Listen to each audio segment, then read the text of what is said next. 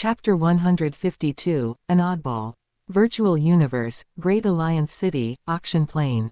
Today, a large-scale auction was being held here within the Great Alliance, attracting hundreds of thousands of champion powerhouses from the Alliance. The vast virtual venue was bustling with people, powerful wills intertwined, and the atmosphere was lively. Qingyu also personally arrived. He was both a seller and a bidder at this event. One of the items he provided was a portion of the king-level immortals he had suppressed and captured inside and outside the Star Tower on the outside territory battlefield 3 years ago. Most of the core champions, those belonging to the 3 major factions, had already been redeemed with treasures through negotiations between the human race's high-level officials and the 3 factions. However, a small number of champions came from weaker clans, whose clans might only have 1 or 2 universe exalts and were poor in resources. They themselves lacked treasures and were utterly unable to pay the ransom to redeem these unworthy clan members. Qingyu didn't care about these unloved alien champions. He simply bundled them up and sent them to this Great Alliance auction to exchange for other useful resources or mixed units. As soon as he appeared in the auction house, a familiar figure immediately came to greet him. It was King Miaohui. She smiled like a flower, her tone warm. Spirit Control King. You've arrived. Qingyu nodded slightly. I heard that something I need might appear at this auction. King Miaohui clearly knew the inside story. She was the one who informed Qingyu about it. I knew you were here for the empty sequence fate disc. Although such an item is rare, its intrinsic value isn't particularly high. She paused, then continued. Ever since you released the word through channels 3 years ago, seeking the empty sequence fate disc, it has attracted the attention of many powerhouses within the Great Alliance. Many champions and even exalts have activated their personal networks to search for it. With such an effort, as long as an empty sequence fate disc truly exists out there in the universe, finding it shouldn't be difficult. Her information was extremely well informed. She had clearly been following this matter for Qingyu. A hint of understanding and anticipation flashed in Qingyu's eyes. Qingyu smiled and said to King Miaohui, I was mentally prepared to wait tens of thousands of years, or even longer, for news, but I didn't expect someone to find it so quickly. He was indeed somewhat surprised, as while the empty sequence fate disc itself wasn't particularly valuable, its quantity in the universe was consistently scarce, making it extremely difficult to find. His main goal in releasing the word 3 years ago was to leverage his current influence and the personal networks of those powerhouses who wanted to befriend him, casting a wide net in the hope of gaining something in the future. He hadn't expected the effect to be so significant. Upon hearing this, King Miaohui's face showed a meaningful smile. Speaking of which, the person who has the empty sequence fate disc, Spirit Control King, you actually know. You could say you've indirectly dealt with him back on the outside territory battlefield, so he's sort of a half-acquaintance. I've dealt with him, and he's a half-acquaintance. Qingyu thought back carefully. In the 3 years since leaving the outside territory battlefield, many champions and even exalts had indeed actively shown goodwill and sought to get to know him under his name of Spirit Control King, but he mostly only had polite contact and didn't form deep friendships. As for a half-acquaintance, from the outside territory battlefield period, he really couldn't remember anyone who fit the description and coincidentally possessed such an obscure treasure as an empty sequence fate disc. Seeing Qingyu's puzzled expression, King Miaohui no longer kept him in suspense, and directly revealed the answer. It's Demon Candle King. Demon Candle King. Qingyu's brows furrowed subconsciously. The empty sequence fate disc actually being in Demon Candle King's hands indeed surprised him greatly, followed by a hint of underlying worry. His father was the powerful venerable Shi Huo, which made Demon Candle King inherently arrogant and often act recklessly. It's actually him, Qingyu muttered to himself, the anticipation in his heart involuntarily cast under a shadow. Qingyu's worries were not unfounded. He recalled that on the outside territory battlefield, Demon Candle King had once entrusted him through King Miaohui to capture an undying rank Zerg Queen Mother. However, throughout his time on the outside territory battlefield, Qingyu only encountered 4 Zerg Queen Mothers, including the last exalt. The only one he successfully captured was Mother Queen Jalan, and Calamus had long since been handed over to his clan for trading treasures with the 3 clans. Therefore, Demon Candle King's commission had, in fact, come to nothing. Based on Qingyu's understanding of Demon Candle King, this person was overly pampered by his father, self-centered, and not broad-minded. Would he bear a grudge because Qingyu failed to complete that commission and deliberately withhold the empty sequence fate disc from trading, using it to make things difficult? If it were any other champion, it would be impossible for them to offend a future giant with infinite potential and already showing signs of a hegemon, all for such a trivial old matter. But Demon Candle King, relying on his father's protection, often acted unexpectedly and might genuinely not care about such things. To be honest, even Demon Candle King's backer, Venerable Shi Huo, was only at the high-level universe exalt tier in terms of strength. With Qingyu's current trump cards and strength, he was not afraid of the other party. But the problem was, if Demon Candle King was determined not to trade, Qingyu couldn't just forcibly snatch it, could he? Forget it, I can only wait for the auction to begin and see the situation. At worst, I'll think of other ways then. Qingyu suppressed his thoughts, deciding to wait and see. Soon, the auction officially began. One after another, extremely rare treasures that were enough to cause champion powerhouses to contend for them in the outside world appeared, being bought at high prices by various magnates. When it was time for Qingyu's goods, those suppressed alien king-level immortals, the atmosphere in the venue became even more fervent. Almost every alien champion put up for auction ultimately sold for far more than the usual market price, showing a clear premium. And most of the powerhouses who successfully bid, after completing the transaction, would slightly nod in Qingyu's direction, their eyes filled with goodwill and the intention to form a connection. This was both out of reverence for Qingyu's strength and a subtle show of goodwill. Qingyu's expression was calm, and he nodded in response to each one. The auction continued, with treasures being presented to the high platform one after another, sparking rounds of bidding. Qingyu also casually bid on some treasures. As the items on the auction list gradually decreased, Qingyu's brows furrowed. The item he had been waiting for, the empty sequence fate disc, had never appeared on the auction list. Until the host announced the successful conclusion of the auction, the empty sequence fate disc remained nowhere to be found. As expected, Qingyu understood in his heart, and that sliver of hope completely vanished. Demon Candle King indeed did not put the empty sequence fate disc up for auction. King Miaohui, beside him, clearly had the same thought as Qingyu. She immediately stepped forward, her tone filled with comfort and an offer to help. Spirit Control King, don't be discouraged. Demon Candle King's temperament is indeed a bit peculiar. Let me personally go talk to him, explain the pros and cons, and perhaps I can persuade him to agree to a private transaction with you. Qingyu nodded upon hearing this, his tone calm. Then I'll trouble you. King Miaohui was skilled at navigating social circles within the Great Alliance and had a wide network of connections. Having her mediate was indeed the most suitable choice. Even if the hope was slim, it was worth a try. At this point, he could only wait for news from King Miaohui. Qingyu felt a bit depressed, frustrated, and prepared to exit the virtual universe. Just as his mind stirred and his figure was about to fade away, a figure walked directly towards him. This person's forehead was inscribed with strange secret patterns full of mysterious charm, and their face was so exquisitely beautiful that it gave people a shocking feeling that transcended gender and racial boundaries. Even Zerg Queen mothers, renowned for their beauty, seemed to lack a few points of this kind of naturally perfect and unique temperament in front of them. It was Demon Candle King. Spirit Control King, please wait. Demon Candle King walked closer and called out. His voice was as gentle as possible, but the arrogance that emanated from his bones, formed by being flattered for a long time, was like an indelible mark, clearly revealed in the subtle details of his tone. I am Demon Candle King. Demon Candle King, a pleasure. Qingyu paused slightly, his thoughts racing. He didn't put the empty sequence fate disc up for auction, and now he's actively approaching me.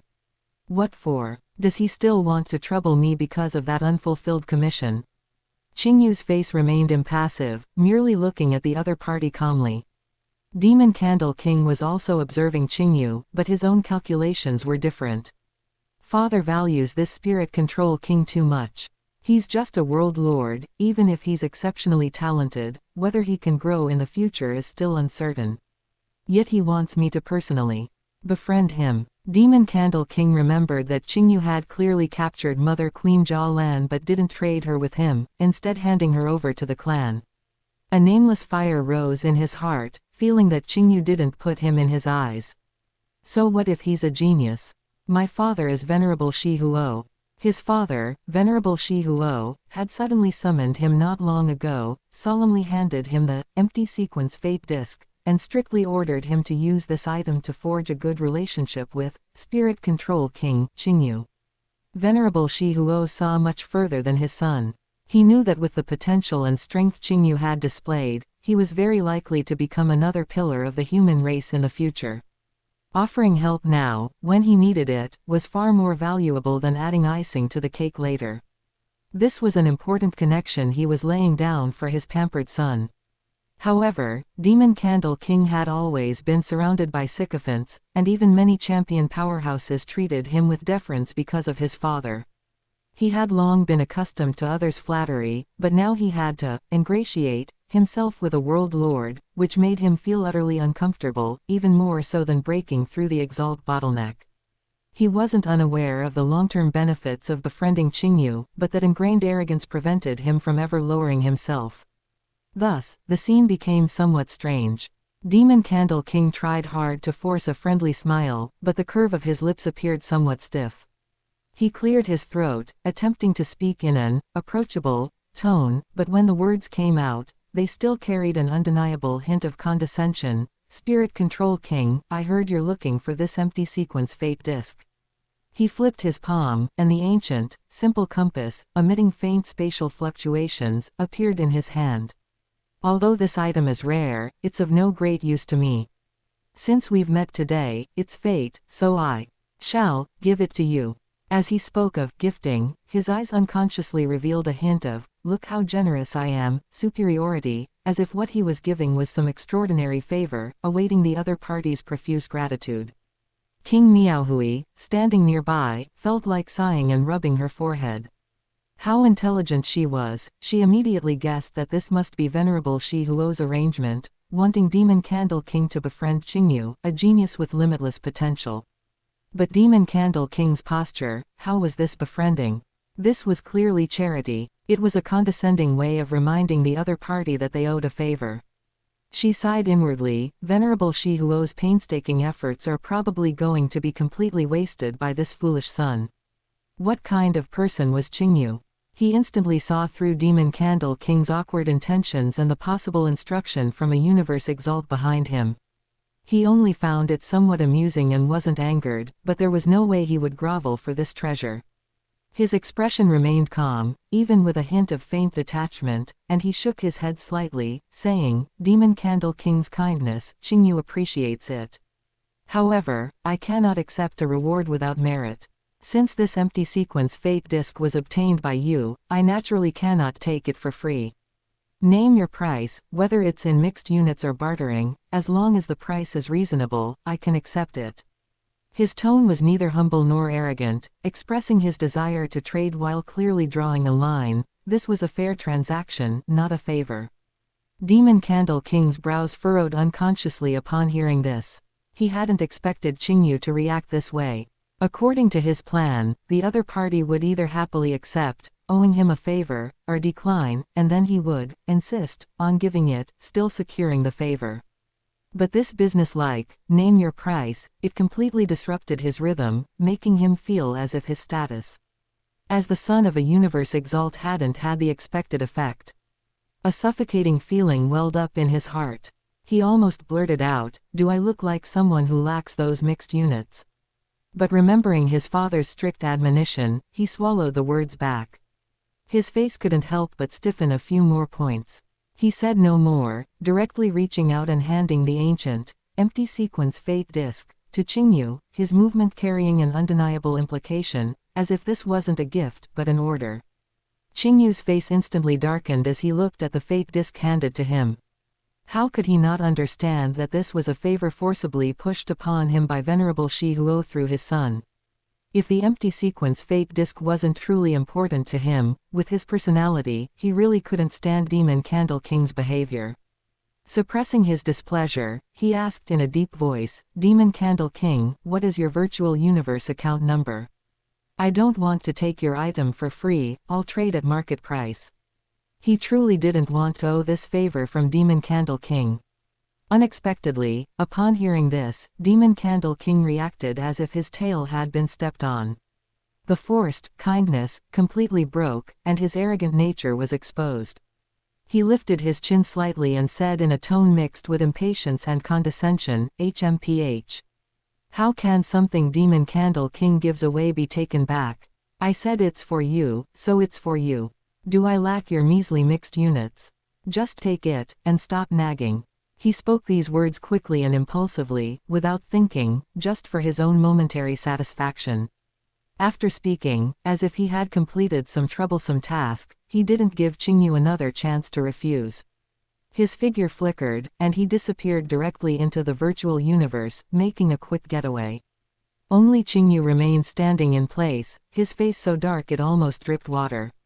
In all his life, this was the first time someone had given him something in such a manner. He was incredibly stifled, a breath caught in his chest, truly infuriated. King Miaohui, who witnessed all of this, was utterly dumbfounded and shook her head, rubbing her forehead helplessly. "This Demon Candle King truly is, she racked her brains but couldn't find a suitable word to describe such a suffocating maneuver. Venerable Shihuo wanted his son to forge a good connection, but Demon Candle King, instead, managed to turn a good deed into an annoying, forced gift. Qingyu exhaled a long, heavy breath, as if expelling all the pent-up frustration from his chest. Fine. He could only reluctantly accept the outcome. The item was already in his hands, he couldn't possibly find Venerable Shihuo and forcefully return it. He naturally understood that Demon Candle King's arrogance was well known, but your bad personality is your business, why should I endure this rudeness? In the future, I must find an opportunity to teach him a good lesson. Qingyu thought to himself. It wasn't a feud, but Qingyu felt it was very necessary to repay Demon Candle King for his gift of treasure today. Qingyu's participation in this auction was not in vain. Although his mood was very bad, his goal was achieved in an unpleasant way. Although Demon Candle King only gave him a virtual item in the Great Alliance auction space, Qingyu knew that it wouldn't be long before the physical item would be delivered to him. Half a month after the auction ended, a magnificent spaceship was steadily navigating through the dark universe, its destination the primal universe. Qingyu was inside the spaceship, accompanied by Qingming and Qingzan, the two oldest world lords of the Azure Scale clan, and his parents, Qingyi and Qinhilin. Also with them were 30 outstanding young disciples carefully selected from the clan, 10 each of astral rank, universe rank, and territory lord rank. These young disciples stood in the wide observation deck, their gaze involuntarily with immense adoration and deep reverence, secretly peeking at the figure standing with hands behind his back at the front of the bridge. That was the legend of their Azure Scale clan, the legendary king-level immortal spiritual god, a great existence whose name alone could awe the vast starry sky. They didn't even dare to breathe loudly, fearing they might disturb their clan ancestor. Qingyu's purpose in bringing them to Primordial Chaos City this time was to leverage the unique environment of the primal universe to enhance their strength. Especially his parents, whose cultivation still remained at the universe rank. Qingyu had long planned that if his parents could not break through to Undying on their own, he would not hesitate to use the precious resources he had bid for at the Great Alliance auction to forcibly elevate their realms. Resources were no longer an issue for him, the eternal companionship of his loved ones was paramount. Attention everyone, we are about to perform a cosmic jump. Qingyu's calm voice echoed throughout the spaceship. A moment later, the spaceship gently vibrated and entered a peculiar passage. When the spaceship finally stabilized, outside was a dazzling, fantastical scene, completely different from the primordial universe. The heavens and earth were filled with swirling, twisted chaotic airflow. In the depths of the sky, intricate and profound space-time law secret patterns could be vaguely seen, crisscrossing and flowing, appearing as if they were within reach. Is this the space-time law you spoke of? They seem alive. Qinglin watched the outside world in shock. Qingyu's parents were only ordinary universe rank, not even having comprehended a domain, yet at this moment, they clearly felt the omnipresent law fluctuations. What a peculiar feeling. Even I can vaguely sense something. Qingyu was also excited. As a martial artist, his perception of such vast power was even more acute. As for Qingming and Qing Zan, the 2 world lords, and the 30 family disciples, they were all dumbfounded at this moment. They stared at the outside world, which resembled a sea of laws, with infatuation and shock. Many unconsciously held their breath, fearing they would miss any opportunity for enlightenment. Seeing his family's astonished expressions, Qingyu smiled slightly, then his expression turned serious. Father, mother, and everyone. His voice drew everyone's attention back. We are about to arrive at Primordial Chaos City. It is a holy land for human cultivation, but also strictly regulated, and personally overseen by Primordial Chaos City Lord. No carelessness is tolerated. Next, Qingyu began to meticulously explain to his parents, Realm Lord Qingming, and the others the many precautions that must be observed within Primordial Chaos City. The spaceship was slowly approaching the ancient giant city suspended in the primal universe. After entering Primordial Chaos City, Qingyu quickly arranged suitable cultivation residences for his parents and their group. Once everything was settled, he eagerly began his own cultivation. The time sequence fate disk and empty sequence fate disk had already merged. After merging, the treasure's appearance underwent a significant change. The original rustic bronze color transformed into a subdued yet noble dark gold, and countless more intricate and profound space-time law secret patterns spontaneously appeared on the surface of the compass. They flowed naturally, as if carrying the fundamental mysteries of the universe's space-time. This was the complete time-space disk. According to his senior brother Pu Ti's reminder, the time-space disk does not become more effective the later it is used. On the contrary, the lower the user's foundation in law comprehension, the greater the benefit derived from it. Qingyu naturally intended to use it immediately. Qingyu calmed his mind and slowly extended a wisp of consciousness into the dark gold. Time-space disk in his hand.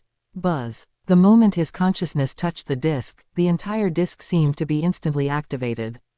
The central pointer trembled violently, then began to move at a speed containing profound rhythm.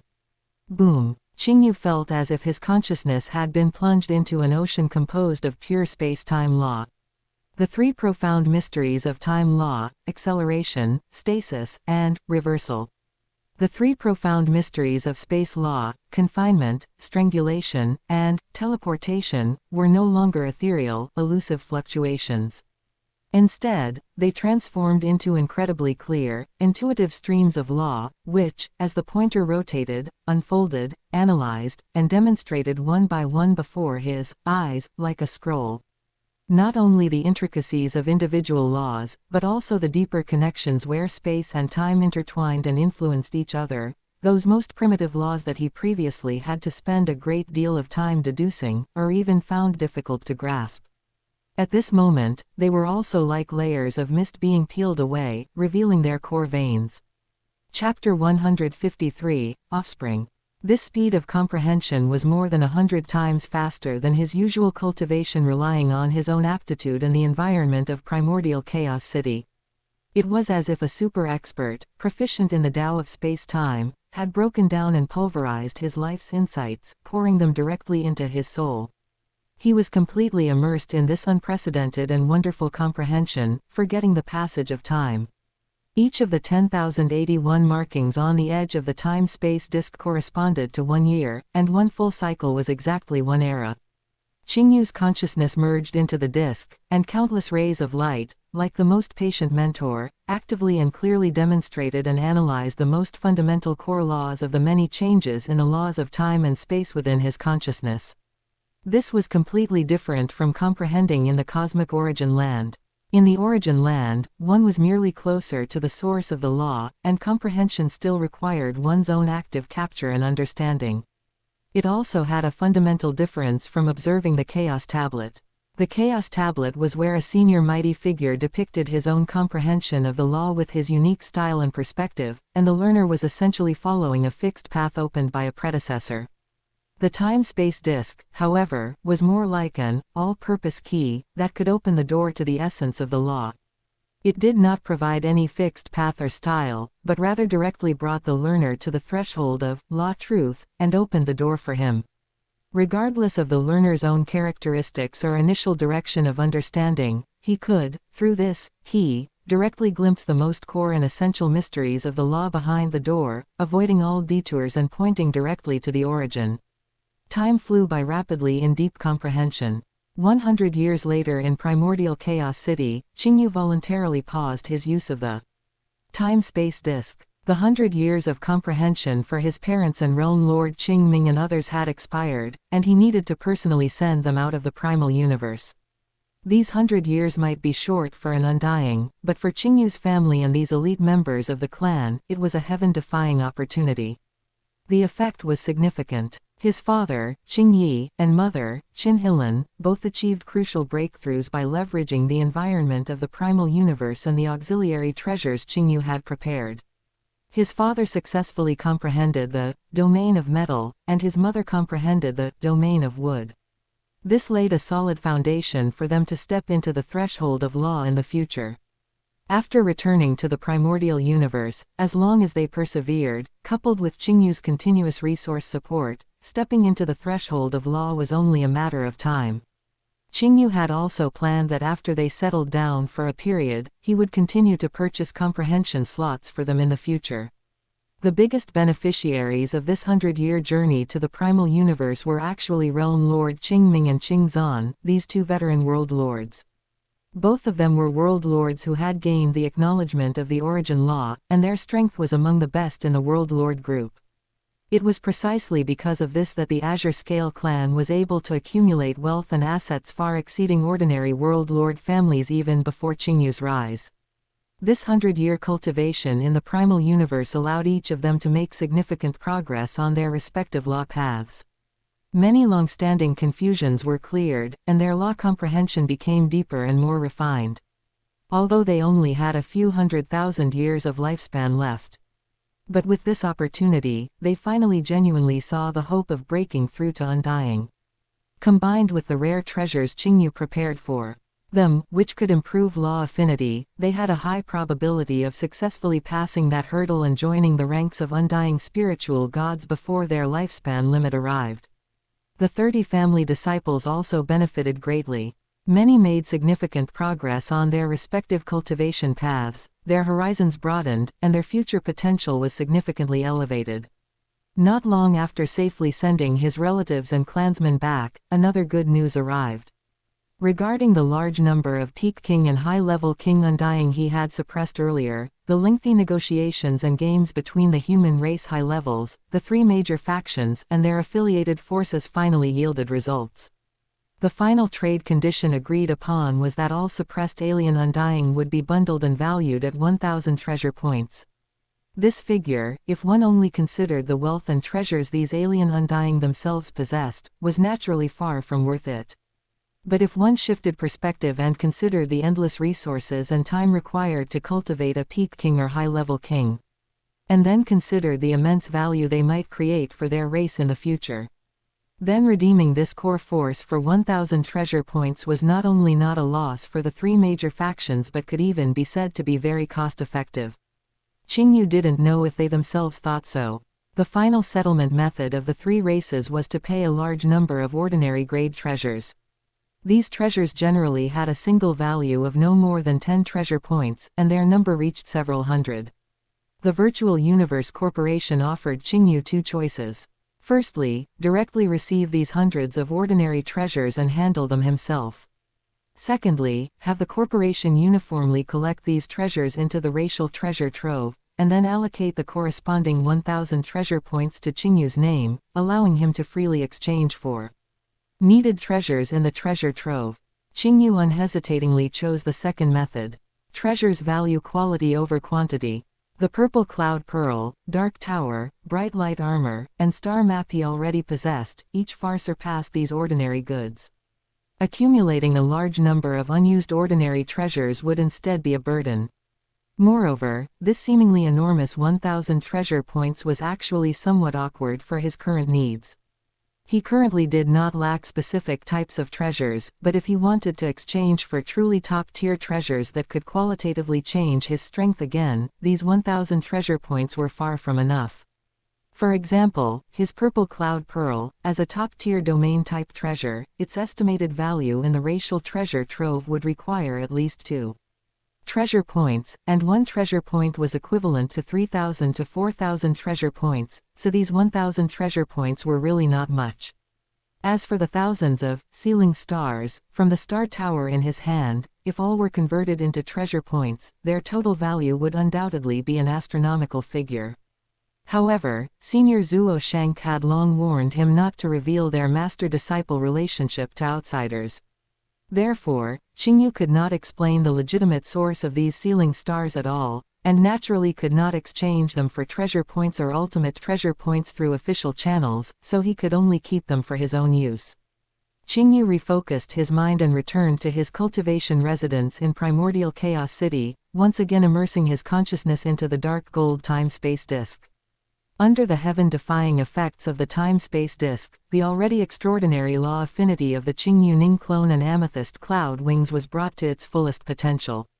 Qingyu's comprehension of the 2 supreme laws of time and space truly entered a fast lane, progressing by leaps and bounds.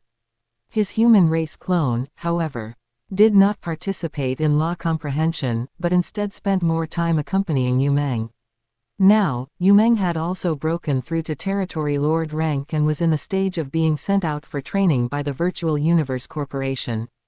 The two had long officially confirmed their relationship, and their feelings were deep. With Qingyu's astonishing wealth, he spared no expense in using any treasure that could be bought with mixed yuan units and could improve aptitude and law affinity on Yumeng. In addition, since both followed the soul path, Qingyu's guidance with his comprehension and experience, far exceeding his current realm, benefited Yumeng greatly. Today's Yumeng had already become the most dazzling genius in their batch of genius battles, besides Qingyu, who was an overpowered existence. Not long ago, she even successfully passed the 9th level of the Heavenly Bridge, leaving other geniuses of the same batch behind. As their relationship stabilized and their realm improved, Qingyu and Yumeng also began to consider the future. They both believed that they should have offspring before breaking through to undying. After all, once one becomes undying, their life form undergoes a fundamental transformation, making it impossible to have descendants. However, there were obstacles in reality. One was a world lord and the other a territory lord, and the higher their realm, the lower the probability of naturally conceiving offspring. More crucially, the life gene levels of both were extraordinary. Not to mention that Yumeng herself had also increased her life gene level over the years. Qingyu's human race clone alone, after breaking through to World Lord, had already increased his life gene level to 40 times. In fact, relying on the treasure trove obtained in the Forbidden Shrine and the surge in willpower brought by the transformation of the Qingyu clone, Qingyu's human race clone could have tried to forcibly fuse a few more blood river crystals to further increase his gene level, but after careful consideration, he did not choose to do so. After leaving the outside territory battlefield, Qingyu even very decisively let his human race body self-destruct, and then re-incubated it through his inner world. This reconstruction had a clear purpose. The human race body's life gene level had not reached the perfect level of the Qingyu clone, and its gene level was not solidified. After self-destruction and re-incubation, the 40 times gene level, forcibly increased by blood river crystals, instantly reverted to its original form, returning to the basic level of the Azure Scale clan itself.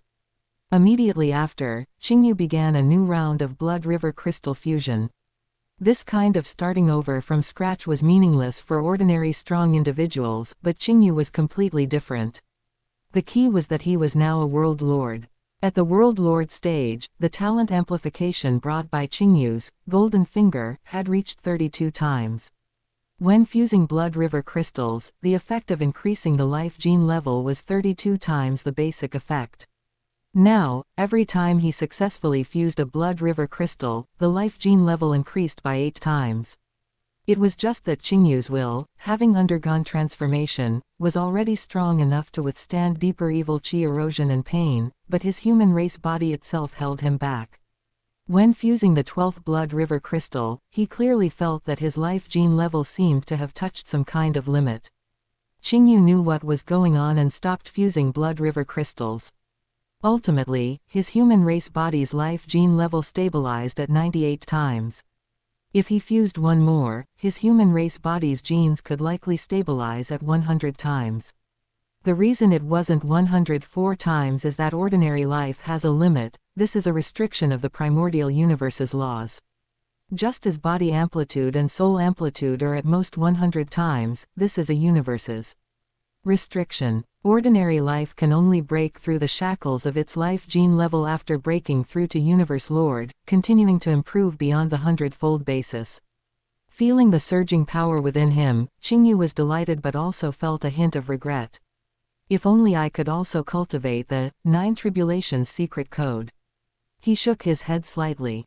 He knew that in the original work, Luo Feng's earthling body's foundation was not as good as his Azure Scale Clan body, but he was able to break the shackles of the primordial universe and forcibly break the 100-fold gene limit. But it was precisely because he cultivated the heaven-defying secret method like the 9 Tribulations secret code, fundamentally improving his life gene level and causing a transformation in his body's essence, that he was ultimately able to fuse more than 80 blood river crystals. That method of improvement was enviable. However, Qingyu also knew that his ability to successfully fuse 12 blood river crystals was already a miraculous achievement in the human race. One must know that among the regular geniuses in the Virtual Universe Corporation's primitive mystical region, those who could successfully fuse 3 blood river crystals were already as rare as phoenix feathers. A 98-fold life gene level is enough. Qingyu felt the power within him, far more immense than before, and felt relieved. This is already almost half of Azure Ghoul's initial gene level. The leap in life gene level also brought a corresponding cost. The balance of universe rules dictates that the higher the life level, the exponentially greater the difficulty of naturally conceiving offspring. Theoretically, when the life gene level exceeds 10 times, its life form has already begun to transcend the scope of ordinary races and can be discussed in the domain of special life. But Qingyu, by consulting relevant materials, understood a key concept. Special life is not solely defined by the level of life genes. Their greatest and most fundamental characteristic is being naturally nurtured by the universe. They are the darlings of the universe. A high life gene level is just a prominent characteristic they generally possess, but the two cannot be simply equated. True special lives, such as the Lord of 9 Nethers and the strongest world tree, cannot reproduce through natural means. Even if they seem to have so-called bloodlines, or races, that is definitely not the result of sexual reproduction, but rather formed through special means. In contrast, Qingyu's human race body, although its life gene level is as high as 98 times, far exceeding the 10-fold threshold, the core of its life essence still originates from the Azure Scale Clan, a race capable of natural reproduction. Because Azure Ghoul was conceived as a clone using Qingyu's original body, he is not a unique existence naturally nurtured by the universe, therefore, he cannot be considered a complete special life. This means that, theoretically, he still retains the possibility of having offspring through natural means. However, this 98-fold life gene level, like an invisible cosmic rule-level chasm set between him and Yumeng, makes this possibility so low that it is despair-inducing. No matter how slim the hope, it is still hope. Qingyu did not give up, and he and Yumeng continued their seemingly futile but hopeful attempts. Qingyu knew that even if a miracle occurred, their offspring would absolutely not be able to fully inherit his current 98-fold life gene level. He speculated that if they truly succeeded, the gene level their offspring could inherit would probably be limited to around 10 times. But even a 10-fold life gene level, this starting point, already surpasses countless races in the universe, placing them on an extremely high starting line. Chapter 154, Obstacles to the Third Clone. A natural tenfold gene is enough to be on the same level as the golden horned beast, one of the two peak bloodlines among starry sky beings, in terms of basic life structure. Although the probability is as low as finding a needle in a haystack, Qingyu still chose to persist. Anyway, neither he nor Yu Meng had any plans to break through to Undying in the short term, giving them ample time to wait for that minuscule miracle. He was willing to invest this endless time to create an unprecedented and incredibly powerful starting foundation for his future child. That would not be bad. Open black lens bracket. Remember this site's domain name, Chasing Taiwan Novels, a super reliable divine artifact. Close black lens bracket. If Qingyu truly succeeded, then he would not only gain a talented offspring but also establish an unprecedented and incredibly powerful new branch of the human race. Qingyu's idea was not something that predecessors had never considered, rather, it was something no one had ever been able to achieve. The powerful bloodlines in the history of the human race, such as the Man-Ka star people, etc., all gradually improved through countless epochs and generations of natural reproduction and survival of the fittest, with genes slowly optimizing and accumulating. No one had ever been able to forcibly elevate the genetic level of the human body to such an astonishing degree, like Qingyu, before breakthrough to Undying, relying on his own opportunities and methods. For ordinary human race genius, reaching a 2- or 3-fold genetic level at the World Lord rank was already extremely rare, and this was only for the few human race individuals who had innate physical advantages. Even after breakthrough to Undying, and then finding ways to make the genetic level leap again, generally reaching around tenfold was already the limit, absolutely unable to reach Qingyu's almost illogical height. Therefore, Qingyu's attempt was pioneering, it was breaking history and cognition. Once this matter became known to the upper echelons of the human race and its feasibility and potential were confirmed, the shock it would cause would be unimaginable. The highest echelons of the Virtual Universe Corporation and the Great Axe Battleground would likely not hesitate to elevate Qingyu's status to the highest core level of the race. Because this not only concerned his personal strength but also meant that he had opened a door for the entire human race to a stronger bloodline. The strategic value is immeasurable. It is foreseeable that countless forces and ancient families within the human race would likely scramble to form marriage alliances with Qingyu. There might even be more extreme ideas, viewing Qingyu as a special asset of the race, forcing him to procreate for the race and create more possibilities for higher bloodlines. As long as he could successfully bear an offspring, Qingyu's extraordinary bloodline could flourish within the human race, growing and expanding through generations. In the future, it might even grow into a behemoth that influences the entire racial pattern. In the long run, the human race might even gradually break free from the shackles of its relatively weak innate physique.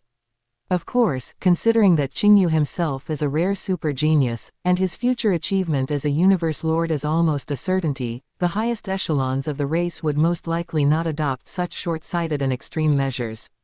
That would be tantamount to pushing a future pillar of the universe to the opposite side, which would be a net loss. After all, a tangible future universe lord versus a still theoretical possibility of bloodline enhancement, the high-level officials naturally know which is more important. But human hearts are unpredictable, and events are unforeseen. Qingyu felt that it was never wrong to be cautious before he had the ability to protect himself. Therefore, he regarded the true genetic level of his human body as top secret. Not even telling Yu Meng the truth, lest it bring her unnecessary pressure or risk. He and Yu Meng continued to try to conceive offspring as usual. Even if they failed for a long time, Qingyu actually had a backup plan. He deliberately did not raise his genetic level to 100-fold to solidify it. This was so that if he truly needed to in the future, he could self-detonate his human body again, reconceive, and gradually lower his life genetic level until he found the balance point where successful reproduction was possible. Time flew by, and 10,000 years had passed in primordial Chaos City. On this day, a wisp of Qingyu's consciousness slowly withdrew from the dark golden time-space disk in his hand. The pointer in the center of the disk had returned to its initial first mark. On the disk surface, one of the 108 inches sands of time had completely dimmed, signaling the end of a complete epoch of comprehension. A full 10,000 years, this is the first time I've attempted such a long seclusion. Qingyu slowly opened his eyes, and countless space-time secret patterns seemed to flicker and die within them, finally settling into tranquility, as he couldn't help but sigh softly. 10,000 years in the initial universe, and more than 30,000 years had passed in the primordial universe. For Qingyu, this was already a considerable amount of time. However, the gains are indeed immense. He carefully perceived the changes within himself, a sense of satisfaction welling up in his heart. In terms of space law, he had a new, deeper understanding of the second ultimate move, space strangulation. Many previously obscure points were now clear, as if separated by a thin veil. If he focused his energy and pushed one step further, he could completely break through and fully master this ultimate move. And in terms of time law, his comprehension of the second ultimate move, time reversal, had also made a breakthrough. Its profound trajectory was clearly outlined in his mind, and he was only one step away from complete comprehension, needing only further accumulation and an opportune moment. Qingyu's terrifying progress, advancing simultaneously in both aspects, was enough to crush countless powerhouses who followed the space-time fusion path. Typically, after other genius began to comprehend ultimate moves, due to limited energy, talent emphasis, or resource allocation, they would often unconsciously develop a bias. They would choose either time or space law as their main direction of attack, with the other serving as an auxiliary, creating a primary and secondary distinction. But Qingyu, on the contrary, relied on the law affinity and golden finger advantages of his two clones, stubbornly maintaining a simultaneous advance in both time and space Tao, and his progress speed was astonishingly fast. After calmly evaluating himself, Qingyu even had a more daring expectation. If I can focus wholeheartedly and dedicate all my energy to law comprehension, perhaps, it would only take a few million years to fully comprehend both the time and space great superior laws. Thereby ascending to the heavens in one step, directly entering the universe Lord realm. This estimated speed was still based on the terrifying foundation of his current World Lord rank and a 32-fold talent amplification. It is conceivable that once he successfully break through to undying, his talent amplification would leap to 64-fold. At that time, his clarity of law perception and deduction speed would undergo another qualitative leap. And if he could further break through to Universe Exalt, with a terrifying 128-fold talent amplification, the speed of law comprehension at that time would be many times faster than it is now. At that time, comprehending space-time and achieving Universe Lord status, the time required would likely be shortened to an astonishing degree. However, Qingyu did not intend to continue immersing himself in the comprehension of space-time. Law. It's time to temporarily shift my focus to the 8 lesser laws. Once all 8 lesser laws are recognized by the origin law, and the third clone is successfully conceived, I can prepare to break through to undying. Speaking of the third clone, he frowned slightly, and with a thought, his consciousness connected to the virtual universe. Thousand Silks King has been exploring the Elder God cult secret realm for over 30,000 years, but there is still no definite news about the Nine Nethers Blood Sea. Qingyu sent a virtual universe communication to Thousand Silks King. Thousand Silks King's figure materialized. Upon seeing Qingyu, she immediately knelt on one knee, her beautiful face filled with guilt and unease. Your Highness. Your subordinate is incompetent, please punish Your Highness. Her voice carried deep self-reproach. According to your command, your subordinate has spent almost all her energy over the past 30,000 years searching for the exact location of that blood sea in the Nine Nethers space-time. But I have never been able to find the blood sea Your Highness spoke of. Your subordinate has yet to pinpoint the target and has failed Your Highness's great trust. After becoming Qingyu's sole slave, her loyalty to Qingyu was absolute. Now that the mission had made no progress for so long, her guilt came from the depths of her soul. Qingyu looked at Thousand Silks King in such a posture, and the hint of impatience in his heart subsided. He waved his hand helplessly. Get up. The Lord of Nine Nethers' territory is indeed not that easy to find. He vaguely remembered that Luo Feng also went through great trouble searching for the Blood Sea in the original work, but the specific details and key breakthroughs were blurred in his memory due to the passage of time, making him unable to provide more effective guidance to Thousand Silks King. Keep searching. Safety first, do not easily take risks. Qingyu could only issue the command. Again. Currently, he only had this one slave in the Elder God cult, so he naturally wanted her to be careful. Yes, your subordinate will do her utmost. Thousand Silks King respectfully responded, and her figure slowly dissipated. Ending the communication, Qingyu gently rubbed his forehead. He had originally thought that with Thousand Silks King's invincible king-level strength and the special stealth ability of a plant life form, spending over 30,000 years would surely yield some clues, but he hadn't expected there to be no progress. However, Qingyu did not know that there was another reason behind Thousand Silks King's inability to find the Blood Sea. Rewind to 30,000 years ago. The two-faced Elder God, a several-meter-tall alien powerhouse with 6 arms and thick legs in a bipedal stance, had a face on both the front and back of his head. At this moment, he was closing his eyes in concentration, communicating with the ethereal will of the primordial universe. After a long while, he slowly opened his eyes, his gaze seemingly able to penetrate layers of space-time, landing on that vast crimson ocean, the Nine Nethers space-time. Lord of Nine Nethers. Elder God. The Lord of Nine Nethers' majestic voice carried a hint of doubt, wondering why the Elder God would suddenly contact him. Just now, we received a message from the will of the primordial universe. The Elder God's voice was calm. Yet it carried the unquestionable authority bestowed by the will of the primordial universe, slowly revealing this old story from 30,000 years ago. In the future, someone may come to your Nine Nethers space-time, attempting to obtain the seawater from one of your World Lord rank bloodline descendants.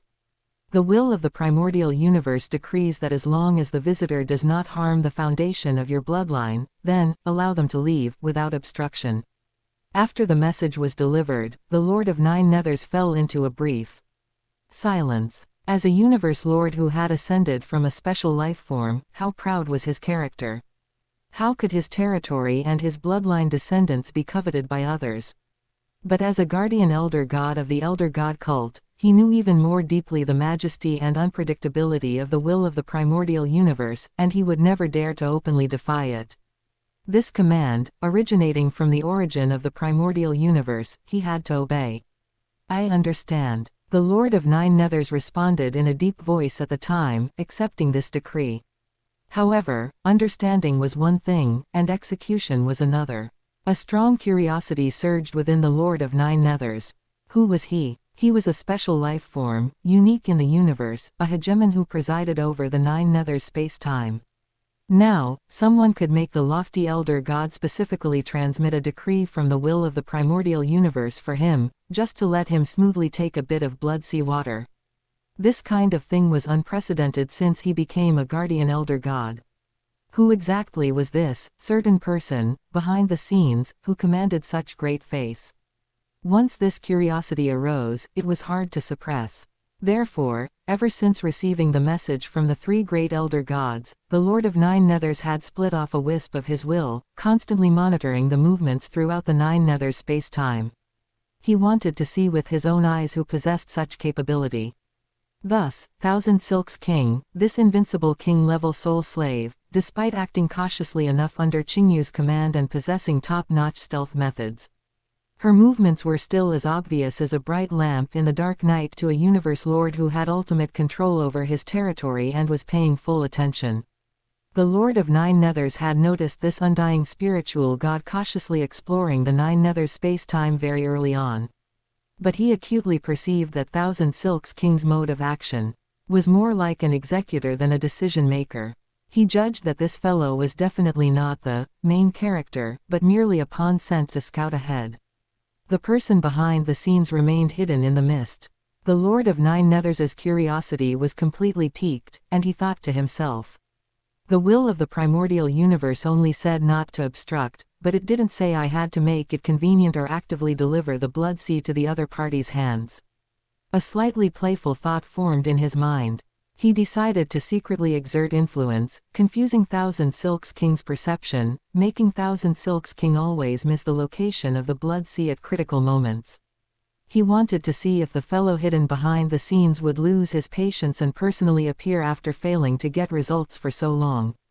Even if he only showed a tiny flaw, it would be enough to satisfy his strong curiosity. In the main base of a universe lord, which he had managed for endless years, if he did not want you to achieve your goal, then you would absolutely never achieve it. Space-time was like a toy in his hands. A slight distortion of the path or blurring of perception was an insurmountable chasm for an undying. It was precisely because of this that Thousand Silks King had found nothing for over 30,000 years, as if she had been constantly circling in an endless maze. Of course, the Lord of Nine Nethers also had his limits. He did not intend to obstruct forever. Let's set a limit of 100,000 years. He set the standard in his mind. If the person behind the scenes still doesn't appear within 100,000 years, I will no longer secretly interfere and will let this undying take the seawater. 100,000 years was but a flick of a finger for a universe lord. This small test and wait were completely harmless. It could not be considered a violation of the will of the primordial universe's command. After all, he had not driven away the visitor, only made it a bit harder for them to find. The will of the primordial universe would not fault him for such a minor matter. Chapter 155, Enslaving Venerable Dong Shu. Inside Primordial Chaos City, Qingyu frowned slightly. The second ultimate move of space-time law, space strangulation, and time reversal, are just a step away from perfection. Perhaps it was a compulsion for perfection that prevented Qingyu from easily setting aside these two nearly complete insights. Might as well fully comprehend them. Another 500 years passed. The space around Qingyu subtly twisted, and invisible, thread-like forces of space were born from nothing, intertwining and cutting, treating everything within their range as a target for strangulation, emanating a terrifying aura of destruction. At the same time, a profound temporal fluctuation rippled out, as if capable of reversing the state of objects within a certain area, mysterious and unpredictable. Done. A sharp light flashed in Qingyu's eyes.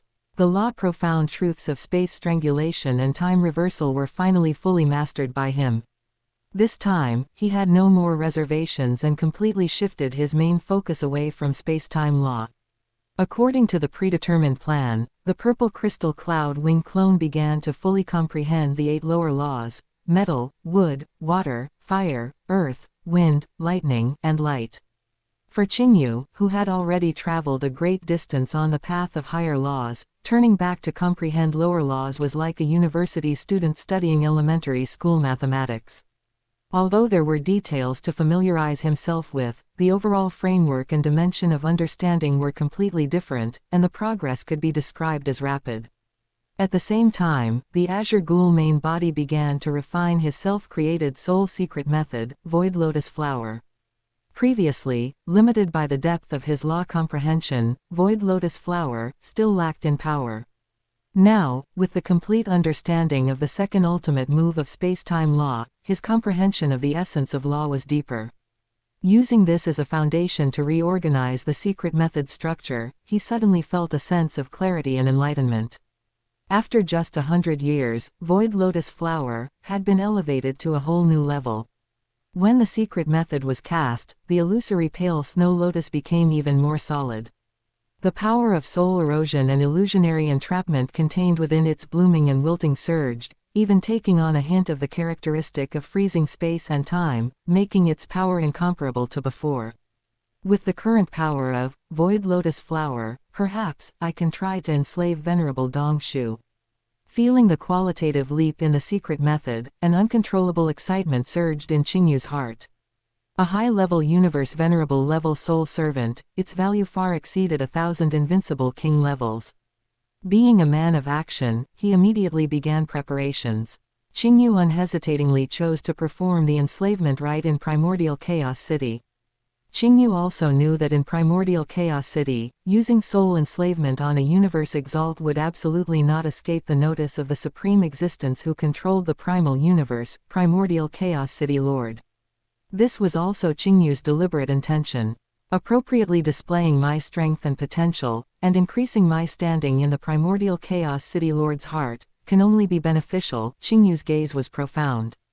Even if the secret of my human race body is exposed in the future, with the value I have shown, I will have more room to maneuver. It's always right to lay the groundwork in advance. He had even prepared a set of explanations, in case Primordial Chaos City Lord inquired. Ever since Qingyu successfully passed the 18th level of the Universe Tongtian Bridge, he automatically gained permanent residency in Primordial Chaos City. At this moment, within the quiet room of his private palace, which belonged to permanent residents, Qingyu's mind stirred. Buzz. Space rippled. Subtly, and a star, emanating a heavy, sealing aura, appeared out of thin air, suspended in the quiet room's midair. It was precisely the sealing stars that sealed the Zhuang Rhino race's high-level Venerable Dong Shu, within it. Without the slightest hesitation, Qingyu's eyes narrowed. Innate secret method, a thought becomes nothingness. Activate. Innate secret method, thought becomes void. Activate. With the superposition of the dual innate secret methods, a powerful space-time domain transformed into an invisible tide, instantly penetrating the material obstruction of the sealing stars and violently impacting Venerable Dong Shu. At the same time, in Azure Ghoul's eyes, the faint blue soul flame suddenly transformed, condensing into two slowly rotating, eerie yet sacred pale snow lotuses. Void Lotus Flower. Activate. The illusory pale lotus ignored the boundaries of physical space, blooming directly within the sealing stars, in Venerable Dong Shu's sea of consciousness. The lotus petals unfurled, layer upon layer, containing the strange powers of erosion, entrapment, and enslavement, beginning to infiltrate and entwine Venerable Dong Shu's resilient Venerable level soul, attempting to brand Qingyu's mark at its core. City Lord's Mansion. Primordial Chaos City Lord, who had been sitting with his eyes closed, like the embodiment of the universe's rules, slowly opened his eyes, which had seen through the birth and death of the universe and the reincarnation of all things, the moment Qingyu took out the sealing stars. He looked towards Qingyu's palace with a hint of doubt. At his realm, nothing in the entire Primordial Chaos City could escape his perception, let alone the clear appearance of a Venerable's aura that did not originally belong to Primordial Chaos City. His gaze easily penetrated the palace walls, landing on the sealing stars, and then he saw the figure, tightly sealed within the star, whose aura was weak but still powerful. "Oh, a soft!" exclamation echoed in the depths of the silent City Lord's mansion. Even with Primordial Chaos City Lord's state of mind, a subtle ripple stirred within him at this moment. He could, of course, tell that it was a sealing stars, and what surprised him even more was that sealed within the star was a universe exalt. Moreover, with his vast perception, he instantly judged that the sealed Venerable's life aura was powerful, definitely not someone who had just entered this realm. He was clearly a high-level universe Venerable who had traveled a considerable distance on the path of a Venerable. He actually sealed a Venerable. A hint of disbelief flashed in the depths of Primordial Chaos City Lord's eyes, but his expression remained as serene and majestic as an ancient well. He did not know Venerable Dong Shu. The universe was vast, and although the number of Venerables was not extremely large, he could not possibly know all of them. What moved him was the fact of sealing a Venerable itself, and the person who accomplished this, Qingyu, who was merely a world lord. As a world lord, to suppress an invincible king level was already a super genius rarely seen in billions of eras. Even though Primordial Chaos City Lord knew that Qingyu had taken possession of a special life form and possessed means far beyond common sense, this was still astonishing. But there was a fundamental difference between an invincible king level and a universe exalt. Although some heaven-defying invincible king levels, relying on treasures, special secret methods, or perhaps could briefly contend with the most ordinary low-level universe exalts in a direct confrontation. But it was only contention, defeating them was extremely difficult. As for suppression, or even seal, this was simply a fantasy. The difficulty was several levels higher than killing. This required an absolute advantage in strength, completely suppressing all of the opponent's resistance, including his teleportation, divine kingdom teleportation, and other escape methods. This usually required powerful domain-type treasures, spatial blockade, and absolute control over space-time. This was simply not something a world lord, even if he had taken possession of a special life form, should theoretically be able to do. What's more, Qingyu had not sealed a low-level Venerable, but a high-level Venerable whose life aura was clearly stronger. Primordial Chaos City Lord's gaze became profound. He no longer just casually glanced, but truly with scrutiny and inquiry, paid attention to everything happening in Qingyu's palace. He saw the illusory, pale lotus, containing exquisite space-time law and soul-profound truths, and felt the firm will attempting to erode and enslave the venerable soul. This little guy's strength is actually so astonishing. If he hadn't seen it with his own eyes, even primordial Chaos City Lord would find it somewhat unbelievable. Looking at the vast history of the human race, and even the billions of races in the entire universe, such a shocking event had never been heard of. This had already exceeded the scope of genius, almost breaking the rules. He is now intending to enslave this high-level venerable. Primordial Chaos City Lord immediately saw through Qingyu's intention. Sealing a high-level venerable could still be explained by relying on the convenience of some top-tier seal-type treasure, such as that sealing stars. There were countless opportunities in the universe, and those with heaven-defying luck obtained them, which was not entirely incomprehensible. But the meaning of enslavement was completely different. This involved the most fundamental soul-level confrontation, a crushing of will and soul. Even if the target had been sealed, his soul essence was still high-level venerable grade. How resilient and vast was the soul of such an existence? The defense spontaneously formed by its soul origin should have been as unshakable as a vast star sea for a world. Lord. Primordial Chaos City Lord watched the pale snow lotus blooming in the void realm, slowly closing, enveloping venerable Dongshu's soul core. Feeling the exquisite law structure and the unyielding will of enslavement contained within it, his inherent perception was somewhat shaken. Inside the palace, Qingyu was fully focused. The illusory, void lotus flower, under his precise control, slowly closed its petals, tightly enveloping venerable Dongshu's vast and resilient soul core. The mark of enslavement, like the most delicate root, was stubbornly, inch by inch, penetrating and imprinting itself into the deepest part of his soul origin. This time, it's possible. A strong surge of joy rose in Qingyu's heart. He clearly sensed the speed at which venerable Dongshu's soul was being eroded, a stark contrast to the snail-like slowness of his previous attempt. He silently calculated. Last time, to persist until success, it would have required at least 1,000 years of continuous soul suppression and erosion. I simply couldn't sustain such a terrifying consumption of world power, so I had to give up. And now, Qingyu's spirit lifted. At this rate, it will only take approximately 51 seconds. 51 seconds. Less than a minute. Maintaining both, a thought becomes nothingness, and thought becomes void, two great talent secret methods, for over 50 seconds would undoubtedly consume an immense amount of world power. Qingyu had never before attempted such a long period of extreme output. But there's hope. The target is only venerable Dongshu, and I've compressed the range of both secret methods and the void lotus flower to their absolute limit, only covering the small area within the sealing stars. With concentrated energy, the consumption should be controllable within an acceptable range. Success or failure depended on this one attempt. Let's try. A determined glint flashed in Qingyu's eyes, he held nothing back. The lotus light flared brightly, its closing. Speed suddenly accelerated, and the enslavement process entered its final, most crucial sprint phase. Every second felt as long as a century. Roar. An extreme fear, originating from the depths of his soul and on the verge of complete oblivion, like the most biting ice water, suddenly jolted venerable Dongshu awake from the daze caused by the dual talent secret methods. Although the sealing stars could seal his divine body and most of his power, it was ultimately just a heavy treasure, not a supreme treasure, and could not completely isolate the extreme stress response of a high-level universe venerable soul origin when facing complete enslavement.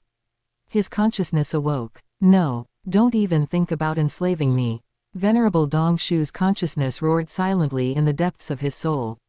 Even though his divine body and his soul power remained motionless under the absolute suppression of, a thought becomes nothingness, and, thought becomes void, unable to mount any effective energy resistance. But that unyielding will, belonging to a high-level venerable, that most primal desire for freedom, transformed into an invisible yet incredibly resilient barrier, desperately guarding the final soul core. This pure resistance on the level of will was formless and intangible, yet it was more troublesome than any energy impact. It greatly slowed down the penetration speed of the void lotus flower, enslavement mark, and sent waves of backlash through the soul connection, fiercely crashing into Qingyu's consciousness. Qingyu's body suddenly trembled, and his face instantly paled a few shades. He felt as if his soul was dragging a burning star. Every inch of progress became incredibly difficult, and the consumption soared exponentially. Inside the City Lord's mansion, Primordial Chaos City Lord, who had been quietly observing, slightly shook his head. Indeed, it's still too forced, he sighed inwardly. He saw clearly that Qingyu's soul secret method was already exquisite enough, even astonishing, and his will was incredibly firm. But the biggest shortcoming lay at the fundamental level. Although his life gene level is high, he is ultimately a world lord. His world power is only 10,000 times that of an ordinary world lord, and there is an insurmountable chasm compared to a universe exalts divine power. A world lord cannot burn divine power, thus lacking that most crucial burst of power, unable to forcefully crush that final barrier with absolute strength when the opponent's will awakens and resists with all its might. In Primordial Chaos City Lord's view, Qingyu's attempt this time was doomed to fail. Perhaps, when Qingyu fully comprehends the remaining ultimate moves of the space-time law in the future, and his application of the law reaches a higher level, making his soul secret method more efficient, then he might be able to bridge this huge gap in fundamental power. Inside the palace, the situation took a sharp turn for the worse. Primordial Chaos City Lord's prediction was correct. 45 seconds, 46 seconds, Qingyu counted silently in his heart, every second feeling like dancing on a knife's edge. The snow-white lotus in the eyes of his Qingyu Ning clone had already dimmed, flickering violently, like a candle in the wind, threatening to extinguish at any moment. The vast world power poured out like a floodgate, yet he still felt a lack of sustained strength, sweat pouring down like rain, soaking his robes. 47 seconds. Ah! Qingyu let out an unwilling low roar, frantically pushing his remaining world power forward for the final sprint. The illusory lotus suddenly brightened for an instant, only to dim even faster, on the verge of failing. Just at this critical moment, enough. A calm voice, yet one containing the profound truth of the universe's operation, echoed directly in Qingyu's soul, carrying a mighty power that soothed all agitation. "I'll give you a hand." Before the words finished, a boundless divine power instantly descended upon the palace where Qingyu resided. This power was extremely pure, yet carried a heart-pounding majesty. It precisely landed on the ceiling stars floating in midair, as if 100,000 black holes pressed down simultaneously, yet controlled within an extremely subtle range. Inside the ceiling stars, Venerable Dong Shu's originally fiercely resisting consciousness, in the face of this divine power, was like an ant facing the sky, instantly and completely suppressed, losing all ability to resist. Even the surging divine power within him became stagnant under this supreme pressure. Qingyu only felt his whole body lighten. The pressure, originally as heavy as a mountain, suddenly vanished. He immediately understood. Primordial Chaos City Lord had acted.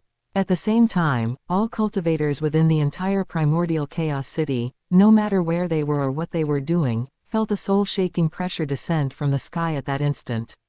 Although this pressure was fleeting, its high level caused all cultivators below the undying level to turn pale, and the champion undying also looked solemn. Just now that was. The pressure came from the City Lord's mansion. What terrifying power! I even stopped breathing for an instant. The cultivators looked at each other, filled with fear and confusion, yet no one dared to inquire easily. In this human race holy land, only that supreme existence could release such pressure.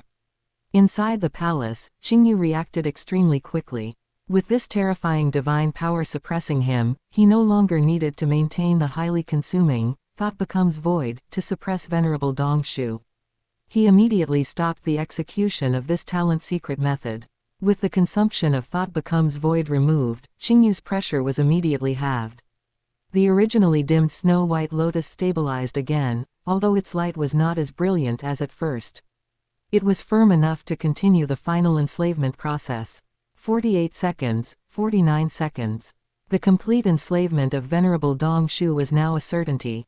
A moment later, when the enslavement mark was finally deeply imprinted in the deepest part of Venerable Dongshu's soul origin, primordial Chaos City Lord's divine power receded like a tide, appearing suddenly and departing just as swiftly.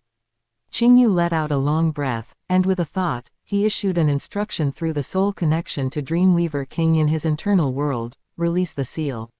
The surface of the sealing stars glowed, and the seal was lifted. A figure emerged from it. It was Venerable Dongshu. As soon as he was freed, he immediately knelt on one knee without hesitation, facing Qingyu, his demeanor incredibly respectful. Dongshu greets Master. In those eyes, once defiant, now only absolute loyalty and obedience remained.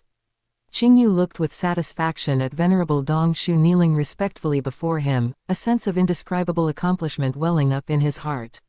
From today onwards, he, Qingyu, truly possessed a soul servant of the high-level universe venerable level.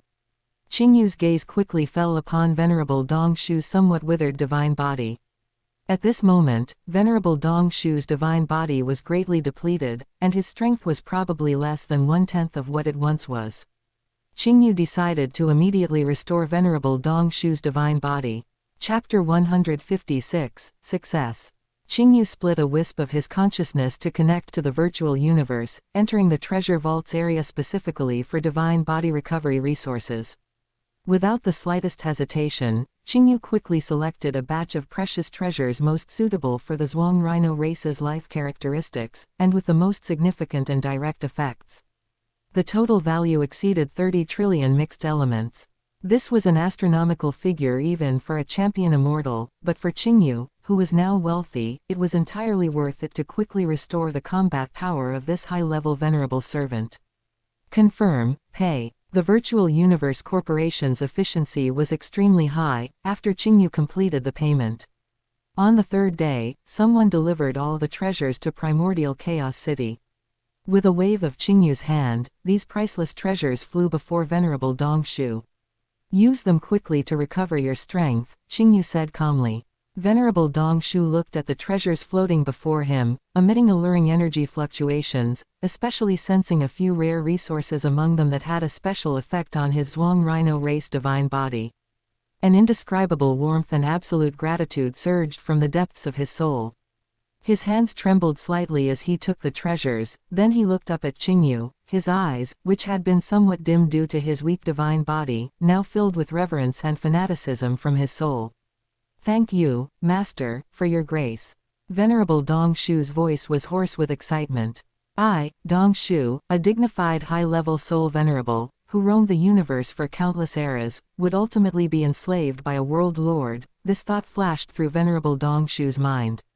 Yet, it brought no negative emotions. Instead, it was immediately covered by fervent worship. Master is truly gifted, unprecedented. To achieve this as a world lord, he is bound to become a universe strongest, or even surpass it in the future. To follow such a master is my opportunity, Dongshu. Moreover, Master is so good to me, willing to expend such a massive fortune to help me restore my divine body. All of Qingyu's actions were, in his eyes, correct and worthy of gratitude. At this moment, he only wanted to recover his strength as quickly as possible to serve his master better. Seeing Venerable Dongshu eagerly begin to absorb the energy, his divine body would return to peak in a short time. Qingyu nodded slightly. With a high-level universe exalt servant, and one who walked the soul Tao, Qingyu's future combat power greatly increased. After dealing with Venerable Dongshu's matters, Qingyu once again settled down, dedicating his main energy to comprehending the 8 lower laws. In the primal universe's primordial chaos city, time continued to quietly flow. For Qingyu, who had already traveled a great distance in the 2 higher laws of space-time, turning back to comprehend the basic lower laws indeed reduced the difficulty significantly. Gaining preliminary acknowledgement of the law origin was almost no challenge for him.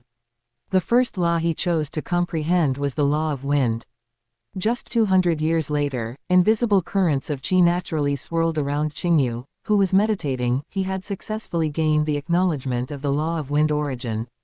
Too shallow. Qingyu felt that this level of acknowledgement was just preliminary acknowledgement. I might as well comprehend them all to the level of advanced acknowledgement. Thus, Qingyu did not stop but continued to immerse himself in the mysteries of the law of wind, constantly analyzing its essence in depth. When his comprehension of the law of wind reached a new height, comparable to the 8th or 9th level of the heavenly bridge, only then did he stop, satisfied, and began to comprehend the next lower law. Gold, wood, water, fire, earth, lightning, light. Qingyu, following his own rhythm and plan, conquered the 8 lower laws one by one. For each law, he strove to reach the level of advanced acknowledgement. 5,000 years in the primal universe, approximately 15,000 years in the primordial universe, passed in the blink of an eye. When the last law, the law of light, also successfully received advanced acknowledgement, 8 different basic law lights subtly circulated and resonated around Qingyu, finally perfectly contained within him. At this point, all 8 lower laws had been comprehended by him to an extremely high level. Qingyu forcibly suppressed the urge to continue comprehending deeper. I can't go on. He sensed the incomparably clear connection between his soul and the many law origins with lingering fear. If I go deeper, I might accidentally comprehend a certain lower law completely, that would mean directly breakthrough to undying. This was not his current wish. The gestation of the 3rd clone must be completed during the World Lord stage. While increasing strength was important, for the sake of a longer-term future, he had to be patient now. What was regrettable was that, even after Qingyu completed his cultivation of the 8 lower laws, King Thousand Silks, far away in the Elder God cult, still had no substantial progress in her search for the 9 Nether Blood Sea. The news always came back as, still searching, no discovery yet, which made Qingyu's brows furrow deeply. More than 40,000 years have passed in the primordial universe, yet not a single clue. Qingyu gently tapped his fingers on the table, feeling annoyed. Although 9 Nether space-time is vast, with King Thousand Silks' invincible king-level strength and stealth methods, it shouldn't be like this after such a long time. He began to seriously consider whether to use the human race's power to obtain the Blood Sea water. With the talent and potential he now displayed, if he made a request to the Virtual Universe Corporation, Primordial Chaos City Lord should be willing to intercede with the Lord of 9 Nethers on his behalf, paying a certain price for some seawater. But this could cause unnecessary trouble. If only I had a few more soul servants like King Thousand Silks in the Elder God cult. Qingyu rubbed his temples, feeling a headache. He knew that even in 9 Nether space-time, the Blood Sea was not openly displayed, and finding it would certainly be fraught with difficulties. But if there were enough people, casting a wide net, there should be some harvest. However, Qingyu also knew this idea was not very realistic. Beast God Legacy tokens, as credentials for entering the Ancestral God Secret Realm to receive the Beast God Dao Legacy, were extremely rare in the vast universe. It seemed that each time the Elder God cult opened its legacy, many undying and exalts gathered, but if this number were spread across the entire universe's billions of races and endless territories, it would truly be a drop in the ocean. His accidental soul enslavement of King Thousand Silks, who possessed a Beast God Legacy token, was already extremely good luck. To find a second or third one, how easy could that be? Right. A bright light suddenly flashed in Qingyu's eyes, as if dispelling the mist before him. Why should I limit my gaze to King Thousand Silks alone? Once the idea opened up, it became clear. Although King Thousand Silks was his servant, her actions were absolutely loyal and reliable, but her search efficiency was ultimately limited. How vast was the Ancestral God Secret Realm, and 9 Nether space-time was one of its extremely dangerous areas. Relying on one person's strength was like looking for a needle in a haystack. What he needed were more eyes. Although I don't plan to tell the human race's higher-ups, it's fine to utilize other powerhouses. With this thought, Qingyu no longer hesitated, immediately connected to the virtual universe, and initiated a communication request with King Miaohui. In the virtual universe, in a luxurious reception hall specially built for champion immortals. Spirit Control King, you are a rare guest. King Miaohui smiled charmingly. She always maintained the highest level of respect and enthusiasm for this friend of unfathomable strength. King Miaohui, there's something I need your help with. Qingyu got straight to the point. Help me contact all the powerhouses you have connections with, or can get in touch with, who are currently cultivating the beast god Dao in the ancestral god secret realm. Oh, a trace of surprise flashed in King Miaohui's beautiful eyes. Such a wide range. Specifically, it's simple, Qingyu said calmly. Please ask them to keep an eye out for a certain place while they are exploring the ancestral god secret realm, especially in the vicinity of 9 nether space-time. He then described the general characteristics of the Blood Sea from his memory.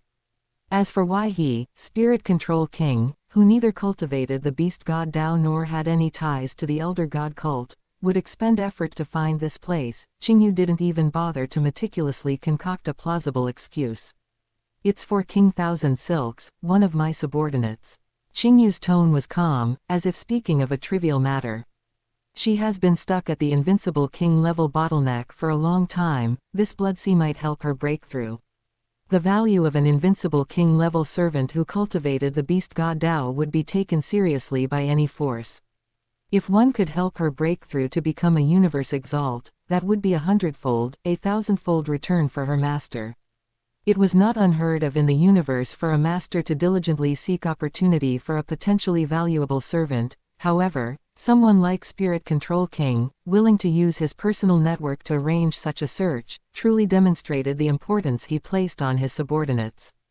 As for the specific wonders of this Blood Sea and how it could aid in breakthrough, that was a private matter between Spirit Control King and King Thousand Silks. Outsiders had no right, nor was there any need, to delve into it. A plausible reason was enough. I see. King Miaohui nodded with a smile. Spirit Control King truly cares for his subordinates.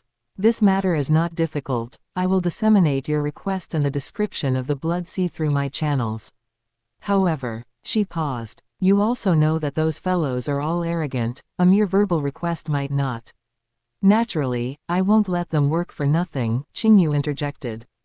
Anyone who provides valuable clues, verified by King Thousand Silks as effective, will receive a generous reward from me. Even if it's just keeping an eye out during their usual explorations, as long as the news spreads, I will owe them a favor. With Spirit Control King's words, this matter will be much easier. King Miaohui's smile grew wider.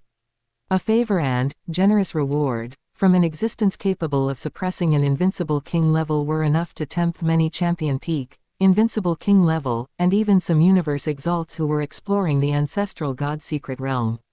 This was essentially a transaction, a large-scale information-gathering operation initiated by Spirit Control King, driven by resources and favors. Soon, through King Miaohui and the network of connections behind her, the news that Spirit Control King was searching for a special Blood Sea for his servant, King Thousand Silks. It began to circulate in a small scope within the Elder God cult's outer circle of inheritors, as well as among some powerhouses frequently active in the ancestral god secret realm. Virtual universe, a certain exclusive plane. Several undying spiritual gods of various forms were gathered together, one of whom, an alien champion covered in green scales, said with a laugh, "Have you heard? Spirit Control King is offering a reward for a special Blood Sea." Oh, that Spirit Control King who is said to have a multitude of servants, even capable of suppressing an invincible king level. Another life form, seemingly condensed from crystal, asked curiously, "What does he want with that Blood Sea? Does he also want to switch to cultivating the beast god Dao?" According to the news from King Miaohui, it's for a servant of his named King Thousand Silks. That King Thousand Silks seems to follow the wood space beast god Dao and is stuck at a bottleneck. Spirit Control King believes that the Blood Sea might help her break through to Venerable. Tisk tisk, what a grand gesture. For a servant, he's actually using such a large network to offer a reward, the crystal life form sighed. However, if an invincible king-level servant can truly break through to Venerable, her value is indeed immeasurable. This Spirit Control King has great courage, and good luck too. A figure shrouded in shadow nearby said hoarsely, "Who cares what it's for? We usually explore the secret realm anyway, so keeping an eye out for the characteristics of that Blood Sea won't cost us anything. Next time we go to 9 nether space-time for a mission, we'll just be more mindful. If we happen to get lucky and stumble upon it, Spirit Control King's promised, generous reward, and favor are real." Haha, you're right. It's just a side task anyway. The human race's influence in the elder god cult was deeply entrenched, not limited to the human race itself, but also including a large number of alien powerhouses who were affiliated with humans or protected by the human race. Among these races, the accumulated number of powerhouses who obtained beast god legacy tokens and were able to cultivate in the elder god cult was quite considerable. When they learned through various channels what kind of person the Spirit Control King, who initiated this reward truly was, their attitude became even more positive. To forge a good relationship with such a limitless potential and deeply background figure, or even to earn his favor, was undoubtedly an extremely worthwhile investment. Therefore, they were all happy to help Qingyu keep an eye out for clues about the Blood Sea, within their own authority and activity range. Qingyu's mood, which had been somewhat low due to King Thousand Silks' lack of progress, lifted once again. The power of the many is always better than King Thousand Silks groping around alone. Perhaps, there will be good news soon. Qingyu's lips curved slightly, revealing a smile of anticipation. With his mindset relaxed, he once again immersed himself in cultivation. Since the 8 lower laws had all received advanced acknowledgement and it was not advisable to delve deeper in the short term to avoid triggering a breakthrough, he naturally shifted his focus back to comprehending the space-time law. After all, these 2 higher laws were his fundamental Tao for the future. Comprehending them earlier would allow him to step into the Universe Lord realm. In primordial Chaos City, years flew by without notice, time passed quickly during cultivation. In a flash, another 5,000 years passed. Just as Qingyu thought the next message would perhaps be about clues to the Blood Sea, a completely unexpected piece of news, yet one that brought him even greater joy, arrived. It wasn't that the Blood Sea had news, but that Yu Meng brought him an enormous surprise. His almost extravagant plan seemed to have succeeded. Chapter 157, Journey to Earth. Wanling Universe Country, Lianyu Star Domain, Inspector's Zoo Place, Begalo Star. Yu Meng's external training assignment was precisely serving as the inspector in this Wanling Universe Country. Inside the luxurious and tranquil manor, Qingyu widened his eyes, staring incredulously at the charmingly smiling Yu Meng, his voice carrying a subtle tremor. Really? He flashed beside Yu Meng, his movements so gentle they were almost reverent, carefully placing his palm on Yu Meng's flat abdomen, meticulously sensing. In truth, with his current powerful sensory abilities, being at the peak World Lord realm and having undergone multiple soul transformations, he could clearly perceive the slightest life fluctuations within Yu Meng, even from millions of kilometers away. But at this moment, Qingyu held his breath and restrained all his power, acting like the most ordinary young man about to become a father for the first time.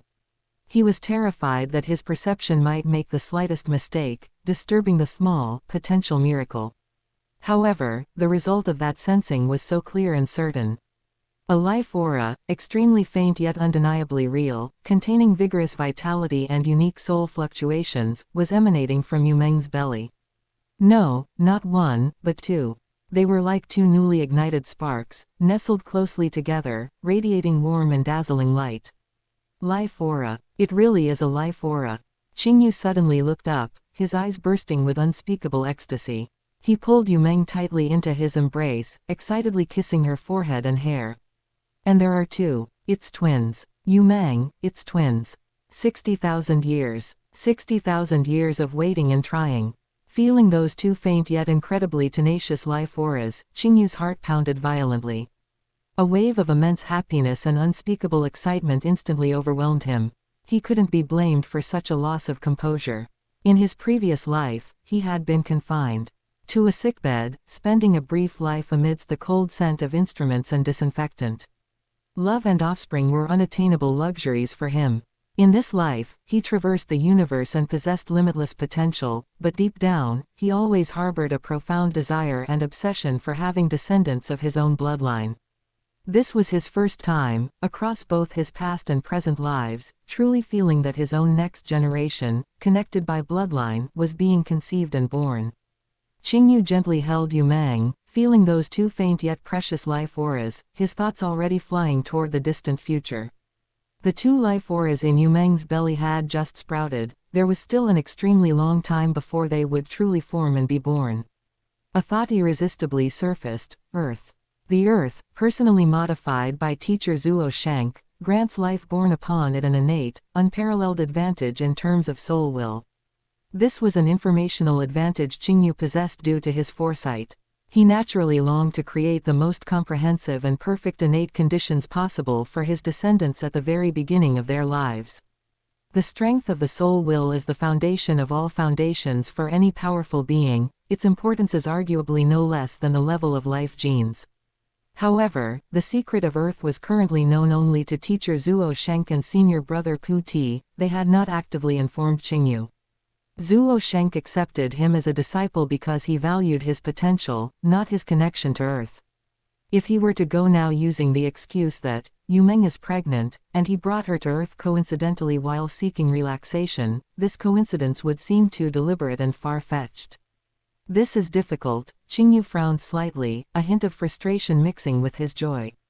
After weighing his options, he decided to take a relatively safe approach: contact senior brother Pu Ti to sound him out. In the virtual universe, Qingyu's consciousness connected and sent a communication request to Venerable Pu Ti's universe exalt clone active in the human race. Soon, a gentle figure materialized. It was Venerable Pu, wearing an expression of benevolence. Third junior brother, it's rare for you to contact me actively, Venerable Pu smiled. Is this about the ultimate treasure teacher is forging for you? Don't worry, since teacher promised, he will certainly keep his word. It's just that forging a peak ultimate treasure is difficult. Both collecting the materials and the forging process itself require a great deal of time. Senior brother, Qingyu greeted him respectfully, then continued the conversation. I am naturally assured regarding teacher's forging process. The reason I contacted senior brother this time is actually for something else I wanted to ask about. Oh, speak freely. Qingyu appropriately showed a slightly hesitant expression before speaking. To be honest, senior brother, my wife, Yu Meng, has just confirmed she is pregnant. Hearing this, a genuine look of surprise and joy flashed in Venerable Pu's eyes. Oh. Congratulations, junior brother. This is tremendous news. Thank you, senior brother, Qingyu said gratefully, then cut to the chase. It is precisely because of this matter that I ventured to disturb you. I hope to lay the best possible foundation for my offspring. Senior brother, you are vastly knowledgeable and a universe lord. I wonder if you know of any heaven-defying special treasures in the universe used for fetal stabilization and nourishment that can enhance a fetus's innate aptitude. Qingyu threw out the question. The reason he sought out Pu Ti to ask about this was indeed genuine. Pu Ti was the only universe lord he knew and was familiar with. His realm was high, he had lived long, and his knowledge was extensive. He might possess some heaven-defying resources or information unimaginable to outsiders, used specifically for nurturing core descendants. In fact, when Qingyu announced Yu Meng's pregnancy, the gentle smile on Venerable Pu's face in the virtual plane paused slightly, and he fell into brief hesitation. It wasn't that he lacked such information or resources. Given his status, the secrets of the universe he knew were countless. But at this moment, he thought of something deeper: teacher Zuo Shanki's obsession over endless years. He knew all too well how long teacher Zuo Shank had waited to find a suitable inheritor of his legacy. He understood even more clearly that the candidates for the third disciple originally chosen by teacher would eventually come from that special planet, Earth. Earth was special. After being modified by teacher, the life born there possessed a natural advantage in soul will. Unfortunately, after so many years, the Earth lineage had still failed to produce a peerless genius who truly met the requirements and successfully claimed the Star Tower. And now, junior brother Qingyu, who possesses extraordinary talent and was even deemed by teacher to potentially be a reincarnation god king, was about to have descendants of his own bloodline. Pu Ti's mind raced. Bloodline is passed down. He knew deeply that the direct descendants of many powerful entities in the universe had an innate starting point far surpassing ordinary life forms. Although he didn't know the exact level of junior brother Qingyu's human body genes, given the heaven-defying talent he displayed, his bloodline must contain incredible potential, highly likely to be inherited by his descendants. If junior brother Qingyu's extraordinary bloodline, suspected to be a god king reincarnation, were combined with Earth's special environment, modified by teacher to nourish the soul will, a thought flashed through Puti's mind like lightning. Would the combination of the two produce an incredible reaction? Junior brother Qingyu's descendant might just become the most hopeful candidate, the one most aligned with teacher's expectations, to claim the Star Tower. This possibility made Puti's heart beat slightly faster.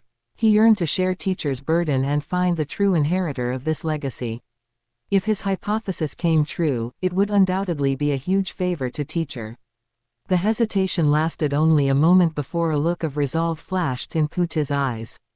He decided to try and nudge things along, but without forcing it, everything would be left to fate, depending only on Qingyu's own choice.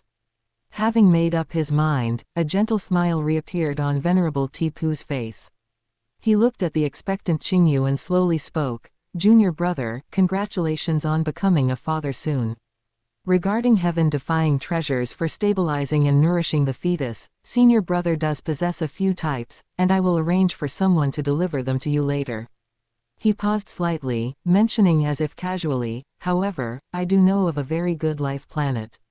The environment is peaceful and harmonious, brimming with life aura, and quite unique. It has an unexpected nourishing effect for stabilizing the fetus and nurturing the spirit. If you are interested, you can take Yumeng there." As he spoke, he sent a universe coordinate to Qingyu through the virtual universe. This star is named Earth, and is located in the Gamu universe country. Puti's tone was calm, without any hint of coercion, as if he genuinely was just casually recommending a scenic place for relaxation, without revealing any of Earth's special attributes. "Of course, this is just my suggestion. Whether you go or not is entirely up to you, junior brother." Qingyu received the coordinates, and his heart immediately filled with joy. Earth. Senior brother Puti's words almost perfectly aligned with his inner plan. He was just worrying about finding a suitable excuse to go to Earth, and he never expected senior brother to be so understanding. This was like giving him a pillow when he was sleepy. Qingyu displayed a perfectly appropriate look of gratitude and interest. "Thank you for the guidance, senior brother. Since this Earth is noted by senior brother, it must have extraordinary qualities. After I make arrangements, I will take Yumeng to see it." Just follow your heart." Venerable Puti smiled and nodded, saying nothing more. After the senior brother and junior brother chatted for a few more moments, the communication ended. Combining the original book's information with Puti's seemingly casual but deeply meaningful words, how could Qingyu not guess what his senior brother was thinking? It was nothing more than hoping to combine his extraordinary bloodline, suspected to be a god-king reincarnation, with Earth's special environment that nourishes the soul will, in the hope of nurturing an inheritor of the legacy most likely to claim the Star Tower. Qingyu didn't mind this, in fact, he welcomed it. He never dared to hope that his offspring would necessarily reach the same height as him in the future. That was neither realistic nor fair. Unnecessary pressure on the children. Having traveled and fought in the outside territory battlefield, he knew deeply how difficult it was to become a true powerful being in this vast, boundless universe teeming with experts. This was not something that could be determined solely by talent and opportunity. It could be said that the growth trajectory of any super-powerful being who stood at the peak of the universe was an unrepeatable legend, equivalent to a human-shaped cheat, existence in many of the so-called protagonist stories he had read in his previous life. Even the seemingly heaven-defying golden finger he possessed, that law affinity talent far surpassing ordinary people, when placed against the grand backdrop of the entire origin continent, or even the Hunyuan world. Compared to those truly heaven-defying opportunities and ancient legacies, perhaps it might not even rank highly. The universe was vast and full of wonders, and he always maintained a sense of awe. Therefore, Qingyu's idea was pure and simple. He just wanted to do everything in his power to create a higher starting point for his descendants, allowing them to travel the path of the Tao more smoothly in the future and possess more choices. As for how far they could ultimately go, that was their own destiny. With senior brother Puti's suggestion, which amounted to pushing the boat along with the current, Qingyu acted without further reservation. He quickly took Yumeng and, using Qingyu's spaceship, headed toward the Gamu universe country. As for Yu Meng's inspector job in the Wanling Universe country, Qingyu directly used his identity as Spirit Control King to make arrangements and request an extended leave for her.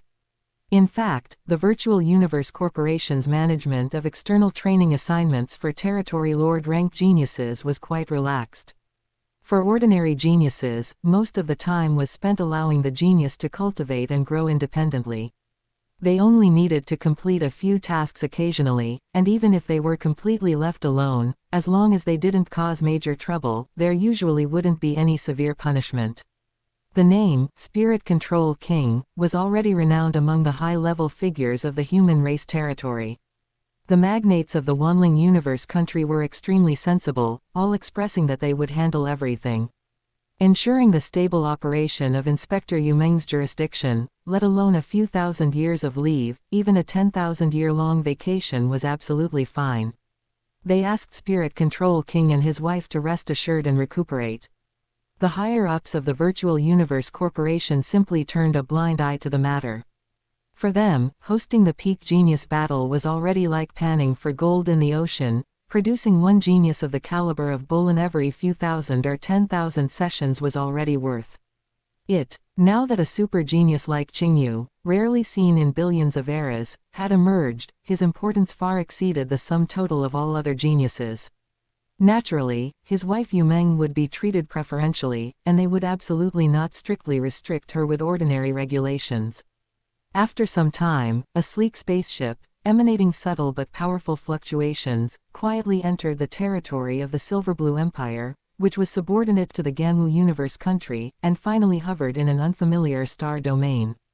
Inside the spaceship's lounge, Yu Meng looked at the unfamiliar star domain outside the window and, seeing the words, Silverblue Empire, displayed on the ship's navigation, couldn't help but look curiously at Qingyu beside her. "You, why did you suddenly bring me to such a remote place?"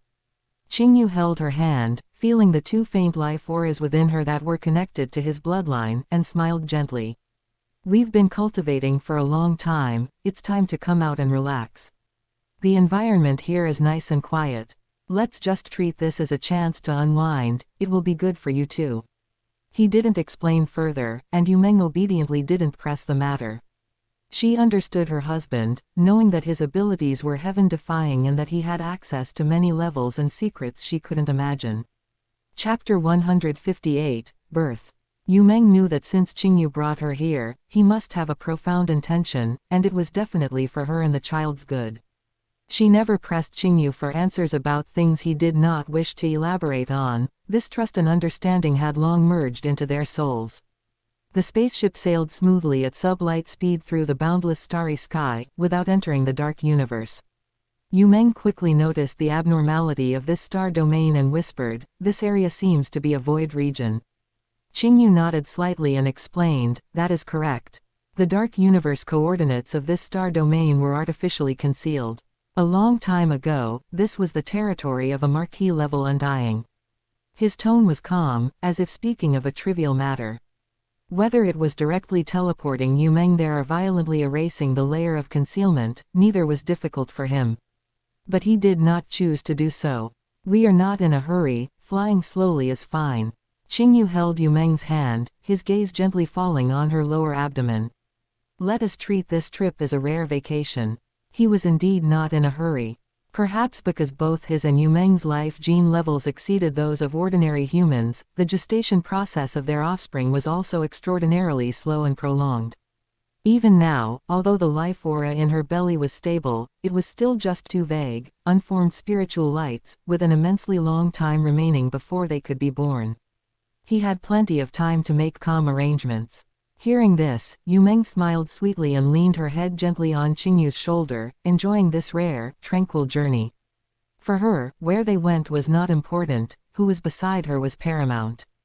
After a period of sailing, the spaceship finally penetrated the disturbed starry region.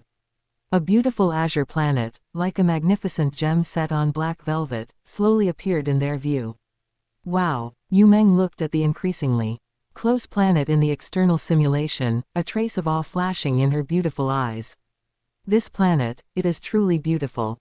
By the standards of the universe, the volume of Earth could only be considered average, but the vast azure oceans and mottled green continents interwoven on its surface, along with white clouds swirling like light gauze, formed a picture scroll, extremely rare even in the universe, filled with vitality and harmonious beauty. Its beauty possessed a unique, innate temperament. Qingyu's perception had long since swept across the entire Earth like invisible ripples in an instant. Everything on Earth, from mountains and rivers to the various forms of life, was clearly reflected in his consciousness. It is currently the early 16th century. Qingyu instantly obtained the information about Earth. Even basic electronic information networks have not yet appeared. This entire stage of civilization, placed against the backdrop of the universe, can only be considered a primitive society. A strange feeling inevitably arose in his heart. This was Earth, the cradle from which dazzling figures like Hong, Thunder God, and Luo Feng would emerge in the future. "We have arrived," Qingyu said softly to Yu Meng, who was full of curiosity beside him. "For a long time in the future, this will be our home." Qingyu's sleek, G-class spaceship, which shimmered with a cold metallic luster and measured 1.1 kilometers long, was like a creation of a deity. It silently broke through the clouds and slowly landed on the vast, azure sea surface. Qingyu originally thought that landing on the vast ocean would not alarm any living creature on this planet, which was still in its primitive stage. Not even the intelligent life, Babata, left behind by the Yunmo planet master deep underground, was alerted. There are always coincidences. Not far from the spaceship's landing point, a wooden sailboat about 50 meters long, relying on sails, happened to be sailing slowly in the morning mist. This was a common ship style of the age of exploration. The rough wooden hull, weathered by wind and frost, spoke of the hardships of long voyages. At the bow, a middle-aged man who looked like the captain, wearing a tricorn hat and an old leather coat, was habitually gazing into the distance with a spyglass. When he unintentionally turned the lens toward the direction of the spaceship's descent, he froze abruptly, as if struck by lightning. "Holy, Holy Mary!" The brass spyglass in his hand clattered onto the deck and rolled aside, but he was completely oblivious. He just stood there, mouth agape, eyes wide as copper bells, staring intently at the metallic creation on the distant sea surface, which was larger than the biggest mountain he had ever seen. The sunlight scattered on the spaceship's smooth hull, reflecting a cold, blinding light. Captain, what is wrong?" Several dark-skinned sailors wearing rough linen clothes noticed the captain's unusual behavior and followed his gaze. The next moment, terrified screams and incoherent shouts erupted on the deck. "God! What is that? It is the devil's ship. It is an ark from hell. The sea god is angry. We have angered the sea god." Some immediately collapsed onto the deck, trembling, haphazardly making the sign of the cross across their chests. Others desperately gripped the ship's railing, their fingernails practically digging into the wood, their faces pale as paper. Still others knelt directly, bowing and kowtowing toward the enormous metal spaceship, muttering prayers and begging for forgiveness. Their limited understanding was completely unable to comprehend the unimaginable sight before their eyes. The sleek lines, the massive size, and the silent descent, all shocked the core of their worldview. This was definitely not something that should exist in the mortal world. Qingyu's divine sense naturally took in the small wooden boat and the reactions of everyone on board. He merely glanced at them indifferently and paid them no further attention. After all, only a few people had seen it. He let these accidental witnesses turn what they saw today into legendary stories, which might be passed down through generations and regarded as ravings. Compared to this small interlude, Yu Meng's surprise concerned him more. This place, it is still a completely undeveloped indigenous planet. Relying on her powerful territory lord rank perception, Yu Meng easily scanned the entire situation on Earth. The dark universe coordinates of this star domain were concealed by the methods of a powerful expert, proving that a strong individual once occupied this place. But strangely, the billions of lives on the planet beneath them, whether human or animal, showed no signs of having cultivated, existing entirely in a natural, primitive state. Who knows? Qingyu shook his head. He also did not know why the Yunmo planet master, Hu Yanbo, did not popularize the cultivation civilization after occupying Earth, but instead only left behind some legacy trials which became the various ruins of civilization later on. He put his arm around Yu Meng's waist, his gaze sweeping over the azure planet below, and whispered, "Do not think too much about it. Starting today, this is our home." Qingyu did not intend to disturb the natural evolution of the native life on this planet. With a slight thought, hundreds of powerful figures silently appeared outside the spaceship. They were exactly his king-level immortal servants. These beings, who could awe an entire region of the universe, were now respectfully listening to Qingyu's instructions. In this sea region, construct an island. Qingyu's gaze turned toward the vast Pacific Ocean. A radius of 1,000 kilometers is sufficient. He chose to place their home in the vast Pacific Ocean precisely to maximize their distance from the human civilization on the continents, avoiding unnecessary contact and interference. "Yes, Master." Several champion servants accepted the order and immediately took action. For an undying spiritual god, moving mountains, filling seas, and transforming planets were not difficult, let alone merely constructing an island. They exerted their great power, transporting massive amounts of rock and soil from outer space, stirring the Earth's crust, stabilizing the structure, and manipulating the water flow to shape the coastline. The entire process was efficient and silent, without causing any drastic geological shifts or climate anomalies. In just one short day, a brand new island with a radius of about 1,000 kilometers, lush, with mountains and rivers harmoniously distributed, and brimming with vitality, was set like a pearl upon the azure Pacific Ocean. In the center of the island, an elegant palace complex, perfectly integrated with the surrounding natural environment, quietly stood. This would become the residence of Qingyu and Yu Meng for the long years to come. After settling down, Qingyu decided to minimize any extra interference with Earth. He knew very well that the existing so-called opportunities or legacies on Earth held little meaning for him anymore. More importantly, given his current strength and influence, any minor action could cause unpredictable, or even subversive, changes to the future trajectory of Earth's destiny, like a butterfly effect. Deep down, he still held appreciation and expectation for the protagonist of the original work, the son of luck, Luo Feng. He was very curious whether that young man, whose will was like a blade and who constantly created miracles, could still rise along his established trajectory and bloom with his own brilliant light without his forceful interference. Qingyu chose to be a quiet observer. During the long wait for gestation, he occasionally took Yu Meng, transforming into the appearance of ordinary people, concealing all their aura, and quietly traveling to various continents. They strolled the cobblestone streets of Renaissance Europe, stopped in the market alleys of ancient Eastern kingdoms, and experienced the rhythm of life, so different from the high-level civilizations of the universe, that carried a primitive, down-to-earth atmosphere. Having grown accustomed to scenes of interstellar warships traversing and advanced technology everywhere, returning to this primitive society of slash-and-burn farming and sailing ships offered a unique feeling of returning to simplicity, which also made their heart natures more peaceful and tranquil. Time flowed like water, quietly passing. A century of time quietly passed. For powerful experts possessing eternal life, a century was but a fleeting moment. But for the fetuses in Yu Meng's abdomen, this century was a crucial period of gestation and accumulation. Qingyu could clearly perceive that the two initially faint and vague life auras were growing robust and powerful during this century at a stable and astonishing rate. The potential and vitality contained within that aura far exceeded what ordinary life should possess while gestating in the womb. "Do you feel it? Our children?" Qingyu gently placed his hand on Yu Meng's lower abdomen, his eyes sparkling with irrepressible joy and pride. "Their life origin is even stronger than we expected. Ordinary life, even offspring with a high bloodline rank, could absolutely not emit such powerful and continuously growing vitality during the gestation stage." This undoubtedly confirmed that Qingyu's initial plan was successful. His human body gene level, reaching 98 times the norm, combined with Yu Meng's equally extraordinary aptitude, jointly gave birth to these two miraculous life seeds.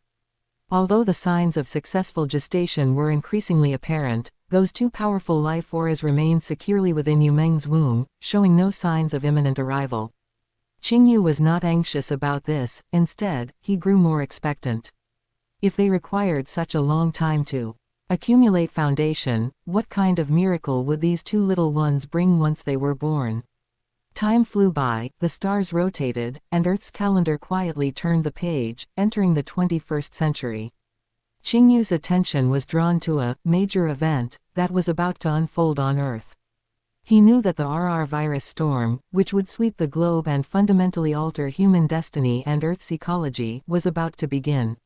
According to his vague memory, the virus did not appear out of thin air but was ultimately formed from a common virus after a series of complex mutations. However, the coincidence of its mutation process and its unique effects always made Qingyu feel that an invisible hand might be pushing it from behind. Could this be the work of teacher Zuo Shank? Qingyu harbored doubts. If it truly was a scheme laid out by his teacher to screen and temper the Earth lineage, it would certainly align with his operating style. Out of curiosity, and to verify his conjecture, starting in 2003 AD, Qingyu separated a trace of his consciousness to systematically observe and study the various viruses appearing on Earth. Initially, there were only regional, seasonal influenza viruses. Qingyu carefully tracked their transmission paths, mutation frequency, and changes in their genetic sequences. After several years of observation, he did not find any obvious traces of artificial intervention.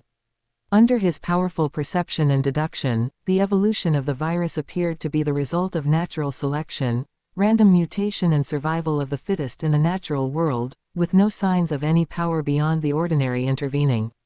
By 2013, the R-type virus, which was more infectious and pathogenic, began to appear, causing a greater social impact than the common flu. Qingyu continued to pay close attention, even capturing several virus samples for deeper analysis, but the result remained the same: no suspicious clues of artificial manipulation were found. Perhaps, it really is just natural evolution. Qingyu frowned slightly, but then relaxed. If this truly is a method employed by teacher Zuo Shank, it is perfectly normal that I, at my current realm, cannot find any clues. Finally, in 2015 AD, the virus emerged. Qingyu obtained a sample of the virus immediately. Qingyu delved deep into the most microscopic structure of the virus, analyzing its mechanism of action. Interesting. After studying it for a moment, an expression of interest appeared in Qingyu's eyes. The essence of this virus is actually to forcibly combine with and rewrite the genetic sequence of the life form. It is extremely overbearing. Upon invading a life form, it forcibly dismantles and recombines certain gene fragments. If the life form cannot adapt to this crude editing, the gene chain will collapse, leading to death. But if it can stubbornly survive and successfully achieve a dangerous balance or even fusion with the viral genes, then the life form's genes will be optimized and strengthened, thereby triggering a leap in its level of life. It shares a surprising similarity with some evolution-type treasures in the universe used to lay foundation and stimulate potential. Qingyu commented, "It's just that the method is too simple and crude, the failure rate is extremely high, making it purely a cruel survival screening."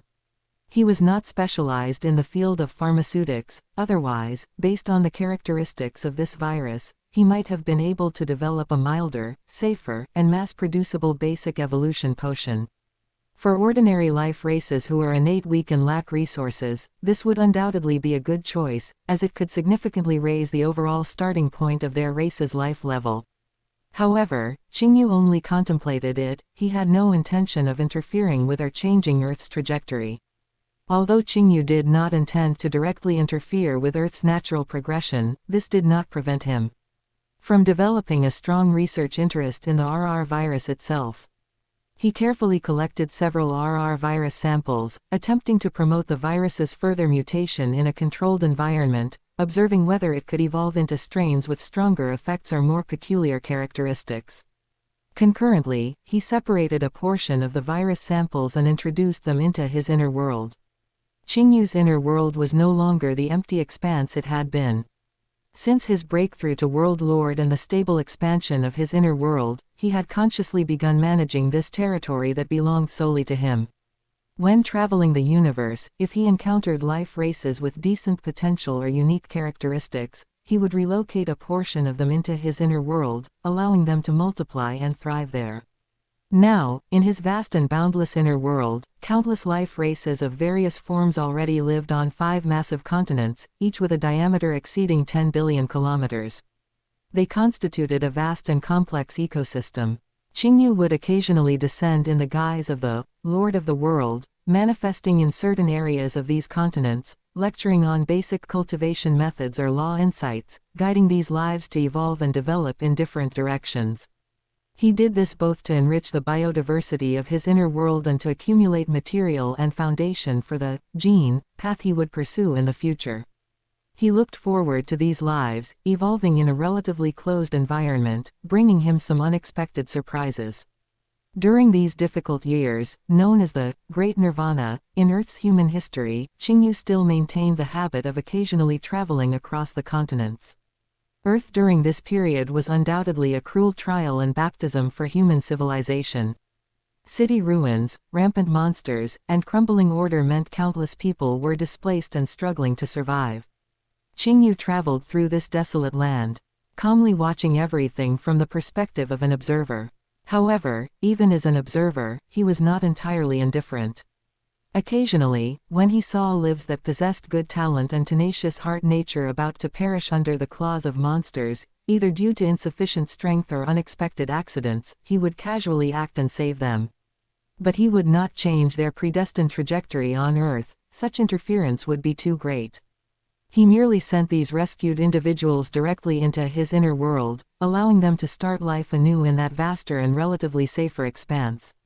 For those lives that should have died, this was undoubtedly a chance at a new life.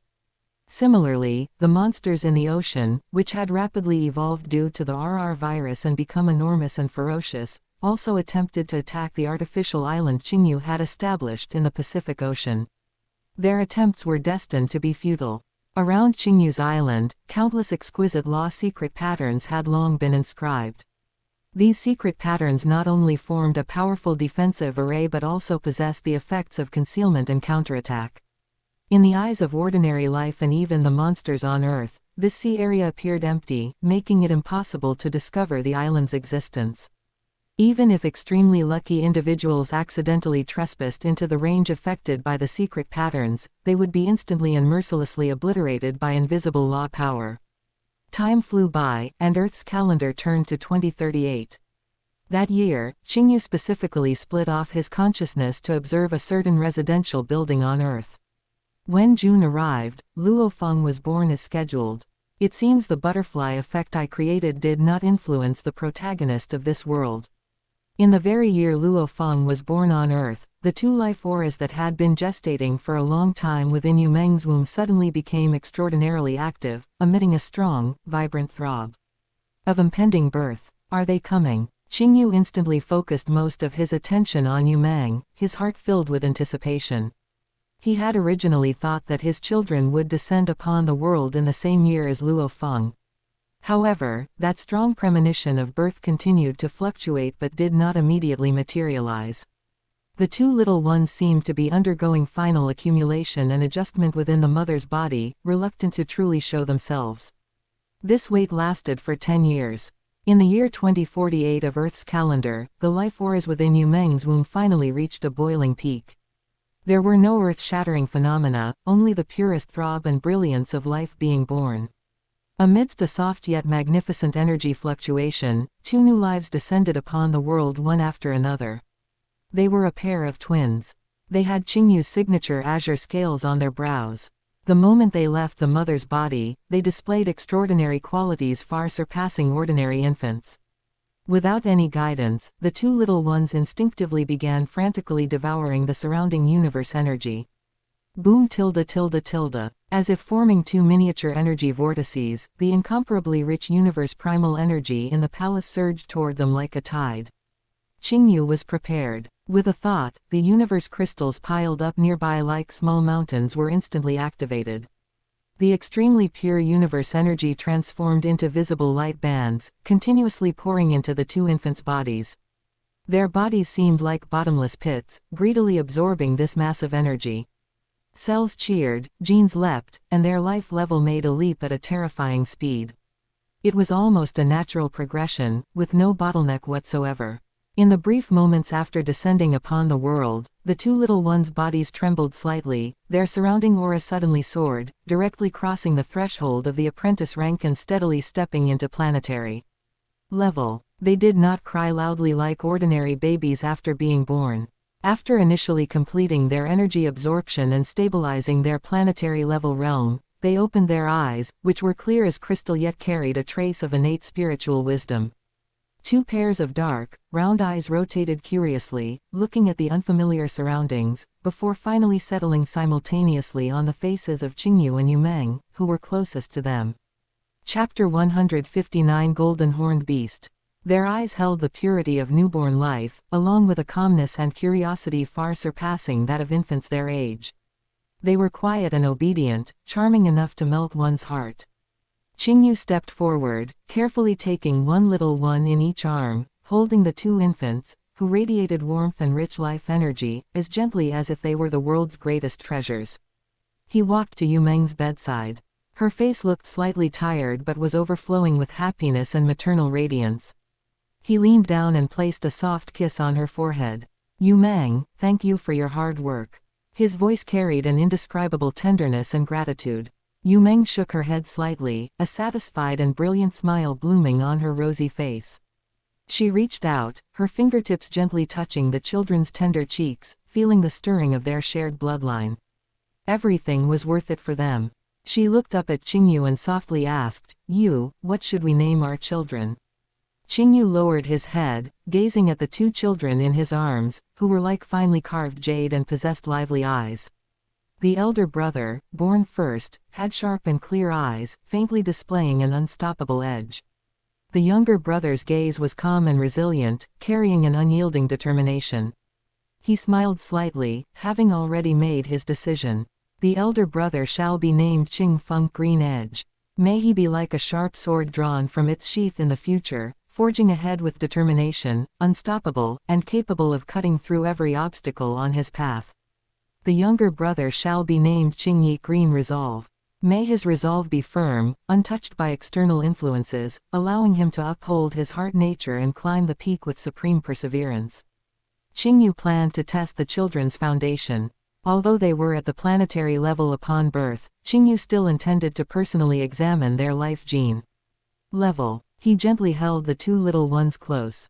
Qingyu's expression was solemn. He pressed his hands down in the air, mobilizing the world power within his body to meticulously scan and analyze his two sons' physical bodies.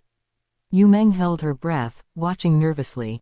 10 times. It truly is the 10 times life gene level. Qingyu's voice held a trace of excitement. He looked at Yumeng and nodded affirmatively.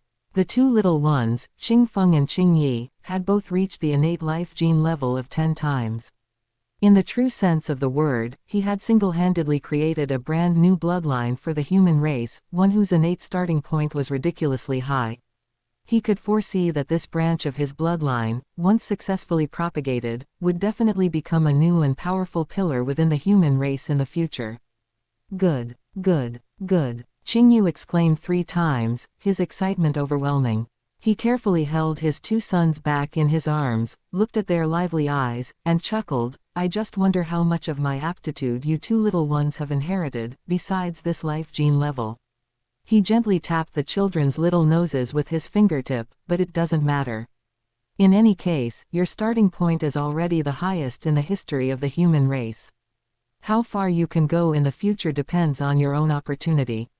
In the following days, Qingyu did not immediately take his wife and children away from Earth. He decided to let the two children spend their earliest childhood years on this peaceful planet. The two little ones grew at an astonishing speed.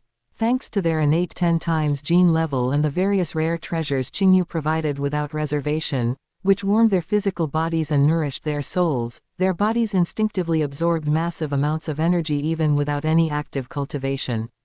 By the second year alone, the two little ones naturally achieved a breakthrough to the astral rank. Their intelligence far surpassed their peers, they were naturally clever. Whether learning languages, recognizing objects, or understanding simple principles, they grasped everything instantly and mastered it immediately. Now, the two little ones, almost 2 years old, had grown to nearly a meter tall. They were energetic and highly active. They had long since learned to speak fluently and run, and they were full of curiosity about everything around them. And what they most frequently pestered Qingyu and Yumeng about was, "Father, Mother, when can we cultivate like you? We want to become powerful." Looking at the pure and fervent desire in their son's eyes, Qingyu and Yumeng exchanged a smile, feeling both gratification and a touch of helplessness. Qingyu's original plan was to give the children a carefree, purely happy childhood, waiting until they were at least 5 or 6 years old, when their minds were more mature, before guiding them into cultivation. But now it seemed these two little ones were already prepared ahead of schedule. "You two little clever ones, are you really that impatient?" Yumeng squatted down, gently tidying the children's slightly messy collars. "Yes, very much." Qingfeng nodded vigorously, his eyes sparkling. Although Qingyi beside him didn't speak, he pursed his little lips tightly, his eyes filled with anticipation. Seeing how impatient his two sons were, Qingyu no longer insisted on his original plan and decided to follow their wishes. He squatted down, meeting the two little ones at eye level. His tone was gentle, carrying a hint of imperceptible probing. "Since you are so eager to learn, Father will teach you. But before we begin, Father wants to ask you something. Have you felt anything special within your physical bodies? Or, have you ever sensed something very unique, something you know how to do instinctively?" He wanted to know if this innate 10 times gene level might have inherited some talent secret method from him or you. Meng. Upon hearing this, Qingfeng and Qingyi both earnestly furrowed their little brows, tilted their heads, and seriously began searching within their bodies and memories. After a long while, Qingfeng was the first to lift his small face, shaking his head slightly in confusion. "No, Father." He patted his little belly, looking honest. Qingyi also chimed in softly, Qingyi doesn't have what Father mentioned either." Looking at his son's naive yet earnest appearance, Qingyu smiled and gently rubbed their little heads. "You don't? That's all right, that's very normal."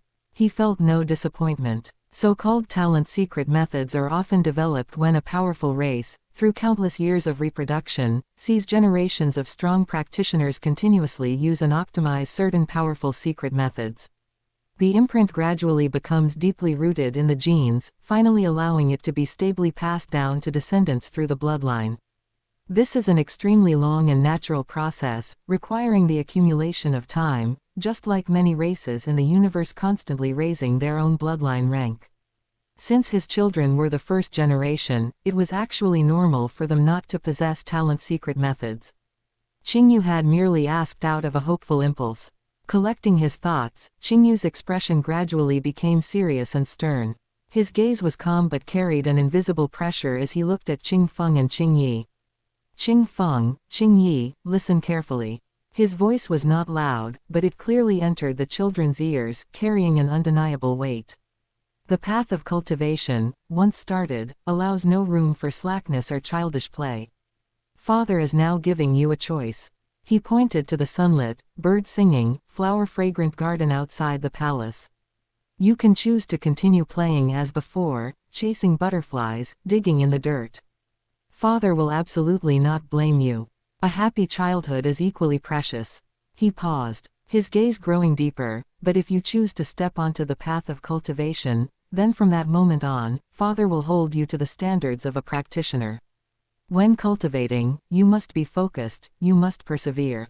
You must not be lazy, and you must not give up halfway. If you dare to slack off." Qingyu did not state the specific punishment, but the slight narrowing of his eyes and the inherent majesty emanating from him, for having long held a high position and commanded countless servants, caused the two little ones to instinctively shrink their necks and consciously press their little feet together. Although they were usually mischievous, they held an instinctive reverence for this father who rarely smiled and whose aura was as deep as the sea. The air was silent for a few seconds. Qingfeng and Qingyi exchanged glances, both seeing the same determination in the other's eyes. Though they were small, they could sense the seriousness in their father's words. The two little ones took a deep breath, consciously puffed out their tiny chests, inflated their chubby cheeks, and put on the most serious expressions possible. In unison, they declared in their milky yet incredibly firm voices, "We want to cultivate." Please teach us, Father. We are not afraid of hardship. We will work hard. Looking at his sons' faces, which were tender yet full of resolve, a hint of imperceptible gratification flashed in Qingyu's eyes. He nodded, and in a calm and clear voice, began to construct the framework of the cultivation world for his children. Since you have decided, Father will explain the mainstream paths of cultivation in the universe to you.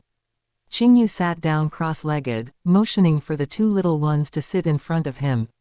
In the current universe, cultivation is mainly divided into two major schools, martial artist and psyker master.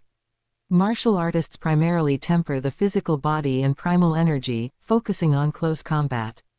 There are different sub-schools under this, each with its own profound mysteries. Psyker masters, on the other hand, mainly cultivate mental energy, excelling in long-range attacks, area attacks, and unpredictable methods. This path is also subdivided into many routes, such as controller and illusionist. Qingyu detailed the characteristics and pros and cons of the major schools in the simplest and most straightforward language, ensuring the two little ones could grasp a basic understanding.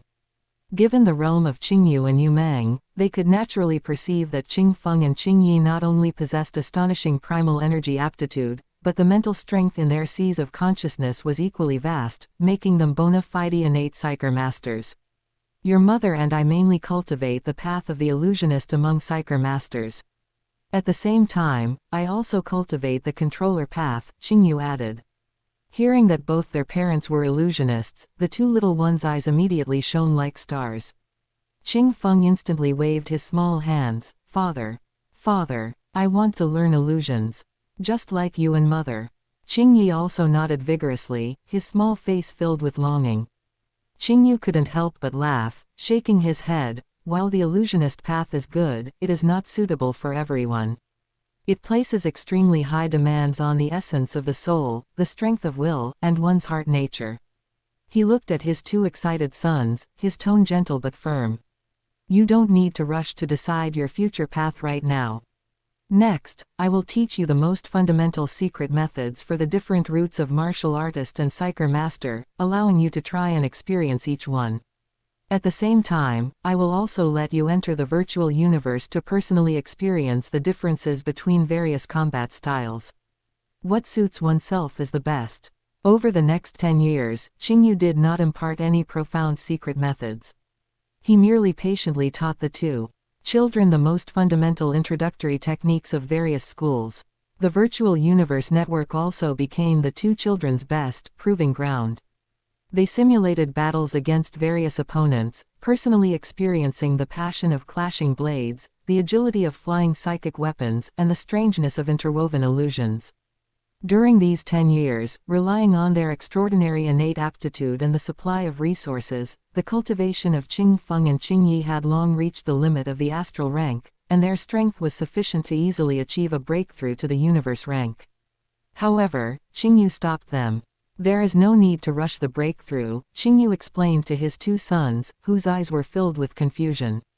Soon, there will be a grand event for astral rank geniuses across the entire human race territory in the universe, the Genius Battle. I want you both to participate, Qingyu looked at his two sons.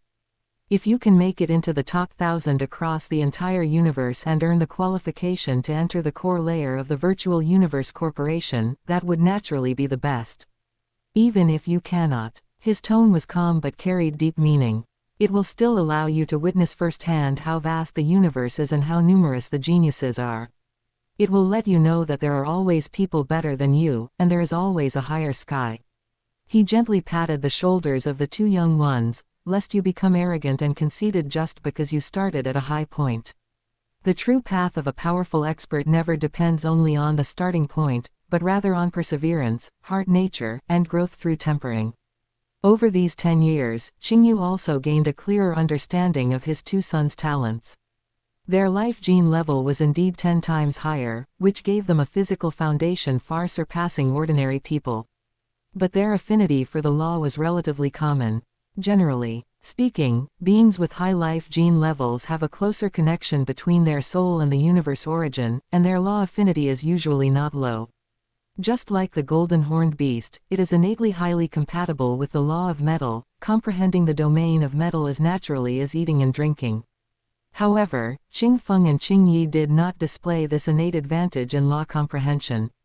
The clarity of their perception of the various origin laws was only equivalent to the level of a more outstanding ordinary genius within the human race, far from reaching the level of a prodigy. Nevertheless, Qingyu was not disappointed by this. They had inherited Qingyu's extraordinary comprehension ability. Whether it was understanding the principles of a secret method or deconstructing fighting techniques, the two young ones could always draw inferences from one instance, grasp the core points, and exhibit agile thinking and clear logic. In Qingyu's view, this was more important than mere law affinity. A slightly weaker law affinity is fine, Qingyu thought calmly. In the universe, there are countless treasures that can enhance talent and strengthen law perception. I myself have used countless ones. Once their foundation is stable and their heart nature is mature, I will simply find suitable treasures to compensate for them. Conversely, this comprehension ability is the manifestation of wisdom and the essence of the soul. Trying to improve it through acquired means is thousands or tens of thousands of times harder. The fact that they inherited this comprehension ability is a unique blessing. Despite this, Qingyu did not relax his teaching methods in the slightest. Instead, he was exceptionally strict. He understood the principle that jade cannot be sculpted without cutting, and he was not in a hurry to use external objects to force their growth. This led to the two young ones, under their father's high-pressure guidance, having an incredibly solid foundation and a deep understanding of various power applications. Yet even 10 years later, they remained on the verge of comprehending their own domain, unable to truly step across the threshold. The two toddlers who once stumbled while learning to walk have now grown into strong, bright-eyed youths, both over 2 meters tall. They stood side by side before Qingyu, their posture straight, their gaze having shed some childishness and gained tenacity and composure. Father, the eldest, Qingfeng, spoke first, his voice loud, carrying the characteristic sharpness of youth. After these years of trying, I have determined my Tao. I choose to become a martial artist.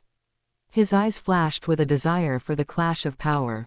I truly enjoy that feeling of boiling passion during close combat.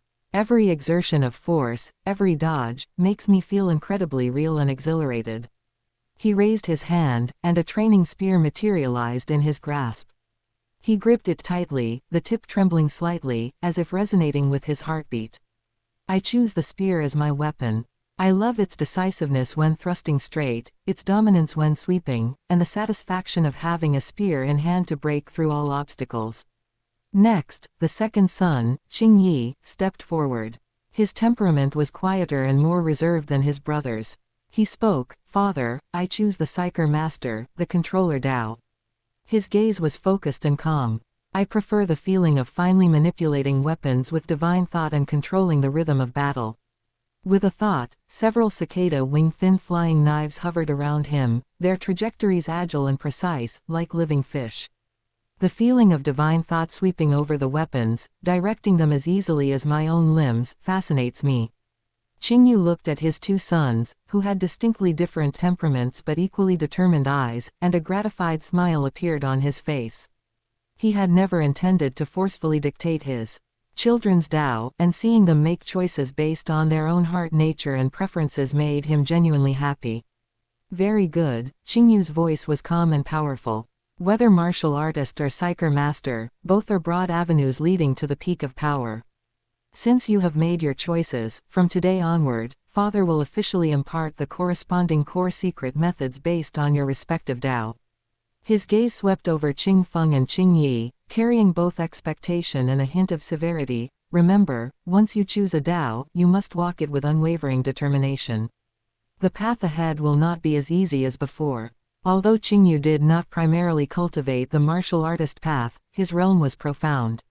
In his early years, when comprehending the law, he had cultivated the myriad tribulations and even created the bright mirror secret method to analyze himself.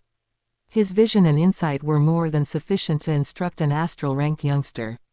Furthermore, among his soul servants, there were strong experts who had walked the martial artist Tao all the way to the invincible king level, whom they could consult at any time. As for the Psyker Master Controller Dao, that was Qingyu's own specialty, making it even easier for him to teach. Under Qingyu's meticulous guidance, tailored to their individual talents, Qingfeng and Qingyi's cultivation progressed extremely quickly. Just 1 year after officially determining their Dao, in the year 2060 of the Earth calendar, the two brothers successively succeeded in comprehending their respective domains. During a wild spear dance, when Qingfeng's heart and spear became one, sharp, unparalleled golden light suddenly burst forth around him. The streaks of spear shadow seemed capable of tearing space apart, the domain of metal established.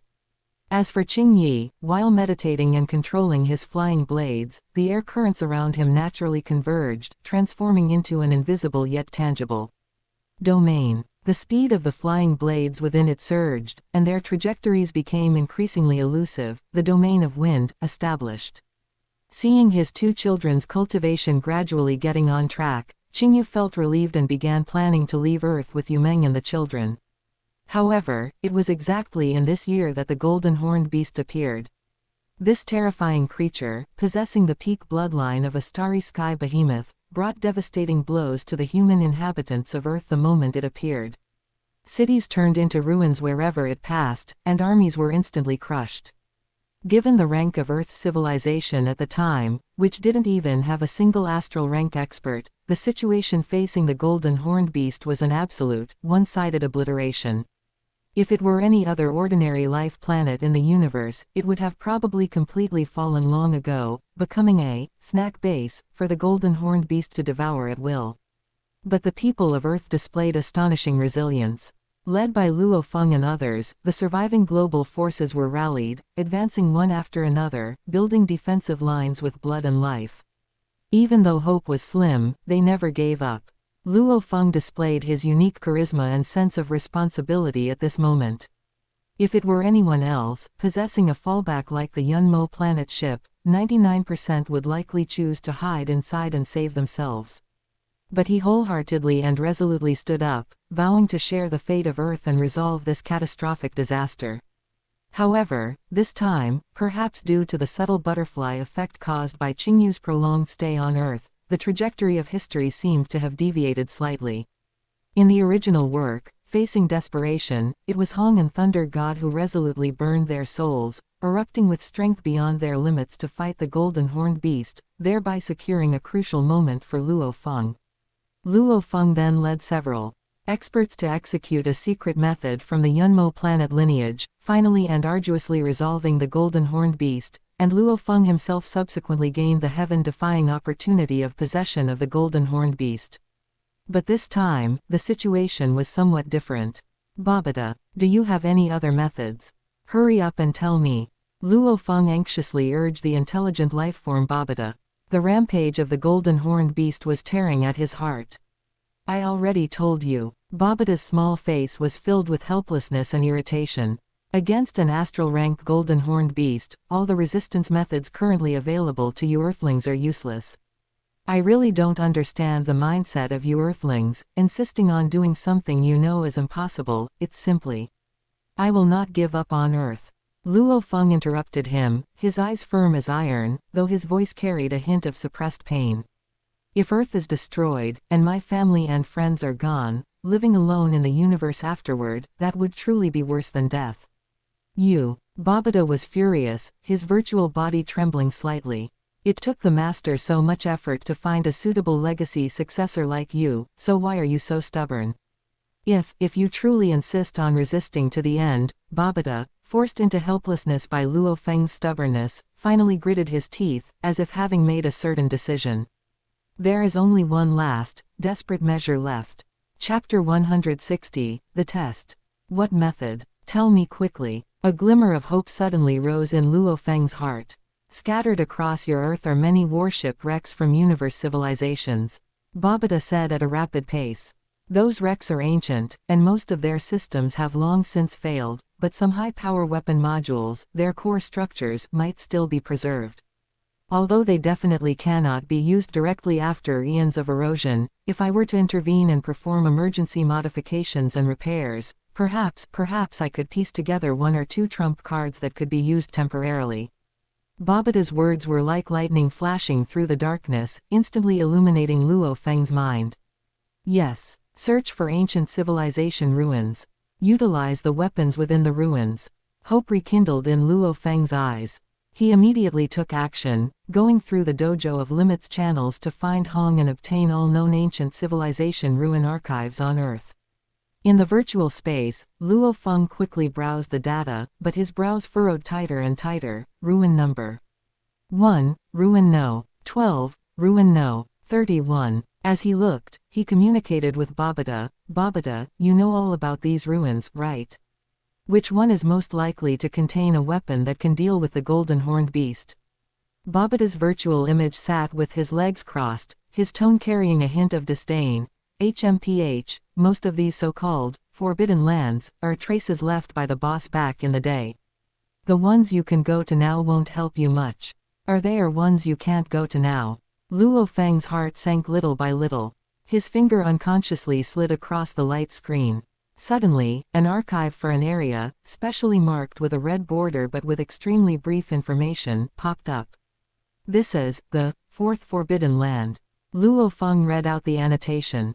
The archive only contained a few sentences, located in the Pacific's XXC, with a diameter of about 2,000 kilometers. All forms of detection are ineffective, all units entering lose contact, danger rank, unknown. Brother Hong, what's going on with this fourth forbidden land? Why is there so little information? Luo Feng couldn't help but ask Hong.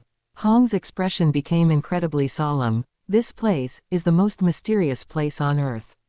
We've used every method, and the results have all been blank, as if that area doesn't exist at all. But precisely, it is there. He took a deep breath. We once dispatched dozens of the most advanced fighter jets, and an exploration team of over 2,000 God of War level martial artists to enter. The result, without exception, all found nothing. We sent 4 small teams, each consisting of 20 God of War powerhouses. 3 teams returned safely, but 1 disappeared without a trace, not even leaving bones. So there must be something abnormal there. I've also been there myself, but I didn't find anything unusual either. Luo Feng frowned as he listened. Babata's reaction was even more intense. What? Impossible. Babata suddenly jumped up, his small face filled with shock and disbelief. All areas on Earth have records. This sea area, how could it be? I have no idea at all. Originally, Babata intended to suggest that Luo Feng try his luck at the controllable danger of Ruin No. 12. But upon hearing the description of this mysterious, fourth forbidden land, especially after realizing he himself had no knowledge of its existence, Babata's attitude did a complete 180-degree turn. Go. We must go and see this place. Babata shouted excitedly in Luo Feng's mind. His small face was full of curiosity and excitement at discovering a new continent, completely forgetting his previous worries. A place even I don't know about must hide a big secret. It might even be more valuable than the other ruins left by the boss. Babata, time waits for no one. The golden horned beast is still wreaking havoc. Luo Feng was burning with anxiety. Every minute and every second could mean more people sacrificing their lives. Relax, relax. Babata waved his hand, looking like he enjoyed watching the excitement unfold. What do the lives and deaths of those ordinary people have to do with us? Besides, who knows, there might be something in there that can instantly kill that little monster.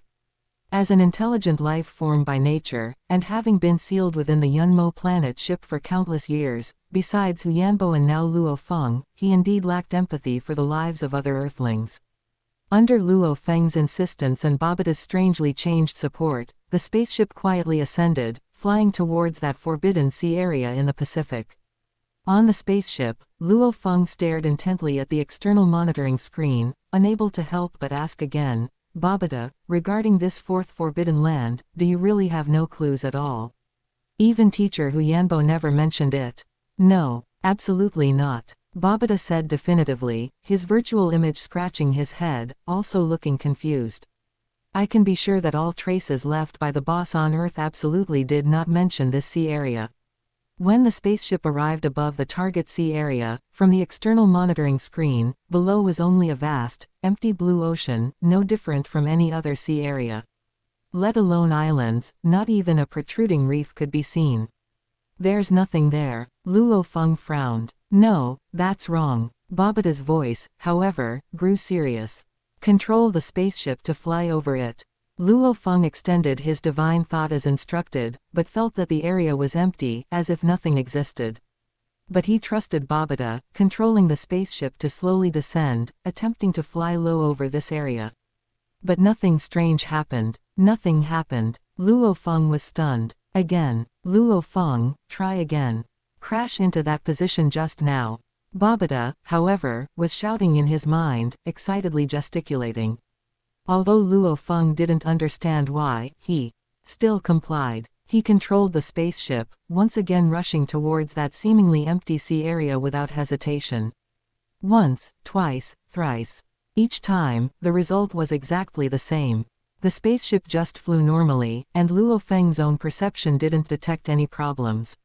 Ha ha ha, so it is. Babata looked at the repeatedly appearing data, his eyes gleaming with the excitement of a knowledgeable person encountering an unknown problem.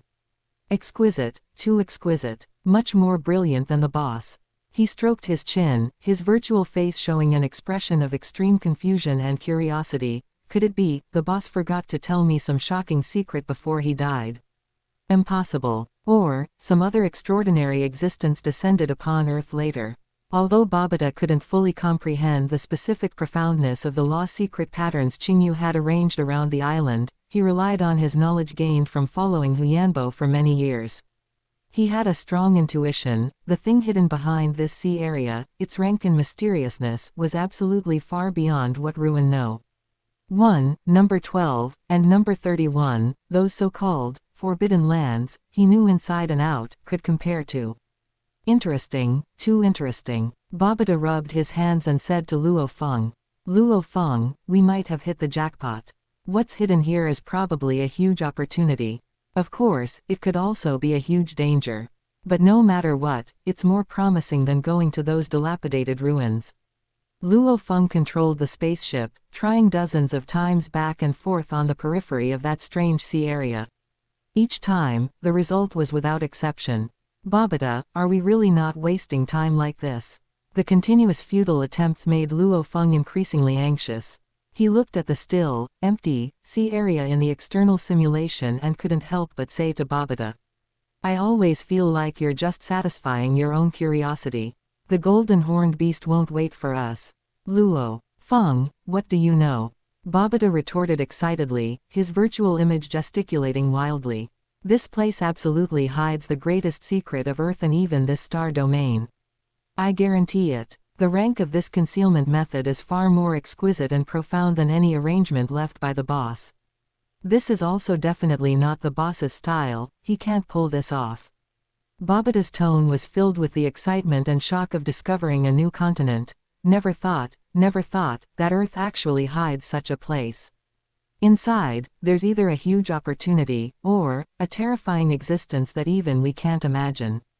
At the same time, inside the hidden island, within the palace, the invincible king-level servant, Dreamweaver King, respectfully stood beside Qingyu. Through layers of space, he naturally saw the spaceship bumping around outside like a headless fly. Your Highness, do you need me to go out and deal with him? Dreamweaver King softly asked for instructions, his tone carrying a hint of disdain for an ant. Qingyu's gaze also passed through the small island, falling upon the damaged spaceship and the black-haired young man with determined eyes within it. He originally didn't plan to interact with Luo Feng so early, but since the other party had stumbled upon him due to destiny. No need to expel him. Qingyu spoke lightly, an ancient-looking light brain appearing in his hand at some point.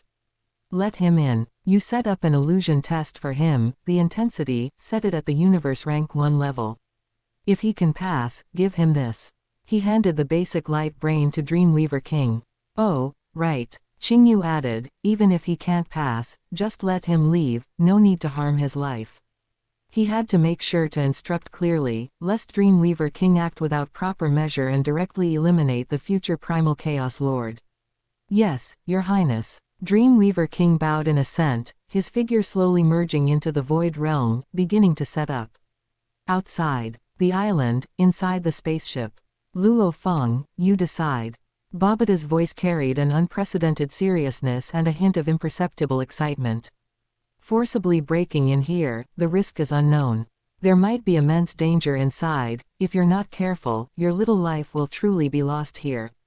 But on the other hand, the greater the risk, the greater the opportunity.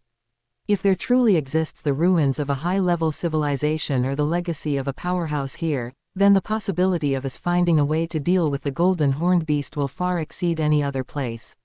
Whether to continue risking it here, or turn back to other ruins with even slimmer hope, you choose. If you choose to continue, I will do my best to help you decipher this place. Babata looked at Luo Feng expectantly, not knowing where he got such great confidence. The faces of his family and friends flashed through Luo Feng's mind, along with the scene of the golden horned beast's rampage, and the resolute eyes of Hong and Thunder God.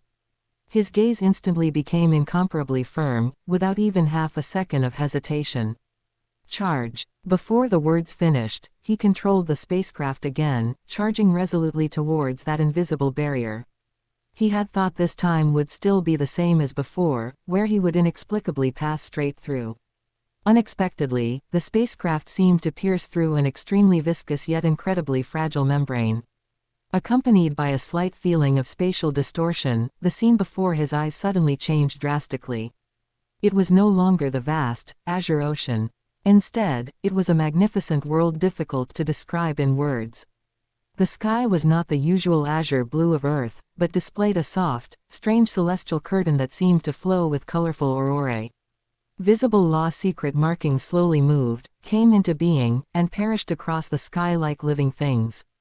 Universe energy, so dense it solidified, formed a faint mist that lingered among the exotic flowers and grasses. Taking a single breath made one's soul leap with joy. The layout of the mountains and rivers subtly aligned with some profound rhythm, faintly resonating with the entire world. The gravity and spatial structure here were completely different from the outside world, as if it were a realm unto itself. This place is, Luo Feng and Babata in his mind were both too stunned by the sudden sight to speak. Before he could examine this fairyland closely, a terrifying pressure that made the soul tremble descended like mountains weighing billions of tons. Luo Feng suddenly looked up, only to see a figure appear not far ahead, seemingly out of nowhere. That was not a human. Its skin displayed a translucent, glazed texture.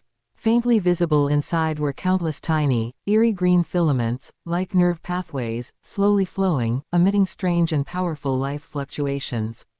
Its head was smooth, without hair. Its features were handsome but carried a non-human coldness and indifference. What was most alarming were the 6 small compound eyes, arranged in 3 rows on its forehead, like the purest emeralds. They were silently watching Luo Feng, seemingly able to see through all his secrets. Just the life aura it naturally emitted made Luo Feng feel like an ant facing the vast starry sky. A feeling of fear and insignificance, stemming from primal instinct, arose spontaneously. His legs turned soft, and he almost couldn't stop himself from kneeling down in worship. You have great nerve, daring to trespass on this island. The Dreamweaver King spoke, its voice cold, striking Luo Feng's soul like a heavy hammer. It's not human. What kind of existence is this? A tempest raged in Luo Feng's heart, and his soul trembled. But his powerful willpower forcefully suppressed the fear. He reacted immediately, adopting an extremely subservient posture, and quickly bowed in salute. Junior Luo Feng, because Earth is suffering from the rampage of a starry sky beast and faces annihilation, I desperately searched for a countermeasure and accidentally trespassed on Senior's island. I beg Senior for forgiveness. Meanwhile, Babata had completely fallen into a state of shock and terror. No, impossible. This life aura, it's countless times stronger than Boss's peak. This is absolutely an undying spiritual god, and a terrifying existence far surpassing Boss. Babata's voice was filled with a crying tone and unprecedented panic. Luo Feng, quick, run. We shouldn't have come here. Run. Where can we run now? Luo Feng felt bitter in his heart, feeling that he had truly been utterly misled by Babata this time. He clearly felt that this terrifying existence before him didn't even need to lift a finger, the pressure it emitted alone was enough to instantly reduce him to ash. Compared to this being, the golden-horned beast outside, which had left him and the entire earth helpless, was practically as docile as a kitten. And this was not what made him most despair. His peripheral vision caught sight of the magnificent central palace in the distance, radiating a hazy glow, and his heart suddenly constricted. He saw that surrounding the palace, like the most loyal guards, stood over 100 figures. They varied in form, some were shrouded in flames, some seemed composed of ice, and others were ferocious, but without exception, the life aura emitted by every single figure was comparable to that of the terrifying glazed existence before him. Over 100. A full 100 terrifying existences just like this one. Clearly, neither the being before him nor the 100+ around the palace were the true masters of this place. Within that palace, there must exist an even more unimaginable, supreme being who commanded all these terrifying powerhouses. Just as Luo Feng's mind wavered and he was about to be swallowed by despair, the terrifying glazed existence spoke again, breaking the suffocating silence. Your Highness is merciful, it will give you a chance. Before the words finished, an invisible, majestic force instantly enveloped Luo Feng. His consciousness felt dizzy, and finally, he clearly heard the terrifying existence's cold voice echoing deep within his soul. Your Highness asks you to walk to the opposite shore. If you succeed, you pass. And your life will be spared. The next moment, the scene before Luo Feng's eyes completely changed. He found himself standing alone on the edge of a massive abyss. The abyss was of unknown width. Looking down, it was bottomless, containing only a heart-pounding darkness. Yet, that darkness was not empty. Near the cliff face below was a river of dark red magma, boiling and churning, emitting terrifying high temperatures. The scorching heat wave rushed up, threatening to ignite him. Further down, the color of the magma became strange, transforming into eerie blue profound ice flames that emitted extreme coldness. Ice and fire, two completely opposite energies, strangely coexisted and tore at each other there. The mere escaping aura made Luo Feng's soul feel a sharp pain. Deeper still, countless twisted, ferocious ghost shadows made of pure negative energy could vaguely be seen wailing and struggling, emitting waves of resentment that eroded the mind. And at the very bottom of the abyss, it seemed to be a realm of absolute void realm, where even light and space were swallowed, emitting the desolate aura of all things ending. The opposite shore of this abyss was completely invisible. It seemed to stretch between life and death, filled with destruction and despair. The Dreamweaver King stood outside the illusion, looking at Luo Feng trapped within, and slightly shook its head. It thought its Your Highness was just bored, looking for entertainment to pass the time. After all, how could there be a planetary-level little guy on this small native planet who could pass the illusion test it had meticulously set up, which was enough to trap and kill an ordinary universe-ranked Tier 1 expert? Could he possibly be a super genius, rarely seen in billions of years, like Your Highness? Utter nonsense. Inside the illusion, cold sweat poured down Luo Feng's forehead. He couldn't speculate whether this terrifying scene was real or fake, because the heat wave that could melt steel, the coldness that could freeze the soul, the resentment roaring that eroded the will, all perceptions felt incredibly real. Given the methods of that terrifying existence and the Your Highness behind it, casually creating such a realistic desperate situation seemed far from difficult. Retreat. There was no road back. Behind him was nothingness. Advance. Ahead was a path of near certain death, perhaps even absolute death. Thinking of the golden-horned beast currently rampaging outside, a trace of madness and resolve flashed in Luo Feng's eyes. I'll risk it all. He fiercely gritted his teeth, no longer hesitating. He lifted his right foot and took a step towards the abyss that looked empty but was actually fraught with danger. Hiss. The moment his foot landed, it was as if he had stepped onto an invisible, scorching hot branding iron. The expected fall did not happen, but the space beneath his feet suddenly transformed into that churning river of dark red magma. Ah! Even with Luo Feng's willpower, he couldn't help but let out a painful groan. His planetary-level physical body was like paper match before that terrifying high temperature. The flesh on his feet sizzled upon contact, rapidly charring and carbonizing, then peeling away and dissipating like burnt ashes. Next came the bones, which were also being scorched and melted at a visible rate. Intense pain, far surpassing death by 1,000 cuts, instantly overwhelmed all his consciousness like a tide. This was not merely physical body pain, the magma seemed to contain a power that scorched the soul, causing his soul to tremble and wail. What made him even more despair was that the scorching flames did not stop.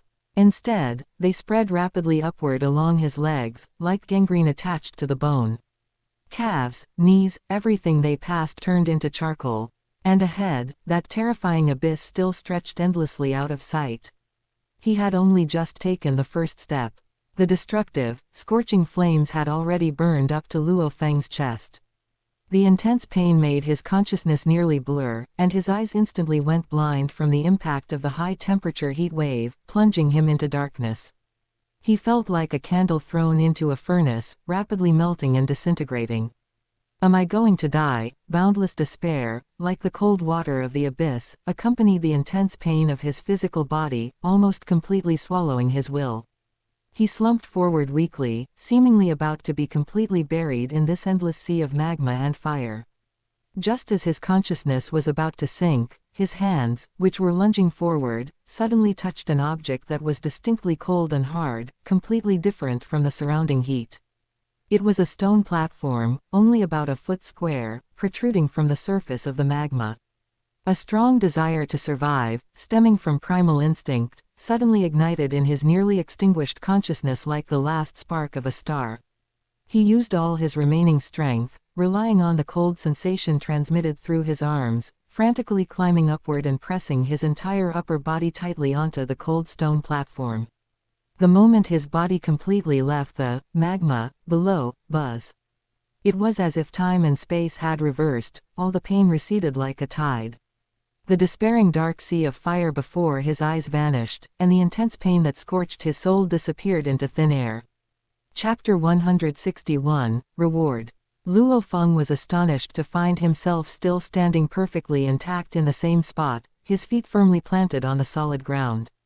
However, he couldn't help but gasp violently, every cell in his body trembling uncontrollably, his teeth chattering together, making a clack-clack sound. Cold sweat streamed down his forehead and back, instantly soaking his clothes. That extreme pain of his body being burned to ashes inch by inch, that immense fear of watching himself perish powerlessly, had already been branded like the deepest mark, firmly etched into the depths of his soul. Even though his rationality clearly told him that everything was fake, the residual memory in his body and soul truthfully relayed the deathly tremor.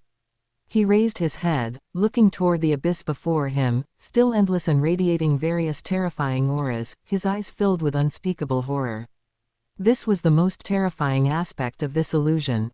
It didn't just torture you with realistic pain, it gave you a moment to catch your breath just as your will collapsed from the torment and you fell into the deepest despair, allowing you to clearly re-experience everything that just happened. And then, it placed that boundless abyss before you again. Knowing that the next step might lead to experiencing the hell-like pain he just suffered, or even worse, knowing that all of this might be illusory. But after experiencing that fear and despair originating from the depths of his soul, did he still have the courage to take the next step? Courage is not the absence of fear, but moving forward despite the fear in one's heart. Luo Feng stared fixedly ahead, his clenched fists white-knuckled from the effort, his body still not completely calm from the tremors. Retreating might grant him a moment of survival, but the crisis facing Earth would remain unsolved. Advancing, however, meant possibly falling back into the endless hell, enduring unimaginable torment. Amidst the fierce internal struggle, a faint but incredibly resolute light gradually reformed in Luo Feng's eyes. That light was named responsibility, named protection, and it overwhelmed the fear of pain deep within his soul. He clenched his jaw fiercely, almost grinding his teeth to dust, and with a resolve bordering on self-abuse, he once again lifted his leg, which felt heavy as 1,000 jun, and took the second step forward. Oh, interesting. Outside the illusion, the Dreamweaver King, who had been observing indifferently, noted. A minuscule ripple flashed across his 6 emerald compound eyes. He hadn't expected that this planetary-level native would actually dare to take a second step after experiencing such realistic suffering from incineration. Inside the illusion, time lost its meaning. Luo Feng didn't know how far he had walked, nor how much time had passed. He experienced the searing pain of being burned by lava, the biting cold of profound ice, the fear of 10,000 ghosts gnawing at his heart, the weightlessness and despair of falling into an endless abyss, one layer after another, each completely different. Yet they were all equally realistic, equally tortuous hellscapes for the soul and body, playing out in rotation. His will was forcibly pulled back from the brink of collapse repeatedly, and hammered again and again in the midst of extreme pain. Eventually, what supported his progress was no longer clear thought, but an instinctive obsession, a resolve etched into his bones to never give up until he reached his goal. Finally, when he used the last ounce of his strength to numbly take another step forward, all the terrifying scenes before him receded like a tide. The dazzling light made him instinctively squint, and he found himself still standing on the island shrouded in immortal qi. Ahead was the terrifying existence with skin like glazed glass and 6 eyes on his forehead, the Dreamweaver King. The illusion was over. The Dreamweaver King scrutinized Luo Feng with a gaze carrying a hint of genuine surprise. It was the first time an expression resembling interest had appeared on his cold, non-human face. "I didn't expect to find a rather talented little guy on this small native planet," the Dreamweaver King murmured to himself. Immediately, as if thinking of something, he tilted his head slightly. The Dreamweaver King's voice transmission echoed in Qingyu's mind. "Your Highness, this child's will is tenacious and far surpasses his peers. This is truly rare on a native planet like this. This subordinate suggests that we might as well enslave his soul and cultivate him slightly. He could become a capable helper." Qingyu sat upright on the palace throne, his gaze seemingly able to penetrate space and see the black-haired young man outside, who was covered in cold sweat and still trembling slightly. A subtle, incomprehensible curve appeared at the corner of his mouth. He gently shook his head and transmitted his reply, "No need. Just proceed as originally instructed." The Dreamweaver King received the reply. Although he was somewhat puzzled as to why His Highness would let go of such a promising talent, he dared not ask further and respectfully complied. Outside, Luo Feng had not yet fully recovered from the long and terrifying reincarnation of the illusion. His body shivered uncontrollably, twitching as if by muscle memory, his face pale as paper. The sensation of facing death countless times and struggling in despair was simply too profound. Babata, Luo Feng asked weakly in his mind. How long was I gone just now?" Babata's voice immediately rang out, filled with lingering shock and great confusion. "Gone. You've been standing right here the whole time without moving. It's just that your expression was sometimes extremely painful, sometimes struggling forward, and your body occasionally trembled violently. From start to finish, it was probably about 10 minutes. 10 minutes. Luo Feng was dumbfounded, almost thinking he had misheard. He felt like he had struggled and wandered in that hell for at least several years. That sense of time distortion made him even more respectful and fearful of that terrifying existence. At this moment, the Dreamweaver King looked at Luo Feng, his tone still flat. "Kid, your luck is good." Saying this, he raised his hand, and the ancient-looking basic optical computer transformed into a streak of light, flying toward Luo Feng. "This is a reward bestowed upon you by His Highness," the Dreamweaver King said plainly. "You should thank His Highness for his benevolence." Luo Feng instinctively reached out and caught the optical computer. It felt cold to the touch. Before he could examine it closely, the Dreamweaver King glanced at him seemingly casually, flicked his finger, and an ordinary-looking silver-gray ring also flew over. "Seeing that your will is passable, I'll give you a small reward too." Luo Feng quickly caught the space ring as well. "It's an optical computer." Luo Feng, "Hurry, let me connect to it and see." In his mind, Babata was already shouting impatiently. Luo Feng gripped the optical computer and ring in his hand. He suppressed the urge to examine them immediately, bowed deeply toward the central palace, his voice filled with gratitude and reverence. "Junior Luo Feng thanks Your Highness for the reward." "Thank you, Senior, for the generous gift." The Dreamweaver King nodded and waved his hand casually, expressionlessly. Do not reveal anything about this place. Luo Feng felt the surrounding space twist and change again. His vision blurred, and when it cleared, he found himself back in the sky above the vast expanse of the Pacific Ocean. Below him were 10,000 acres of blue waves, as if everything, the intrusion into the immortal island and the experience of the hell illusion, had been nothing more than a bizarre dream. But the optical computer and ring tightly held in his hand, along with the lingering terror and exhaustion deep within his soul, clearly told him that everything had truly happened. Babata, Luo Feng asked, shaking his head and speaking in his mind. Do you know what kind of life form that six-eyed senior was? And those surrounding the palace? They definitely weren't people from Earth. Only now did a wave of belated fear wash over him. So many, such terrifying powerhouses were secretly lurking on Earth. I don't know. I haven't seen them either. Babata's voice carried unprecedented gravity and a hint of embarrassment.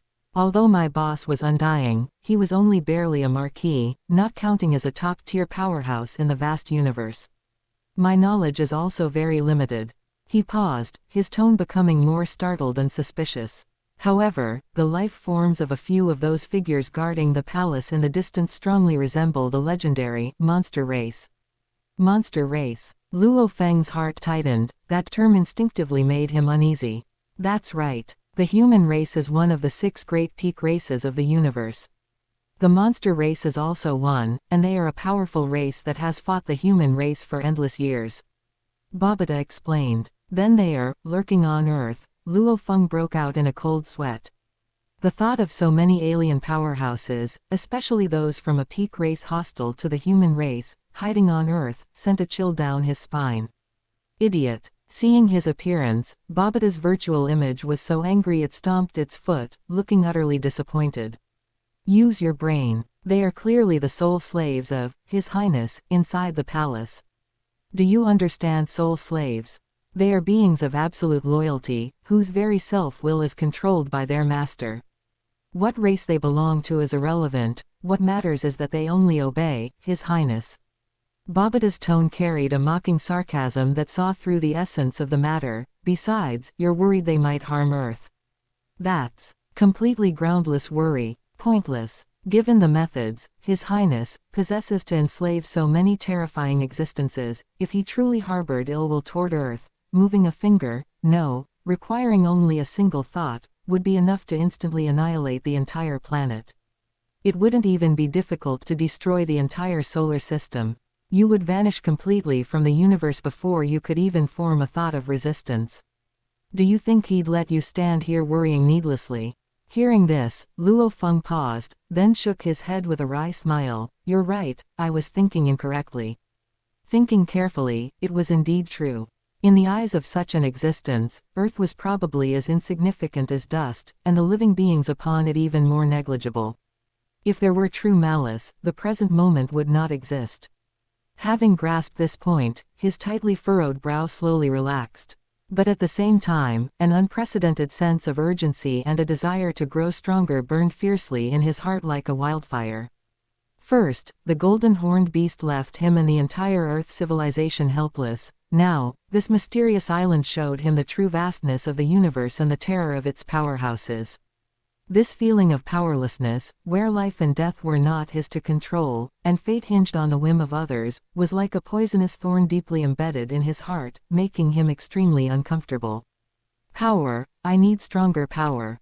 Luo Feng tightly gripped the quantum computer and the ring in his hand, his eyes becoming incredibly sharp and resolute. Not only must I solve the immediate problem of the golden horned beast, but in the future, I must also become a powerhouse capable of controlling my own destiny and even protecting the peace of an entire region. Luo Feng, stop rambling. Hurry up. I need to access that quantum computer. Now, immediately. Babata's voice rang out again, pulling Luo Feng back to reality from his surging emotions. Luo Feng took a deep breath and activated the antique-style wrist-worn quantum computer. A soft glow lit up the surface of the quantum computer. Babata immediately and impatiently connected it to his core program and began reading the information stored within. Not even a few seconds later. Wow! Babata let out an almost frantic exclamation, followed by an unrestrained, nearly ecstatic shriek. Luo Feng, we're rich. We really hit the jackpot this time. What a heaven-sent opportunity. Luo Feng was intrigued by Babata's exaggerated reaction and quickly asked, what's inside? Something given casually by an existence of that level definitely isn't simple, right? In fact, the reward Qingyu had given was indeed just a casual gesture for him. Stored in the quantum computer was a controller secret method of the metal and space laws called the sharp metal splitting the void art, which he had acquired when he was comprehending the law of metal in Primordial Chaos City. He had casually exchanged it from the treasury of the Virtual Universe Corporation. Even though it was a secret method that Qingyu considered casually exchanged, its creator was an undying peak king who had reached an extremely profound realm on the Tao of metal and space laws. It was a top-tier secret method, sufficient for world lords and even undying lord-level powerhouses to study and use. This is definitely a secret method that only a super-existence among the undying spiritual gods could create. Babata's voice trembled, filled with awe. Luo Feng's heart stirred, and he couldn't help but compare it to the legacy of his teacher, Huyanbo. How does it compare to teacher's secret method? What do you know? Babata immediately shrieked like a cat whose tail had been stepped on, his virtual image excitedly waving his arms. This is absolutely a secret method that could only be created by a terrifying powerhouse countless times stronger than the boss. They are fundamentally not on the same level. The boss was only barely a marquis, while the existence who created this secret method, I'm afraid he could annihilate an undying like the boss with a snap of his fingers. Babata's words shook Luo Feng to the core, while also filling him with immense hope. Then, if I cultivate it, can I deal with the golden horned beast? Of course. If you can successfully cultivate the first stage of the sharp metal splitting the void art, dealing with that astral rank golden horned beast outside will absolutely be no problem. Babata affirmed, but immediately poured cold water on him. Unfortunately, you absolutely cannot cultivate it right now. Don't even think about it. At least don't think about it yet. The starting requirement for the first stage of this secret method is comprehending the domain of metal. The flame of hope that Luo Feng had just ignited was largely extinguished, and he couldn't help but feel disappointed.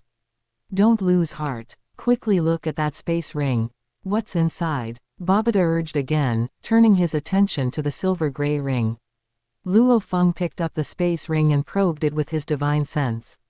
The ring itself was quite ordinary, just the most common standardized space ring in the universe, and its internal space was far less vast than the world ring Babata had originally given him.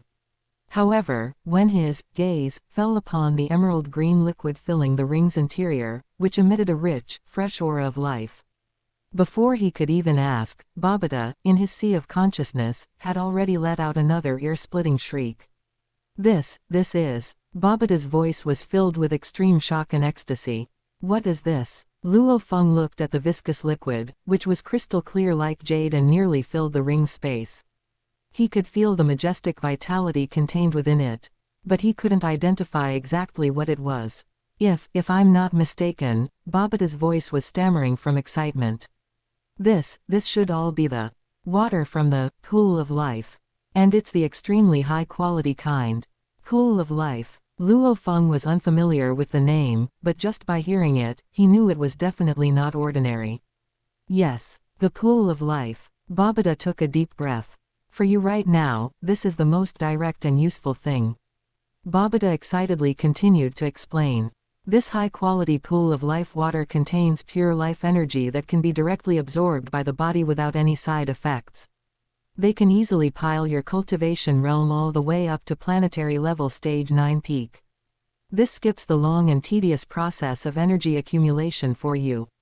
Babata sighed emotionally. This is how the truly great powers and families in the universe cultivate their core disciples.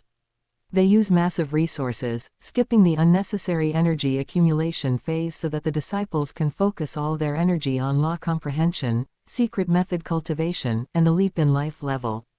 It can let me directly break through to planetary level peak. Luo Feng felt a stir in his heart. A direct increase in strength was exactly what he needed most right now. More than that, Babata's voice carried exaggerated praise. This terrifying existence is truly generous. He actually gave so much at once. I estimate roughly that this pool of life water, let alone getting you to planetary level peak, could probably support your cultivation all the way to astral rank, universe rank, and even your future breakthrough to territory lord rank, with plenty left over.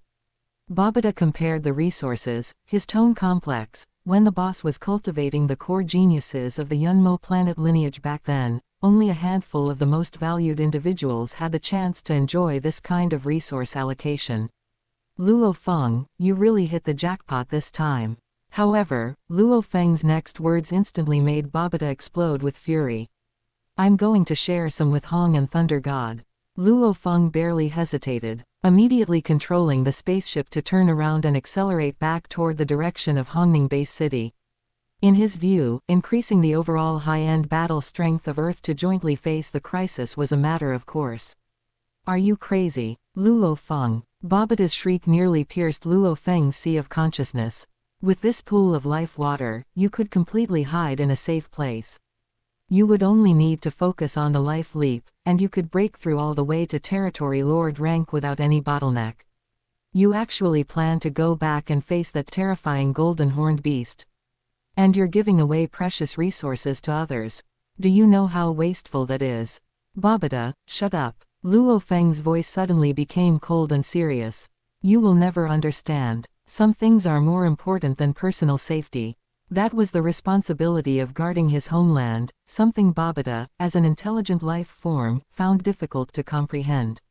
HMPH. HMPH. You actually reprimanded the great demon Babata. Babata's virtual image stamped its foot in anger, but having no recourse, he could only grumble discontentedly. After a while, he seemed to find a new point of attack, saying in a mocking tone, Luo Feng, let me tell you, what you're doing is useless. Even if you raise Hong and Thunder God all the way to planetary level stage 9 peak, so what?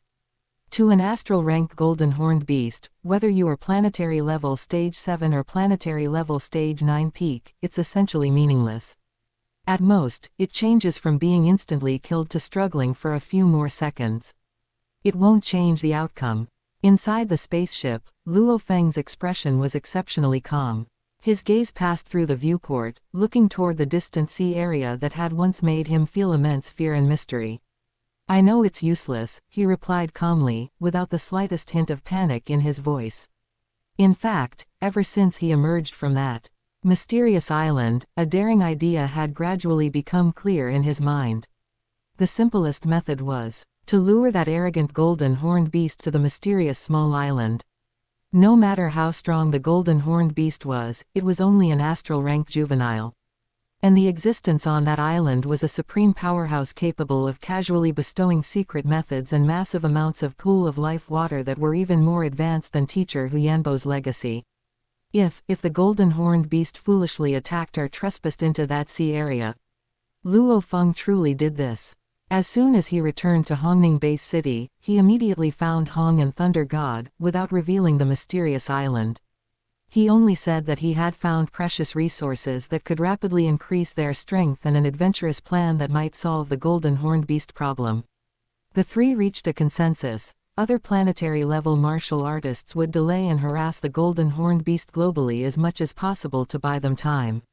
Luo Feng, Hong, and Thunder God immediately began absorbing the emerald green pool of life water, striving for planetary level stage 9 peak. The three of them were already close to planetary level perfection, and under the infusion of massive amounts of pure life energy, the process occurred with virtually no bottleneck. Just a few days later, three powerful auras successively erupted within the cultivation room. Luo Feng, Hong, and Thunder God had successfully achieved a breakthrough to planetary level stage 9 peak. Although their strength had greatly increased, there was no joy on their faces, because they knew that the real test had just begun. Without much rest, Luo Feng took Hong and Thunder God and actively sought out the golden horned beast that was currently rampaging across a continent. Using themselves as bait, they employed various means to provoke an attack, successfully enraging the starry sky beast. They then fought and retreated, luring it all the way toward the mysterious sea area in the Pacific Ocean. Luo Feng knew very well that doing this carried extreme risk, almost equivalent to dancing on a knife's edge. He had just received an opportunity from that island, only to immediately turn around and lead a crisis toward the benefactor. From any perspective, this was extremely unrighteous. It could even be called repaying kindness with enmity, and it was highly likely to infuriate the never-before-seen Your Highness. If he had any other choice, he would not have taken such a dangerous gamble. Chapter 162, Another Session. For the sake of the billions of lives on Earth, he could only grit his teeth and carry out this crazy plan.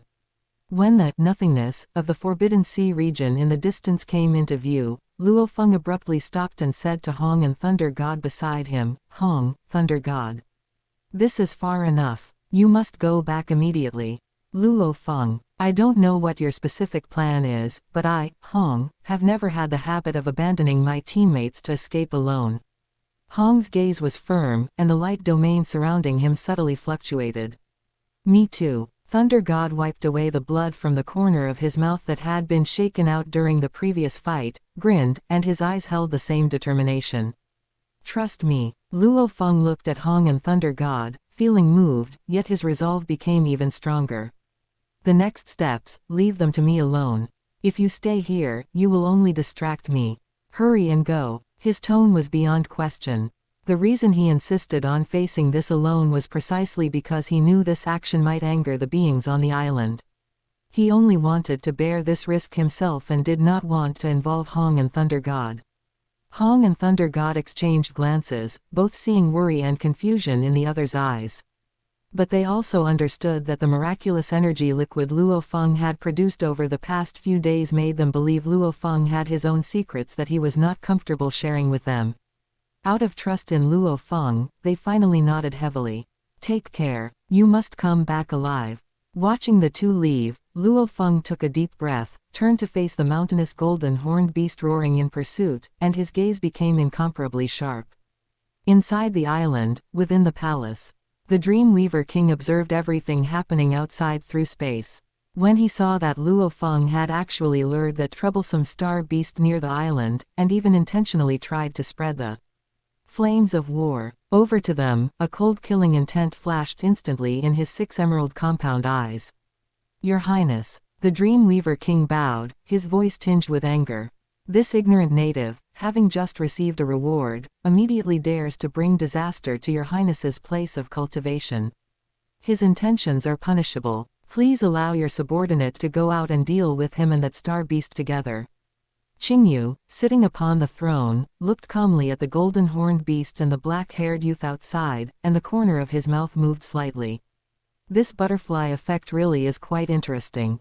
Because of his appearance, Luo Feng's trajectory had been slightly altered, and he hadn't expected subsequent events to deviate so much. What should have been a tragic, bloody battle and possession had now turned into this scene. Wait. Qingyu spoke indifferently, stopping the Dreamweaver King who was about to act in anger. Qingyu stood up. Space lost its meaning before him. With a single step, he quietly appeared outside the island, standing suspended in the air.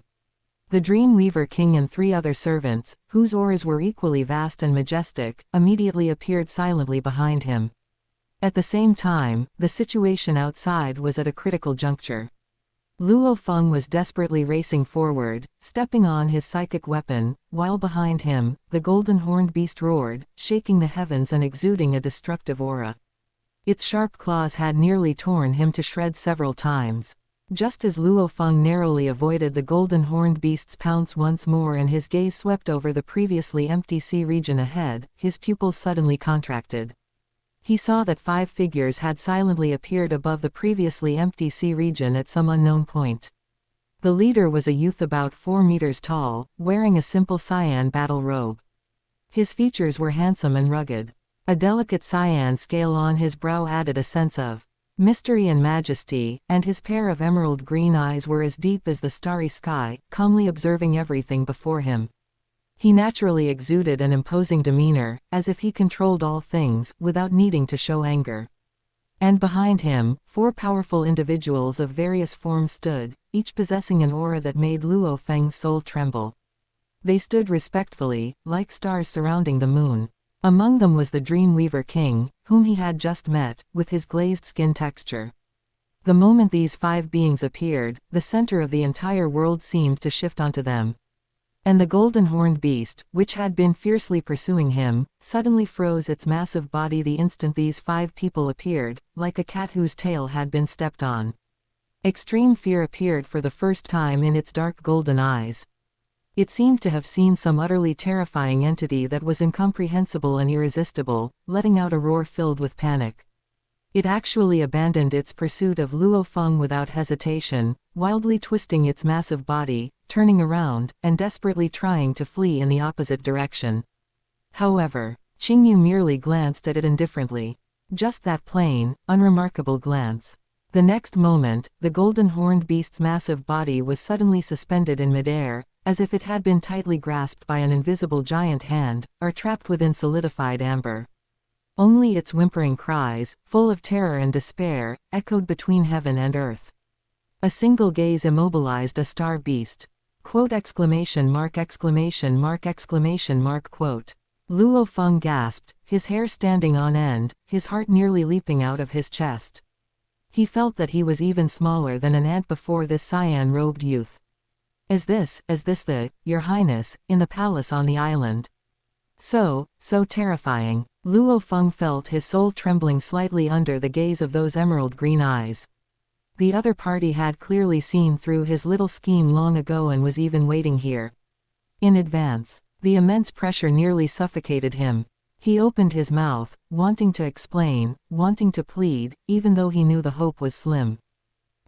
However, the moment he uttered a single word, he was interrupted by that calm voice, which nonetheless seemed to contain supreme majesty. Luo Feng. Qingyu called out his name directly. The voice wasn't loud, but it clearly entered Luo Feng's ears, carrying an indifference that saw through everything. Luo Feng was stunned. The other party actually knew his name. Qingyu's gaze remained calm, as if immobilizing a golden horned beast and seeing through Luo Feng's thoughts were trivial matters. He continued, his tone sounding like he was stating a simple fact: I can take action and resolve this golden horned beast. Wild joy instantly surged in Luo Feng's heart, but before that joy could spread, Qingyu's next words instantly plunged his spirits into the abyss. However, from now on, the ownership of Earth belongs to me.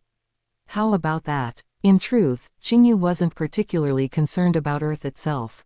Offering this condition now was more about following the current situation. If Luo Feng agreed, he would take Earth under his command; if he didn't, it made no difference to him. But hearing this, Luo Feng felt as if he had been struck by thunder. Trading the ownership of Earth for temporary peace.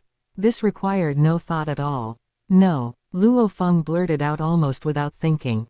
Although he knew perfectly well that given the terrifying strength and influence displayed by this, Your Highness, if he truly wanted to seize Earth, neither Luo Feng nor the entire human race would have any room to resist, and the other party didn't need his consent at all. But he still did not hesitate, his voice firm: Earth doesn't belong to me alone. It is my home, and the common home of all Earthlings. I absolutely cannot agree to hand over my home. His eyes held absolute resolve. If the price of saving Earth was losing Earth forever, then he would rather risk his life, try the forbidden secret methods left by teacher Huyanbo, and make one final, tragic stand against the golden horned beast. Even if hope was slim, it was better than surrendering his home. Looking at Luo Feng's resolute, even death-defying gaze, Qingyu instead showed a faint, ambiguous smile. But I also cannot help you resolve this golden horned beast for free. His tone remained flat, as if stating something self-evident. He changed the subject and proposed a new condition: since you are unwilling to hand over Earth, then how about this? Qingyu's gaze casually swept over the vast Pacific Ocean below. Taking my small island as the center, the area within a radius of 5,000 kilometers shall permanently belong to me and be considered my domain. He looked back at Luo Feng and held up 3 fingers. In addition to that, you, Luo Feng, must owe me 3 favors.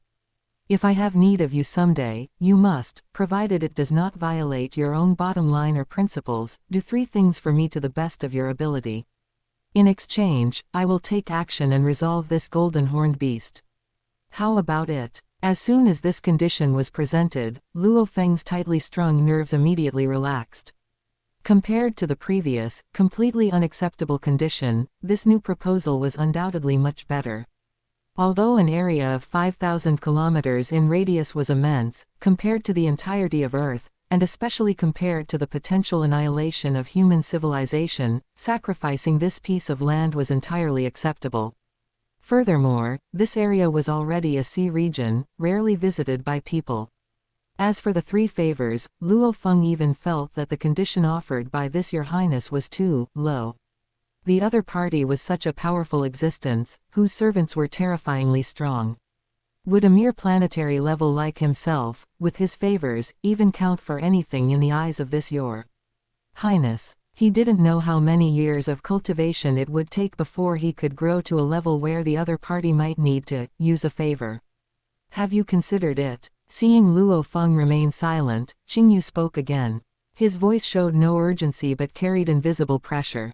Luo Feng raised his head and voiced the doubts in his heart. Your Highness, you are so powerful, and I, Luo Feng, am only a small planetary level now.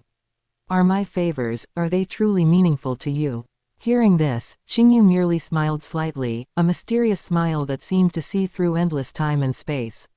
If I don't need them in the future, his tone was indifferent, carrying a hint of casualness. Then consider it me having misjudged someone today. It won't be any loss to you, will it? Qingyu, however, had a different calculation in mind. How could the three favors of the future city lord Luo possibly go unused? This investment is incredibly worthwhile. Hearing Qingyu's reply, Luo Feng no longer hesitated. Since the other party had already put it this way, if he were to refuse again, he would seem pretentious and ungrateful. He took a deep breath, bowed solemnly to Qingyu, and said with a resonant voice, "Good.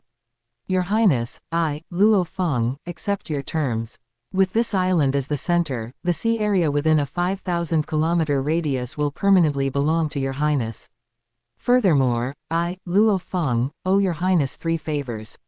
If Your Highness has any requests in the future, as long as they do not go against my conscience and principles, Luo Feng will not hesitate." Good. Qingyu nodded slightly, signifying his approval of the agreement. He looked at Luo Feng calmly and added, "I hope you are a man of your word." As soon as he finished speaking, Luo Feng hadn't even fully straightened up when he heard a thunderous crash behind him, as if a heavy object had fallen into the sea. He turned his head sharply, only to see the golden horned beast, which had previously been suspended in the air by an invisible force, its power awe-inspiring, now like a marionette with severed strings. Its massive body lost all support and plummeted from high in the sky, crashing heavily onto the sea surface, stirring up monstrous waves. Its eyes were tightly shut, its aura was extremely weak, and there was no sound from it. This golden horned beast's soul has been severely wounded by me, and it has now fallen into a deep slumber. Qingyu's calm voice sounded again, as if he had done something insignificant. No need to thank me. After speaking, without waiting for Luo Feng's reply, Qingyu and the four servants behind him faded and disappeared silently, like ink dissolving in water. Only that last clear voice, like a brand, remained distinctly in the depths of Luo Feng's mind. Remember. My name is Qingyu. It wasn't until the suffocating pressure completely vanished that Luo Feng let out a long sigh of relief, feeling somewhat weak all over. He glanced at the golden horned beast floating on the sea like a dead object, and only then did he have the presence of mind to think of other things. Babata, he asked in his mind. Can you identify the race of His Highness Qingyu just now? I feel, he's very unusual. He's definitely human race. Babata replied with certainty, but his tone carried doubt. However, he's not any known high-grade bloodline human race recorded in my database. That green scale between his eyebrows, I haven't seen any records of a related clan. This was actually quite normal. The former Azure Scale clan was just an inconspicuous small clan within the human race territory, with their strongest members being only two aging world lords. Such clans are as numerous as the sands of the Ganges in the vast universe. Furthermore, the universe kingdom where the Azure Scale clan originally resided was very far from the area where Huyanbo was active, so it was normal for Babata not to recognize them. It's good that he's human. Race, Luo Feng felt a strange sense of calm upon hearing this. Being of the same human race, he subconsciously felt that the barrier would be smaller. His gaze once again fell upon the massive trophy on the sea surface, and he asked with some uncertainty, "Babata, what should we do with this golden horned beast now? Which parts of its body are more valuable? Should we dissect it? Dissect it, my ass. Dissect it, you prodigal son." Babata's shriek almost shattered Luo Feng's eardrums, and his virtual image jumped around in anger. This is a golden horned beast, one of the 12 peak bloodlines of star beasts. You actually only want to dismember it and sell its materials.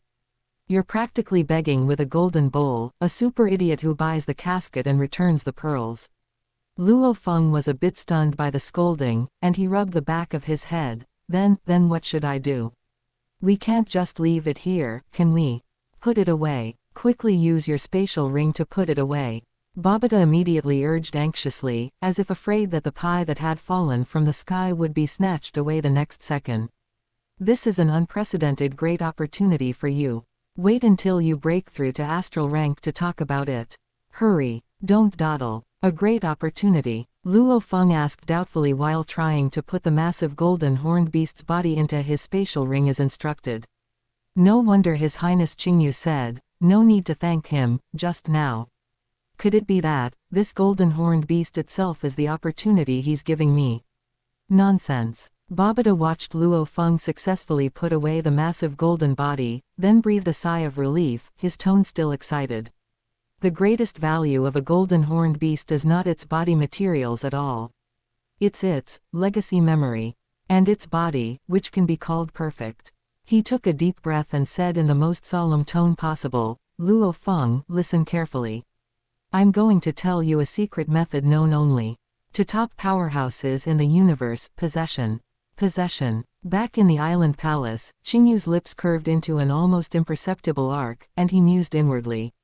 The opportunity has been delivered into his hands, but I wonder if, this time, without the coincidence of being forced into a desperate situation as in the original work, Luo Feng will ultimately choose the path of possessing the golden horned beast. It wasn't that he hadn't considered keeping this golden horned beast as a potential possession candidate for Qingfeng or Qingyi in the future. But after careful consideration, he gave up. The golden horned beast indeed had its unique qualities, especially its clone talent of nurturing 3 great clones, which was enough to make countless powerhouses in the universe envious.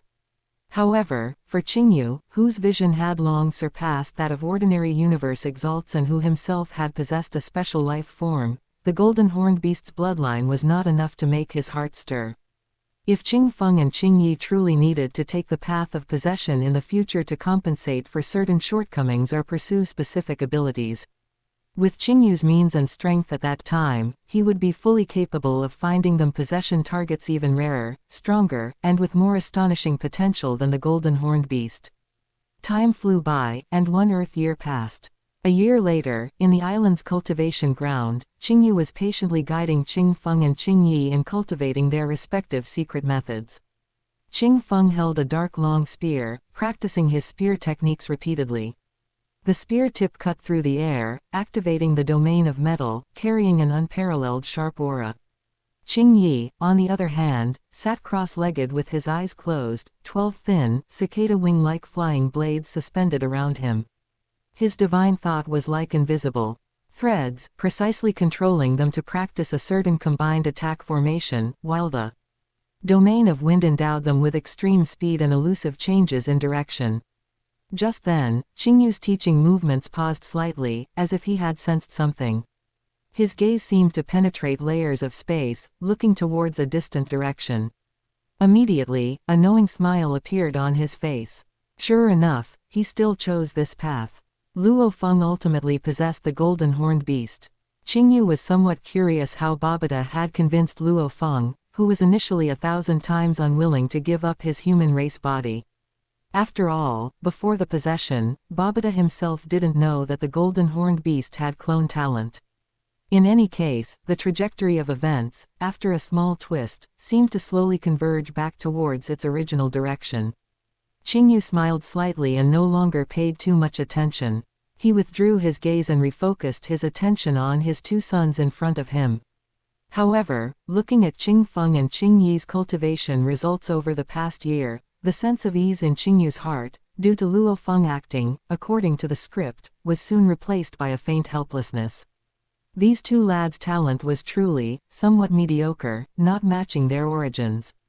A year had passed. Under the personal guidance of Qingyu, a powerhouse at the 20th level of the universe Tongtian Bridge, and based on their extraordinary foundation of 10 times the life gene level since birth. Qingfeng's comprehension ability of the law of metal barely reached the 3rd level of domain. Qingyi's comprehension ability of the law of wind was slightly better, only reaching the 4th level of domain. This speed, if placed on ordinary life planets in the universe, or among ordinary geniuses of the human race, would already be considered astonishing and enough to be fought over by major forces. But considering their astonishing innate conditions, and the effort and resources Qingyu had poured into them, this rate of progress seemed slow. Qingyi seemed to notice a hint of something unusual in his father's gaze. He stopped controlling the flying blades and asked timidly in a low voice, "Father, are we progressing too slowly?" Qingfeng also put away his spear and stood still. Although he didn't speak, his pursed lips and slightly lowered head also showed a hint of his inner frustration. They could feel that their father had high expectations for them. Qingyu looked at his two sons' cautious demeanor, and the helplessness in his heart instantly dissipated. He walked forward, gently patted the little heads of the two youngsters, and said in a gentle tone, "There's no need to underestimate yourselves. Cultivation cannot be rushed, it focuses on accumulation and comprehension ability. Your foundations are very solid, which is more important than simply improving your realm." Although he said this, he also knew in his heart that these two children had probably inherited his original law talent before his golden finger had awakened. "Continue to cultivate," Qingyu composed himself, his expression returning to calm. "Remember, cultivation is like sailing against the current, if you don't advance, you retreat. Focus on the present, and sensing every bit of power growth is the righteous path." Time flew by. 5 years was but a flick of a finger for powerhouses in the universe. Qingyu, along with Yumeng and the now grown-up youths Qingfeng and Qingyi, left Earth in advance and returned to the Azure Scale Clan station in the Qinglin Universe Kingdom. This year was also Earth Year 2066, and the much-anticipated grand event of the human race, the Peak Genius Battle, commenced as scheduled. This year, Qingfeng and Qingyi were exactly 18 years old. With their astral rank 9th level cultivation, the two brothers registered to participate in this year's Genius Battle. During the World Region preliminary stage, the brothers' performance was astonishing. They both won first place in their respective world regions, directly securing 2 precious spots among the top 100 positions in the Qinglin Universe Kingdom. Qingyu, however, was not too surprised by this result. The two children's progress in law comprehension ability was indeed not fast. 5 years had passed, and both Qingfeng and Qingyi had only just crossed the threshold of law. Their ability to achieve such results was largely due to a trick. Chapter 163, The End. Purely in terms of the depth of comprehension of the laws of origin, in this genius battle, which gathered countless astral rank prodigies from across the entire human race territory, individuals of Qingfeng and Qingyi's level would actually find it very difficult to claim first place in the world zone. The reason they were able to secure first place was that, unlike the vast majority of ordinary geniuses who relied on their own exploration, occasionally received guidance from undying teachers, or acquired some incomplete legacy, Qingfeng and Qingyi received the most top-tier guidance in the universe from the very beginning of their cultivation. Their father, Qingyu, was himself a super prodigy who could enslave high-level venerables even at the World Lord rank. Furthermore, the ones responsible for specifically guiding them in actual combat and the application of secret methods were a large group of powerhouses, enslaved by Qingyu's soul, who had reached the peak champion or even invincible king level in their respective paths. These champion slaves might not possess the most top-tier inherent talent, but they had lived for countless years, and their combat experience, mastery of law application techniques, and the deconstruction and understanding of secret methods had all reached an extremely profound level. Therefore, while Qingfeng and Qingyi were only just beginning to grasp law comprehension, their law application was exceptional. That is, in terms of how to manifest that trace of law power they comprehended through the most suitable secret method, the most precise exertion of force, and the most ingenious angle, to unleash power far exceeding their comprehension level, they were taught extremely well. In comparison, even Rong Jun, who had already begun to attempt creating his own secret methods in this session, appeared quite crude and immature in the subtlety and efficiency of his law application. Qing Feng's long spear could maximize the sharpness of that trace of gold law. Each thrust was concise, fierce, aimed directly at vital points, without any flashy moves, yet it made opponents difficult to parry. Qingyi's psychic power neon-light weapons, on the other hand, were like living spirits. Their trajectories were tricky, and combined with the agility and speed of the wind law, they could often launch attacks from incredible angles, leaving opponents unable to guard against them. It was precisely by relying on these law application techniques, far surpassing their peers, and their incredibly solid combat fundamentals, that they were able to defeat opponents whose law comprehension might have been deeper but whose application was extremely crude, ultimately narrowly securing first place in the World Zone qualifiers. Looking at his two sons, who had both claimed first place in the World Zone qualifiers, one with unconcealed pride on his face, the other reserved but with a glint of confident sharpness in his eyes, Qingyu spoke calmly, revealing the essence of their success. For the World Zone qualifiers, you could say you achieved this result by being clever. Qingyu's voice was not loud, but it was like a clear spring pouring over their heads, instantly calming Qing Feng and Qingyi. When it comes to the grand finals, which will gather the top prodigies from across the entire universe, this slight advantage you have in law application will vanish without a trace.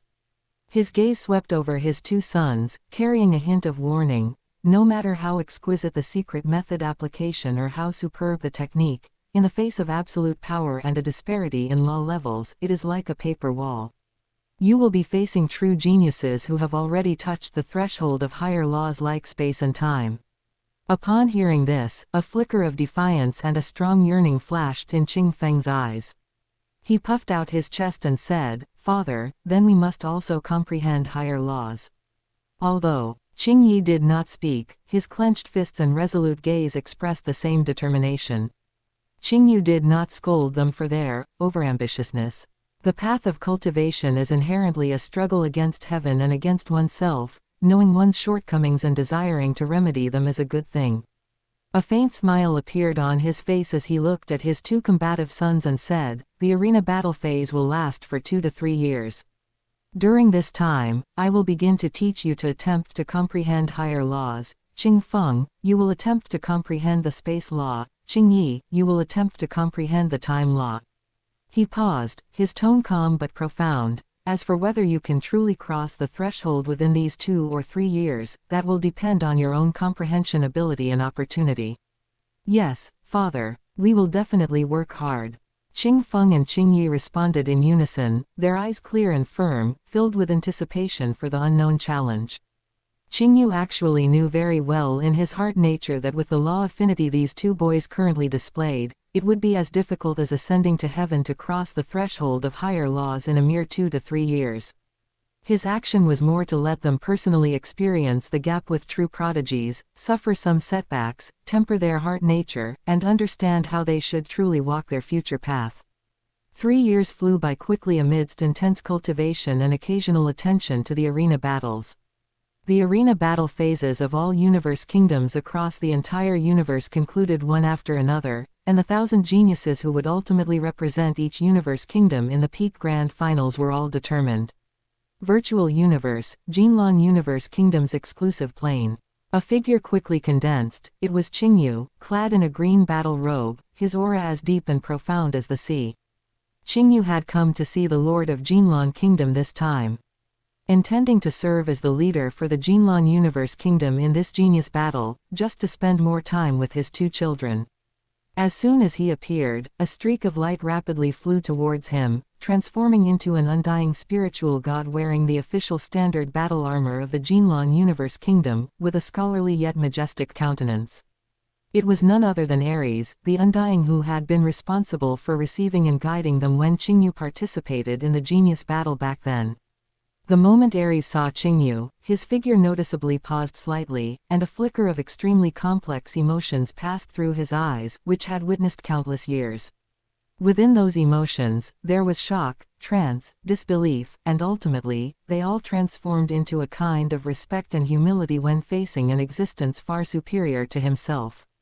Only a few tens of thousands of years had passed. For an undying, tens of thousands of years were merely a short period of secluded cultivation.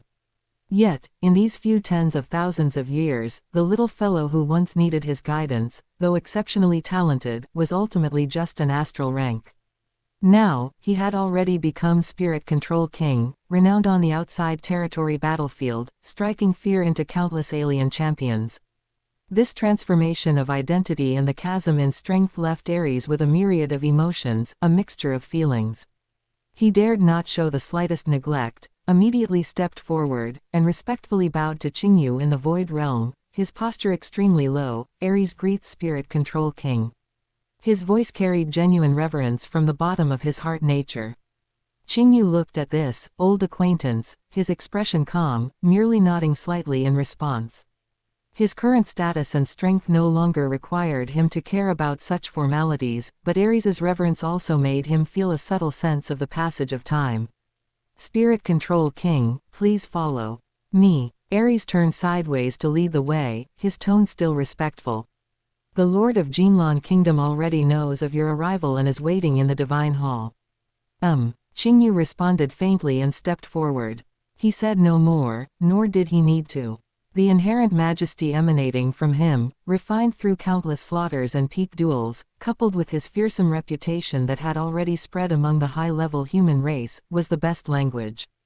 Ares followed half a step behind, cautiously, his gaze occasionally sweeping over the calm figure in front, which seemed to contain the entire starry sky, his heart nature still unable to calm down. Serving as the leader to guide the Qinglin Universe Kingdom's geniuses to participate in the grand finals was indeed a trivial matter for Qingyu. The Lord of Qinglin Kingdom naturally agreed to this without hesitation, even going so far as to set aside his dignity as a universe lord, specially hosting a grand banquet for Qingyu in the virtual universe. His intention to show favor and win over Qingyu was clear. The Lord of Qinglin Kingdom even solemnly stated that if Qingyu's two children, Qingfeng and Qingyi, ultimately failed to enter the top 1,000 in the universe's overall ranking, he would be willing to accept them as personal disciples and personally teach them. Qingyu did not refuse this. Although he himself already possessed high-level venerable combat power due to his Qingyu clone, and his vision was extremely high, finding a ready-made, powerful, and respected high-level venerable teacher for his two sons, whose talents were not top-tier, was ultimately a beneficial and harmless matter. Qingyu was well aware of the Lord of Qinglin Kingdom's intentions. It was nothing more than to deepen his connection with him, the Spirit Control King, with limitless potential and a fearsome reputation. Human interactions are inevitable in the circle of universe powerhouses, and while Qingyu's character tended to be aloof, he did not reject this kind of friendly association built on a foundation of equal strength. Soon after, on the vast square specially opened in the virtual universe for the peak genius battle, streaks of white light flashed, and genius teams from 1008 universe kingdoms were successively teleported in. Qingyu, leading the 1,000 geniuses of the Qinglin Universe Kingdom, also appeared on the square.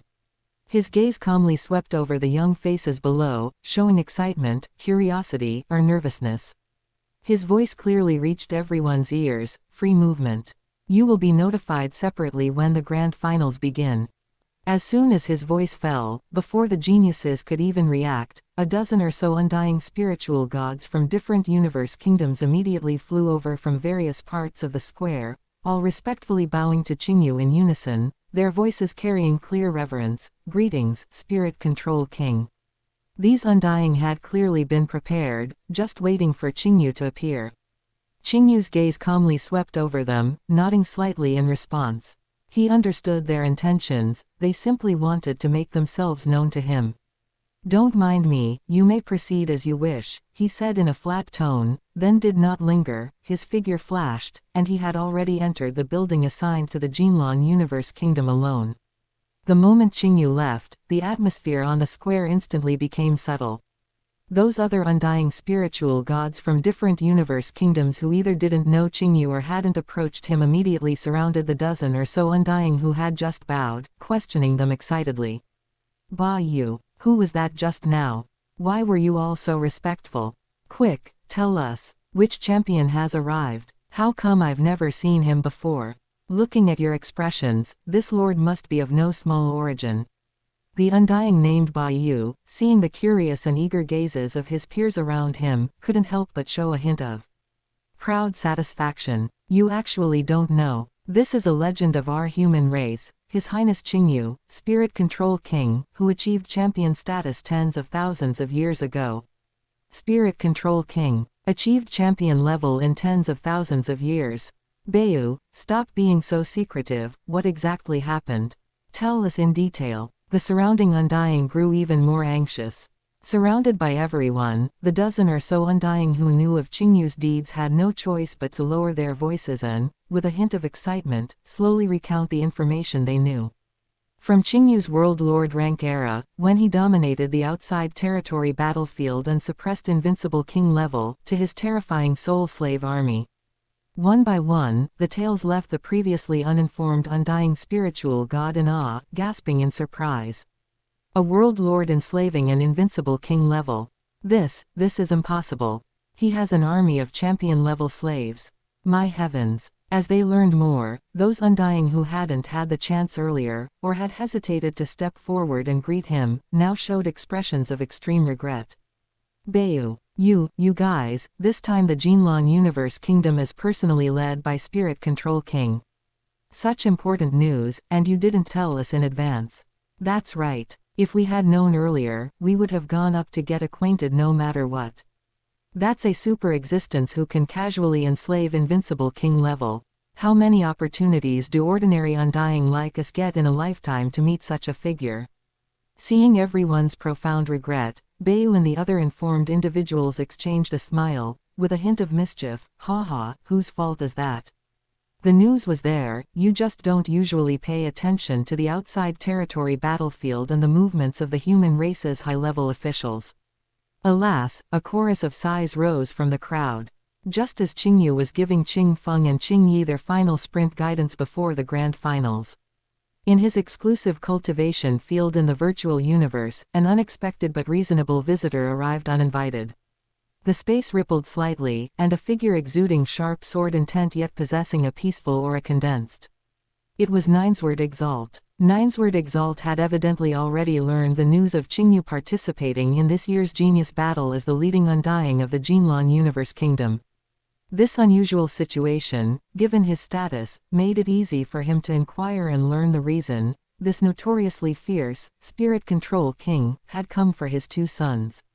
His purpose for coming this time was also very clear, just like the Lord of Qinglin Kingdom before him. Spirit Control King, Ninesword Exalt said with a gentle smile, getting straight to the point. I heard that your two sons are also participating in this year's Genius Battle. If they ultimately fail to enter the top 1,000 in the overall ranking, I intend to accept them as personal disciples and personally guide them. For Ninesword Exalt, a Universe Exalt, to proactively offer to take on disciples, this would normally be an opportunity countless genius dreamed of. But at this moment, it couldn't be considered condescending. This was simply because the potential Qingyu displayed was too terrifying. His future achievement as a Universe Exalt was almost certain, and a Universe Lord was highly probable. By then, it wouldn't be Ninesword Exalt elevating Qingyu's sons. Instead, it was very likely that Qingyu would become the pillar he needed to rely on. Establishing a good relationship now was of extraordinary significance. Qingyu's expression was calm upon hearing this. Thank you for Ninesword Exalt's kind intentions, but the Lord of Qinglin Kingdom has already approached me, and I cannot go back on my word. The gentle smile on Ninesword Exalt's face stiffened slightly, and the corner of his mouth twitched imperceptibly. He sighed inwardly. This Qinglin, his actions are quite swift. Seeing that Qingyu didn't immediately respond, Ninesword Exalt was about to speak again when he heard Qingyu suddenly opening, his tone carrying a hint of playful amusement. Exalt's good intentions, Qingyu appreciates.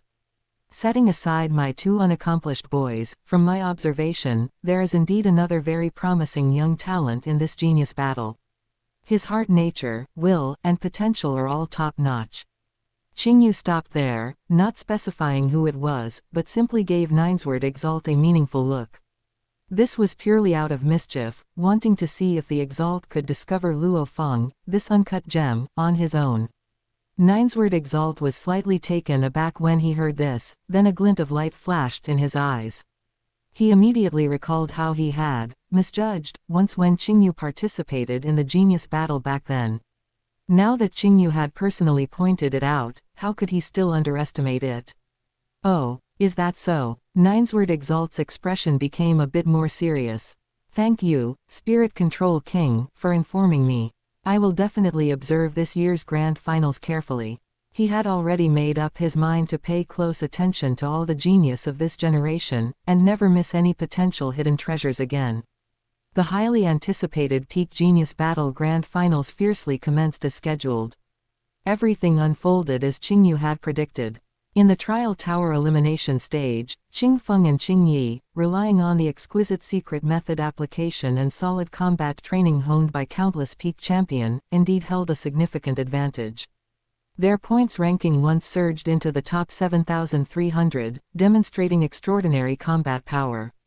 However, upon entering the one-on-one arena battles, facing those true top genius who had touched the threshold of higher laws, or whose comprehension of lower laws far surpassed theirs, their hard flaw of insufficient law comprehension was infinitely magnified. No matter how exquisite their secret method, or how superb their techniques, when the opponent's attacks contained overwhelming power, they appeared to be struggling and unable to cope. Ultimately, neither brother managed to achieve consecutive victories in the arena battles and were successively eliminated, missing out on the final top 1,000. After the competition, Qingyu looked at his two sons standing before him. Although they couldn't hide their disappointment, their eyes held more maturity and reflection. He didn't scold them, instead, a faint smile played on his lips as he calmly asked, "Now, do you know that there are always people better than you, and there is always a higher sky?"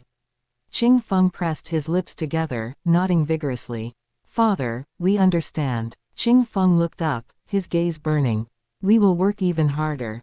Qingyi also took a deep breath, the sense of defeat in his eyes gradually replaced by a more resolute fighting spirit. "Very good." Qingyu nodded with satisfaction. Failure is not terrible, what is terrible is losing the courage to move forward and the wisdom to see the direction. The subsequent progress of the genius battle was largely similar to the trajectory in Qingyu's memory. Bolin still dominated, displaying a clear-cut superiority in strength, and effortlessly claimed first place. However, in the battle for second and third place, a slight change occurred. Luo Feng, who was originally ranked third in the original work, this time, relying on his unyielding will and a brilliant killing move from the first level of the sharp gold space-splitting art, gifted by Qingyu, which he unleashed at a critical moment. He forcefully broke through Long Yun's incredibly formidable earth and space combined defense, and ultimately, by a narrow margin, defeated his opponent, successfully securing second place in this genius battle. All of this was within Qingyu's expectations. Luo Feng and Long Yun were already evenly matched in strength, and the outcome in the original work was only by a hair's breadth. Now that Luo Feng had this top-tier secret method, far surpassing the accompanying secret method of the Yan Divine Weapon, as a trump card he still primarily cultivated the Yan Divine Weapon, only using the sharp gold space-splitting art. As a killer move it was reasonable for him to achieve an upset victory. In the virtual universe, Luo Feng, who had just emerged victorious from a tough battle, was also incredibly excited. "I didn't expect it. I only initially mastered the first level of the sharp gold space-splitting art, yet its power is so immense that it could forcefully break through even Long Yun's defense." Luo Feng communicated with Babata in his mind, unable to hide his excitement. Making a fuss over nothing. Although Babata's words were disdainful, his virtual image's small face was full of smugness. This is a top-tier secret method created by at least a champion-level Undying. It's not surprising at all for it to have this effect against a little astral rank guy's defense. However, Luo Feng, for you to be able to barely utilize a trace of the essence of the first level at the astral rank, you haven't disgraced this secret method. Amidst his emotions, Luo Feng grew even more curious and grateful towards the mysterious Qingyu, Your Highness. I wonder who that Qingyu, Your Highness, is, a secret method casually bestowed, yet it possesses such power. The Peak Genius battle concluded, and the Virtual Universe Corporation began arranging the absorption of these 1000 genius. Qingyu didn't delay. In reality, he directly took Qing Feng and Qing Yi to the core holy land of the Qinglin Universe Kingdom, the Qinglin Secret Realm. Under Qingyu's personal witness, Qing Feng and Qing Yi formally bowed to the Lord of Qinglin Kingdom, who was seated on his throne, becoming personal disciples of this high-level universe venerable. Greetings, teacher. The two brothers respectfully kowtowed. The Lord of Qinglin Kingdom, with a gentle smile, personally raised his hand to offer a virtual support. Rise. Since you have entered my sect, you must diligently cultivate in the future. Do not disappoint your father's expectations, nor tarnish the reputation of my Qinglin lineage. Yes, teacher. Qing Feng and Qing Yi responded in unison. After the discipleship ceremony, Qing Feng and Qing Yi temporarily remained in the Qinglin secret realm, beginning to receive systematic guidance from the Lord of Qinglin Kingdom. With the resources and vision of a high-level universe venerable guiding two little astral rank fellows, Qingyu naturally didn't need to worry too much in the short term. This also allowed Qingyu to devote more energy to his own cultivation. Qingyu's human body continued to accompany Yumeng.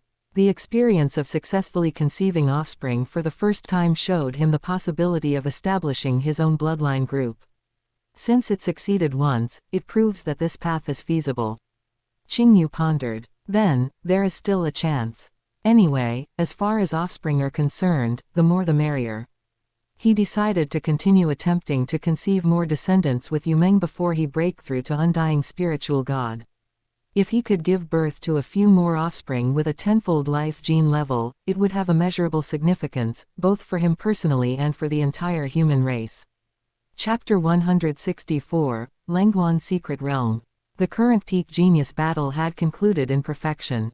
The Virtual Universe Corporation acted swiftly and decisively, quickly sending the 1,000 geniuses they had recruited to Primordial Chaos City in the Primal Universe, commencing their 30-year foundation building phase.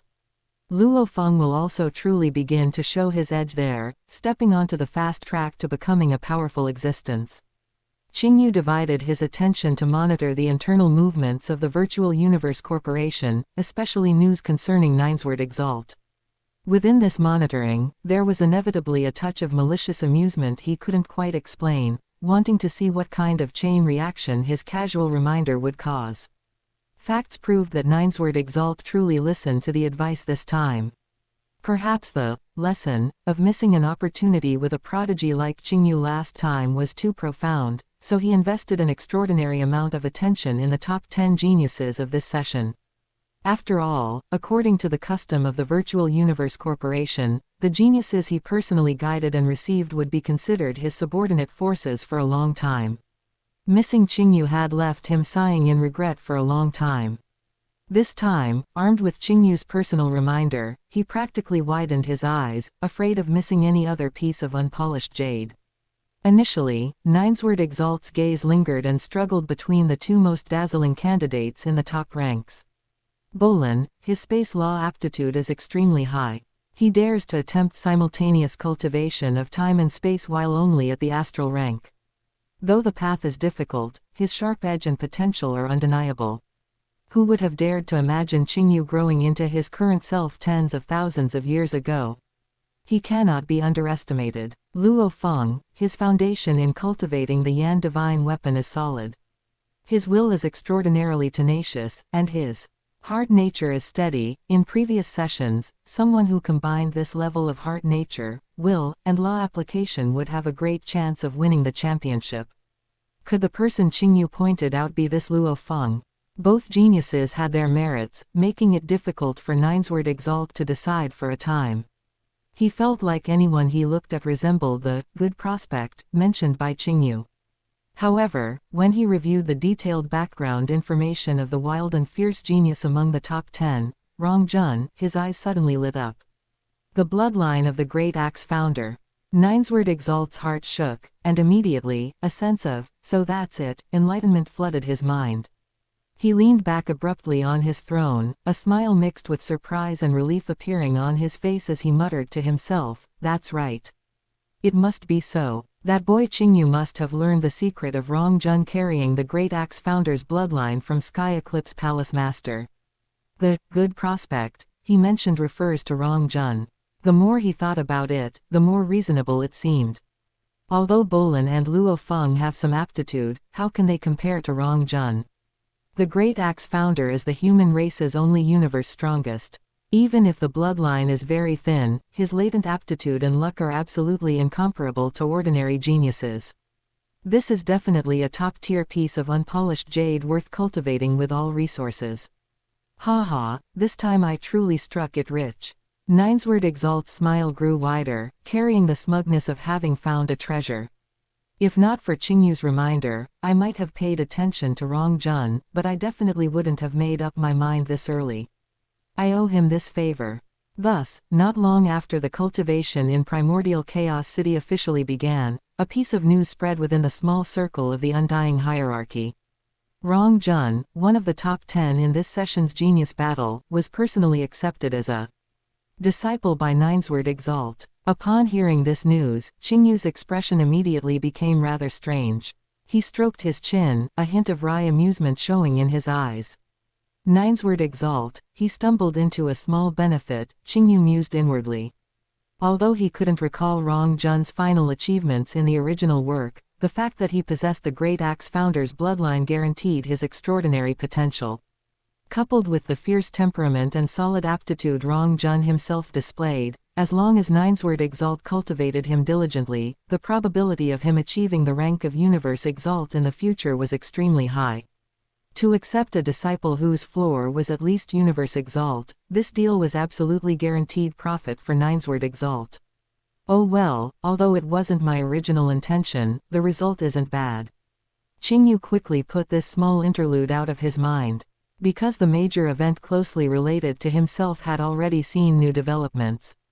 He had remained at the World Lord stage for a long time, polishing his foundation to be immensely solid. Everything was ready, all he lacked was the final push, giving birth to his third clone, after which he could immediately aim for Undying. Now, this final push finally showed some signs. On this day, King Miaohui, who was responsible for helping him monitor information from all sides, sent a message. A king-level immortal from the Xia giant clan, an entity named King Amber, claimed to have found clues matching Qingyu's description of the 108 Emperor Seas while adventuring in the ancestral god secret realm. However, the other party proposed a condition, requesting to speak with Qingyu in person, rather than communicating within the virtual universe. Xia Giant Clan. Qingyu frowned slightly after receiving the information. The name of this race sounded like the human race, but in reality, they weren't even considered a branch of humanity. They had no members in the Great Alliance and were a relatively independent and remote race in the universe. Their relationship with the human race was merely one of dependence. Not talking in the virtual universe. Insisting on a face-to-face meeting. Qingyu showed a trace of amusement on his face. No matter how you look at this, it smells unusual. Communication via the virtual universe is safe and convenient, making it the preferred choice for cross-territory exchanges in the universe. The fact that the other party eschewed this method and insisted on a risky real-life meeting meant their motives had to be scrutinized. King Miaohui, on the other end of the communication, expressed the same concern. Spirit Control King, this matter truly seems suspicious. King Amber is not well known, and the Xia Giant Clan has little connection to our human race. His request likely means he has an agenda. But because this concerned his third clone, Qingyu was unwilling to give up easily, even if there was only a sliver of possibility. Being skilled and brave, he pondered briefly, then instructed King Miaohui, no matter. Reply to him and ask where he proposes to meet. No matter the location, I, Qingyu, will attend. Soon, the coordinates provided by the other party were sent back. The location of these coordinates further deepened Qingyu's suspicion. It was not within the human race territory, nor was it even near the familiar star domains surrounding human race territory. Instead, it was deep within an unfamiliar secret realm in the universe, a place that was quite remote and rarely visited by powerful forces. There is indeed a problem. Qingyu's eyes chilled slightly. He was already certain that this so-called King Amber and the Xia giant clan behind him definitely harbored ill intentions. This looked more like a carefully laid trap than a simple information exchange. But even so, Qingyu still decided to go and investigate. The opportunity for the third clone was too important. Even if there was only a 1 in 10,000 chance that it was real, it was worth taking a certain risk. He could not abandon this chance, which he had waited tens of thousands of years for, simply because of a potential threat.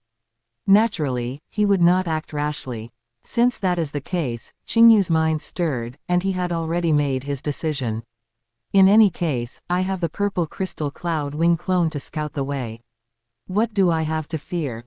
This was the benefit of having multiple clones: freedom to advance or retreat, and an extremely high tolerance for error. King Amber, Xia giant clan, remote secret realm. Qingyu softly repeated these keywords, a sharp glint flashing in his eyes. I want to see exactly what trick you are trying to pull. Is this 108 Emperor C's news real or fake? Qingyu did not set off rashly. Knowing oneself and knowing the enemy ensures victory in every battle. His consciousness immediately connected to the virtual universe network, and using his authority, he began to query all information regarding the unfamiliar secret realm named Langguan. Langguan secret realm, with a diameter of about 930,000 light-years, could already be categorized as a medium-sized secret realm in the vast universe. The data showed that this secret realm was not a benign place. There were exactly 10 areas that had been explored and marked as dangerous. Every location had a harsh environment, strange laws, and unpredictable dangers. Ordinary undying spiritual gods who trespassed there would almost certainly die, and even universe exalts were in danger of falling if they were not cautious or if their luck was slightly poor. And among these 10 dangerous areas, there was one place crowned with the name, Deadly Ground, Langguan Blessed Land. Rumor had it that this place had even buried more than one universe overlord who had dominated the universe. Fortunately, the meeting place agreed upon by King Amber was not the dreaded Langguan Blessed Land, but the Miaojing Ridge, which was relatively gentler among the 10 dangerous areas. However, this gentleness was only relative. The reason Miaojing Ridge was listed as a dangerous area stemmed from a special gas that permeated the entire region, mirage qi. The description of this mirage qi provided in the virtual universe data made Qingyu's eyes grow solemn. The particles of this gas were extremely minute, even finer than the gaps between the most basic particles of a marquee-level undying spiritual god's divine body. This meant it could silently and stealthily penetrate into the divine body of an undying spiritual god. The most terrifying thing was that the process of the qi invading the divine body was completely imperceptible. It was like ordinary people breathing air. Unless one paid special attention, they wouldn't notice it at all. If only a small amount of mirage qi invaded, the effect would be negligible. At most, one would feel slightly mentally fatigued and their divine body slightly weakened, and it could be repelled relatively easily by burning divine power. But if one only noticed after a large amount of mirage qi had invaded the divine body, it would already be too late. This mirage qi would undergo a strange assimilation with the divine body particles. It wasn't annihilation, but it would cause the infected portion of the divine body to fall into a state of inertia. For an undying spiritual god, this was equivalent to permanently losing the perception and control over that portion of the divine body. The divine body is the product of the undying soul achieving fusion with the physical body. As the mirage qi corroded the divine body, it naturally also affected the soul origin. Those heavily corroded by mirage qi would involuntarily feel increasingly tired and drowsy, their consciousness gradually sinking, until they ultimately fell into an eternal slumber, without knowing it. This was equivalent to being completely sealed in an extremely gentle yet irreversible manner. Even if one managed to luckily discover the abnormality before falling asleep, they would be almost powerless to reverse the situation. Because once the proportion of corroded divine body exceeded 30%, the difficulty of repelling the mirage chi would increase exponentially, making it hard even for a universe exalt to accomplish easily. Usually, the only method was to make a drastic sacrifice, ruthlessly and actively abandoning the infected portion of the divine body, thereby accepting a permanent drop in strength. But when one's condition was often only a step away from slumber, and their divine body had already been corroded by over 70%, where would they find the spare energy and resolve to carry out such a tragic severance? Miao Jing Ridge, Mirage Chi. Qingyu softly repeated these keywords, his fingertips lightly tapping the table. This was indeed an excellent location for setting a trap. Utilizing the inherent danger of the environment itself was enough to cause most unaware powerhouses to suffer unexpected setbacks. After collecting as much relevant information as possible and contemplating a counter-strategy, Qingyu began to act. To ensure absolute safety, he mobilized most of his forces this time. The Qingyu Ning main body set off together with the purple crystal cloud wing clone, bringing almost all of his soul servants with him. Only a few peak kings were left behind to protect Yumeng and guard the family foundation. The enslaved high-level universe Venerable Dong Shu, was naturally also part of this expedition, serving as important high-end combat power. The benefit of having numerous servants was now clearly evident. Using the coordinates of undying tokens left by his servants scattered throughout the universe, Qingyu's team performed Divine Kingdom teleportation directly. They instantly arrived at the edge of the star domain where the Lengguan secret realm was located, saving the long and unnecessary time of universe navigation. From the edge of the secret realm to the target location, they still needed to traverse vast interstellar space. Qingyu piloted the spaceship, entered the dark universe, and after nearly 2 years of continuous flight, finally officially entered the range of the Lengguan secret realm. The interior of the secret realm appeared more ancient, savage, and even carried a trace of chaos. Nebulae and dust permeated the area. Traces of energy storms could be seen raging in the distance, and the spatial structure in some regions was extremely unstable. Qingyu did not rashly jump directly to the exact coordinates provided by King Amber. When they were still about 5,000 light-years away from the destination, Miao Jing Ridge, he ordered the spaceship to exit the dark universe. The Qingyu Ning main body and most of the servants remained here. This location would serve as his rear base and rendezvous point, allowing for swift support or, if necessary, immediate withdrawal should something unexpected happen ahead. The purple crystal cloud wing clone, carrying only a dozen Peak King servants skilled in stealth and reconnaissance, boarded a small spacecraft and continued to sneak silently toward Miao Jing Ridge. Qingyu had intentionally arrived early this time. In fact, the meeting time King Amber had set was 10 years later. His purpose in arriving so many years in advance was to seize the initiative. He wanted to carefully survey the environment, see if he could discover any clues in advance, figure out the opponent's arrangements, or even turn the tables.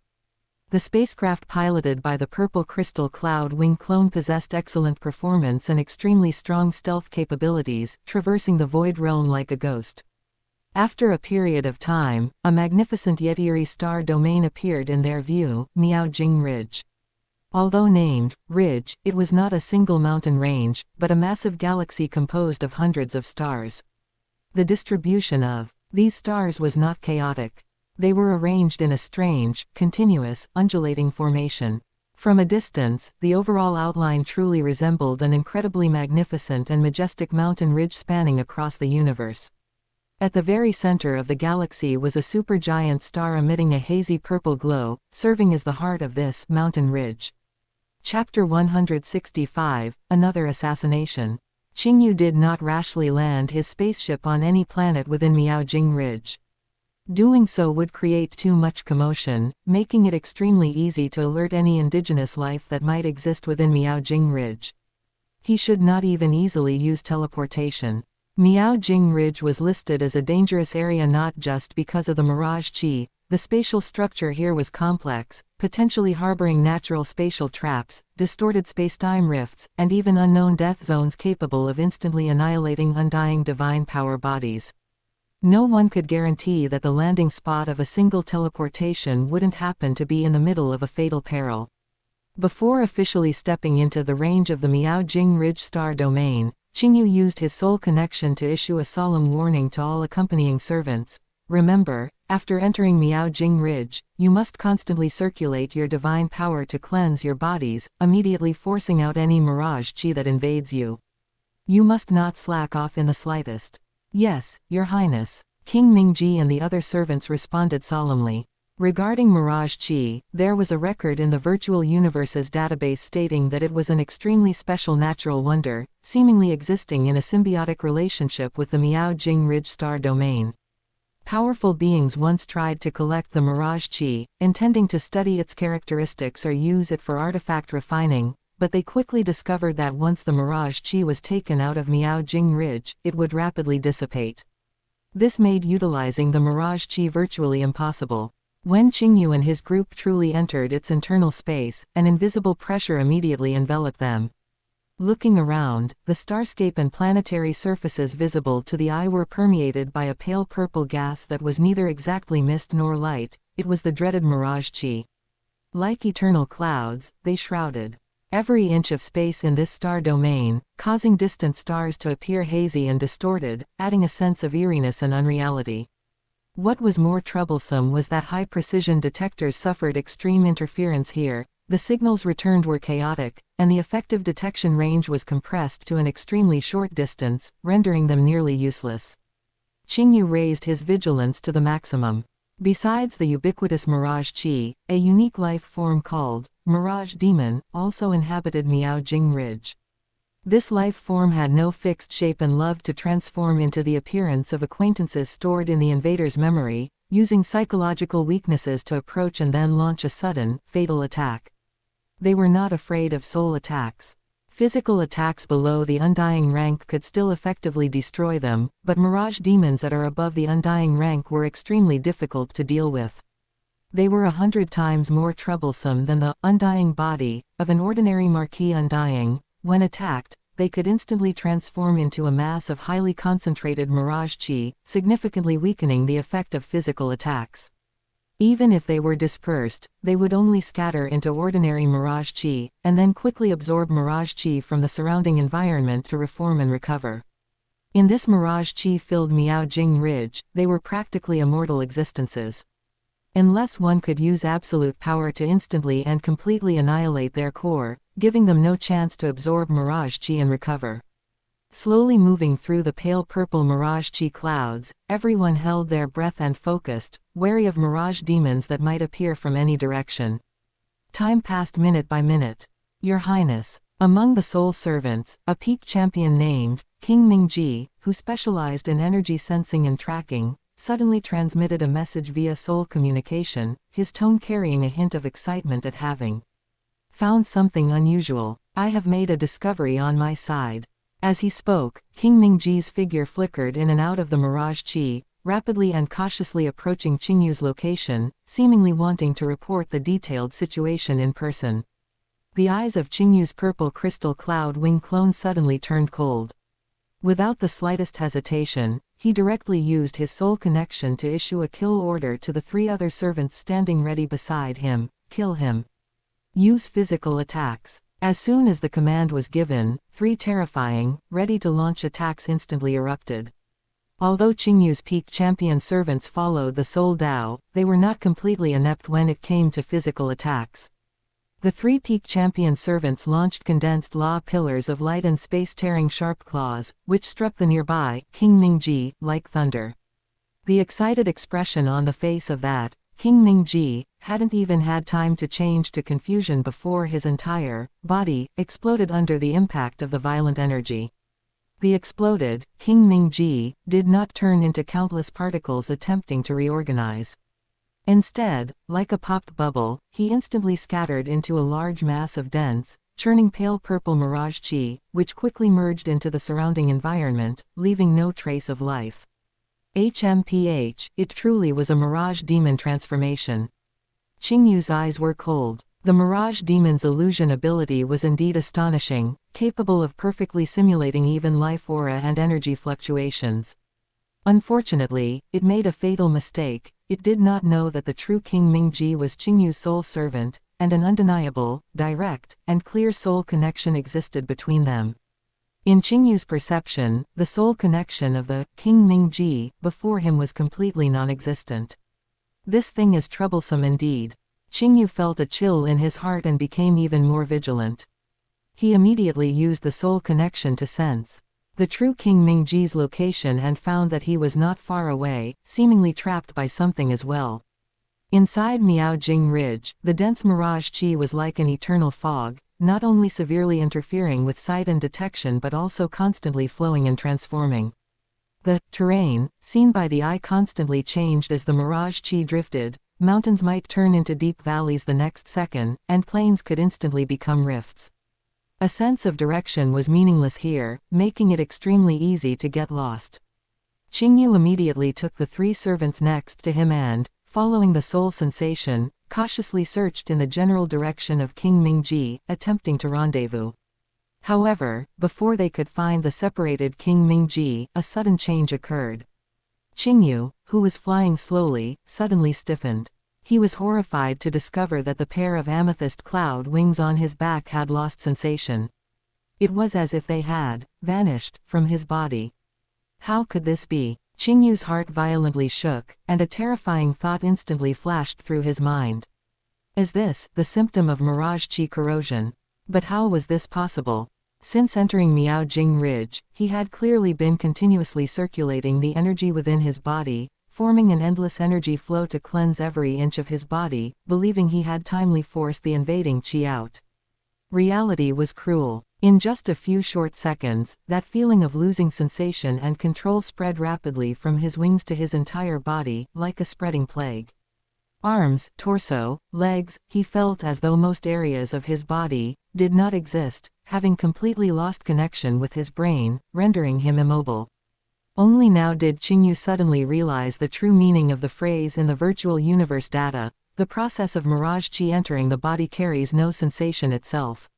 He had previously circulated energy, believing he had formed an effective defensive barrier, isolating the mirage qi outside. But now it seemed that everything he had done before was likely all in vain. Could it be that a world lord's world power is completely ineffective against this type of mirage qi? The remaining conscious part of his mind raced, the current state of the purple crystal cloud wing clone forcing Qingyu to entertain this suspicion. He believed he had been cautious enough, yet he was still affected in such a short time, which was definitely unusual. This preliminary reconnaissance mission had clearly failed. From the moment he entered this planet in Miaojing Ridge until now, barely half an hour had passed, yet a powerful clone was already nearly ruined. Using the last portion of divine power he could control, Qingyu forcefully established a soul connection. He issued an order to Qingming and the other 4 servants who had already regrouped: leave Miaojing Ridge immediately and return to the outer void realm to wait. Boom. Qingyu decisively self-destructed. After all, it was just a clone. A powerful energy fluctuation suddenly erupted in the pale purple mirage qi clouds, but it was quickly absorbed and quelled by the dense mirage qi and the distorted spatial structure.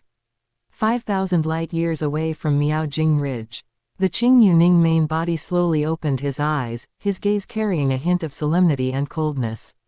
As expected of a dangerous area that ranks highly even among mid-level secret realms, he muttered to himself. The environment alone was enough to cause one of my clones to fail. This setback did not make him retreat, instead, it fueled his desire to investigate further. The problem had to be figured out, or subsequent actions could not proceed at all. Dreamweaver King. Qingyu looked at the servant waiting respectfully beside him. You are to leave immediately, head to the nearest life star domain, find and soul enslave an alien world lord, and bring him back. Try not to cause too much commotion. Since he suspected the issue lay with world power, he would use the most direct method to verify it.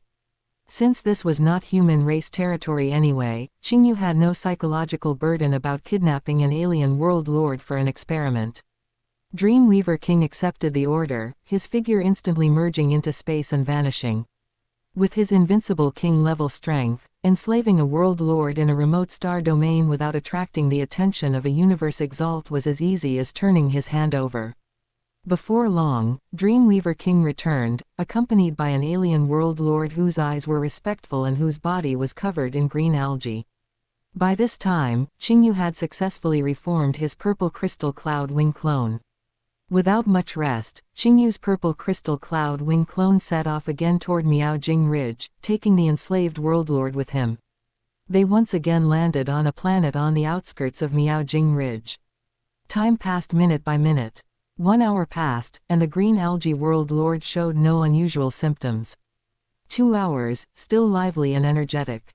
3 hours, an entire day quietly passed.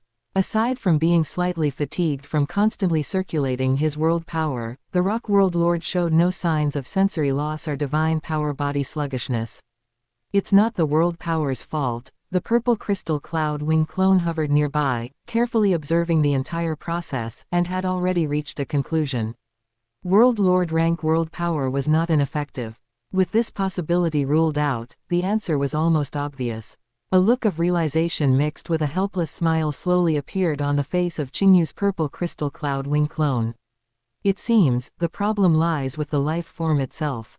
He murmured, his gaze sweeping over his body, which was composed of pure energy and unique crystals. It is because my purple crystal cloud wing clone is an energy-based life form. Only this explanation could perfectly account for why his continuous energy cleansing was ineffective, while the material-structured rock world lord was exposed for a day yet remained completely fine. The extremely tiny particles of mirage chi might penetrate the bodies of material life forms, which have relatively stable structures and larger particle gaps, more slowly. But for life forms inherently composed of highly condensed energy, did the mirage chi simply find the most suitable host? King Amber, deliberately choosing Miaojing Ridge as the meeting location, was probably banking on this exact point. After Qingyu's purple crystal cloud wing clone withdrew from Miaojing Ridge, a cold light of realization flashed in the eyes of the Qingyu Ning main body. He wants to force my main body, or my human race clone, to come. Energy-based life forms struggle profoundly within Miaojing Ridge and find it difficult to survive. The opponent suggesting a meeting here revealed their intentions, to restrict the effectiveness of Qingyu's strongest clone and force him to use his main body. It seems this so-called 108 Imperial Sea news is likely another assassination plot orchestrated by the monster race, insect race, and automaton race. Qingyu sneered inwardly. If he truly went as the Qingyu Ning main body or the human race clone, while he would not be restricted by the mirage chi, he would lose the unique advantage of the purple crystal cloud wing clone's immunity to soul attacks, and the risk would sharply increase. The last assassination attempt by Venerable Dong Shu failed. If they strike again this time, to ensure absolute success, the one coming will likely be more than just a high-level venerable, it could very well be a universe overlord, or even, a universe lord. Thinking of this, a clear hesitation appeared in Qingyu's eyes for the first time. If the one coming was a universe overlord, relying on the soul defense supreme treasure, origin crystal, gifted by his teacher Zuo Shank, coupled with his own rigorously tempered, formidable will, he might still be able to maneuver. But if the one coming was a peak universe overlord, or even a true universe lord, the situation would be completely different.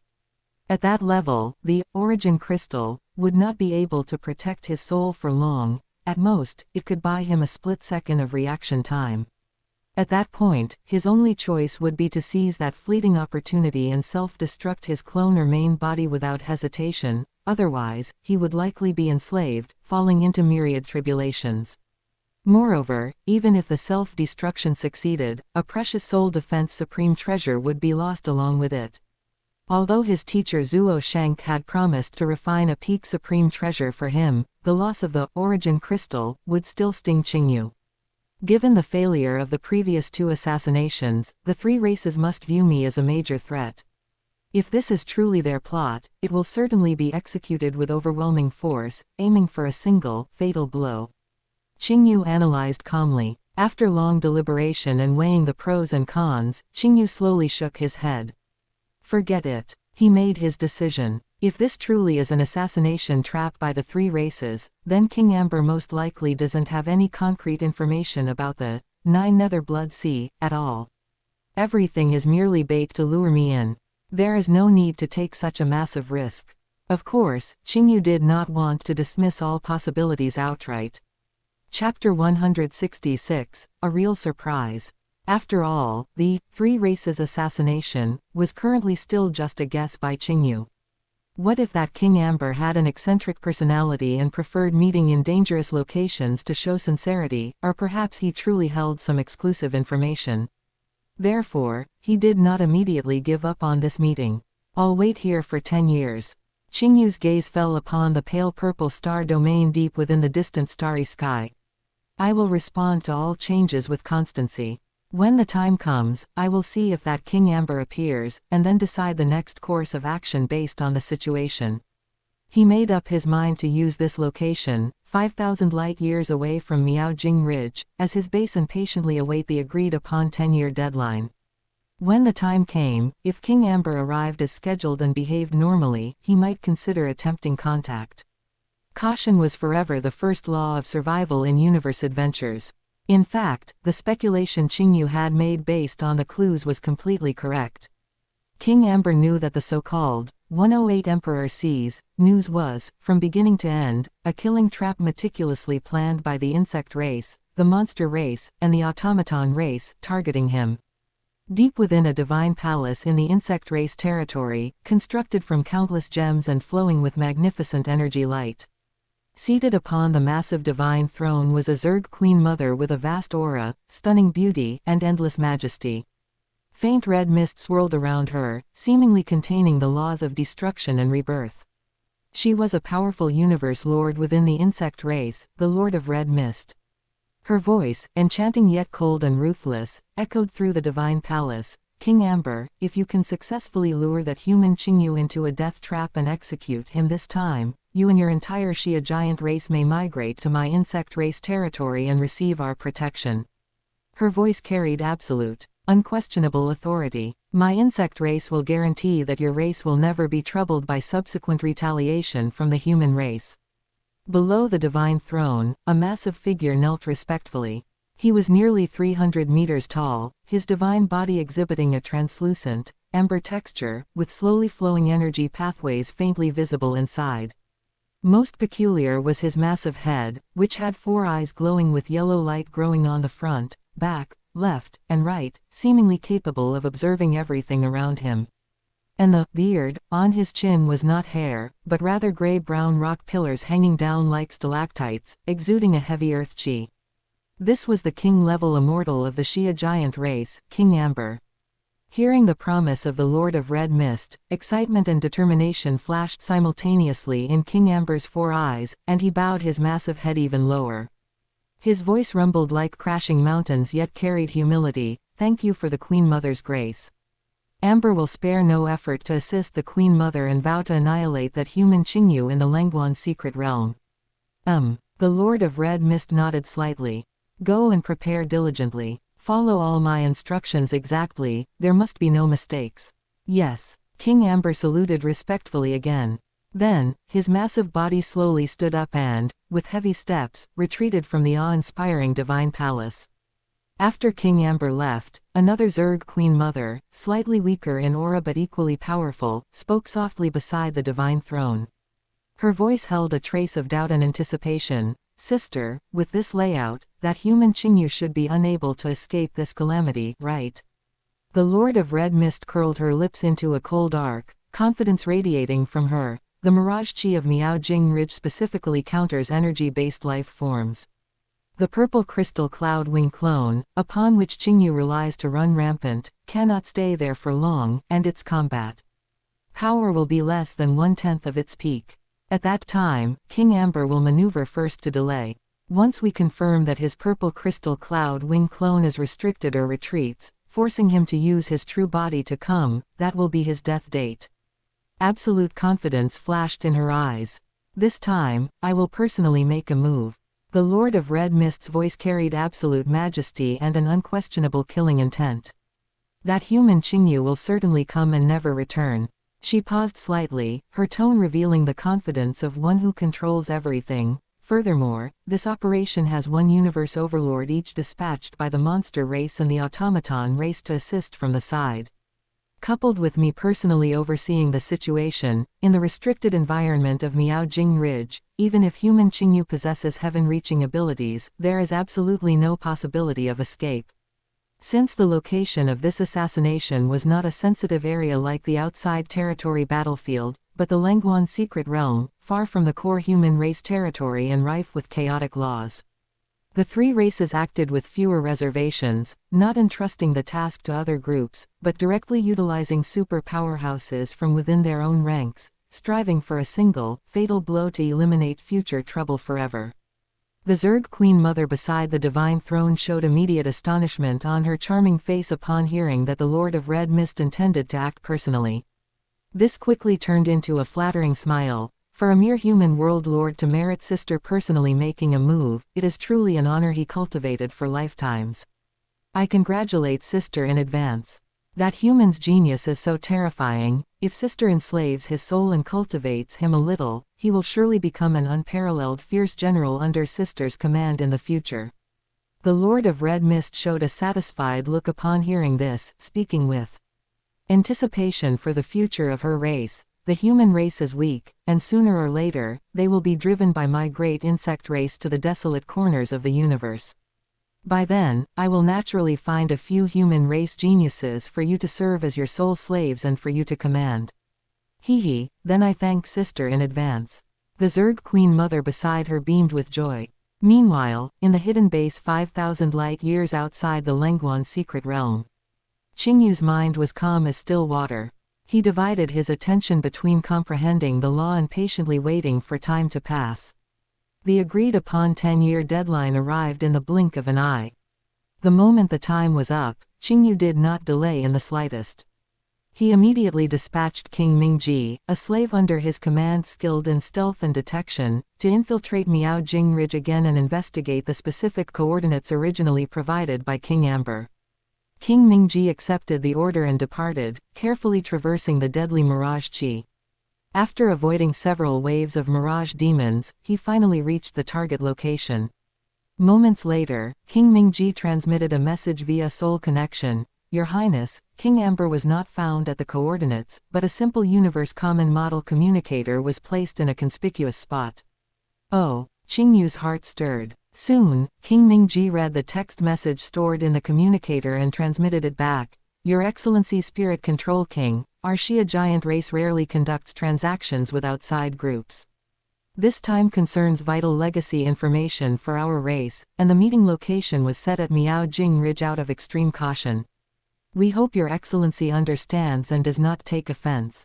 I know Your Excellency is a core member of the Virtual Universe Corporation with extremely high authority, and surely capable of locating a user's real-world position through the Virtual Universe network.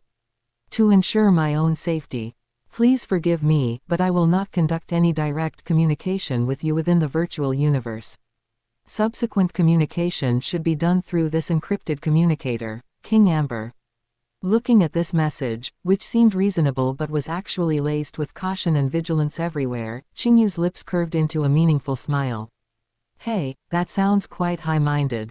He sneered inwardly. Worrying about virtual universe location tracking is real, but this caution is probably not to prevent a transaction issue. Rather, it's covering up their assassination operation, buying time, and confirming whether my true body has arrived. The more cautious the other party appeared, the more Qingyu was convinced that there was definitely something suspicious going on. A person genuinely wanting to trade, after setting the meeting location in a dangerous place that is absolutely advantageous to them, why would they take the extra step of not even daring to use the virtual universe? Playing such tricks, his eyes were cold as he gave an order to King Mingji. Respond to him. Ask directly how he wants to conduct the transaction. King Mingji complied and sent the message through the simple communicator. Soon, the communicator vibrated again, bringing King Amber's reply, this time a new coordinate. Spirit Control King, please proceed immediately to Planet 137 in Miaojing Ridge, coordinates XX, XX. We will meet there to discuss the details. The Miaojing Ridge star system contained hundreds of planets, each with its own independent number. However, unlike the original stars, which have fixed channels, here, moving from one planet to another requires relying on one's own flight through the void realm. Do as he says, go to planet 137. Qingyu remained impassive, continuing to command King Mingji to execute the order. He wanted to see what kind of scheme the other party was cooking up. King Mingji accepted the order and immediately took off from the current planet, cautiously traversing the void realm and flying toward planet 137. However, while he was flying and before he reached the target planet, the communicator vibrated rapidly once more. This time, King Amber's message carried obvious anger. Spirit Control King. Are you playing games with me? I demand that you come in person for the meeting, not send a soul slave. If you don't even have that much sincerity, then our transaction is hereby cancelled. After the message was relayed, Qingyu received King Mingji's report and couldn't help but laugh and shake his head.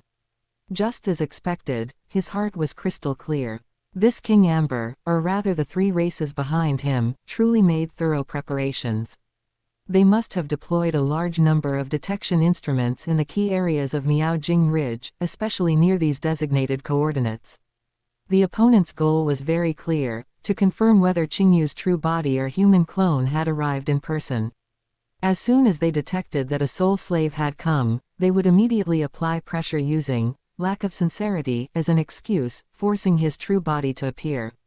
Otherwise, they would threaten to cancel the transaction, exploiting his desire for the 108 Emperor sees information to lure him into the trap.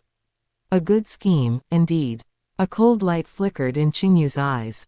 At this point, his expectation of obtaining genuine information from this transaction had dropped to freezing point.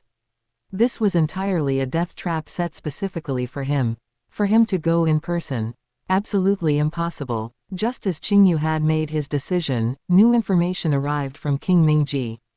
Perhaps because he had not received a response from Qingyu's true self for a long time, King Amber's tone seemed to soften slightly, and he sent another message to explain, Spirit Control King, my request is purely to ensure my own safety.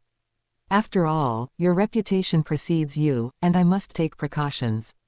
I hope you can understand my difficulties. I am personally very eager to reach this transaction with you.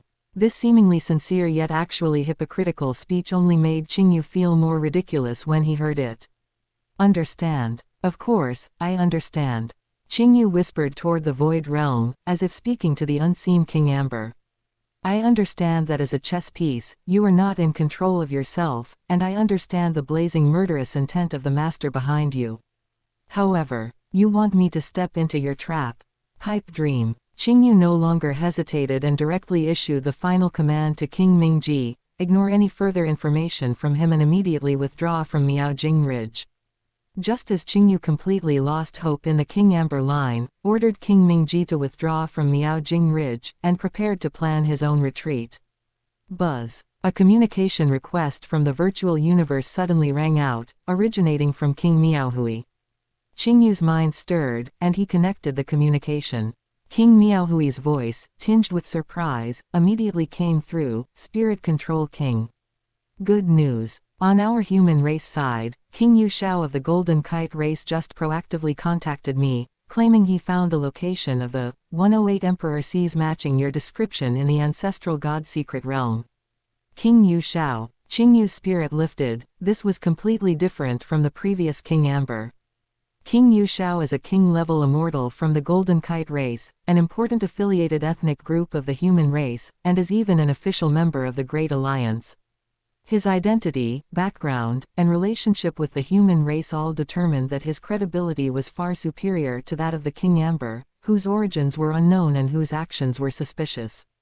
This was like the difference between official information from a legitimate channel and black market news of unknown origin.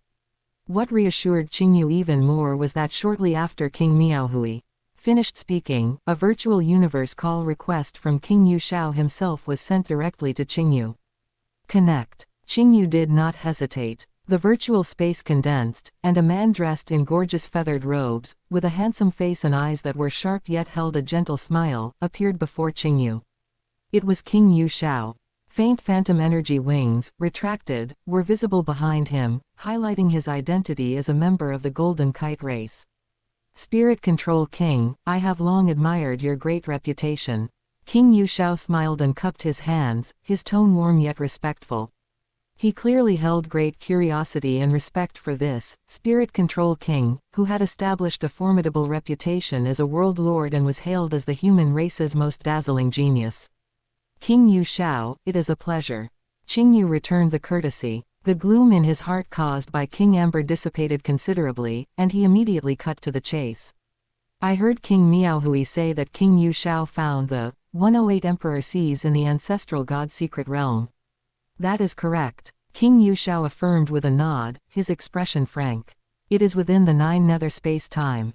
I was exploring a dangerous area some time ago when, by coincidence, I stumbled upon that peculiar place. Its characteristics are exactly the same as those you previously described, Spirit Control King. Confirming that the location was within the 9 nether space-time, matching the information Qingyu possessed, he believed it even more strongly. He never liked owing favors, especially for such crucial information. He spoke directly. Good. Qingyu Shao, the location of the 108 Emperor Seas is vital to me. I am willing to offer 1 major treasure point in exchange for this information. What do you think? 1 major treasure point. Upon hearing this, an expression of unconcealed shock instantly appeared on Qingyu Shao's face. He had expected Qingyu to offer an exorbitant amount of mixed element units in exchange, but he never imagined the other party would be so generous, offering a major treasure point directly. 1 major treasure point was already enough to exchange for the most common offensive major treasure in the human race treasury. For any king-level immortal, this was a huge fortune, enough to make one's heart race. The virtual space was silent for a moment. The shock on Qingyu Shao's face slowly receded. He pondered slightly, seemingly weighing something. After a moment, he actually shook his head, and the gentle smile reappeared on his face. Only this time, the smile carried a hint of deeper meaning. Spirit Control King is joking. Qingyu Shao's tone was sincere. It is merely a piece of coordinate information, how could it be worth a major treasure point? That is too valuable, and Yu Shao would be ashamed to accept it. He looked at Qingyu, his gaze clear and candid. This time, let us consider it Yu Shao's good fortune to make a friend in you, Spirit Control King. This location information for the 108 Emperor Seas will serve as my initial gift. I hope Spirit Control King will not refuse this gesture of goodwill. As soon as these words were spoken, it was Qingyu who was slightly stunned. The temptation of 1 major treasure point was enough to move the hearts of most king-level immortals, yet Qingyu Shao could refuse so decisively, merely for the sake of friendship. Qingyu looked deeply at Qingyu Shao. The other party's eyes were sincere, not appearing fake. Thoughts spun rapidly in his mind, and he immediately smiled as well. Regardless of whether the other party genuinely wanted to befriend him or had other long-term considerations, he registered this favor. Compared to the conspiracy and trap set by King Amber, Qingyu Shao's side was undoubtedly a true silver lining. Ha ha, good. Qingyu laughed heartily, no longer being overly polite. Since Qingyu Shao is so generous, I, Qingyu, will gratefully accept. I accept you as a friend. If you ever require assistance in the future, as long as it does not violate my principles, Qingyu will certainly do his best. Spirit Control King is too kind. Seeing Qingyu accept, the smile on Qingyu Shao's face grew wider. Qingyu pondered briefly and then made his arrangements. His expression turned serious as he said, Qingyu Shao, for the sake of caution, I will immediately contact Thousand Silks King, my sole slave in the Elder God cult, and have her go meet up with you. At that time, I will trouble you to personally lead the way and guide Thousand Silks King to the location of the 108 Emperor Seas, to confirm the specific coordinates. Naturally, that is a small matter. Qingyu Shao readily agreed. Yu Shao is duty-bound to assist Spirit Control King. I will certainly give my full assistance to Thousand Silks King. Qingyu nodded, then added in a slightly solemn tone, furthermore, regarding the news that the 108 Emperor Seas has been found, I hope Qingyu Shao will keep it confidential for the time being and not mention it to anyone else. This matter concerns an important aspect of my cultivation, and I do not wish for complications. Upon hearing this, Qingyu Shao immediately understood. The struggle for opportunity in the universe is exceptionally brutal, secrecy is the norm. He solemnly promised, "Spirit Control King, rest assured. This matter came from your mouth and entered my ears, absolutely no third person will learn of it from me. Before receiving your permission, Yu Shao will certainly keep silent." "Thank you." Qingyu thanked him sincerely. Dealing with smart people saves effort. The two sides exchanged a few more simple words and then ended the pleasant conversation. Disconnecting the call, a great weight was lifted from Qingyu's heart, and he felt relieved. He immediately used the virtual universe to issue instructions to Thousand Silks King, who was far away in the Elder God cult, ordering her to set off immediately, rendezvous with Qingyu Shao, and proceed under his guidance to confirm the 108 Emperor sees. Having dealt with this important matter, Qingyu's gaze once again turned toward the direction of the Lengguan secret realm, and a cold, playful smile curved his lips. "King Amber, the three races, you went to so much trouble to set up this scheme. If I just left quietly like this, wouldn't I be failing to live up to your warm hospitality?" Since the true target had been found, he now had no worries, and his state of mind relaxed considerably. The idea of causing some trouble for the three races and confusing the enemy in passing naturally sprang up.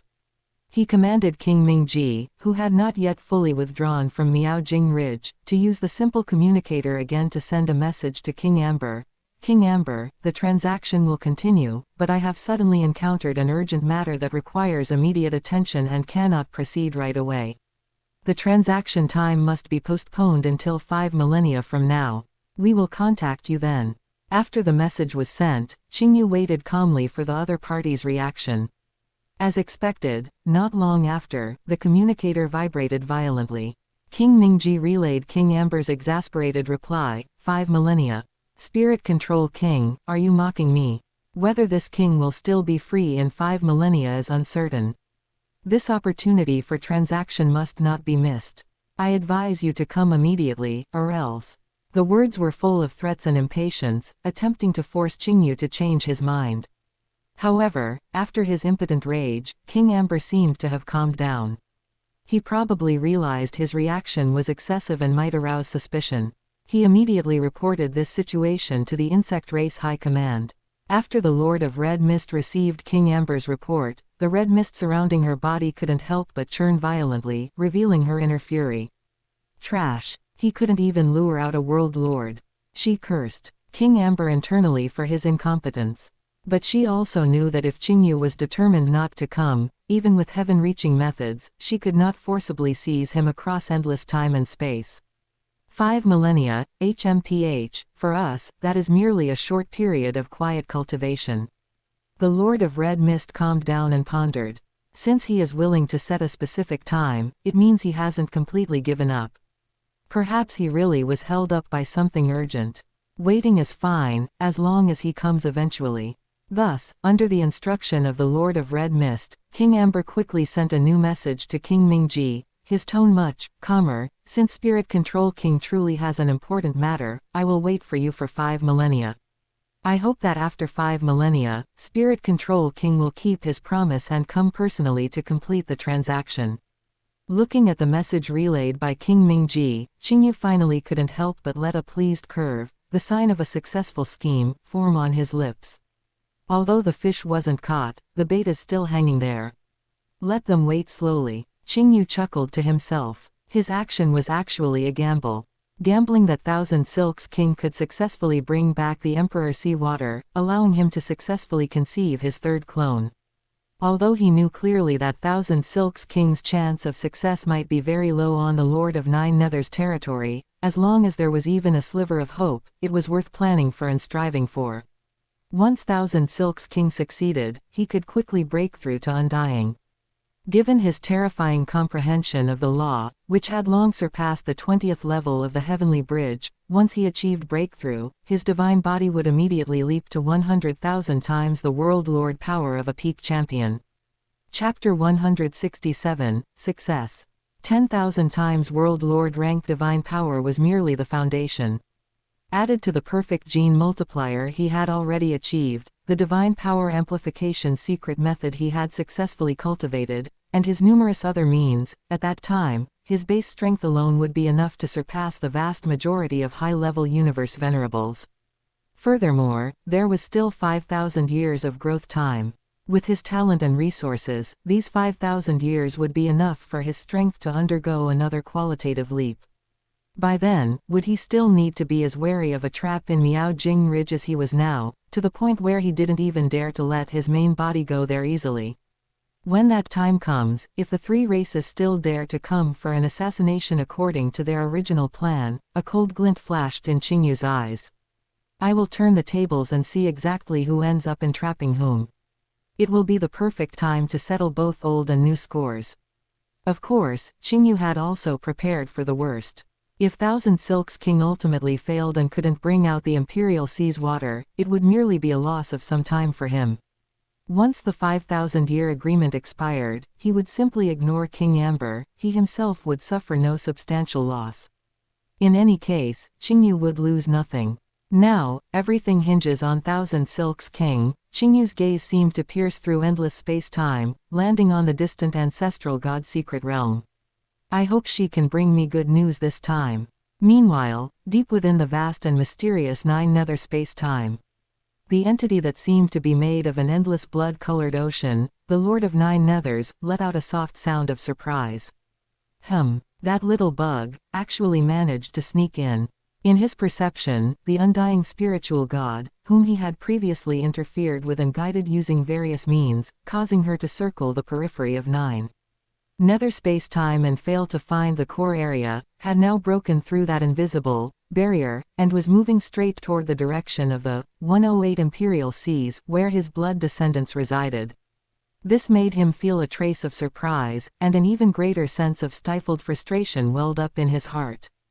Thinking of himself, the Lord of Nine Nethers, who traversed the universe and held dominion over Nine Nether space-time, a super-existence renowned throughout the universe, when had he ever been so humiliated? Clearly, he was in his own territory, yet he had to watch a champion undying come to take things, unable to directly stop her, and even having to secretly let her pass to avoid the other party truly dying from stupidity outside. Because tens of thousands of years ago, the decree transmitted by the ancestral god, originating from the will of the primordial universe, for those who came to obtain the world lord rank blood descendant water, as long as it did not harm the foundation of his blood descendants, he was not allowed to obstruct them. This is simply outrageous. The consciousness of the Lord of Nine Nethers churned within the blood sea. If not for the ancestral god appearing in person, representing the will of the primordial universe, he would have long since slapped that little bug into dust. How could he allow her to spy here? This feeling of grievance instead stirred his intense curiosity. I will see for myself, just who is this sacred person that went to such great lengths, even causing the ancestral god to personally pass on a message. His vast consciousness locked onto Thousand Silks King. Under the guidance of Jade Owl King, Thousand Silks King traversed the layers upon layers of Nine Nether space-time. Finally, a vast, boundless, and magnificent strange sea area appeared in her perception. Thousand Silks King, ahead is the special ocean I discovered. Judging by its scale and appearance, it should be the place Spirit Control King is looking for, right? Jade Owl King stopped and pointed to the magnificent scene in the distance. Thousand Silks King's cold compound eyes scanned the front, her powerful divine thought acting like invisible tentacles, carefully probing every detail of this sea area. What entered her perception were exactly 108 Imperial Seas embedded like magnificent gems in the core area of Nine Nether space-time. They were not a single entity, but presented clear hierarchical divisions. 56 of these Imperial Seas had water that appeared as a deep and majestic blood color, like solidified blood, radiating a majestic aura of life. The diameter of each was stable at about 80 million kilometers. There were another 49 Imperial Seas where the water was no different from ordinary oceans, clear or azure, but their scale was even more astonishing, with diameters generally reaching 960 million kilometers. And what was most shocking were the 3 Super Imperial Seas. Their water also looked ordinary, but their scale had reached an unimaginable level. The smallest one exceeded 32 billion kilometers in diameter. The largest one reached a staggering 101 billion kilometers in diameter. Thousand Silks King quickly compared what she saw before her with the details described by Your Highness Qingyu deep in her soul. Quantity, matched. Characteristics, matched. Completely matched. It is here. Thousand Silks King was certain in her heart that this was the 108 Imperial Seas that Your Highness was determined to find at any cost. She slowly turned her head, her beautiful face devoid of any expression, and said coldly to Jade Owl King, "Your mission is complete, you may leave." Next, she had to execute the core mission entrusted by Your Highness, collecting the Blood Sea water. This matter concerned the core secret of Your Highness and must not be leaked in the slightest. Although Jade Owl King was an ally, he was an outsider after all, letting him leave as soon as possible was the safest choice. A trace of extremely subtle killing intent flashed in the depths of Thousand Silks King's heart. If not for Your Highness's order to build good relations with this Jade Owl King, I would really like to silence him right here. Only the dead can keep absolute secrets. Hearing this, Jade Owl King frowned almost imperceptibly, but quickly returned to normal. He took a deep look at Thousand Silks King and did not say much about the almost rude expulsion by this soul slave. It was meaningless to argue with a slave who was absolutely loyal to someone else. In that case, Jade Owl will take his leave. I wish Thousand Silks King all the best. He cupped his hands, his figure flashed, and he turned into a stream of light, quickly moving away from this sea area without any hesitation. Confirming that Jade Owl King had left, Thousand Silks King did not relax her vigilance because the target was close at hand. Instead, she became even more cautious. She did not rashly go up to collect the water herself. In such a dangerous place that even a universe lord valued, who knew what terrible restrictions or dangers were hidden beneath the seemingly calm water or in the surrounding void realm. With a thought, she released a monster race undying she had soul enslaved from the world ring she carried. This undying strength was about at the marquee level, making it the perfect pawn to use as a scout here. Thousand Silks King's cold gaze fell on this monster race servant, and she issued an order with an unquestionable soul command. "You, go to that blood-colored Imperial Sea." She pointed randomly to the nearest one and collect a mass of water. "Once you succeed, immediately act according to my preset plan, and do not make any mistakes." "Yes, Master." After receiving the order, the monster race servant immediately turned into a stream of light without hesitation and flew toward the edge of that blood-colored Imperial Sea with a diameter of about 80 million kilometers. In 9 nether space-time, the will of the Lord of 9 Nethers overlooked all of this. Hey, seeing Thousand Silks King being so cautious, even going so far as to use a servant to test the waters, a soft chuckle with an indecipherable meaning echoed in the vast blood sea. "You were quite cautious." However, he did not stop this ant-like action. Since the primordial universe's will had such a decree, he would comply, but watching the show was fine. The monster race marquee servant successfully arrived at the edge of the blood-colored Imperial Sea. He did not dare to be negligent and immediately used his means, carefully extracting a mass of blood-red water about the size of a fist, then turned and returned toward the direction of Thousand Silks King. The whole process was unexpectedly smooth. However, neither Thousand Silks King nor her servant noticed that the moment the mass of blood-red water was taken out, a trace of extremely subtle, almost indistinguishable light that blended into the surrounding environment flashed imperceptibly. A strand of transparent water, 10,000 times finer than a hair and seemingly ordinary, had silently mixed into the mass of blood-red water. "Master." The monster race servant offered the restrained mass of blood sea water. Thousand Silks King took the water, her cold compound eyes scanning it carefully, and her divine thought penetrated layer by layer to check it. Confirming that there was nothing unusual about this mass of water, she still did not lower her guard. "Execute the plan," Thousand Silks King ordered calmly. The next moment, she and her monster race servant simultaneously used divine kingdom teleportation. Dazzling light wrapped around her and the servant respectively, and their figures disappeared from the spot instantly. Neither of them teleported directly to Qingyu. Thousand Silks King's plan was for each to return to their own divine kingdom, and then perform multiple transfers through the coordinate tokens inside their divine kingdoms. She had to consider the safety of Your Highness. After all, this was 9 nether space-time, the territory of that Lord of 9 Nethers who shook the universe. Her thinking was cautious and thorough. For an undying, it could be called flawless. Unfortunately, she still underestimated a universe lord. Deep in the endless blood sea, the Lord of Nine Nethers felt the destination of that trace of his minute divine power clone. Oh, split into two. Quite cunning. He watched with great interest. In his perception, the divine power mixed into the water, following the divine kingdom teleportation of Thousand Silks King and her servant, instantly split into two weak connections, pointing to different directions in the universe. Those two masses of water containing his divine power, after arriving at certain transfer points, were immediately subjected to repeated checks and probes by several different, at least peak king level, divine powers. Then, they were quickly divided, one copy becoming a dozen, then dozens.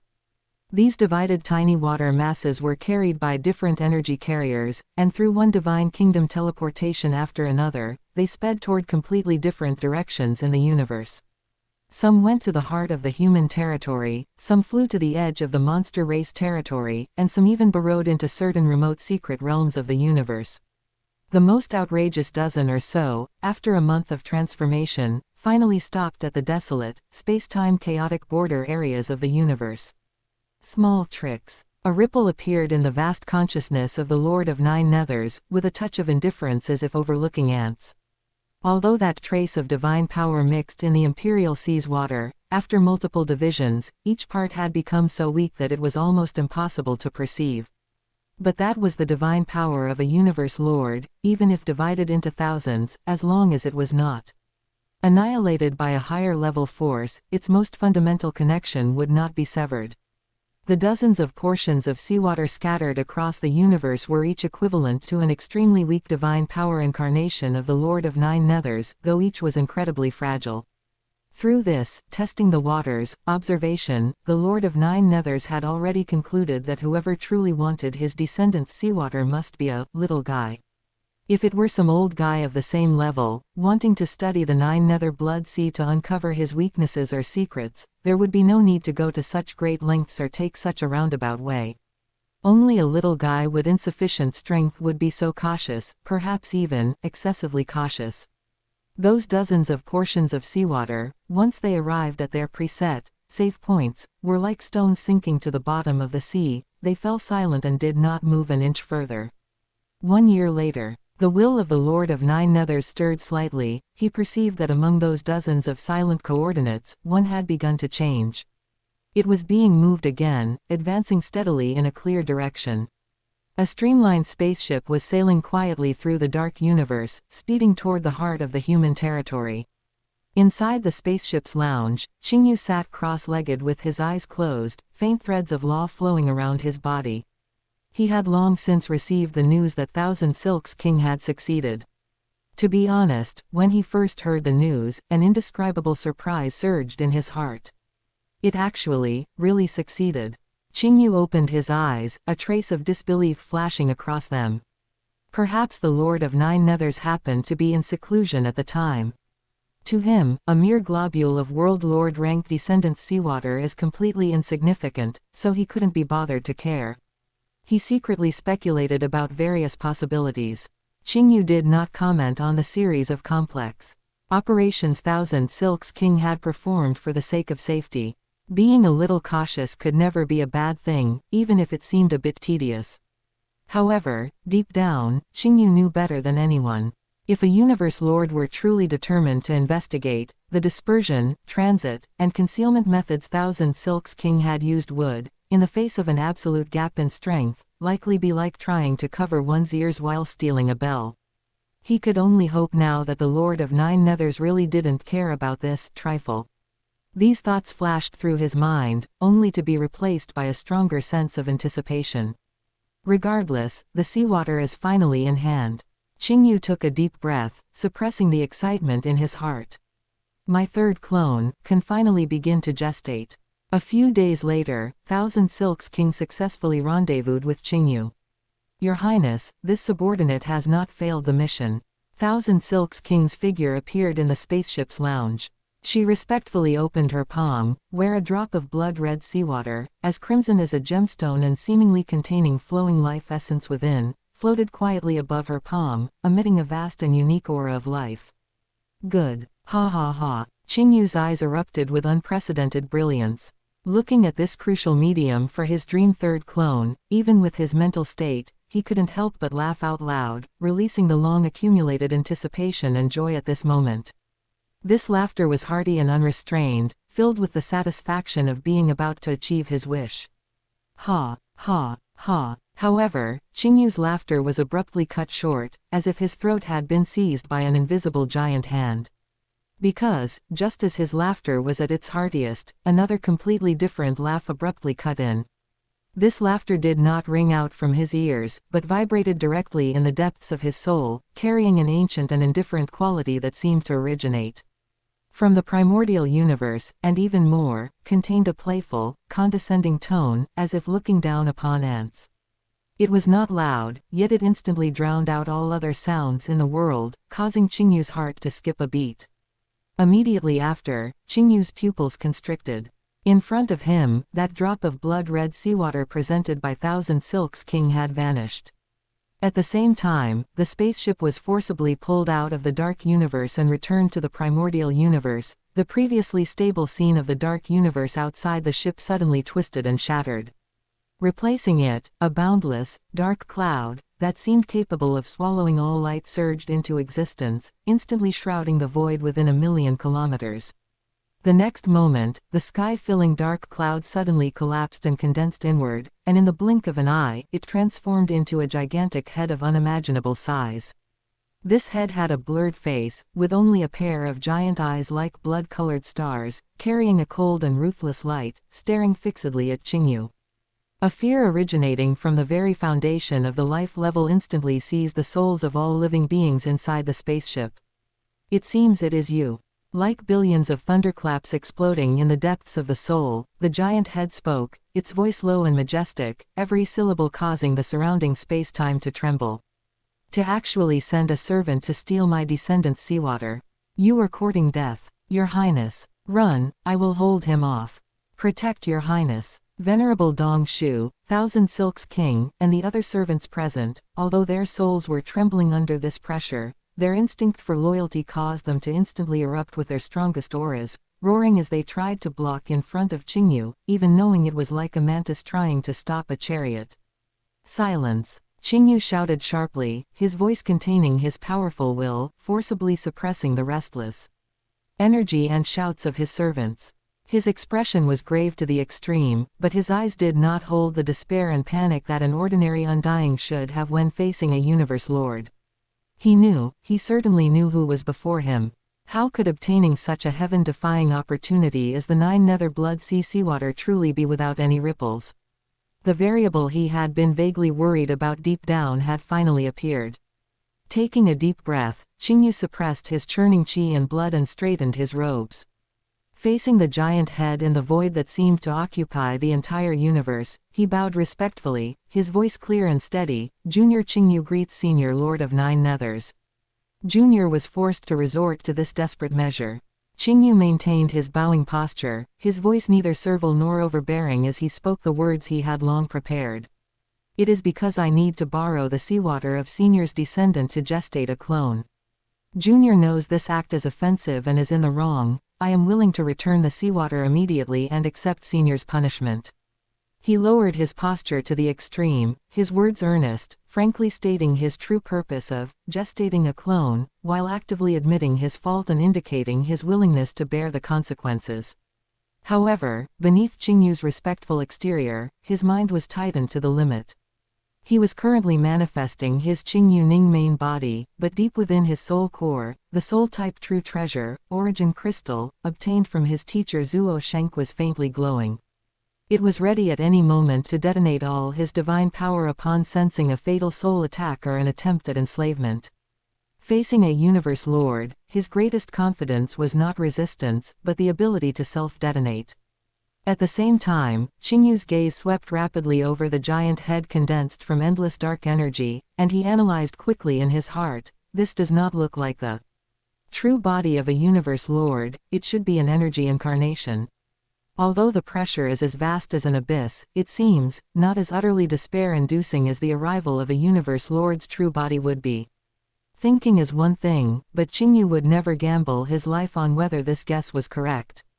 Almost at the same instant the Lord of Nine Nethers manifested and the pressure descended, he had already sent a distress signal to his teacher, the master of Sky Eclipse Palace, via the Virtual Universe Network. He believed that after his teacher received the message, he would definitely contact the Primordial Chaos City Lord immediately. If it weren't for the fact that this place was too far from the human territory, help would likely have arrived in an instant. In the void, those giant blood-colored eyes seemed able to pierce through the soul, and after hearing Qingyu's explanation, their gaze almost turned into tangible sharp swords, stabbing at Qingyu. So it's a human brat. The Lord of Nine Nethers' voice carried a hint of realization, and even more coldness. Although Qingyu had performed possession on the special life form Azure Ghoul and possessed its powerful physical body, in the eyes of beings like a universe lord, the essence of the soul could not be hidden. Moreover, Qingyu had not yet reached the undying level, and his soul and physical body had not completely fused to become a divine body. That pure human soul origin was crystal clear in the eyes of the Lord of Nine Nethers. However, just as he was preparing to continue applying pressure to see what tricks this audacious human brat could pull, he saw Qingyu's life essence more deeply. This look caused the vast mental state of the Lord of Nine Nethers to ripple with genuine waves, or even shock. World Lord rank, perfect gene level. This discovery, even with the vast experience of a universe lord, felt somewhat unbelievable to him. Perfect gene, that is something that many universe exalts, or even universe overlords, cannot achieve, yet it was realized in a little world lord brat. I really don't know how this brat did it, the Lord of Nine Nethers' thoughts raced. No wonder he could attract the favor of the primordial universe's will, and even get that old guy, the ancestral god, to pass on a message personally. A prodigy who reached the perfect gene level at the World Lord stage, his potential was so great that even the primordial universe's will had given him a certain degree of attention and protection. In an instant, the original anger and playful intent in the heart of the Lord of Nine Nethers quietly shifted. A thought took shape in his heart. I'll scare this brat a little more. The Lord of Nine Nethers mused to himself. With such terrifying potential, and the implicit attention of the primordial universe's will, I can't just let him go for nothing. So what if you are human? Daring to steal my descendant's seawater, I will kill you. The Lord of Nine Nethers' giant head let out a deafening roar. Evil chi filled those blood-colored eyes, and the terrifying pressure of divine power surged toward Qingyu like tangible waves, layer upon layer, as if it would crush him and this void into pieces in the next moment. Qingyu felt his soul wailing under this pressure, his body instinctively tensed up, and the light of the origin crystal was poised for action deep within his sea of consciousness. However, before the Lord of Nine Nethers' words, filled with killing intent, had fully fallen, they were interrupted by another gentle yet supremely majestic voice. Nine Nethers, why bother making things difficult for a junior? Chapter 168, Nether Sea Clone. The voice was not loud, yet it seemed to contain the supreme principles of the universe's operation, clearly echoing throughout the entire void shrouded in darkness, instantly diluting the suffocating pressure. The moment the voice sounded, the surrounding space-time law instantly became incomparably viscous. Immediately after, in the vast void realm, a grand and dazzling galaxy appeared without warning. This galaxy was boundless, covering a region of several light years at a glance, and its length seemed to extend to the end of the universe, infinite and endless. Within the galaxy, there were not only stars, but also countless artifacts of various shapes, emitting an ancient, primordial aura.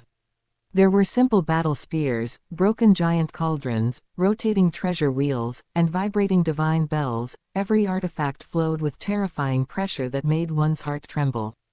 The primordial Chaos City Lord has arrived.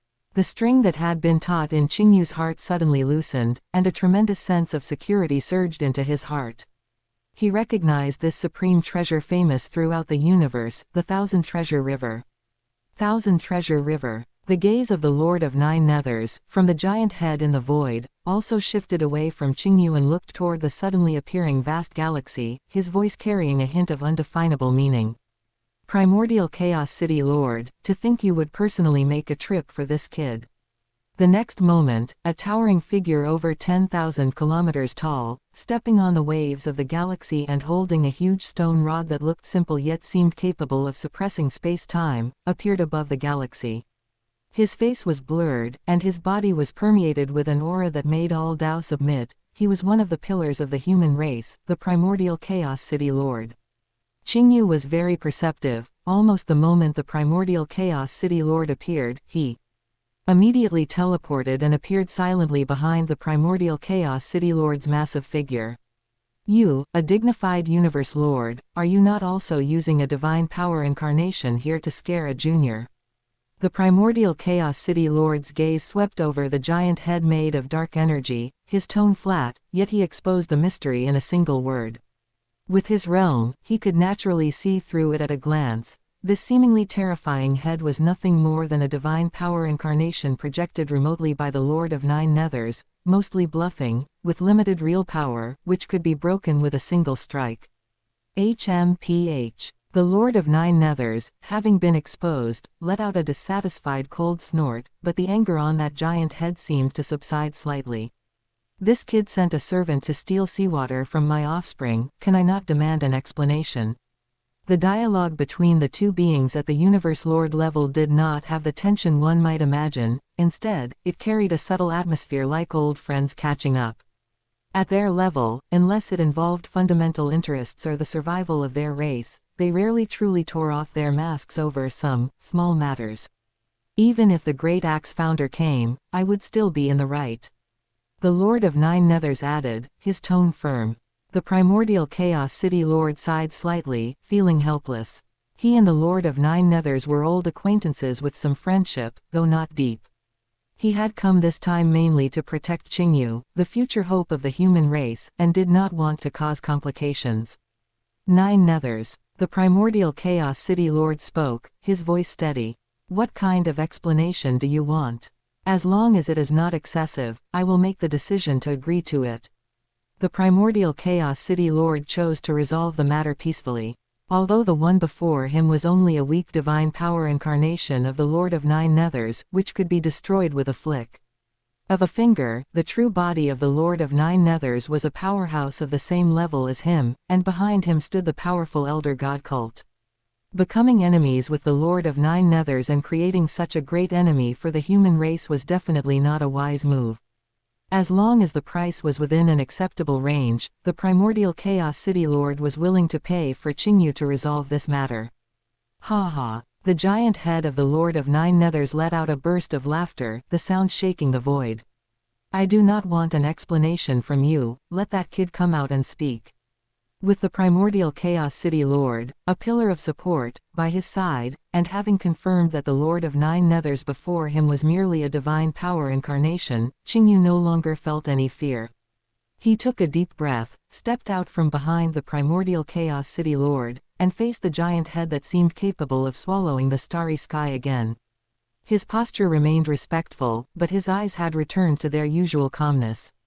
Senior Nine Nethers. Qingyu bowed, speaking frankly. Sending a servant to take water was indeed this junior's fault. This junior apologizes to you again and begs for your magnanimity to forgive this junior's offense. His admission of guilt was sincere, returning the initiative to the other party, and he waited quietly for the Lord of Nine Nethers to set the conditions. The blood-colored eyes of the Lord of Nine Nethers turned slightly, seemingly satisfied with Qingyu's composed performance, and he spoke slowly. Considering your cultivation is not easy and this is your first offense, it is not impossible for me to give you a chance. He paused, carrying an unquestionable majesty. Join my command and become an outer member of my Elder God cult's Nine Nethers lineage, serving as an envoy of the cult under my seat. With that, I will forgive your offense this time, and that drop of seawater will be considered a meeting gift for you, outer member, envoy of the cult. Qingyu's heart stirred. He was not ignorant of the Elder God cult system. The core of the Elder God cult on the surface consisted of the 3 Elder Gods, the 8 Beast Gods, as well as 72 divine generals and 3,000 divine envoys, but the reason it was called the number 1 power in the primordial universe was its massive outer system which could not be ignored. There were billions of lives in the universe who were its outer members, with ranks from low to high divided into envoys of the cult, venerables of the cult, lords of the cult, and divine lords of the cult. Most of these outer members were not stationed in the ancestral god secret realm. Many were like the Lord of Nine Nethers, who would absorb talented individuals or powerhouses they encountered outside, both expanding their influence and forging good karma. Becoming an outer member had minimal constraints, it was more of a status symbol and a potential connection. For him personally, there was no harm, and it might even provide an extra layer of convenience. Being able to turn hostility into friendship with the Lord of Nine Nethers, and even build a relationship, was something Qingyu was willing to do. But he did not agree immediately, instead casting his gaze toward the mountain-like primordial Chaos City Lord beside him. If the primordial Chaos City Lord were not here, he would have agreed directly. Since the primordial Chaos City Lord was here, Qingyu should, for the sake of reason and sentiment, seek the primordial Chaos City Lord's opinion. The primordial Chaos City Lord felt Qingyu's gaze, his blurred face showed no expression, but he nodded slightly, conveying a message of tacit approval. For the human race, as long as it did not touch core loyalty, becoming an outer member of the Elder God cult had more advantages than disadvantages. Having received the primordial Chaos City Lord's nod, Qingyu felt reassured and immediately bowed to the giant head in the void. "Thank you for your appreciation, Senior. I, Qingyu, am willing to join."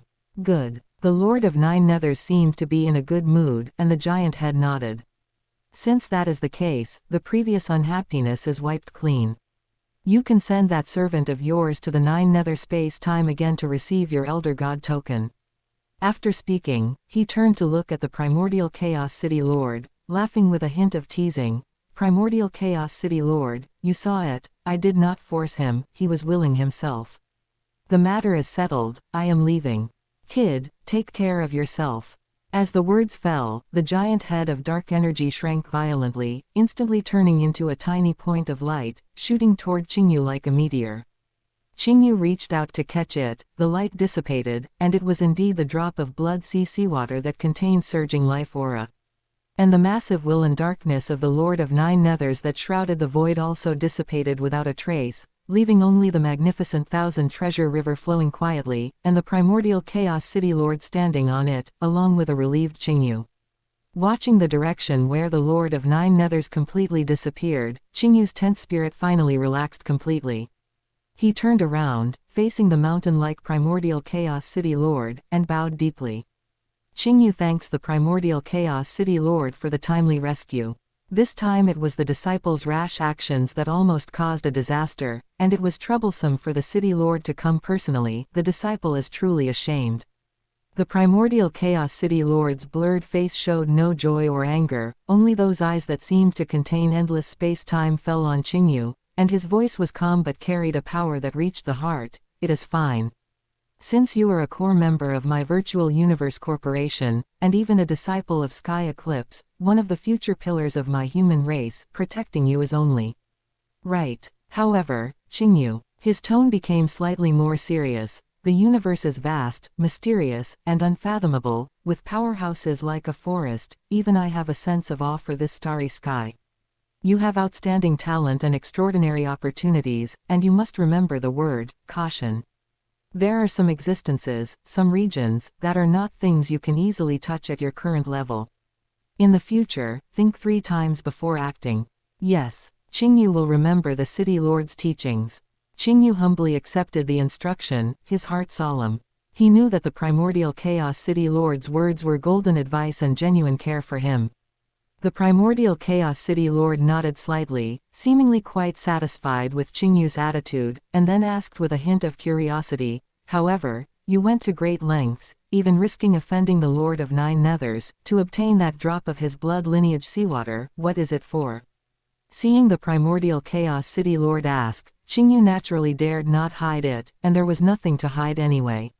He organized his thoughts and explained his situation. "The City Lord must know that Qingyu was valued by Teacher Sky Eclipse, who took me as a disciple and found this special life form, Azure Ghoul, for me to perform possession on. Azure Ghoul naturally possesses a talent that can gestate 3 clones.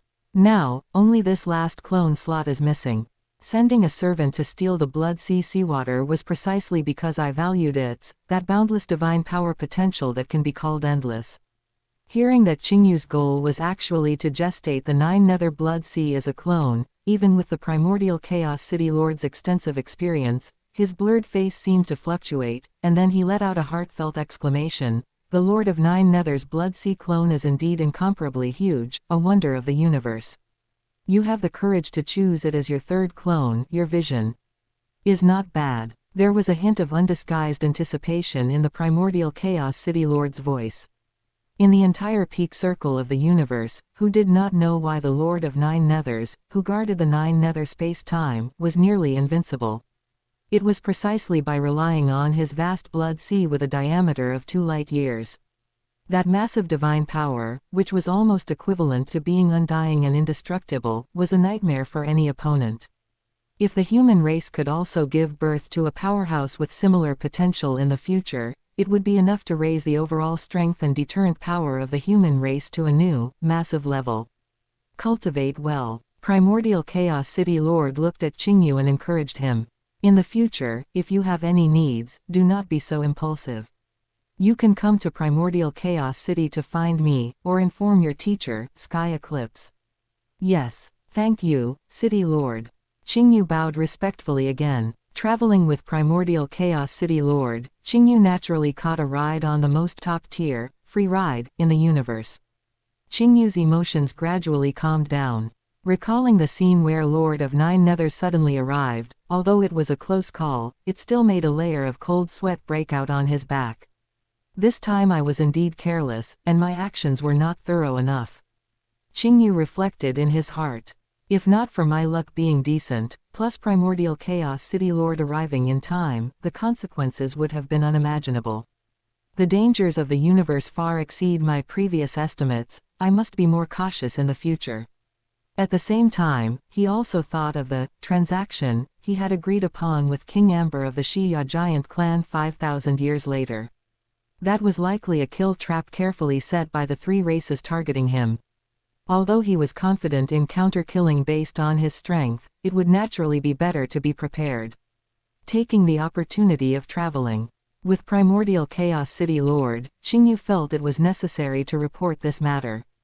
He organized his thoughts and spoke to the towering figure beside him. City Lord, there is one matter I need to report to you.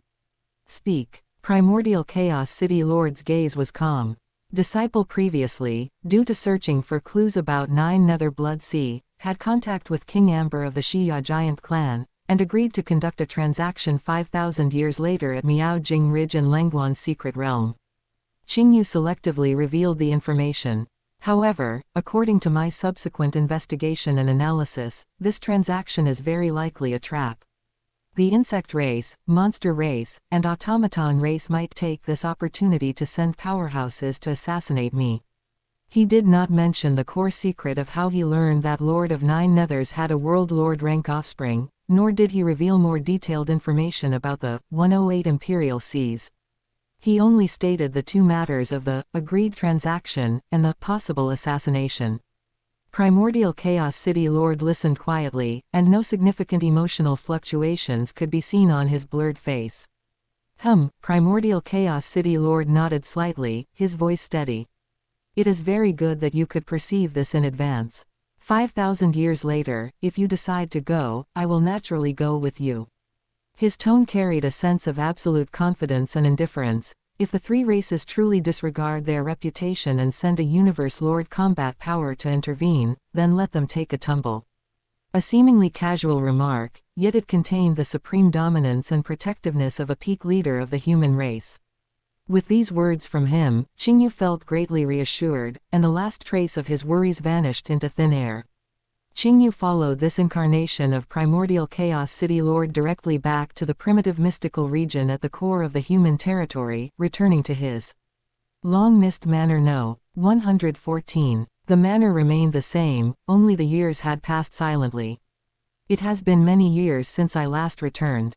Walking along the familiar corridor, Qingyu felt deeply emotional. From fighting in the outside territory battlefield, to cultivating in Primordial Chaos City, to searching everywhere for clone opportunities, he had experienced many storms and had now finally returned to this relatively peaceful starting point. Without delay, he walked straight into the training ground. Standing in the center of the empty training ground, Qingyu took a deep breath, forcefully suppressing his agitated emotions. He carefully took out that regained drop of bright red seawater, 9 nether blood seawater of World Lord rank. It floated quietly in his palm, emitting a majestic and unique rhythm of life, like a miniature blood-colored star. Let's begin. Qingyu's eyes narrowed, no longer hesitating. With a thought, this precious drop of seawater was instantly taken into his inner world. In his inner world, the moment this seawater from the World Lord rank Imperial Sea appeared, it triggered a resonance of the entire world power. Although the life gene level it contained was as high as 300 times, enough to make countless World Lords envious. But for Azure Ghoul, whose life gene level had already reached the perfect level, analyzing it was not a difficult task. The vast and majestic world power acted like invisible tentacles, instantly wrapping and permeating the drop of seawater layer by layer. The complex and profound life gene structure contained within it was, under the combined action of Qingyu's will and world power, rapidly analyzed, understood, and replicated. The entire inner world trembled slightly. In the center of the world, endless world power began to gather and compress frantically toward a single point, gradually forming a huge golden sphere with blood-colored secret patterns flowing on its surface. Inside the sphere, it seemed as if an embryo was absorbing the nutrients of the entire world, beginning to gestate and grow. A faint but incredibly clear life connection was closely linked to Qingyu's soul core through the inner world. Third clone. Gestation begins. Although he had long known that with his current foundation and preparation, gestating this World Lord rank Blood Sea clone would naturally be a matter of course. But when he truly felt that new life gestating in his inner world, Qingyu's emotions still fluctuated violently and uncontrollably. Highest beginning mythical region, 9th level of Sky Eclipse Palace. This space seemed to be independent of the universe, filled with a deep silence and majesty. Endless specks of starlight flowed slowly above the firmament, illuminating the figure on the throne below who looked like a blood-colored star, Sky Eclipse Palace Master. Qingyu's figure appeared in the center of the great hall. Facing the vast pressure, he restrained the Spirit Control King, aura that had dominated the outside territory battlefield, like a traveler returning home, and bowed respectfully. Disciple Qingyu greets teacher. The voice echoed in the empty hall, carrying heartfelt respect. The figure on the throne slowly opened his eyes. The gaze was like substance, instantly falling on Qingyu, carrying a trace of obvious displeasure and the complex emotion of relief. HMPH. Sky Eclipse Palace Master let out a cold snort, his voice filled with suppressed anger. You still know you have a teacher in me. I thought your wings had hardened, and you even dared to provoke a universe lord. Qingyu immediately felt an invisible pressure envelop his entire body. He quickly lowered his head further, a fitting look of embarrassment on his face as he scratched his head, his posture extremely low. Teacher, please calm your anger. This time it was disciple who was reckless, acted without consideration, and made teacher worry. Looking at his most outstanding disciple, Sky Eclipse Palace Master felt both angry and fearful. He was angry that this kid was so audacious that he dared to target the offspring of Lord of Nine Nethers. He was afraid that if Primordial Chaos City Lord had not arrived in time, this disciple whom he had placed high hopes on would likely have died under the rage of a universe lord. That would be a huge loss for the human race, and even more so a pain he could not bear in his heart. Reckless. Is it just reckless? Sky Eclipse Palace Master's voice rose a few notches, carrying a reprimand. Qingyu, I know you have extraordinary talent, exceptional encounters, and brilliant battle achievements. But you must remember, the universe is vast, and there are countless existences that can easily crush you to death. He stood up and walked down from the throne step by step, his blood-colored robe fluttering without wind, his tone heavy and earnest. In the history of our human race, how many brilliant talents have emerged. If they had grown up, their achievements might not have been below yours. But most of them fell prematurely like meteors. Why? It is because they relied on their talent, lost their sense of awe, took risks and advanced rashly, and finally fell on the road to the peak. You provoked a universe lord. It is an existence that guards 9 nether space-time, one that even primordial Chaos City Lord must treat with solemnity. That you were able to escape by luck this time is due to luck, the fact that Lord of 9 Nethers may not have truly had killing intent, and the timely rescue of the race. But luck will not always be on your side. Sky Eclipse Palace Master's gaze was sharp as a knife, as if wanting to dissect Qingyu's soul. I want you to remember this lesson. Before you truly possess the strength to roam the universe, caution will always be your best amulet. Listening to these resounding teachings from his teacher, filled with worry and expectation, a warm current surged in Qingyu's heart, and he completely put away the slight arrogance that had arisen due to his recent success. He bowed deeply, his tone extremely solemn. Teacher's teachings, disciple will keep every word in mind. In the future, I will act as if treading on thin ice and will never let teacher worry like this again. Seeing that Qingyu was sincerely accepting the teaching, the impatience in his eyes had settled down, replaced by a deeper stability, and the anger in Sky Eclipse Palace Master's heart gradually subsided. He sat back on the throne, his tone much softer. It is good that you can understand. Forget it, since this matter has been resolved by Primordial Chaos City Lord, it can be considered a blessing in disguise, establishing a thin bond of goodwill with that Lord of 9 Nethers. He changed the subject and returned to the main topic. I heard that your third clone has already begun to gestate. Yes, teacher. Qingyu nodded. It is indeed the 9 Nether Blood Sea clone, and it will take about 50 years to successfully gestate. Good. A trace of anticipation flashed in Sky Eclipse Palace Master's eyes. Once your 3 clones are gathered, your foundation will be completely solidified. At that time, there will be no need to suppress your realm, so break through to Undying as soon as possible. Only by stepping into Undying, solidifying the divine body, and perfectly fusing the soul and physical body, can one truly have a foothold in the universe. And there was indeed no need for Qingyu to remain at the World Lord stage any longer. Rest assured, teacher. Qingyu was full of confidence. Once the Nether Sea clone is successfully gestated, disciple will immediately prepare to break through to Undying. Go ahead. Prepare with peace of mind. If there is anything you don't understand, you can come and ask me at any time. Sky Eclipse Palace Master waved his hand, and a faint, almost imperceptible smile of gratification finally appeared on his face. Yes, disciple takes his leave. Qingyu bowed respectfully again, and then his figure slowly disappeared from the 9th level of Sky Eclipse Palace. Returning to the training room of Manor number 114 in the primitive mystical region, Qingyu sat cross-legged, his mind sinking into his inner world, feeling the increasingly powerful life fluctuations within the huge sphere in the center. Chapter 169, Breaking Through to Undying. 50 years passed in the blink of an eye. His inner world, during these 50 years, consistently maintained a peculiar rhythm. At the center of the world, the golden giant egg, nurtured by endless world power, had already expanded to over 10,000 kilometers in height. Its surface was covered with profound and complex blood-colored secret patterns, flickering like breathing, emitting increasingly strong life fluctuations. Finally, at this moment, cracks on the surface of the giant egg spread and expanded rapidly like a spiderweb. Boom! A colossal roar, as if the heavens and earth were being rent asunder, echoed in his inner world, and the massive dark red sphere exploded.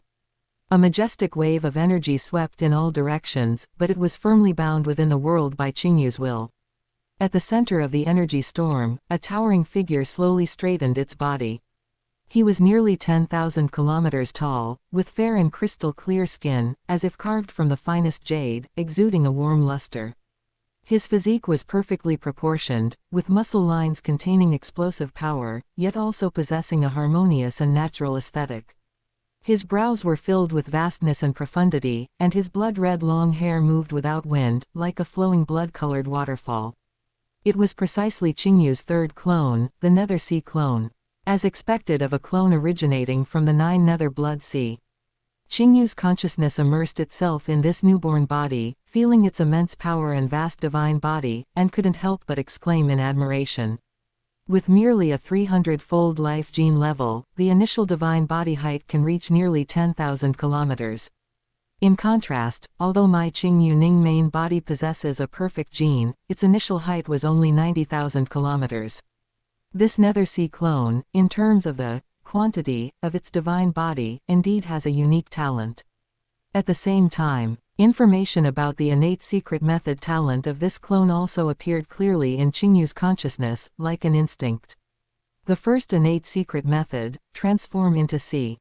With a thought, the towering giant body, nearly 10,000 kilometers tall, instantly underwent earth-shattering changes. Bones, muscles, blood, all material structures dissolved and became energy in an instant. Whoosh! The massive figure disappeared, replaced by a vast and boundless blood-colored sea, a terrifying ocean with a diameter of a full 100,000 kilometers. Blood waves rolled and surged, exuding endless life aura and divine might.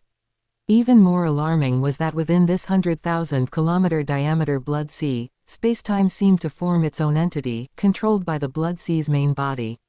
Although far inferior to a universe lord's space-time control, this was undoubtedly a powerful ability of the same type.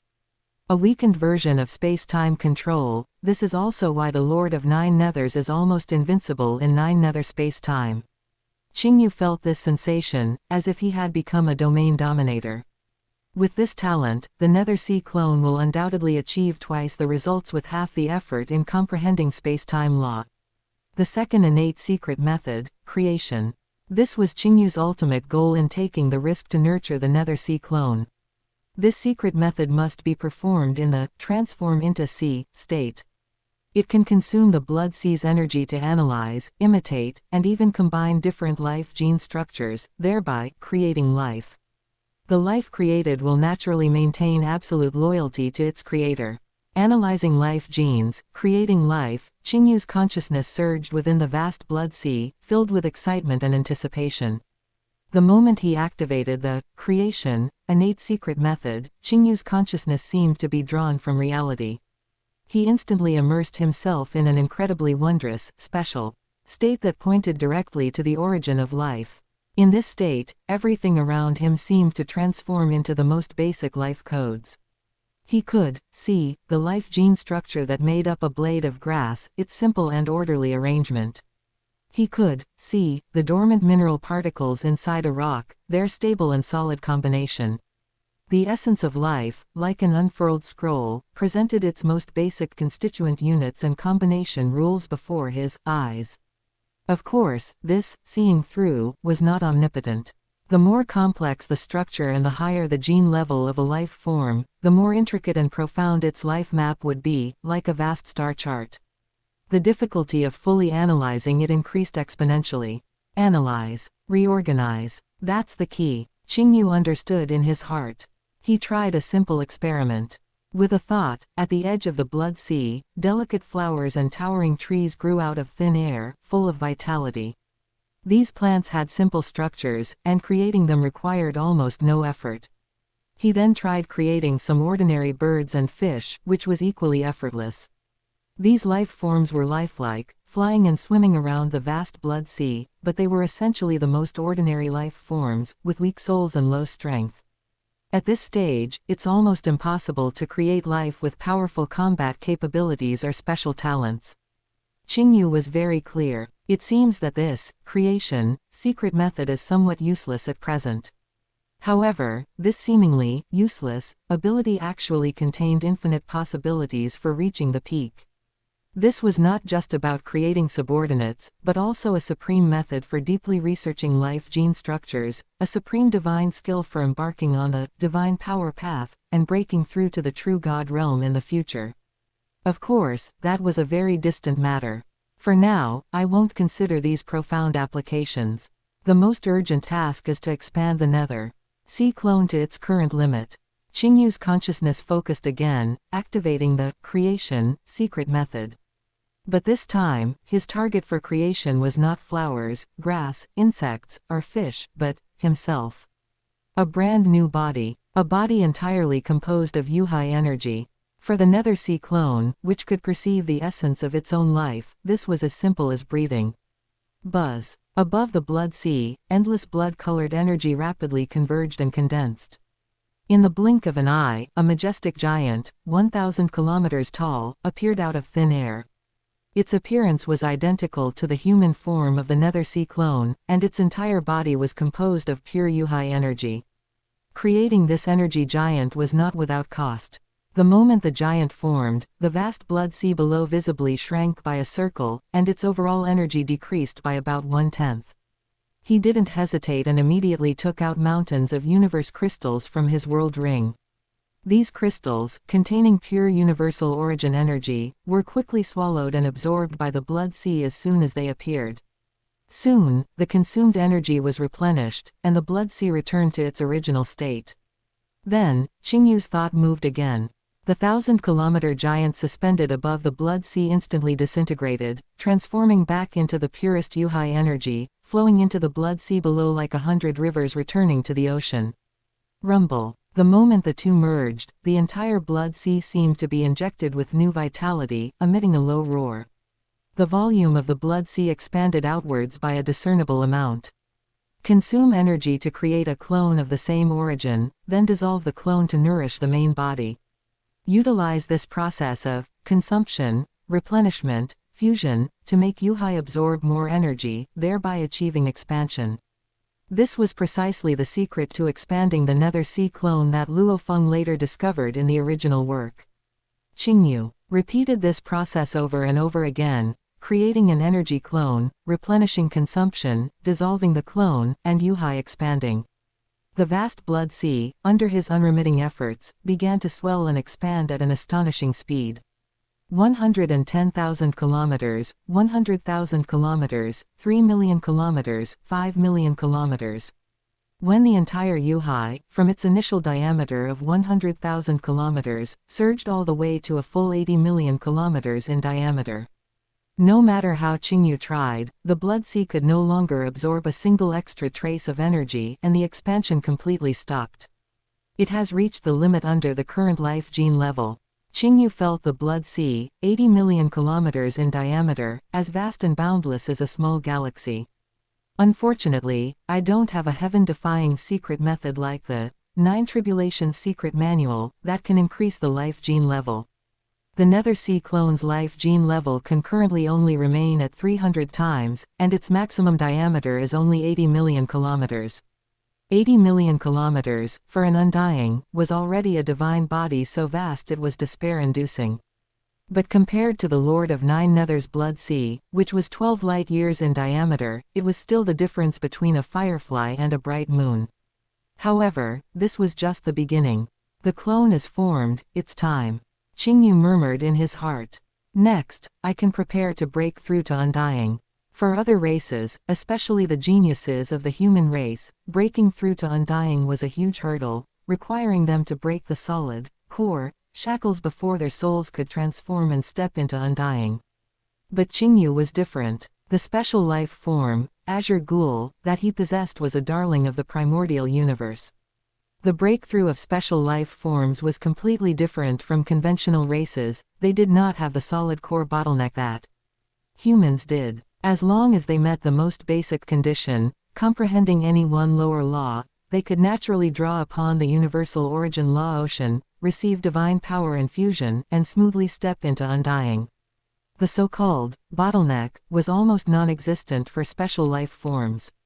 This is why those powerful special life forms in the universe, once they grow up, often successfully advance to undying and even higher realms. The condition for Azure Ghoul to break through to undying was simply to comprehend a lower law. And Qingyu, as early as during his previous 10,000 years of secluded cultivation, relying on his extraordinary comprehension ability, had already comprehended the 8 major lower laws of metal, wood, water, fire, earth, wind, lightning, and light, reaching a state where they were just a final step away, almost completely comprehended. Now, he only needed to choose any one of these 8 laws, meditate, and break through that last trace of barrier, and he would immediately trigger the descent of the law. I'll choose the law of water. Qingyu pondered for a moment and made his decision. As for which lower law to choose, it indeed made no essential difference to him. His core combat power originated from his self-created space-time law secret method, whether it was void lotus flower or ethereal. Both pointed directly to the space-time origin.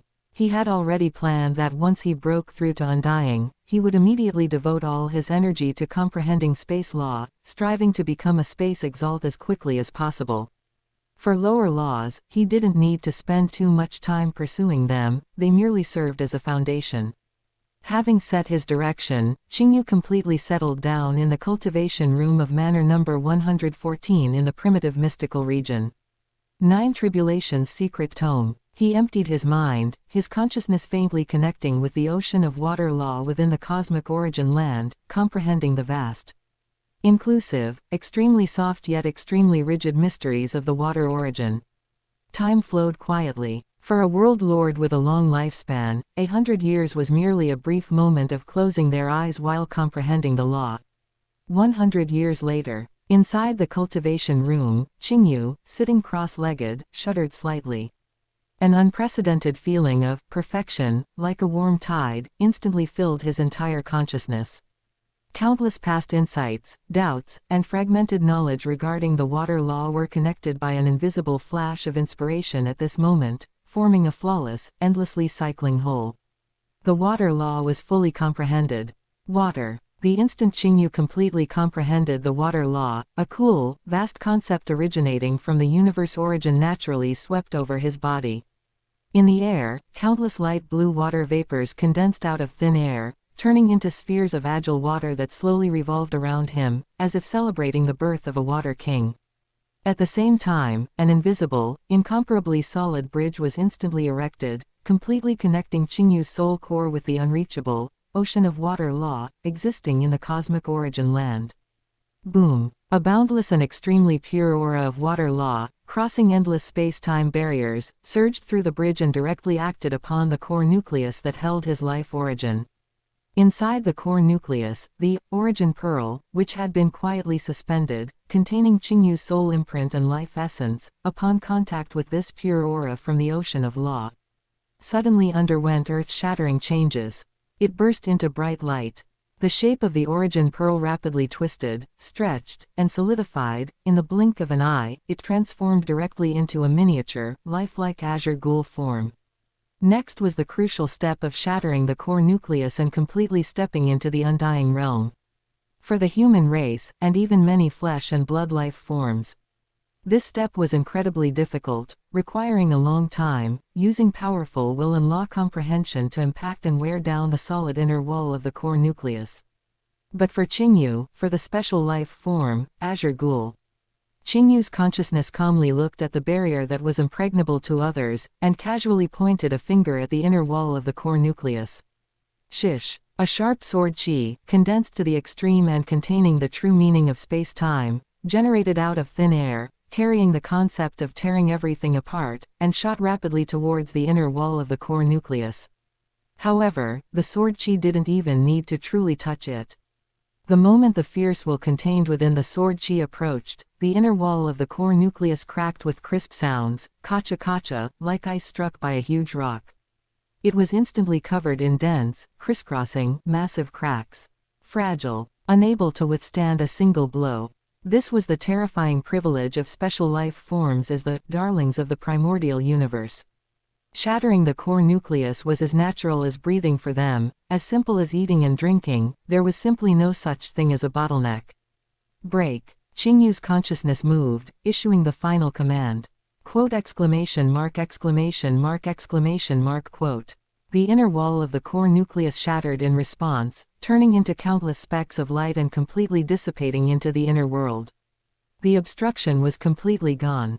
At the exact moment the core nucleus shattered, rumble tilde tilde tilde tilde. Above Manor number 114 in the primitive mystical region, a sudden anomaly occurred. The previously clear void realm suddenly darkened, as if an invisible force had ripped open a massive gap. Behind the gap, it was no longer the dark cosmos, but faintly revealed a vast, boundless ocean phantom composed of endless blue divine power. That was the projection of the ocean of water law in the cosmic origin land. Boom! Like a galaxy inversion. Endless, extremely pure blue. Water divine power, as if finding a vent, surged frantically out of the void realm rift, forming a massive pillar of divine power light over 10,000 kilometers in diameter. It poured down with unparalleled precision towards the location of the cultivation room where Qingyu was in seclusion. The entire primitive mystical region was alarmed by this sudden, vast law pressure and terrifying energy fluctuation. Countless undying spiritual gods and universe exalts woke up from their deep cultivation, looking in shock toward Manor No. 114. Even the clone of the primordial Chaos City Lord, who had always guarded the primitive mystical region, quietly opened his eyes, his gaze penetrating layers of space and settling on the manor enveloped by endless blue divine power. Even though he already knew Qingyu's background, the Qingyu Ning main body with perfect gene, and the Nether Sea clone with a diameter of 80 million kilometers. Sensing the law ocean fluctuations, which were tens of thousands or even millions of times greater than a normal breakthrough to undying, even the primordial Chaos City Lord's ancient, placid state of mind couldn't help but ripple slightly. Is that young Qingyu breaking through to undying? He murmured inwardly, with a hint of understanding and amazement. Such a phenomenon, he truly didn't disappoint me. The corner of his mouth seemed to curve into a faint, almost imperceptible smile. Excellent. With such a deep foundation, once he steps into the undying realm, he will soar to the heavens. My human race is certainly going to gain another peerlessly powerful super being in the future. In contrast to the primordial Chaos City Lord's calmness and anticipation, the other universe exalts and undying spiritual gods in the primitive mystical region who sensed this commotion were completely engulfed in shock and uproar. The water origin law has descended. Someone has crossed into the undying realm. A venerable's thought power swept across, his face filled with disbelief. Another king-level immortal was dumbfounded, feeling the pressure that made his soul tremble. My heavens! What a massive commotion. The scale of this divine power infusion, even if an undying broke through to universe exalt, it would be far from possible to trigger such a boundless ocean of origin law, right? Who exactly is breaking through? Idiot. In the core area of the primitive mystical region, besides the legendary spirit control king, His Highness Qingyu, who else could cause such an earth-shattering phenomenon? Spirit control king. Now that you mention it, I remember. His Highness Qingyu, he was still a world lord. To achieve such terrifying battle results as a world lord, and now his breakthrough to undying triggers such a bizarre phenomenon, can this even be considered human?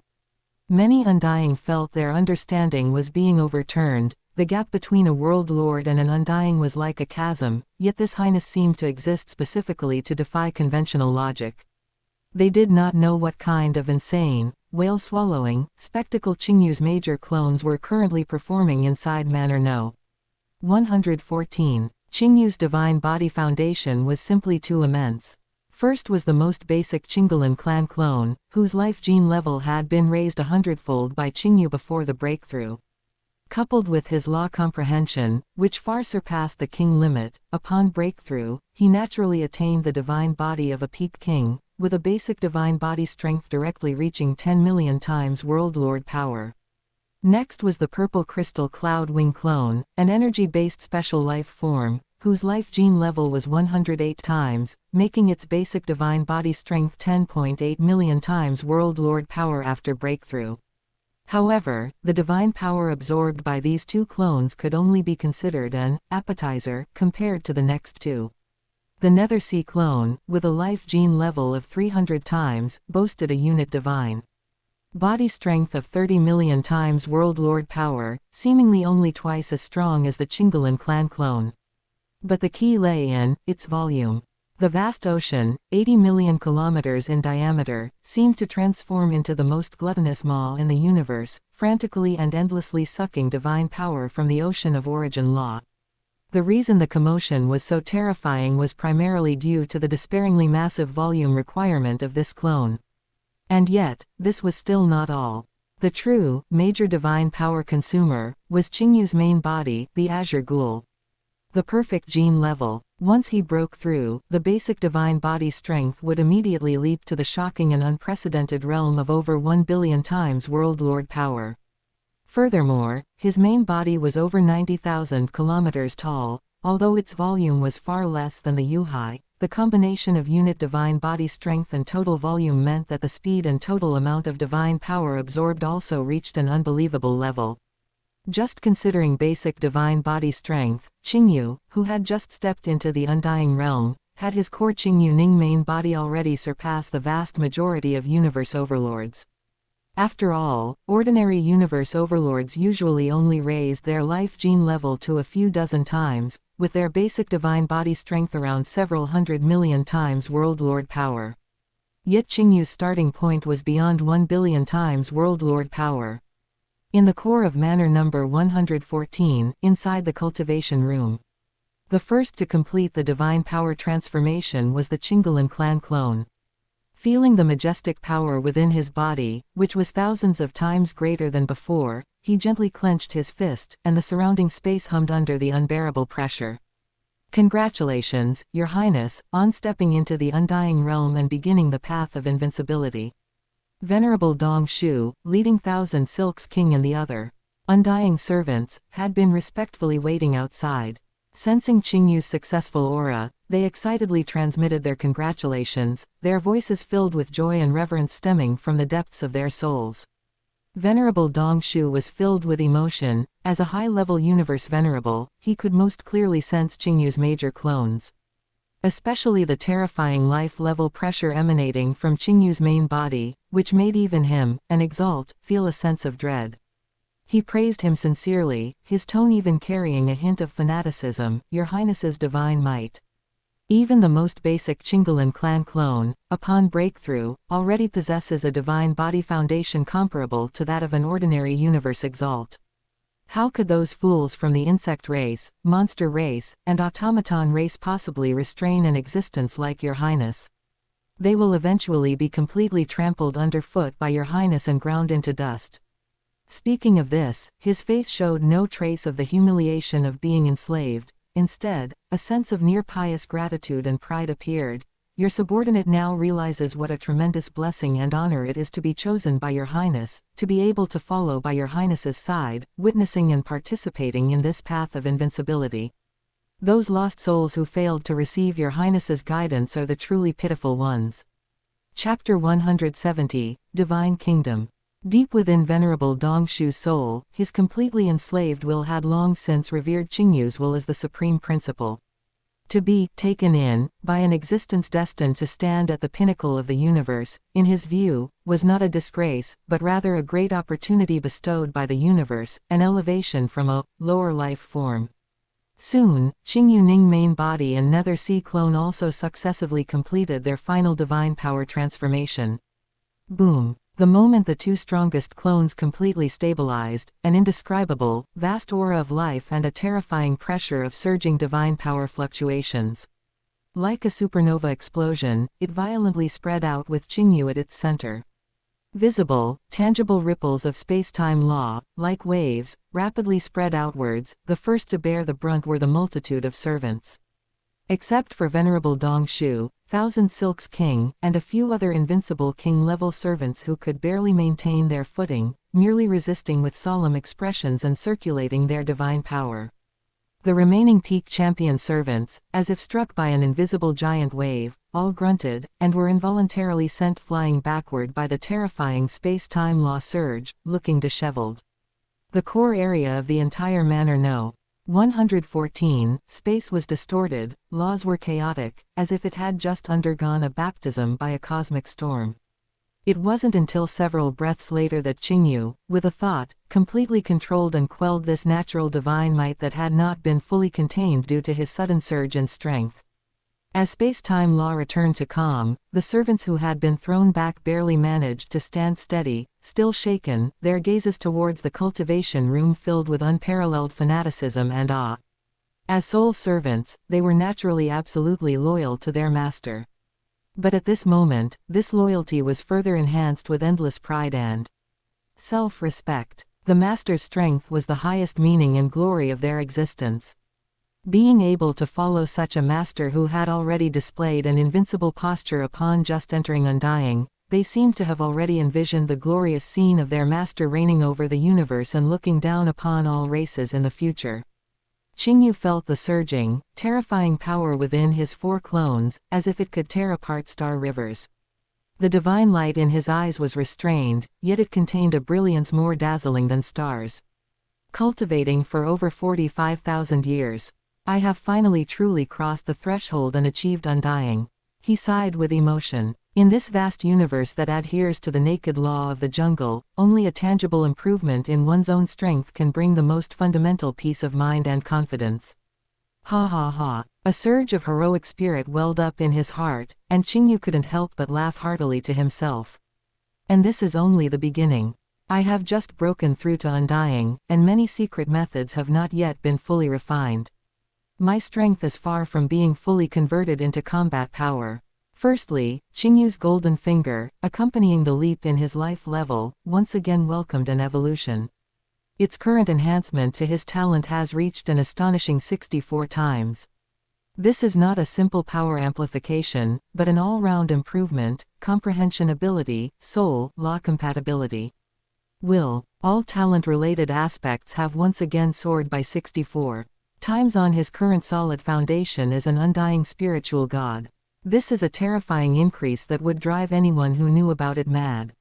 Secondly, and most importantly, the metamorphosis of the soul. At the moment of breakthrough to undying, his soul underwent an essential sublimation. It must be known that before the breakthrough, his soul's foundation had already reached an extremely terrifying level, comparable to the limit of a high level.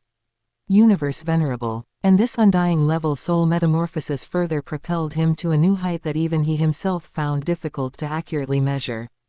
The soul is the core of life, closely related to comprehension ability, law affinity, will strength, and mental divine thought. The most direct and terrifying effect of this soul leap was that space-time law, in front of him, had lost all its mystery and insurmountable barriers. Qingyu's feeling at this moment was like a top university graduate who had already mastered the essence of advanced mathematics, looking back at elementary school addition, subtraction, multiplication, and division problems. Clear, thorough, and obvious at a glance. Those bottlenecks that had plagued countless invincible king-level beings, and even his teacher, Sky Eclipse Palace Lord, who was stuck at the peak of universe exalt for billions of epochs, no longer existed for him. The 3 great profundities of space law: sealing, strangulation, teleportation. The 3 great profundities of time law: acceleration, stasis, reversal. All paths, all key nodes, were clearly presented in his perception. He no longer needed to painstakingly search for that faint trace of inspiration, no longer needed to rely on luck to seek an epiphany. What he needed now was merely time. To comprehend step by step, to accumulate, to understand and master those clearly visible answers, one by one. His path to Universe Lord was already a smooth road, with no more inherent obstacles. That is to say, infinite confidence and anticipation welled up in Qingyu's heart. As long as I am given enough time to comprehend, I will naturally and smoothly, step by step cross the Exalt realm, all the way to Universe Lord. Moreover, this, enough time, would not be calculated in units of billions of years like for other powerhouses in the universe. During the World Lord period, I estimated it would take millions of years to fully comprehend the complete space-time law. But now, Qingyu had a more precise judgment in his heart. With my current realm and talent, at most a few 100,000 years, I am confident I can fully comprehend the space-time law. This was still a relatively conservative estimate. If he concentrated all his efforts and prioritized specializing in space law, he even had confidence to completely comprehend space law within tens of thousands of years, and directly step into the realm of Universe Exalt. And once he became a Universe Exalt, with his life level leaping again, his golden finger would surely welcome a new evolution. At that time, the talent enhancement would reach an even more terrifying 128 times. By then, Qingyu's eyes flickered with confident light. Comprehending the remaining time law will be as simple and natural as eating and drinking. The path ahead was clear, and bottlenecks no longer existed. Universe Lord. For me, it is truly within reach. A heroic spirit of looking down upon all under heaven surged in his chest. With his emotions stirred, Qingyu once again immersed his consciousness into his inner world, controlling the Nether Sea clone, and attempting the innate secret method, creation. The result filled him with pleasant surprise. He could only create ordinary flowers, plants, insects, fish, birds, and beasts with simple structures. But at this moment, he felt that his understanding and control over the structure of life genes had undergone a qualitative leap. With a thought, the sea of blood surged, and energy gathered. No longer ordinary mortal life forms, several strangely shaped energy creatures, with faint energy fluctuations flowing around them and strength roughly reaching the apprentice level, were actually created by him with a casual wave of his hand. They were born from the sea of blood, naturally maintaining absolute awe and loyalty to Qingyu. My ability to discern the essence of life has improved too much. Qingyu could clearly see the much more complex energy circuits and gene sequences within these created beings, and could even make certain adjustments. He couldn't help but exclaim in his heart again, "This golden finger of mine, which doubles my talent, is truly unreasonably outrageous. It also grants a terrifying 64-fold enhancement to my potential in researching life genes and exploring divine power paths." In the future, if he chose the divine power path to achieve true God, the process would be much smoother and faster than Luo Feng's in the original work. However, that is for the future. Qingyu quickly calmed down. He would only truly begin in-depth research after reaching the Universe Lord realm, at the very least. The immediate priority now is to first establish a divine kingdom. Then immediately set off for Primordial Chaos City, comprehend laws at the fastest speed, and strive to break through to Universe Exalt in the shortest possible time. Qingyu did not act immediately, but first connected a consciousness to the virtual universe network. Thunder Island, Sky Eclipse Palace. Within the majestic palace, Sky Eclipse Palace Lord sat high on his throne, looking at his disciple who was respectfully saluting below, a rare, undisguised smile of satisfaction on his face. "Teacher, disciple has successfully broken through to Undying." Qingyu's voice carried a hint of exhilaration after the breakthrough. "Good." Sky Eclipse Palace Lord praised loudly, his voice filled with gratification. Breaking through to Undying in over 45,000 years, among the human race's top geniuses, this time was not the fastest. But Sky Eclipse Palace Lord knew that the extent of his disciple's strength improvement was absolutely unprecedented. He looked at this disciple, whom he had taken in on a whim, now having grown to a point where even he couldn't quite discern his depth.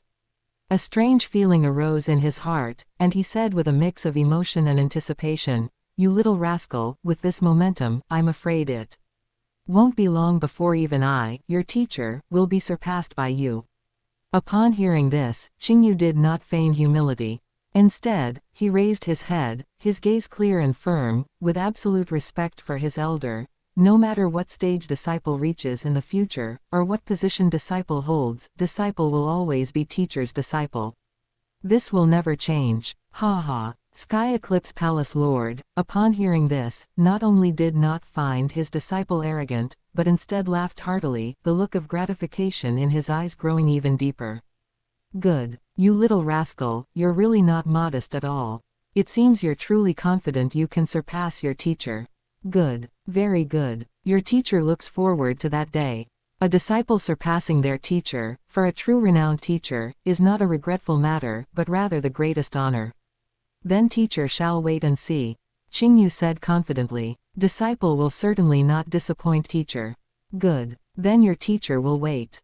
The more Sky Eclipse Palace Lord looked at this disciple, the more satisfied he became.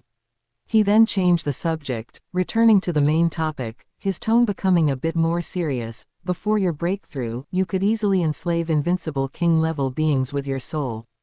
Now that you are undying, with your several great clones, I presume your true combat power is already on par with a Universe Exalt." He looked at Qingyu. "Since that is the case, there are some matters you should know about and participate in.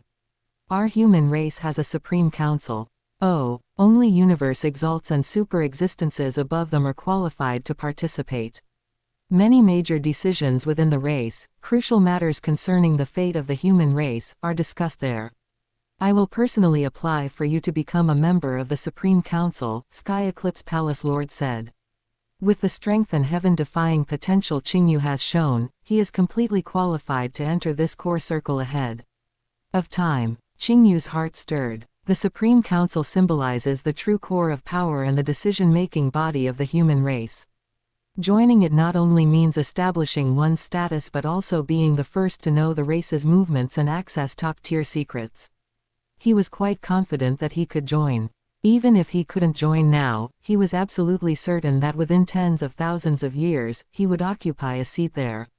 "Thank you, teacher," Qingyu said respectfully. Sky Eclipse Palace Master nodded slightly, then instructed, "These are all things for later.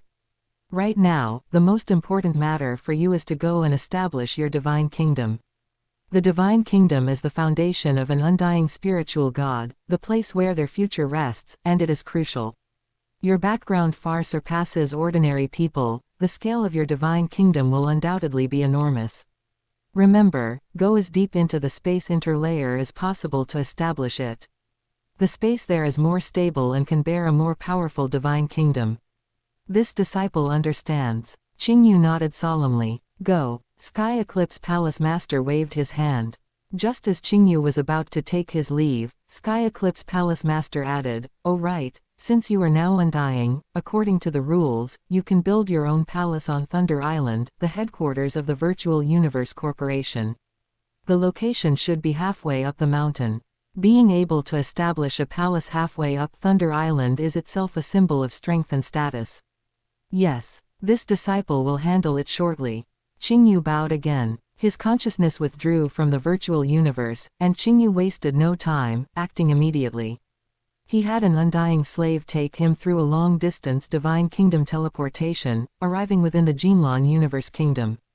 Upon arrival, Qingyu did not linger. Instead, he chose a random direction and began continuously using teleportation.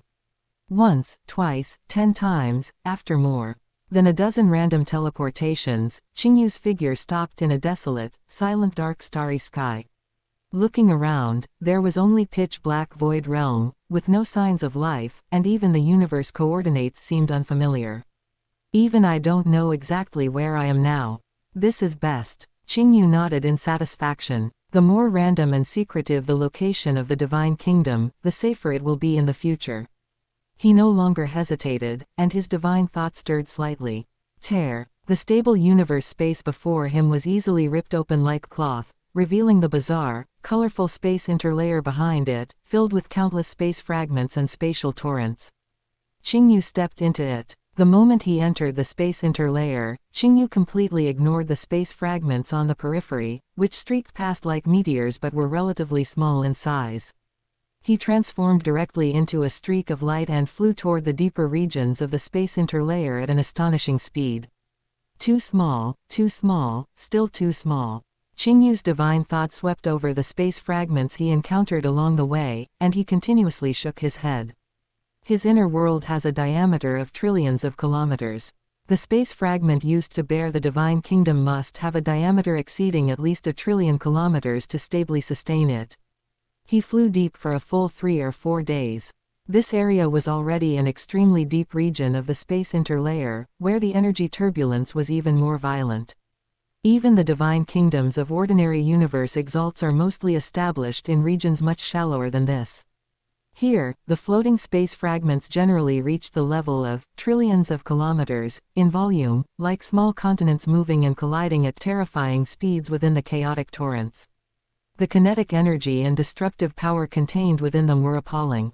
If hit head-on, even a universe exalt might have their divine body instantly annihilated. Qingyu cautiously traveled between these massive, floating continents, his powerful divine thought constantly vigilant, dodging fragments with unpredictable trajectories. His gaze sharply scanned the area, searching for the most suitable target. Finally, his gaze locked onto a massive space fragment. The overall shape of this fragment was barely square. Its maximum diameter was about 5.3 trillion kilometers, and the narrowest part was also 4.5 trillion kilometers, far exceeding his inner world. "You're the one." Qingyu's mind stirred, and he stopped suppressing his inner world. Buzz. An invisible yet majestic and vast great power surged out from within him, instantly crossing the void realm and firmly locking onto the massive, chosen space fragment in the distance. At the same time, a faint phantom of a massive world appeared in the midair above Qingyu. This world seemed to exist in another dimension, suspended between reality and illusion. The outlines of mountains, rivers, sun, moon, and stars were faintly visible inside. It was precisely the projection of Qingyu's trillion-kilometer diameter inner world. The illusory inner world began to move slowly, flying toward the massive space fragment. The locked space fragment was also drawn by the invisible force, moving closer to the illusory world. One was an illusory prototype constructed by energy and law. The other was the truly existing material foundation within the space interlayer. Guided by the invisible law, the two gradually approached, made contact, and underwent fusion. Rumble tilde tilde tilde. The entire fusion process triggered violent tremors in the surrounding space. Violent energy fluctuations swept out, causing other nearby flying space fragments to instinctively avoid the area, forming a relatively clear region. The initially illusory world rapidly became solidified and stable during the fusion with the space fragment. A moment later, all the phenomena slowly subsided. The phantom of the illusory world that had been suspended in midair completely vanished. What replaced it was an incomparably real, incomparably stable, brand new world, radiating majestic life aura and undying divine power. This was the divine kingdom belonging to the undying spiritual god Qingyu. The divine kingdom was vast, its territory immense, and upon initial formation, it radiated endless divine might. The edges were still continuously absorbing fragments from the space interlayer, slowly and firmly expanding outward. Qingyu used a teleportation and entered this world that belonged to him. The moment he stepped into the divine kingdom, the countless lives that originally resided in his inner world simultaneously knelt devoutly toward the center, shouting like a mountain roar and a tsunami, "Divine Master." Greetings, Divine Master. The voices were filled with awe and worship originating from the very origin of life. Qingyu floated high in the center of the divine kingdom, and a feeling of omniscience and omnipotence naturally arose. Here, he was the absolute dominator. With a thought, in the central region of the divine kingdom continent, the earth suddenly surged, and a colossal, majestic divine mountain, piercing the clouds, rose from the ground. The mountain body was steep, radiating an aura of eternal undying. And on the cloud-shrouded peak, a magnificent and glorious divine palace, flowing with endless divine light, rapidly took shape at a visible speed. Every detail of the palace matched Qingyu's aesthetic and will, majestic, mysterious, and powerful. This was only the beginning. Qingyu's will was like the paintbrush of creation, freely sweeping across the vast continent of the divine kingdom. Winding mountain ranges, like giant dragons, broke through the earth, forming endless peaks. Vast green grasslands unfolded, where the wind blew and the grass lay low. Moist lowlands transformed into miasma-filled swamps, concealing life. Scorching yellow sand swept across, forming a silent and spectacular desert. Amidst the deserts and wastelands, scattered oases dotted the land like jewels, vibrant with life. Massive lakes were embedded in the land like bright mirrors, shimmering with light. Mountains and rivers, all forms of topography, were shaped and completed in a single thought. The entire divine kingdom became full of vitality, yet also contained various extreme environments, suitable for the habitation and trial of different life forms. The divine kingdom is finally established. Qingyu looked down at his masterpiece, a sense of satisfaction surging in his heart. The Nether Sea clone will be stationed here permanently. He made the arrangement. The vast sea of blood, 8 million kilometers in diameter, was itself the divine kingdom's most powerful defensive barrier.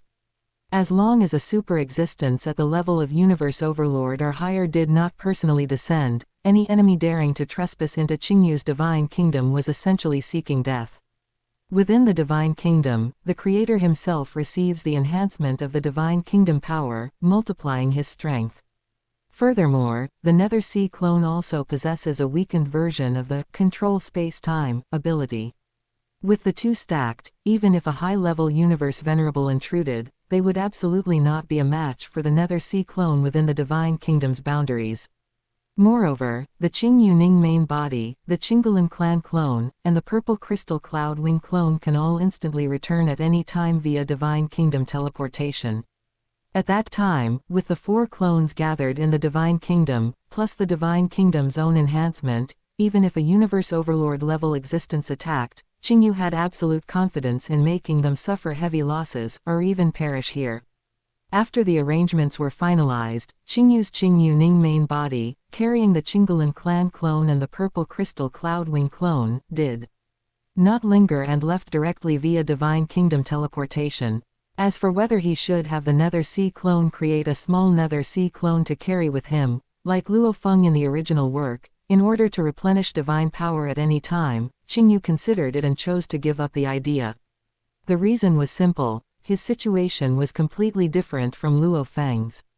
His true body, Azure Ghoul, was at the perfect gene level. His divine body strength exceeded 1 billion times the World Lord power, and his divine body height reached over 90,000 kilometers. Both the quality and total amount of his divine power reached an extremely terrifying level.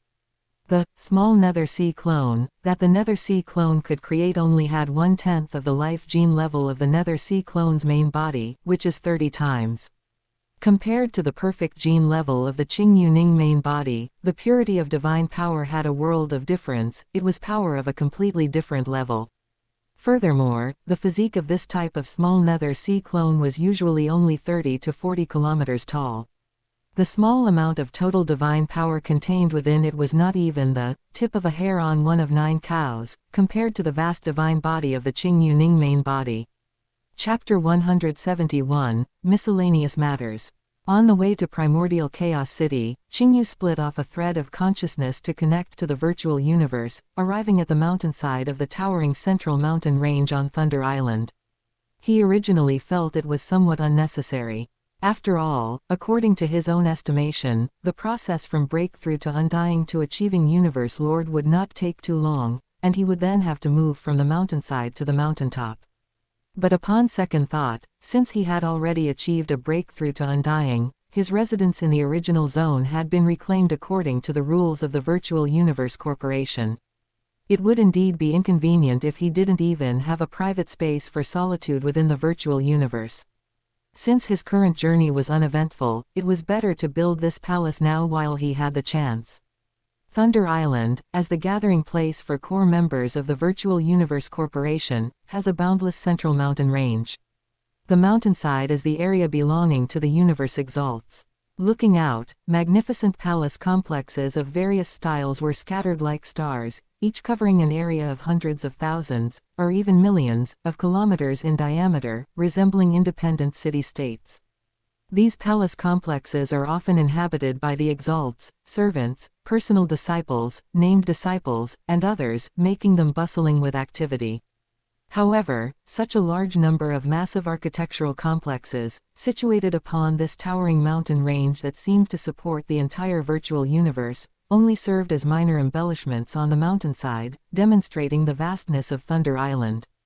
Qingyu was floating mid-air, surveying this unfamiliar area and pondering where to build his palace, when a pleasant voice, tinged with surprise and familiarity, rang out behind him. "Junior brother, you've come to Thunder Island too." Qingyu turned his head. Upon hearing the voice and saw a woman dressed in moon-white battle armor, possessing a graceful and noble demeanor, with faint, cold moonlight flowing around her. It was his senior sister, Venerable Changzhou. Senior sister. Qingyu smiled, took a few steps forward, and saluted her with respect mixed with a trace of intimacy. Although his current strength might not be inferior to that of an ordinary exalt, he maintained respect for this senior sister who had looked out for him early on. Venerable Changzhou scrutinized Qingyu. A trace of subtle astonishment flashed in her beautiful eyes, and she then smiled, saying, "I heard teacher mention that you successfully achieved a breakthrough to undying. I was wondering when you would come to Thunder Island to establish your palace. I didn't expect to run into you so soon." "Yes, senior sister, I just broke through recently. I came to take a look and prepare to build a palace." "So that's it." Venerable Changzhou nodded knowingly and said enthusiastically, "This mountainside area is vast. Although there are many good locations, there are also certain considerations. Since this is your first time here, you might be unsure where to start. How about senior sister helps you advise and choose a location that suits your preference?" Qingyu was thinking the same thing. Hearing this, he readily smiled and said, "That would be wonderful." To be honest, senior sister, this mountain range is truly massive. I was just worrying about where to choose. Having senior sister guide me is the best possible outcome. Why be polite with your senior sister? Come with me. Venerable Qingyu seemed very happy. She waved her hand and transformed into a streak of light, flying forward. Senior sister will take you to a good spot. The view is open, the environment is tranquil, and it's not too far from my palace, so we can look out for each other usually. Venerable Qingyu said with a smile, her tone conveying care for her junior brother. Qingyu immediately followed, flying alongside Venerable Qingyu. The faint moonlight surrounding this senior sister trailed a graceful light tail as she flew, weaving through the unique clouds and mist of Thunder Island, appearing like a fairy soaring through the sky. After flying for a moment, passing through a particularly dense, swirling mist that seemed condensed from energy, the scene ahead suddenly opened up. The first thing that came into view was an incredibly spectacular waterfall. It seemed to materialize out of thin air from the higher reaches of the mountain range, tens of thousands of kilometers wide, plunging down with the momentum of a crashing thunderous galaxy. It impacted the vast lake below, creating a deafening yet strangely soul-soothing roar. Water vapor filled the air, refracting colorful rays of light under the simulation of the virtual universe, resembling a celestial realm. The lake beneath the waterfall was equally vast, its water clear and bottomless, reflecting the shifting law streams of light above Thunder Island and the silhouettes of distant mountains. How is it, junior brother? The scenery here is quite nice, isn't it? Venerable Qingyu stopped, introducing the place with considerable pride. This waterfall and lake are considered top-tier scenery on the mountainside, specially modified for us to cultivate our sentiments. This place was indeed refreshing and delightful. Grandeur and tranquility were perfectly combined, and the law aura also seemed more active than elsewhere. Qingyu loved the place at first sight and immediately decided, this is truly a wonderful location. Thank you, senior sister, for guiding me. I shall build my palace right beside this lake. He swept his gaze across the area. The lake was exceptionally vast, with a winding shoreline and excellent visibility. Around the lake, a few palaces of varying styles were sparsely scattered, far apart from each other, yet sharing this beautiful scenery. Without interference, Venerable Qingyu pointed to the other side of the lake, where a bright, faintly visible palace was nestled within a grove of hazy osmanthus trees, and said, "Look, that is my Guanghan Palace. It will be convenient for visiting later." Qingyu looked in the direction she pointed, seeing a bright white palace faintly visible, nestled within a grove of hazy osmanthus trees, perfectly integrated with the environment. It truly lived up to the name, Guanghan. He nodded sincerely and smiled, "Senior sister, you chose a truly excellent spot, elegant and refined. Having senior sister as a neighbor means it will be much easier to come over and ask for advice if I encounter any confusion during my cultivation. You are welcome anytime." Venerable Qingyu smiled charmingly. Then, junior brother, quickly build your palace. I'm curious to see what it will look like. With the location decided, Qingyu wasted no time. Building a palace in the virtual universe requires no real-world earth, wood, or stone, it relies entirely on authority and intent. He floated above the chosen lakeside, communicating with the virtual universe system through his mind and utilizing his authority. The blueprint of the palace he envisioned in his mind was instantly captured and analyzed by the system. Immediately, on the open ground beside the lake, countless energy light spots converged and solidified rapidly from the void realm, as if drawn by an invisible hand. Foundation, pillars, flying eaves, tiles, the prototype of a palace rose rapidly from nothing, visible to the naked eye. It was not a gaudy, nouveau riche style, but rather the simplicity and majesty he personally pursued, presenting a main color palette interwoven with dark gold and dark cyan, magnificent yet restrained. It complemented the surrounding scenery of the waterfall and lake, appearing as if it had always belonged there. The commotion of the palace construction attracted the attention of an existence. Nearby, a streak of bloody light flew out from a spire-topped palace on the opposite shore of the lake and instantly arrived nearby. The light dissipated, revealing a man who was tall and slender, extremely handsome, and had 6 pairs of magnificent blood-red wings growing from his back. His gaze first fell upon the palace taking shape, and then he saw Venerable Qingyu and Qingyu. Venerable Qingyu, it's so lively here. Do we have a new neighbor? Venerable Bloodwing's voice was gentle, tinged with curiosity, and his gaze turned to Qingyu, scrutinizing him. Venerable Qingyu was clearly acquainted with him and responded with a smile, Bloodwing, you came at the right time.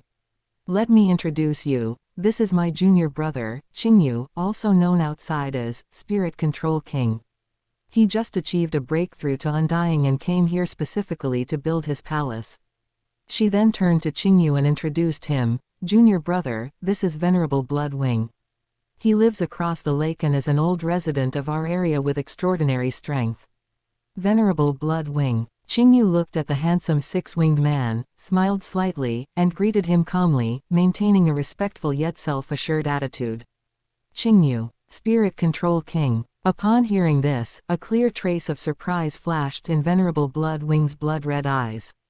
He carefully scrutinized Qingyu, his tone filled with disbelief. If I recall correctly, you were from one of the previous genius competitions, right?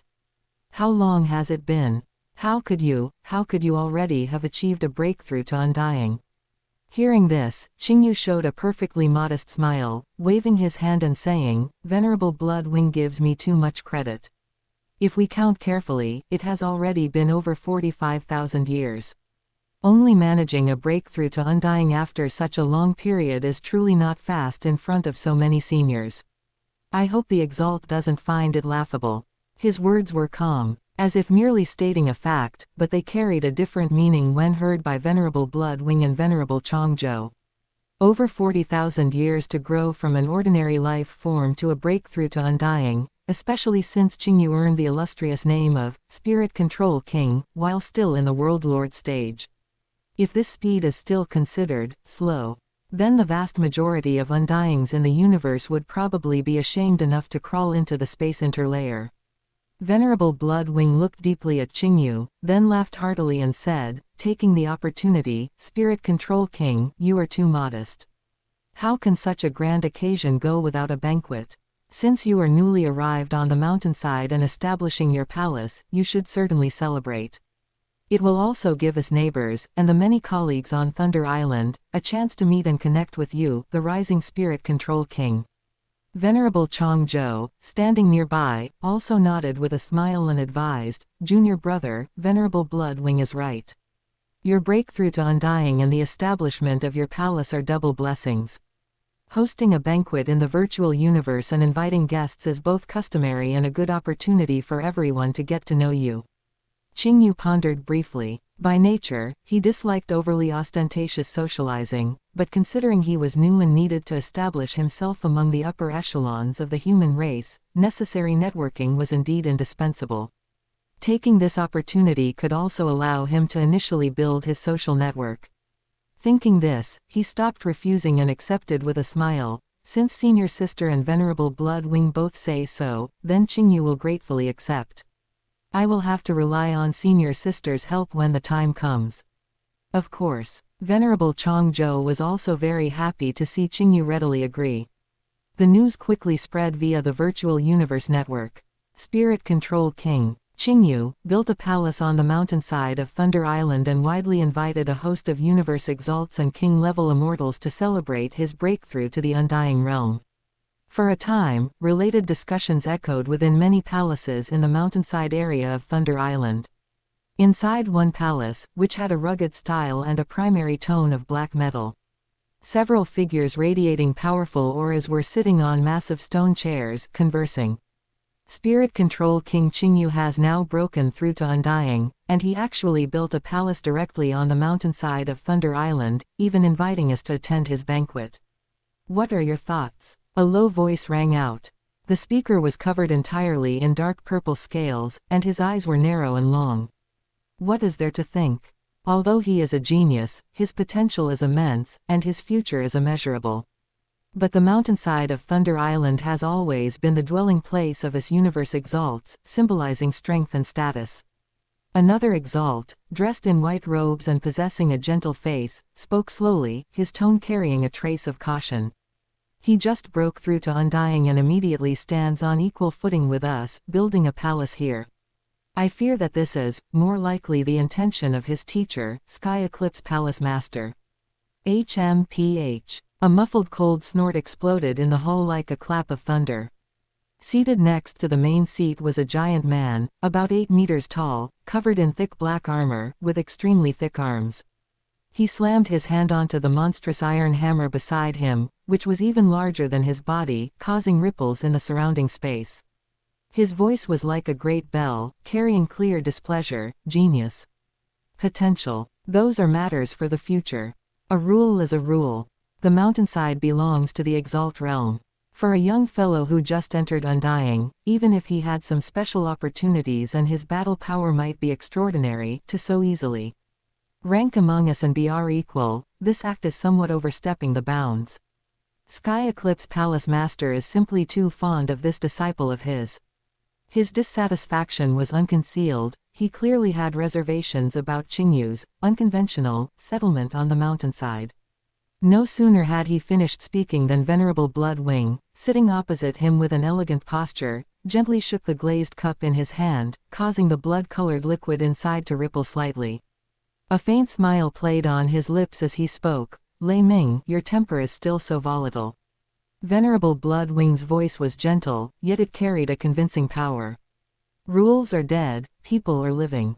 Although spirit control King Qingyu's apparent realm is only that of an undying spiritual god, he possesses the strength of a universe exalt level.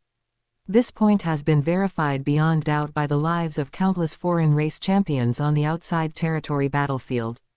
Since he has strength that matches ours, where is the talk of overstepping the bounds by building a palace on this mountainside? Why bother dwelling on these trivial matters of reputation? An Exalt, dressed in a star-patterned robe and having a peaceful face, nodded and agreed. Indeed, Bloodwing speaks sense. Even before Spirit Control King broke through to Undying, he could easily use soul enslavement on invincible king-level powerhouses. His methods are simply unfathomable. Now that he has stepped into Undying and condensed his divine body, his strength has probably skyrocketed by 1,000-fold, if not more. Given the potential and immediate combat power he has displayed, it is reasonable and proper for him to enjoy the same treatment as us. Be that as it may. Venerable Lei Ming waved his thick arm, his voice like muffled thunder, still carrying a degree of stubbornness. Potential does not equal absolute current strength.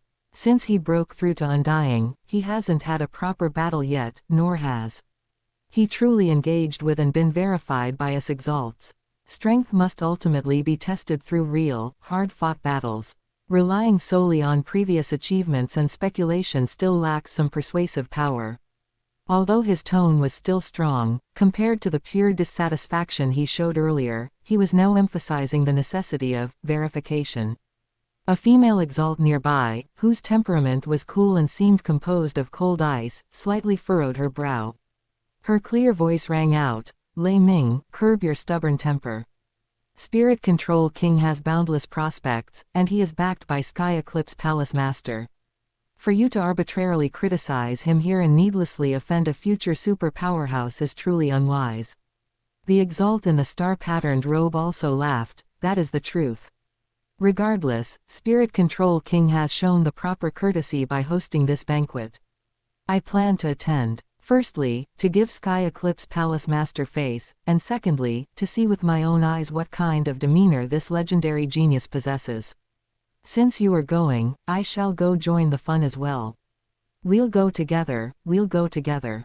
Seeing this, the other universe Exalts who had been watching also nodded, expressing their willingness to attend. Finally, everyone's gaze fell upon Venerable Lei Ming, who still wore a stern expression. Venerable Bloodwing smiled and asked, Lei Ming, what about you? If you were absent from such a grand gathering, wouldn't it make us Exalts seem less united?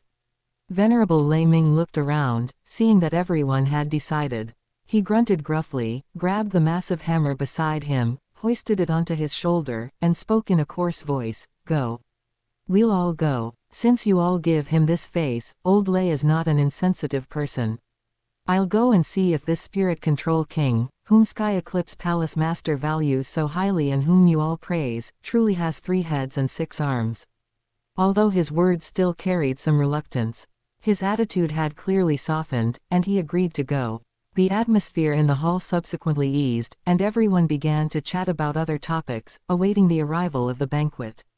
Virtual Universe. Luo Feng, dressed in simple training clothes, stood respectfully before an ape-man strongman clad in golden battle armor and exuding a bold and heroic aura. This ape-man strongman was Luo Feng's teacher, the invincible king-level powerhouse, Zhan Yan King. All right, disciple Luo Feng, I have now clarified all your doubts regarding the notes on time and space. Zhan Yan King's voice was like a great bell, and he looked at his rapidly progressing disciple with satisfaction. You must remember, although the notes on time and space is not as good as directly observing the 9-universe chaos tablet, if you can diligently contemplate it, it will have about 1/10 of the effect. Even after you leave Primordial Chaos City, with its assistance, your speed of law comprehension will not slow down too much. Luo Feng nodded earnestly, his eyes filled with gratitude. Disciple understands. Thank you, teacher, for clarifying my doubts. Just then, Zhan Yan King's expression shifted slightly, as if he had received some information. An exquisitely styled email automatically appeared before him. Zhan Yan King clicked on the email. After quickly scanning it, his rough face actually showed clear surprise and a hint of flattered excitement. Haha, good. I truly never thought that I would also receive this invitation. Zhan Yan King couldn't help but clap his hands and laugh, clearly in high spirits. Seeing this, Luo Feng couldn't help but ask curiously, Teacher, is there some good news?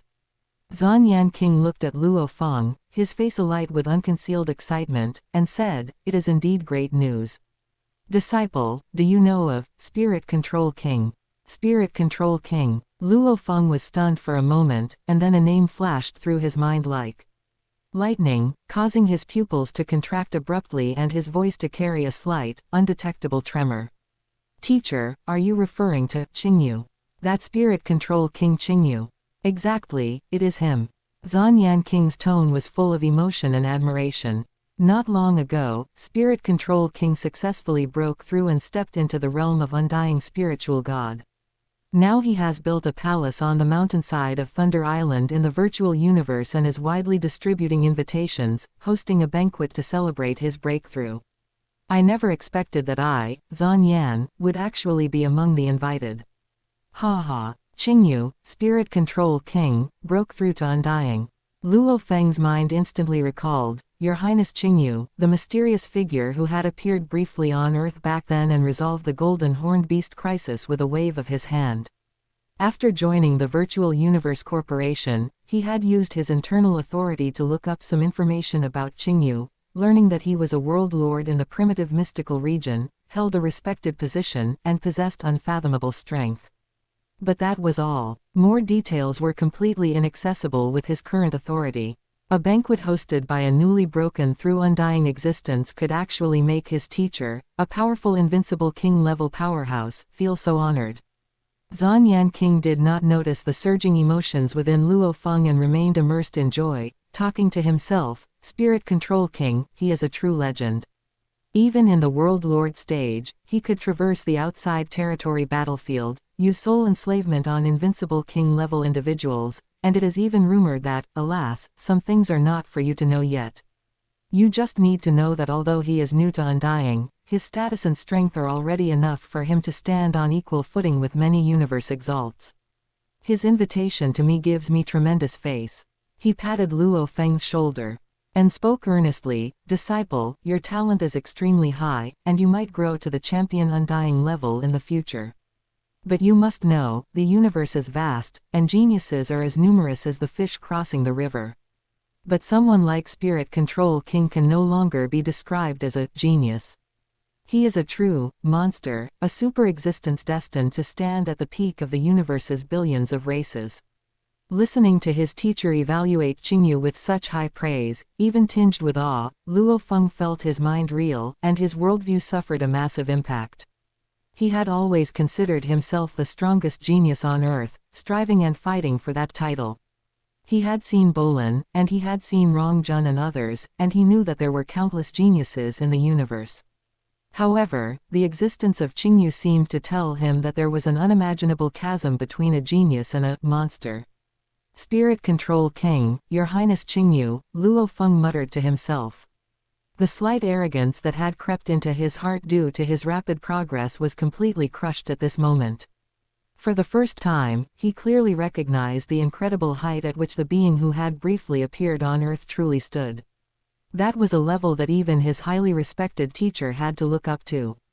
Zan Yan King saw Luo Feng sinking into thought, knowing that his words had greatly affected him, and nodded contentedly. All right, disciple, cultivate well. I must go prepare for the banquet. With that, Zan Yan King's figure slowly disappeared from the training grounds. Only Luo Feng was left standing there, gazing in the direction where his teacher had vanished, remaining silent for a long time. His fists unconsciously tightened, but his eyes grew even more resolute. The universe is vast, the road is still very long. While Luo Feng's heart surged with emotion and he secretly made a resolution in the training grounds, on the mountainside of Thunder Island, Qingyu's newly established Yuling Palace was already filled with guests, with cups raised and toasts exchanged. Chapter 172, Earth's Crisis. This banquet, celebrating Qingyu's breakthrough to undying and the establishment of his palace, was unprecedented in its grandeur. The undying spiritual gods of the Virtual Universe Corporation faction naturally attended, with almost no one who received an invitation missing. Most universe exalts belonging to the corporation, unless they were adventuring in some desperate, perilous land and truly unable to send a clone, personally came to offer congratulations. Such a display of prestige and face was rare in the history of Thunder Island's mountainside, demonstrating Qingyu's current standing in the hearts of the human race's high-level members. Qingyu mingled among the many exalts and undying, his demeanor composed, his conversation appropriate. Taking advantage of this opportunity, he formally met most of the universe exalts within the Virtual Universe Corporation, establishing his initial network of connections at the highest levels of the race. After the clamor, peace eventually returned. Primal Universe, Primordial Chaos City. Qingyu sat in his own palace, surrounded by swirling chaos chi, with the secret patterns of the universe origin law flowing in the distant skies crack clearly visible. The trivial matters are finally over, Qingyu softly exhaled, his eyes becoming sharp and focused. Next, I can wholeheartedly comprehend the space law. His consciousness sank into the perception of the space origin. His comprehension of the space law had already reached an extremely high realm. The three great profound mysteries of space law, strangulation, teleportation, and confinement, I have already mastered the first two proficiently. Only this last, confinement, remains, and then I will have fully comprehended all three profound mysteries. The comprehension of this final profound mystery was not difficult for Qingyu now.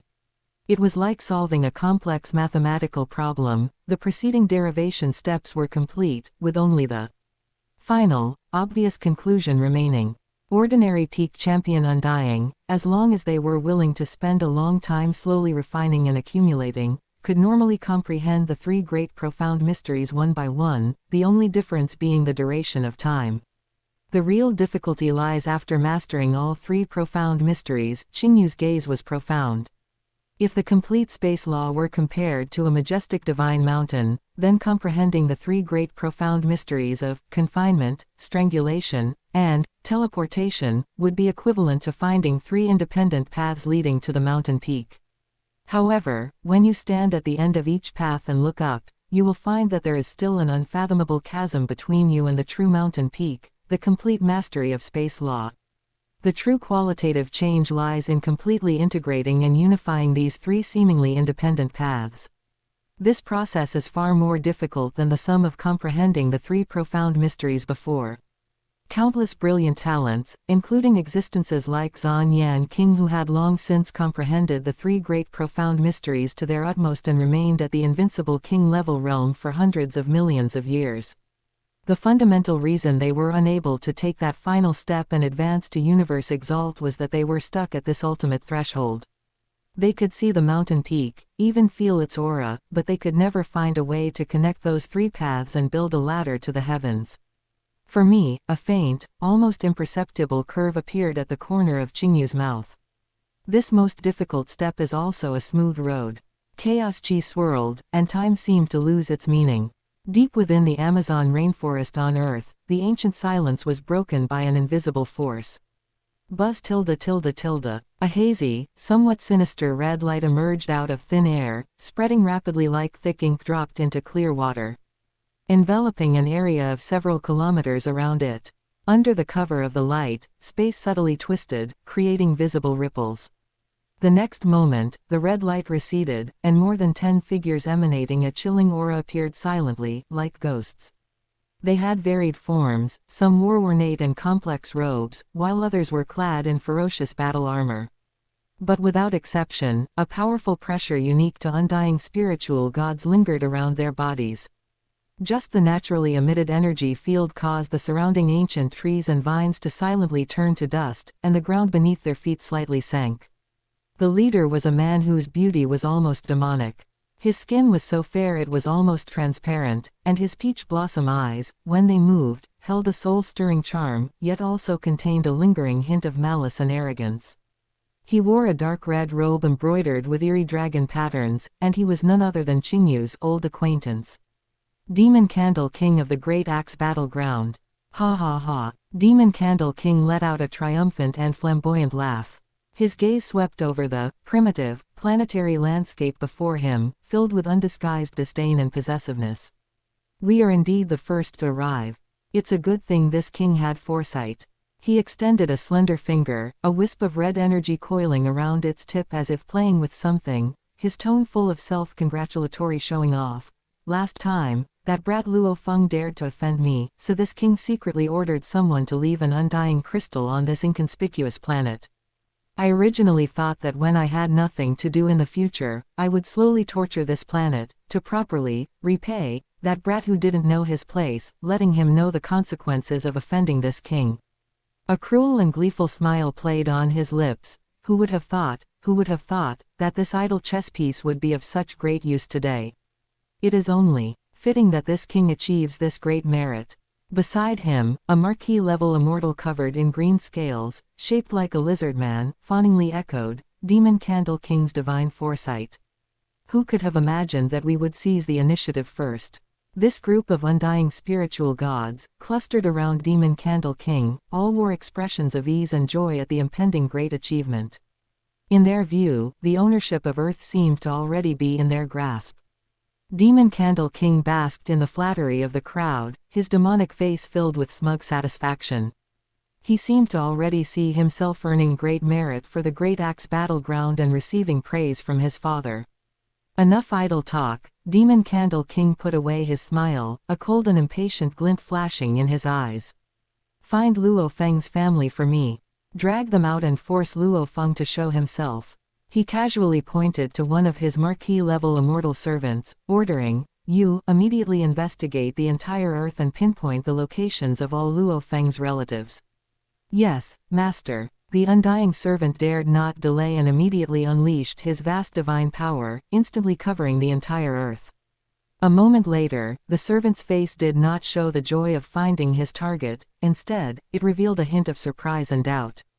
He retracted most of his divine thought, concentrating it on a certain area in the Pacific Ocean, and reported with uncertainty, "Subordinate has another discovery." "Oh." Demon Candle King raised an eyebrow, intrigued. "What did you find? Could it be that this backwater still holds other treasure troves?" "Not so," the servant hastily explained, his tone growing a few shades more solemn. "Deep in the Pacific Ocean, there is an island, approximately 2,000 kilometers in circumference, enveloped by an extremely subtle yet incredibly powerful energy field. When this subordinate's divine power attempted to penetrate it, I felt a chill, as if being stared at by some terrifying existence." "What?" The smug look on Demon Candle King's face instantly froze, turning grim. His demonic eyes narrowed, cold light flickering. "Besides us, other forces have left a nail on Earth." "Who is it?" Numerous thoughts flashed through his mind instantly. The secret of Earth had just been discovered by the Great Axe founder. Theoretically, other forces couldn't react so quickly. "Master, should we first investigate that island?" A champion beside him suggested. Demon Candle King's expression changed, fluctuating between light and dark. A moment later, he snorted coldly and made a decision: no need to bother. Our goal is the ownership of Earth. The urgent matter is to capture Luo Feng's family and force him to hand over control of Earth. Once Earth is in our hands, legitimately, it won't be too late to deal with that broken island later. He made up his mind to pick the softest persimmon first, to complete the main objective. At the same time, in the primal universe, primordial chaos city, Qingyu, who was comprehending the final profound mystery of space law, suddenly felt a stir in his mind and received a message from the distant Earth. The message came from his peak champion servant, who was stationed on the island he had left in the Pacific Ocean. Master, Earth is in crisis. Demon Candle King of the Great Axe Battleground, leading 6 champions and 12 marquee-level immortals, has suddenly descended, intending to capture Luo Feng's family and forcibly seize ownership of Earth. Qingyu slowly opened his eyes, with not much surprise in them, only a hint of understanding. What was destined to come has finally arrived. Earth's special nature has indeed been discovered, Qingyu thought. Master, do you need this subordinate to intervene? They seem to have discovered the island's existence, but for now, there have been no acts of aggression, the servant inquired. Qingyu pondered for a moment, then replied, don't be impatient, observe the situation for now. According to his agreement with Luo Feng and the rules within the Virtual Universe Corporation, his property was limited to that island in the Pacific Ocean and the surrounding 2,000 kilometers of sea. As long as Demon Candle King did not actively infringe upon his territory, he had no direct reason, under the rules, to intervene in Earth's affairs. While Qingyu observed the situation in Primordial Chaos City, the situation on Earth was rapidly deteriorating. Demon Candle King's marquee-level immortal subordinate, Buna, was highly efficient and quickly located Luo Feng's family, capturing them all with swift, decisive action. The news reached Luo Feng instantly through the Virtual Universe network. His family was Luo Feng's absolute inverse scale. Upon receiving the news, Luo Feng was burning with anxiety and, without any hesitation, immediately returned to Earth via Divine Kingdom teleportation at the fastest possible speed. He appeared on Earth and, after refusing Buna's demand to purchase Earth, when he faced the 18 undying spiritual gods led by Demon Candle King, especially feeling that his relatives' lives were in their hands, Luo Feng's heart sank to rock bottom. Demon Candle King. Luo Feng suppressed his rage, staring at the demonic man. What exactly do you want? Demon Candle King leisurely played with the energy at his fingertips, as if enjoying Luo Feng's anxiety, and spoke lazily, his tone, however, carrying an undeniable assertiveness. Very simple, transfer the ownership of this Earth to me. Impossible. Luo Feng refused emphatically. Earth was his root, his homeland. Even when the Universe Overlord, Undying Exalt, came to purchase it before, he had resisted the pressure and refused, let alone Demon Candle King, a bully who relied on his power. Oh, Demon Candle King seemed to have anticipated this. Instead of anger, a cruel and mocking smile appeared on his face. It seems you refuse the toast and prefer the forfeit. Quote, he lost his patience and stopped bothering to pretend. To a profligate like him, spoiled by venerable Shihuo and accustomed to lawlessness, rules and face were far less important than achieving his goal. Demon Candle King suddenly waved his hand, and a vast divine power instantly enveloped the entire Earth. What are you doing? Luo Feng was shocked and furious. Doing what? Demon Candle King sneered. Since you won't willingly transfer it, I'll just have to use my own methods. The next moment, something happened that made Luo Feng's eyes nearly split open in rage.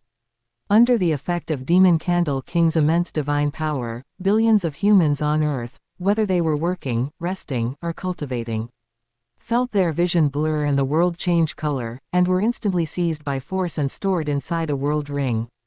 The originally bustling and prosperous planet became utterly silent in just a few breaths, leaving only empty cities and the sound of the wind whistling past. Billions of his compatriots, including all his relatives and friends, had all become hostages in Demon Candle King's hands. Demon Candle King. Luo Feng's eyes were bloodshot, his teeth grinding audibly, and boundless rage and humiliation threatened to consume him, his voice trembling from extreme fury. You are a king-level immortal spiritual god of the Great Axe battleground, yet you use the lives of all Earth humans to threaten me. Isn't that too degrading and utterly despicable? Luo Feng had never yearned for power capable of crushing everything as much as he did now. Status. Despicable. Demon Candle King laughed loudly as if he had heard a joke, his laughter filled with unbridled arrogance. Ha ha ha. Luo Feng, you are too naive. Now, I give you a choice. His laughter stopped abruptly, and his expression instantly turned cold and sinister.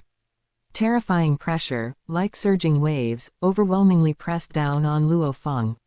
It made Luo Feng feel as if he were carrying a planet on his back, his bones groaning in protest. Immediately, right now, transfer the ownership of Earth to me. Otherwise, Demon Candle King spoke word by word, murderous intent flashing in his eyes. I will make all the humans on Earth die. A naked threat, maliciousness undisguised. Facing this unscrupulous coercion that disregarded all rules, Luo Feng felt boundless fury and a chilling despair rise in his heart. Countless thoughts flashed through his mind, contacting Zanyan King, his teacher. Even considering a desperate, life-or-death struggle. But seeing Demon Candle King and the 17 undying spiritual gods, as well as the world ring in his hand containing billions of lives, all impulses were forcibly suppressed. Power. He needed power. If he had enough power, how could he allow Demon Candle King to bully his homeland and coerce his relatives like this? But now, what should he do? Luo Feng's mind raced at an unprecedented speed, searching for any possible way to break the deadlock.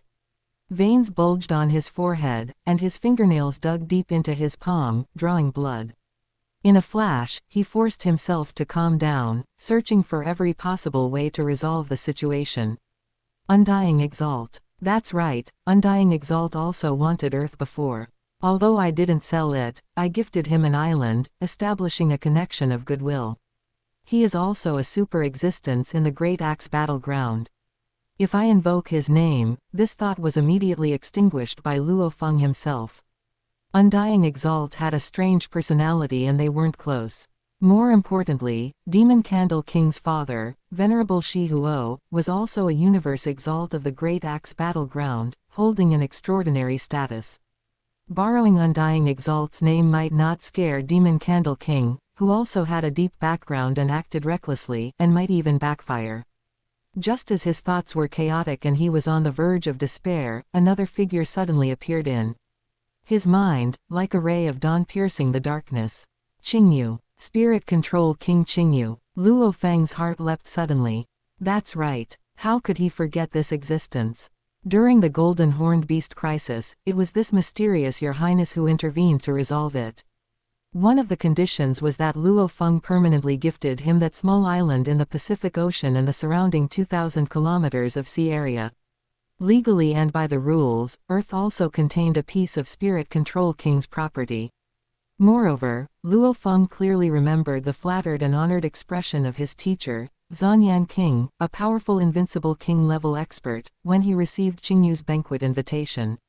His teacher had even stated frankly that Qingyu was a super existence destined to stand at the peak of the universe, whose status and strength were already comparable to a universe Exalt. More importantly, Qingyu belonged to the Virtual Universe Corporation, just like him. This natural sense of factional closeness was especially precious at this moment. Call for aid. Call for aid from Spirit Control King. This thought ignited like wildfire in Luo Feng's heart and quickly solidified. This might be the only hope currently available to reverse the situation. But he didn't have Qingyu's virtual universe number. Without the slightest hesitation, Luo Feng immediately split off a wisp of consciousness to connect to the virtual universe, anxiously contacting his teacher, Zanyan King. Virtual universe. Teacher. Luo Feng's figure materialized, his face showing unconcealed urgency. Luo Feng, why are you so flustered? Zanyan King's heart also tightened when he saw his disciple's demeanor. Teacher, the matter is urgent, please allow your disciple to explain the details later. Do you currently have the virtual universe number for Spirit Control King, Your Highness Qingyu? Your disciple has a matter of utmost urgency and must contact him immediately. Luo Feng spoke extremely quickly, practically shouting, the anxiety and pleading in his eyes nearly overflowing. Seeing Luo Feng in this state, Zhanyan King knew that something monumental must have happened. Although he was filled with doubts, out of trust and affection for his disciple, he did not ask further and immediately said solemnly, "Yes. Spirit Control King, Your Highness, did indeed make his contact number public to us during the banquet. Write it down." He quickly recited a complex sequence of codes, while simultaneously giving a serious warning. Luo Feng, Spirit Control King holds a respected position and his strength is unfathomable. When you contact him, you must maintain the utmost respect, and do not offend him with your words. Whether or not you succeed depends entirely on His Highness's inclination, understand? Your disciple understands. Thank you, teacher. Luo Feng firmly memorized the number. Without even having time to say another word of thanks, his consciousness instantly withdrew from the virtual universe and returned to the suffocating reality of Earth. Demon Candle King watched Luo Feng, whose expression was shifting and who remained silent, assuming he was undergoing a final internal struggle.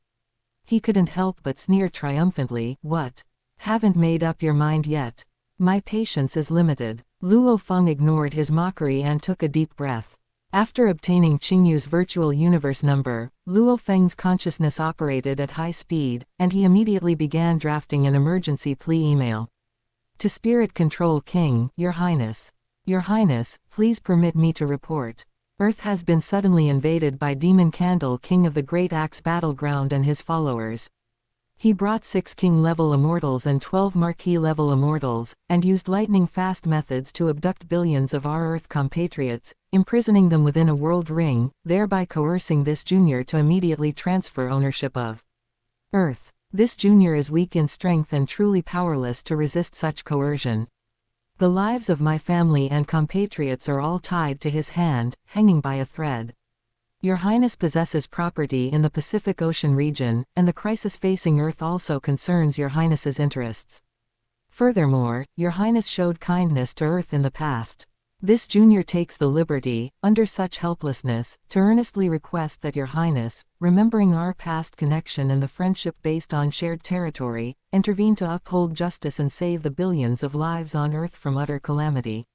Respectfully submitted by Luo Feng.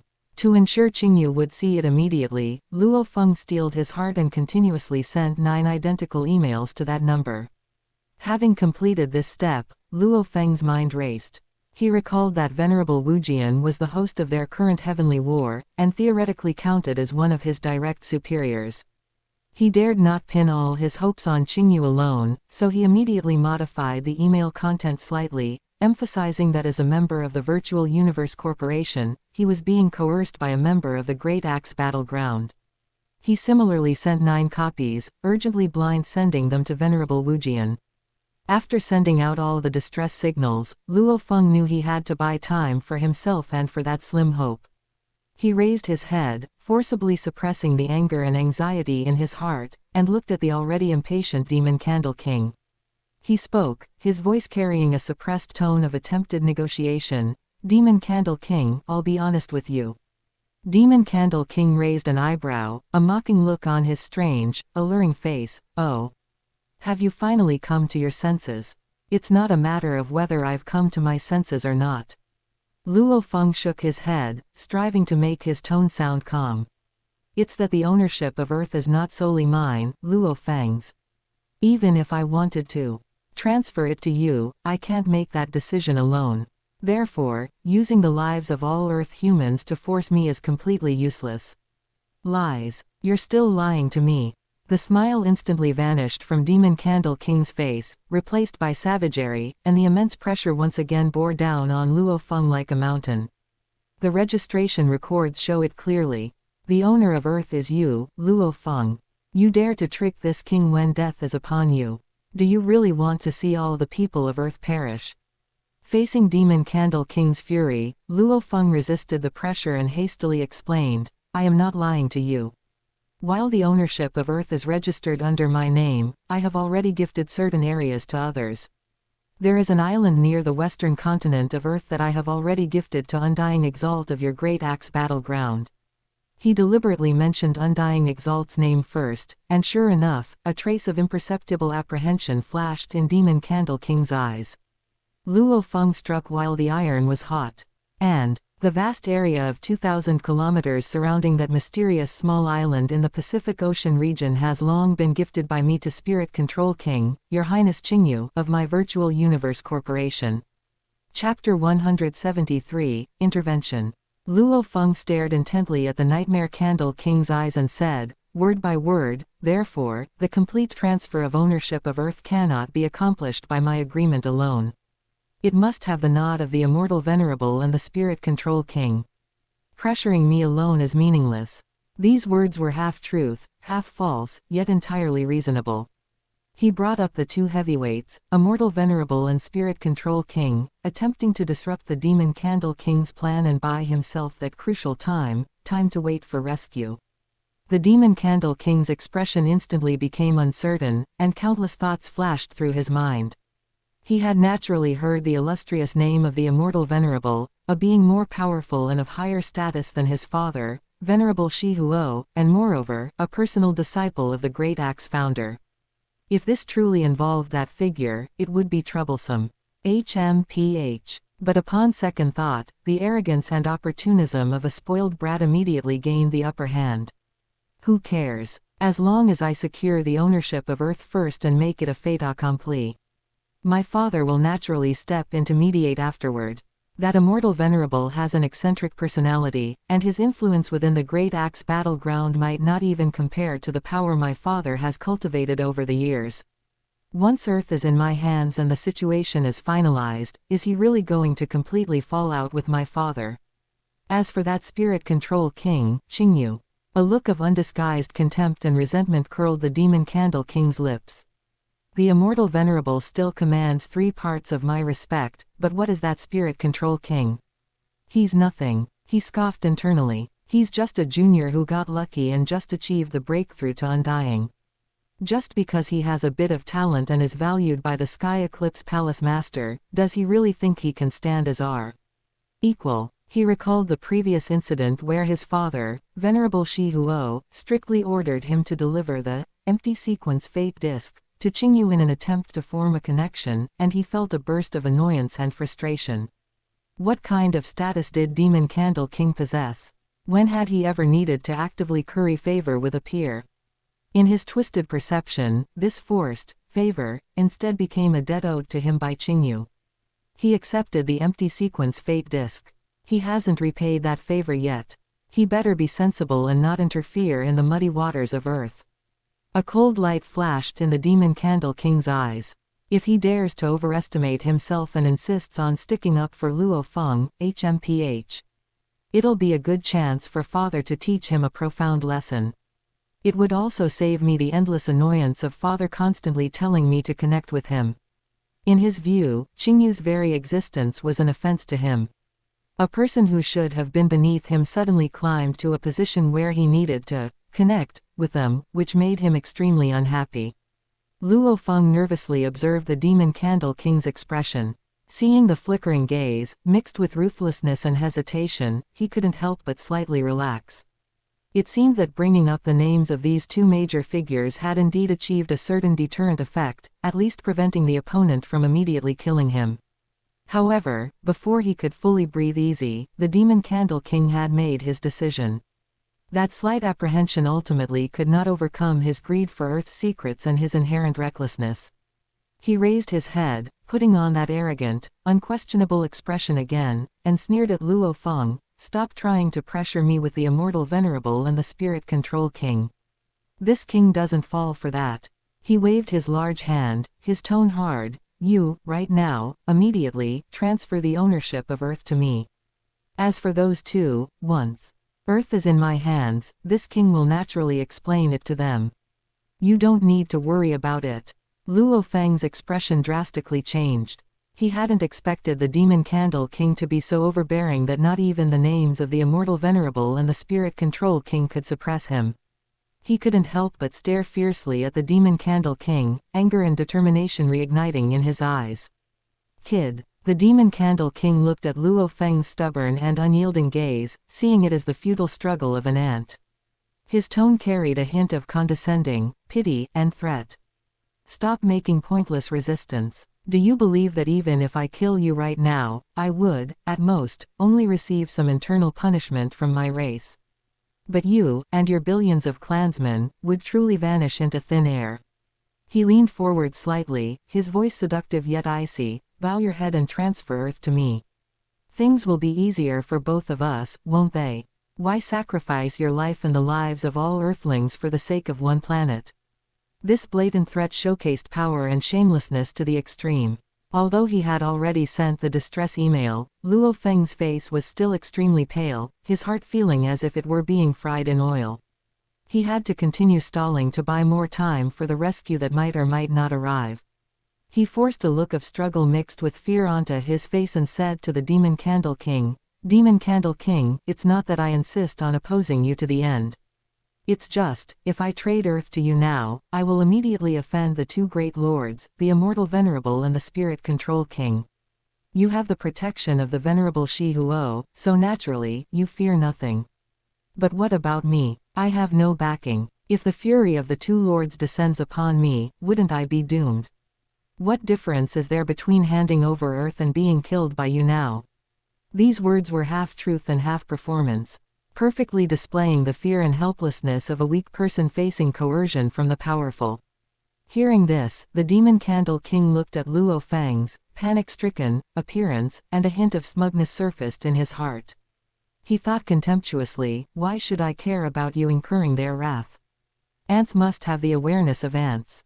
It is your honor to be sacrificed for this king's plan.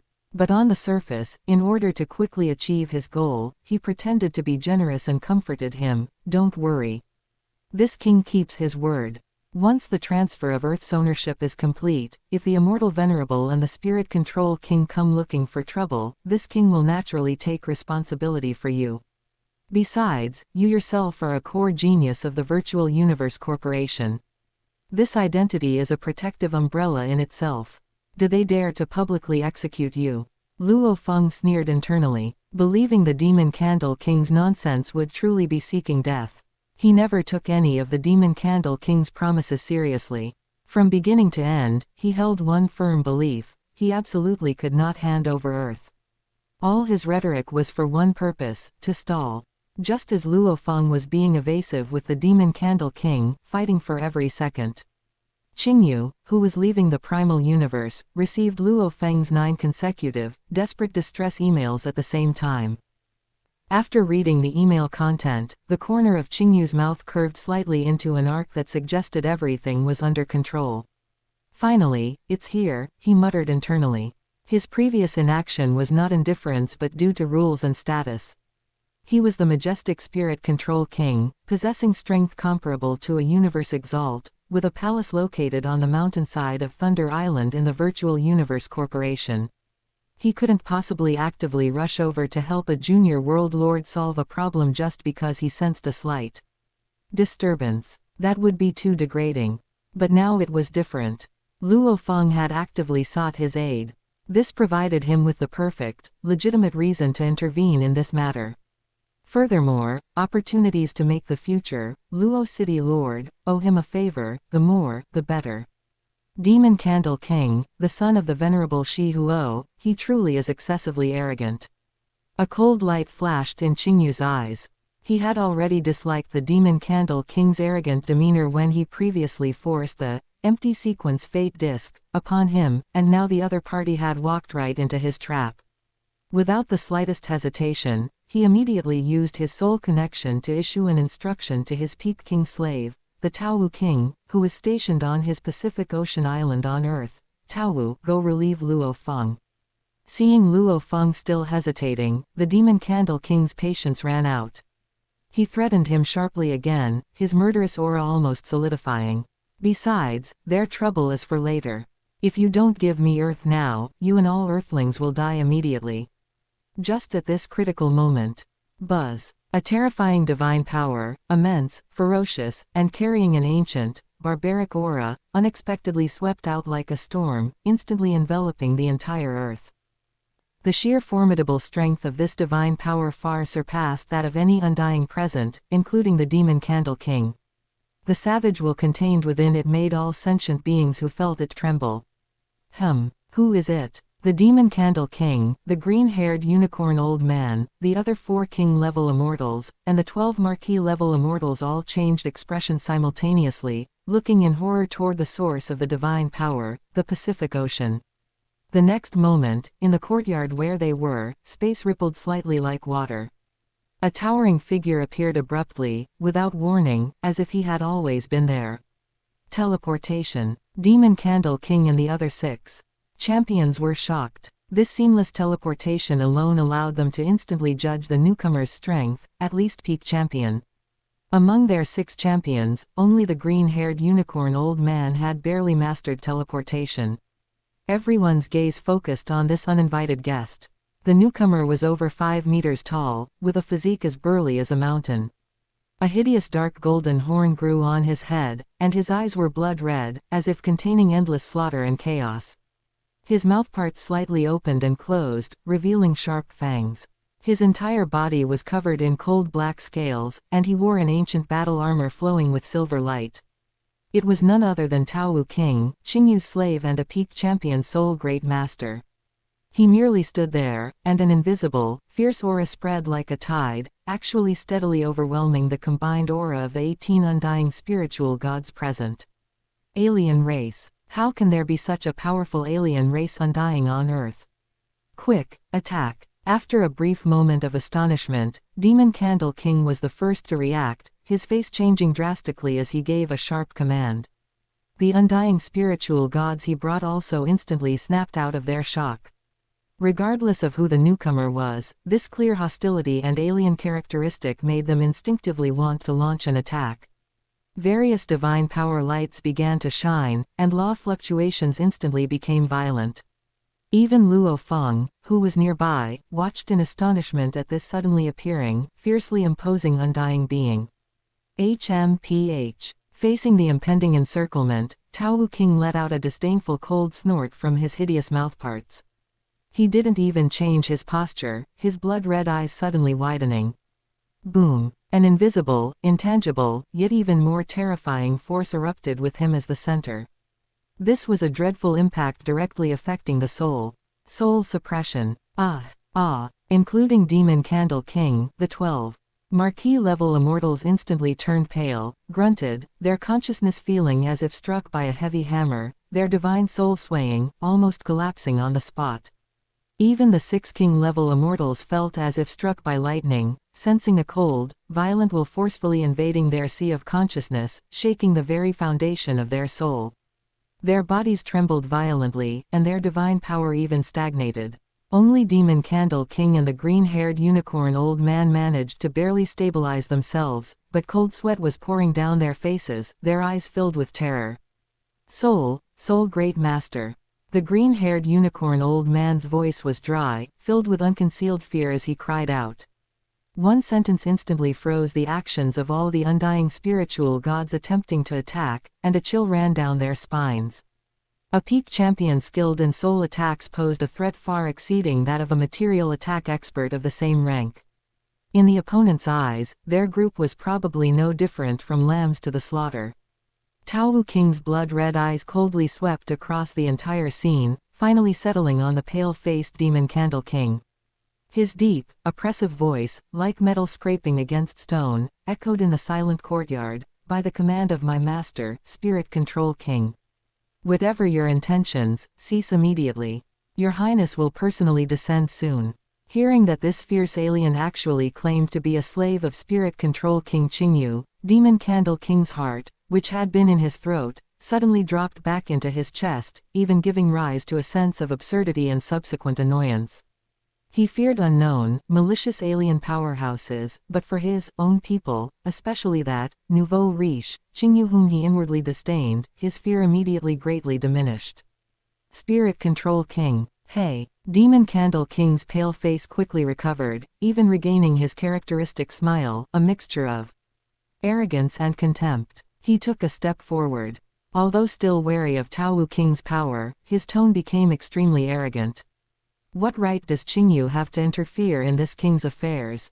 This earth was first claimed by my great axe battleground. He's from the Virtual Universe Corporation, his reach is too long. The more he spoke, the more he felt justified, and his voice rose a few octaves, even carrying a hint of a reprimanding tone, and, "You were merely his dog, how dare you bark in front of this king? Let your master come speak to me personally. Don't forget, that empty sequence fate disc last time was bestowed upon him by this king.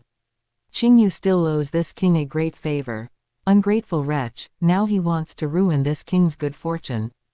Demon Candle King underestimated the absolute loyalty of a soul-enslaved individual to their master, and overestimated the deterrent power of his own words. Presumptuous. Tao King's blood-red eyes instantly flared with crimson light, and the fierce evil chi emanating from him surged violently, crashing towards Demon Candle King like a substantial shockwave. From his hideous mouthparts came a low, dangerous growl. "Your Highness's order to me was to act as circumstances dictate. It didn't say I couldn't, accidentally, slaughter a few annoying flies." His gaze, like cold blades, swept over Demon Candle King and the Undying behind him one by one. Every Undying touched by his gaze felt a stinging pain in their soul. You can try insulting my master again, or make any move." Tao King's voice carried a cruelty that disregarded life. "See if I dare to instantly annihilate your divine body, and your soul, into eternal oblivion." He paused slightly, his blood-red eyes firmly locked on the subtly changing face of Demon Candle King, emphasizing each word of his threat. "Moreover, I am your Highness's sole slave. To uphold my master's dignity, even if I were to kill you, Demon Candle King, on the spot right now. That would be your own doing.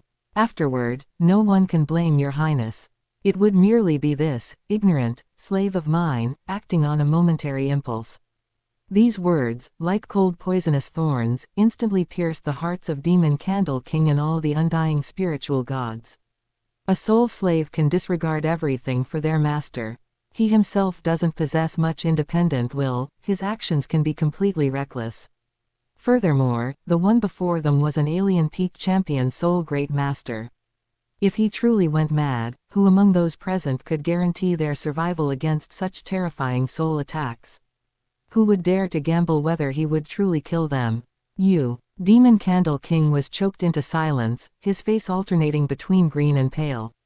The finger he pointed at Tao King trembled slightly, a result of extreme anger intertwined with uncontrollable fear. Behind him, the champion and marquee-level immortals instinctively retreated a few steps, their divine power surging, fully protecting their souls. Their gazes towards Tao King were filled with terror, no longer daring to harbor any thought of attacking. For a moment, the scene fell into an eerie standoff. Tao King stood alone in the center of the courtyard, his fierce and violent aura like an invisible mountain. It completely suppressed the 18 undying spiritual gods, including the 6 champions, preventing them from taking even a single step. This scene of confrontation made Luo Feng's heart surge with excitement. This is the true demeanor of a powerhouse. He shouted in his heart.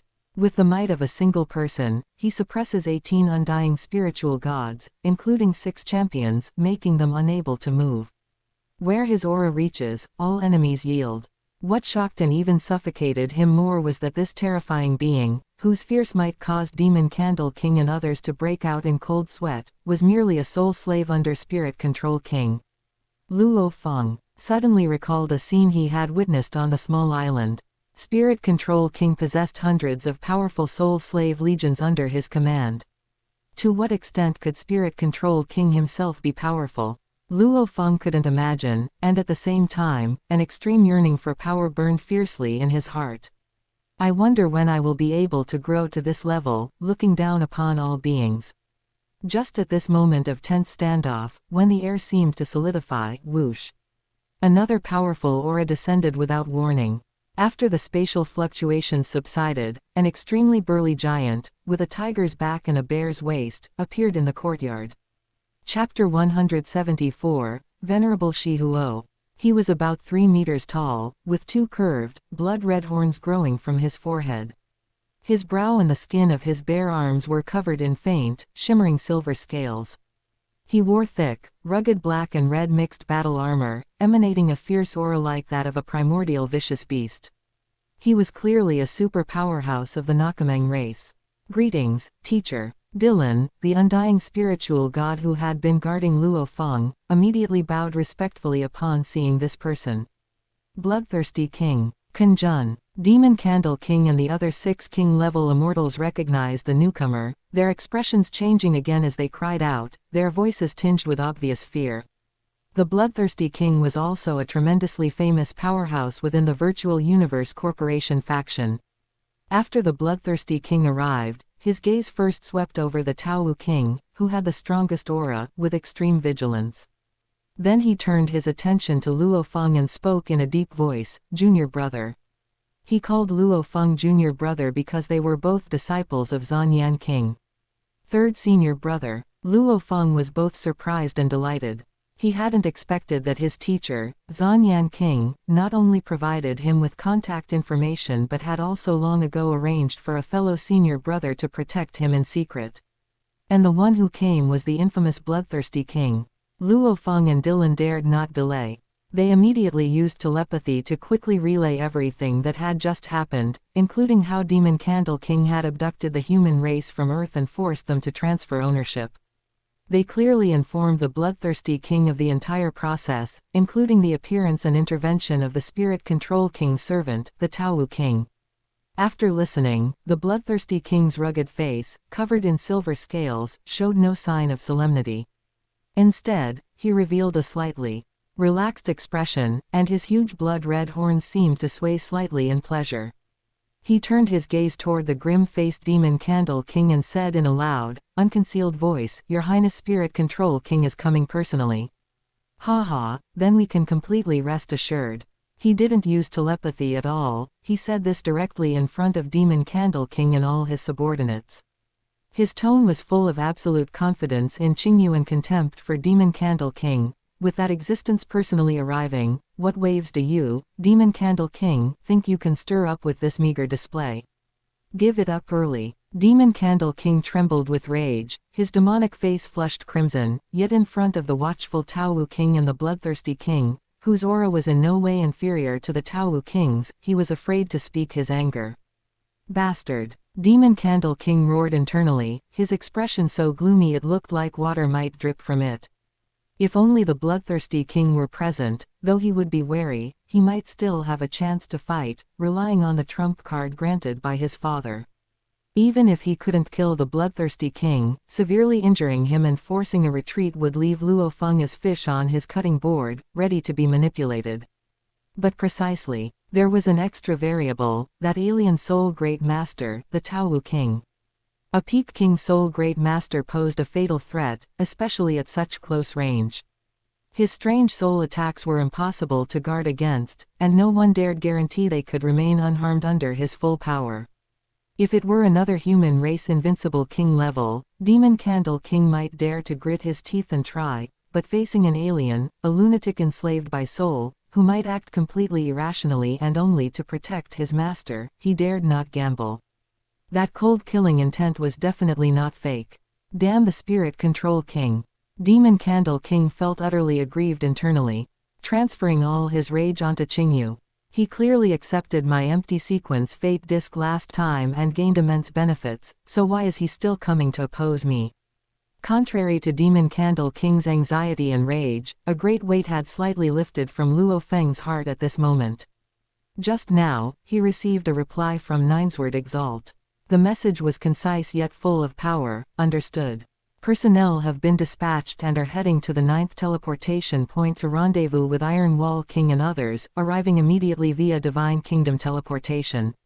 With the Spirit Control King about to arrive personally, and Ninesword Exalt's subordinates leading reinforcements, the strength of the Virtual Universe Corporation faction was rapidly converging and increasing. This finally allowed Luo Feng, who had been under immense pressure, to feel a sense of solid security. The other 5 champions in Demon Candle King's camp were also extremely anxious. The woman in black battle armor couldn't help but ask via telepathy, "Demon Candle King, what do we do now? The Virtual Universe Corporation's reinforcements will likely arrive in the blink of an eye." I know, Demon Candle King replied irritably, fine beads of sweat even seeping from his forehead. His mind raced, but he found that he seemed to have fallen into a dead end, caught between a rock and a hard place. An unprecedented sense of powerlessness seized him. This torment did not last long. Just a moment later, buzz, buzz, buzz. Waves of incomparably mighty and unconcealed life aura, like blazing torches suddenly lit in the dark night, descended forcefully upon this star domain. In the outer space of Earth, the originally silent void realm violently fluctuated like a lake into which a giant rock had been thrown. Figures of various forms, yet all exuding a heart-stopping pressure, flashed into existence one after another like phantoms. The surging divine power and law aura emanating from them converged, forming a terrifying torrent powerful enough to eclipse the stars. Even separated by over 1,000,000 kilometers, that concentrated might still caused Demon Candle King and the others on the ground to feel their souls tremble. "They're here." The bloodthirsty king suddenly looked up toward space, a smile appearing on his rugged face. He ignored the pale-faced Demon Candle King and his subordinates, grabbing Luo Feng with one hand and Dylan with the other. "Let's go, we're heading up." Swish. The three instantly vanished from the courtyard and appeared in the cold outer space the next moment, directly facing the powerful team that had just arrived, representing the will of the Virtual Universe Corporation. Almost simultaneously, the Taowu King's towering figure appeared silently near the bloodthirsty king, as if he had used instantaneous movement. Demon Candle King and his subordinates exchanged glances, their faces filled with unwillingness and dread. They could only steel themselves, transforming into streaks of light and rushing toward space right behind them. Oh my God! Luo Feng, brought into outer space by the bloodthirsty king, was completely stunned by the scene before him. Looking out, thousands of figures were densely suspended in the cold starry sky. Luo Feng could clearly sense that the aura of every single one of these thousands of people far surpassed Dylan beside him, and a significant portion of them even exuded a pressure comparable to that of his senior brother, the bloodthirsty king. Leading them was a woman wearing emerald green battle armor and carrying two slender blades on her back. Her face was cold and beautiful, and she radiated an austere aura like 10,000 years of cold ice. She was precisely the capable commander under Ninesword Exalt, Qingyu. Her gaze passed over everyone and landed directly on Luo Feng. Her clear, cold voice echoed in the starry sky, carrying unquestionable majesty. "Luo Feng, Qingyu. Began. We have come by the order of Ninesword Exalt to protect you." Feeling the gaze of those thousands of eyes, and the powerful endorsement of the Virtual Universe Corporation represented by Qingyu's words, Luo Feng was excited and quickly bowed respectfully in the starry sky. "Luo Feng thanks the Exalt. Thank you, seniors, for your swift aid." Qingyu nodded slightly, and immediately her cold, blade-like gaze turned toward the grim-faced Demon Candle King. She disdained wasting words on diplomacy. Carrying the immense military might formed by the thousands of Undying behind her, she shouted coldly, her voice echoing throughout the starry sky like clashing ice, "Demon Candle King. Luo Feng is a core member of my Virtual Universe Corporation and is under the protection of my Virtual Universe Corporation. By what right does your Great Axe Battleground attack a member of my Virtual Universe Corporation? Are you trying to provoke a dispute between our two great powers?" With such a severe accusation leveled against him, even with Demon Candle King's deep background, his heart tightened. He forced himself to remain calm, huffing with false bravado, "HMPH. Qingyu, don't slander me here. I didn't attack him, I was just negotiating with him." Negotiating. A cold, mocking smile appeared at the corner of Qingyu's mouth. Using 18 Undying, abducting billions of compatriots as hostages, and forcing the transfer of ownership of his homeworld, is this the negotiation method of your Great Axe Battleground? You truly open our eyes. She gave Demon Candle King no chance to continue arguing. She swung her jade hand sharply, her voice decisive and carrying chilling killing intent, "Take him down." As soon as the order was given, 26 king-level Undying spiritual gods who had been poised for action in the Virtual Universe Corporation camp instantly erupted with divine power, rushing toward Demon Candle King and his subordinates like 26 bolts of lightning tearing through the starry sky. Powerful law fluctuations instantly disrupted the tranquility of this star domain, and terrifying killing intent felt palpable. You dare! The faces of Demon Candle King and the other 6 champions instantly turned pale with shock and fury. Although their backgrounds were extraordinary, they knew well that the Virtual Universe Corporation and the Great Axe Battleground, as the 2 strongest forces of the human race, maintained a bottom line despite their rivalry and competition. Today, Demon Candle King's actions were truly unreasonable, even egregious. If he were truly captured publicly by the Virtual Universe Corporation, even if the Great Axe Battleground sent someone to redeem him afterward, the process would be extremely troublesome and would cause his father, Venerable Shihuo, to lose face. More importantly, it was too humiliating. Demon Candle King was used to acting recklessly. When had he ever suffered such disgrace? If he were captured by the Virtual Universe Corporation under the gaze of the public, he would surely become the laughingstock of the entire Universe Champion Circle. This was worse than killing him. Don't even think about capturing me. Demon Candle King, cornered like a beast, suddenly let out a hysterical roar. The ancient and bizarre secret markings on his forehead suddenly lit up, emitting a heart-stopping radiance. A vicious aura, far stronger than his own and seemingly having slept for eons, surged madly from his body like a tide, spreading in all directions. At this moment, he seemed to transform into an unparalleled vicious beast that was just awakening. Even more horrifyingly, the skin and flesh at his brow split open, revealing a cold, merciless vertical eye composed entirely of purple energy. The moment this vertical eye appeared, it emitted a hazy purple light, sweeping across the surrounding space like a searchlight. Wherever the purple light touched, the space law instantly became incredibly sluggish, as if glued by invisible adhesive, making even instantaneous movement extremely difficult. This was one of the life-saving trump cards given to him by Venerable Shihuo. However, just as this trump card was activated, before he could engage the 26 champions of the Virtual Universe Corporation, a pressure far more terrifying and vast, seeming capable of crushing the eternal star systems and silencing billions of stars, descended without warning. This pressure was so immense that the massive legion composed of thousands of undying spiritual gods behind Qingyu.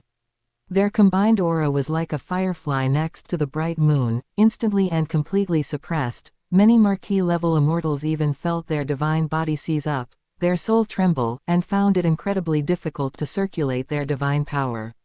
Even the fierce secret markings aura and the purple light from the vertical eye on Demon Candle King's brow, which he had just activated, trembled violently under this boundless pressure, being forcibly suppressed back into his body. In the starry sky, a blurred figure slowly solidified from the void realm. He was shrouded in a hazy black halo, making his face indistinct. Only the monstrous black flames, seemingly capable of incinerating the entire universe, spread out from his center, covering an area of 1,000,000 kilometers. These black flames emitted an aura of ultimate destruction. A life planet like Earth, if it were to touch even a wisp of the flame, would likely vaporize instantly and turn into cosmic dust.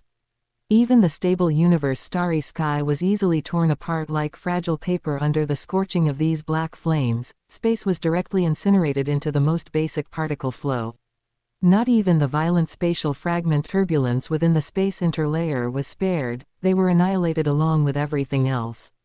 The flames surged to the heavens, and the pressure dominated the world. In this star domain dominated by black flames, he was the sole law. The only supreme father. Demon Candle King was stunned for a moment, then his face erupted with ecstasy. Like a child who had found his greatest protector, he shouted excitedly. We respectfully greet Venerable Shihuo. Although Qingyu felt solemn in her heart, facing a universe exalt, she still maintained basic courtesy and was the first to bow respectfully. The mighty undying army behind her, shaken by the pressure, also bowed in unison, their voices echoing in the starry sky. We respectfully greet Venerable Shihuo. Luo Feng and Di Lun felt the terrifying aura that seemed like the entire universe pressing down, and they dared not show any disrespect, quickly following suit and bowing respectfully. We respectfully greet the Venerable. We respectfully greet the Venerable. The 12 marquee level and 5 champions brought by Demon Candle King also felt immense relief, bowing respectfully, their hearts settling down. Only Demon Candle King slowly closed the vertical eye on his brow, and the purple light emanating from his face gradually receded. With his father backing him, he instantly reverted to his arrogant and overbearing demeanor, even pointing accusingly at the Virtual Universe Corporation's undying army with a mix of grievance and anger. "Father. This group of undying under Ninesword Exalt, they actually tried to capture me, relying on their numbers. They are simply too much." He twisted the truth, completely omitting the fact that he had kidnapped Earth humans and coerced Luo Feng, instead portraying himself as the victim. HMPH. A cold, icy snort, seemingly originating directly from the depths of the soul, suddenly exploded within the consciousness of every undying spiritual god in the starry sky. Luo Feng only felt his sea of consciousness was struck by a heavy hammer, trembling violently, and he even experienced a momentary daze. The other undying, including King Long Yu, also trembled slightly, a flicker of hard-to-detect pain crossing their faces. Venerable Shi Huo, with just a cold snort, displayed the supreme majesty of a universe exalt. The blurred figure shrouded in monstrous black flames turned toward the Virtual Universe Corporation's undying army. A rumbling sound, like billions of thunderbolts, echoed directly in the depths of everyone's minds. Carrying undisguised fury, Long Yu. Was it you who ordered the capture of my son? Facing Venerable Shi Huo's direct interrogation, although King Long Yu felt awe, she maintained a respectful yet firm composure. She knew well that Venerable Shi Huo was immensely powerful, perhaps even slightly stronger than Ninesword Exalt, but at this moment, she represented the dignity of the Virtual Universe Corporation. She took a deep breath, enduring the suffocating pressure, and clearly recounted the whole matter, her voice spreading throughout the starry sky, reporting to Venerable Shi Huo. "It was not that we sought trouble without reason. In fact, Demon Candle King Your Highness led his forces to Earth, disregarded the rules, and forcibly abducted billions of Earth humans as hostages, using them to coerce Luo Feng, a core member of my Virtual Universe Corporation, into transferring ownership of Earth. This junior was ordered by Ninesword Exalt to come and protect his subordinate member, and seeing Demon Candle King's atrocious conduct, I ordered him to be restrained. The talk of capture was simply due to urgency, intending to bring him back for Ninesword Exalt to deal with, absolutely without the intention of offending Venerable Shi Huo." Her words were clear and well-reasoned, exposing Demon Candle King's wicked actions to everyone. However, Venerable Shi Huo's doting affection for his only son, Demon Candle King, was already widely known. After hearing King Long Yu's explanation, not only did he not reprimand Demon Candle King, but an even colder voice came from the blurred figure. "Even if Mo Ju's actions were slightly misguided, he is still my son, the son of Erosion Fire. If he needs discipline, it is not Ninesword's place to interfere, and certainly not for you juniors to lay hands upon him." Before his voice faded, an even more bizarre and powerful invisible force spread out instantly. HMPH. Instantly, including Luo Feng and the thousands of undying spiritual gods behind King Long Yu, they all groaned in unison, expressions of pain flashing across their faces.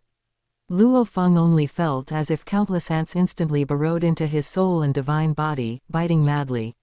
The pain originating from his life origin made him nearly scream out, veins bulged on his forehead, and cold sweat instantly soaked his clothes. The other undying spiritual gods were no better off, their bodies swayed, and their divine power fluctuations were chaotic. This was merely a punishment delivered by Venerable Shi Huo in a single thought. Consider this a minor chastisement. Venerable Shi Huo's cold voice was like ice, freezing the starry sky. Don't let there be a next time. Facing this blatant display of power, King Long Yu gritted her teeth, feeling wronged and frustrated. But in the face of an absolute disparity in strength, she could only lower her head, leading the undying army behind her who were barely holding steady. Bowing respectfully, "Yes, we respectfully abide by the Venerable's teaching." Venerable Shi Huo, standing amidst the monstrous black flames, seemed to have done something trivial. His gaze slowly shifted, finally landing on Luo Feng, who was enduring the pain and whose face was pale. That gaze seemed capable of penetrating everything, carrying scrutiny and indifference. You were Luo Feng. Venerable Shi Huo's tone was flat, yet it contained unquestionable majesty, devoid of any discernible emotion. Chapter 175, Overbearing Entrance.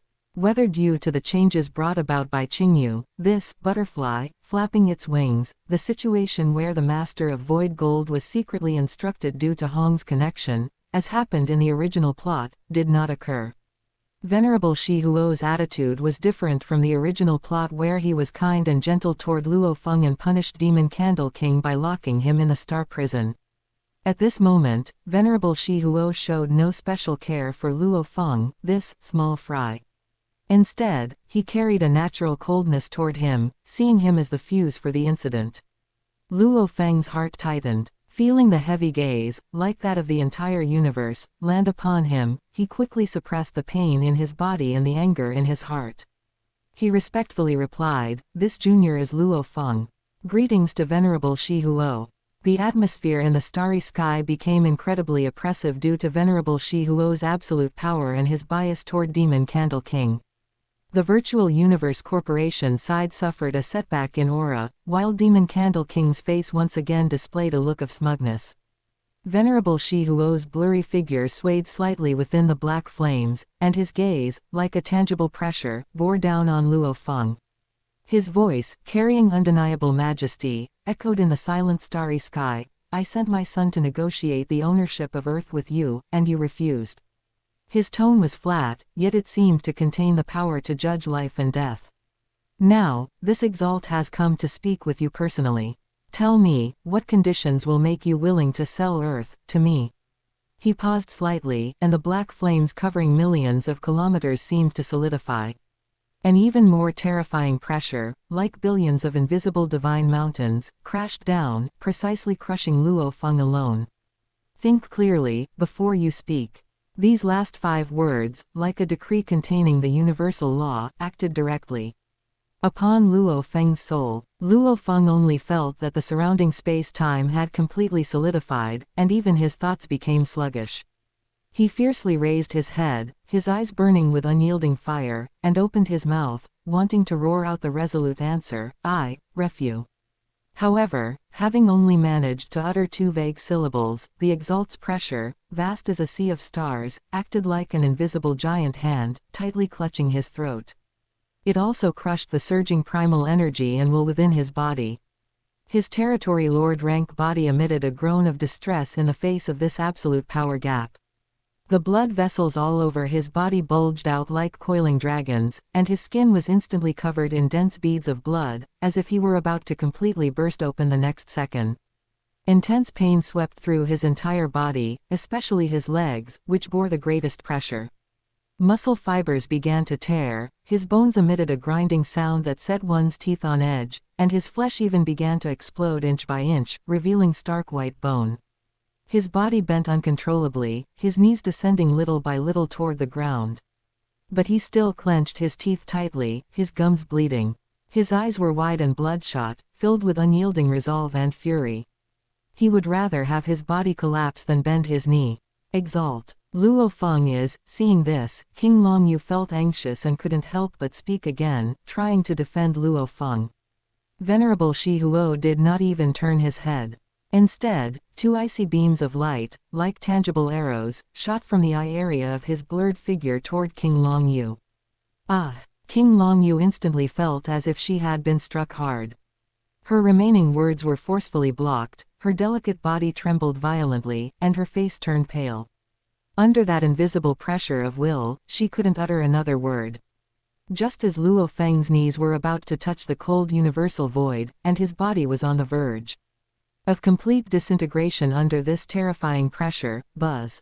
An aura that was completely different, yet equally boundless, and even deeper and more overbearing. Without warning, like the first ray of light at the dawn of creation, it suddenly tore apart the solidified domain created by Venerable Shi Huo and descended upon this starry sky. Venerable Shi Huo's terrifying pressure, enough to crush stars, faced this newborn aura. It vanished instantly into nothingness, like ice and snow meeting the warm sun, or like clouds gently swept away by an invisible massive hand. Luo Feng and King Longyu felt their bodies lighten. The deadly oppression suddenly vanished, and they nearly collapsed from exhaustion. Luo Feng's ruptured flesh began to slowly heal under the effect of his powerful life force. He raised his head in astonishment. Does a dignified universe exalt only know how to bully juniors here? A calm voice, yet one that seemed to contain the truth of the universe's star rivers flowing and the creation and destruction of space-time, clearly resonated for every undying spiritual god. The voice was not loud, but it carried a penetrating force that pointed directly to the origin, causing all who heard it to feel an inexplicable reverence rise from the depths of their souls. Who? Venerable Shi Huo's perpetually blurred and indifferent figure showed obvious fluctuation for the first time. The black flame surrounding him violently surged. He abruptly turned his head, looking toward the direction from which the aura came, his voice carrying a trace of surprise and solemnity. Everyone's gaze involuntarily followed. They saw that in the depths of the star domain, which had been empty moments before, space parted like a curtain of water. What flowed out first was long hair, brilliant like liquid azure steel and seemingly carrying the weight of stars. They floated gently without wind. From the tips of the hair, scattered specks of azure light constantly escaped. Like miniature star rivers being born and destroyed. Immediately afterward, a figure so majestic it surpassed imagination slowly stepped out of the void realm.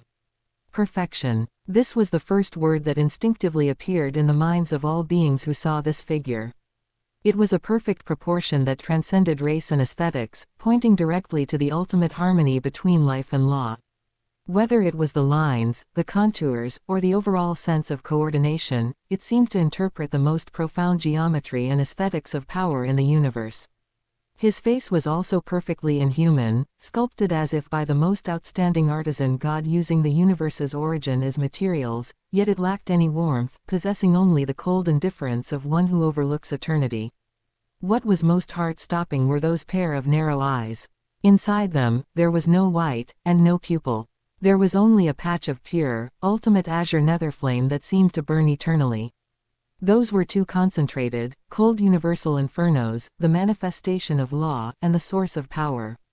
To be gazed upon by those vertical pupils burning with azure flame, it felt as though even one's soul would be frozen, then incinerated into nothingness. His body was a staggering 90,000 kilometers tall.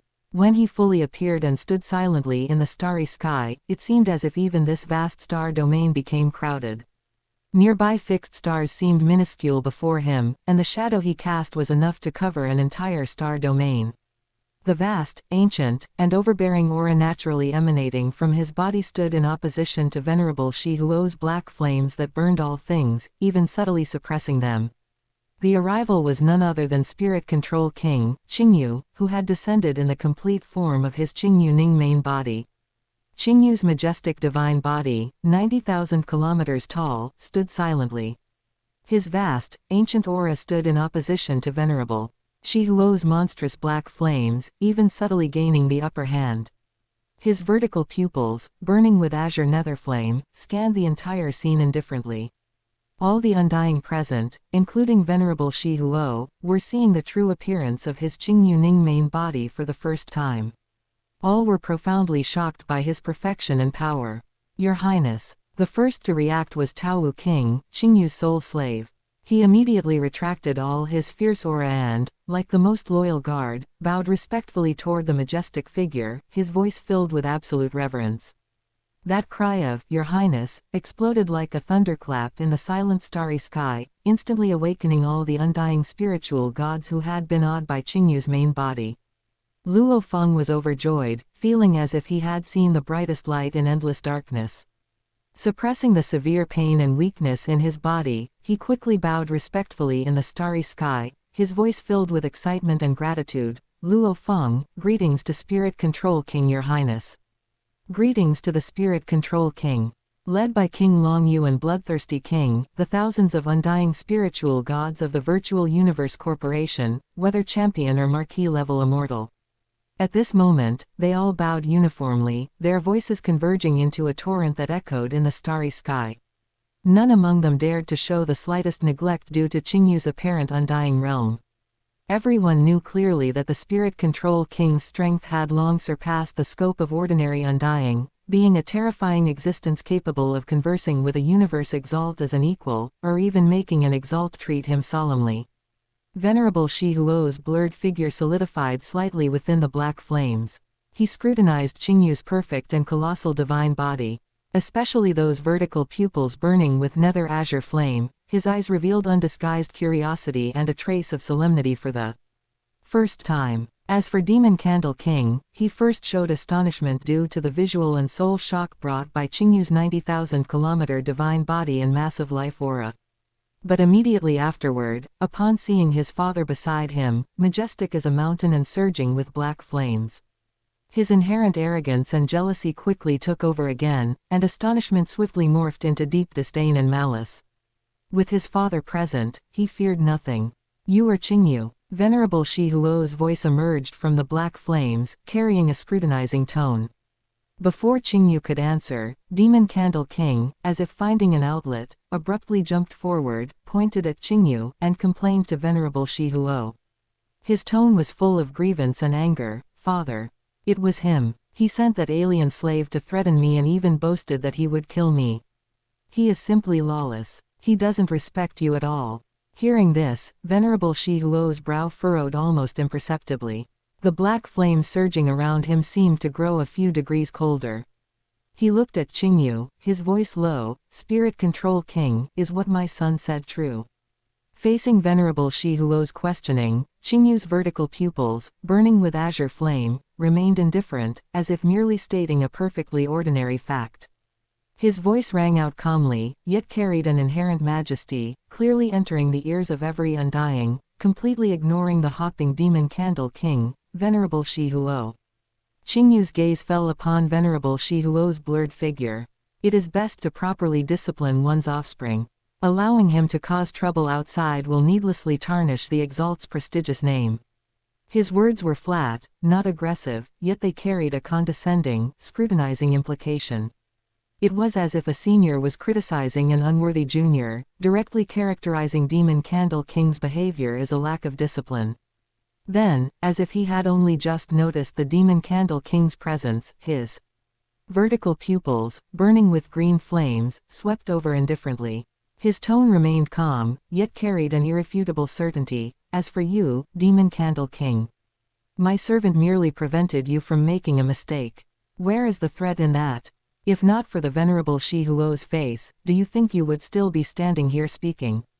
These understated words were like the sharpest needles, piercing fiercely into the Demon Candle King's most sensitive and arrogant nerves.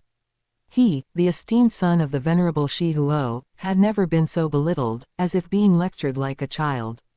Especially the other party's attitude, completely ignoring him as if he were just a buzzing fly, instantly enraged him to the point of losing all reason. "You." The Demon Candle King trembled with rage, his face turning a purplish red, and he abruptly turned to the Venerable Shihuo. He shrieked shrilly, filled with mad killing intent. "Father. You heard him. He dared to insult me like this. I want him dead. I must have him dead."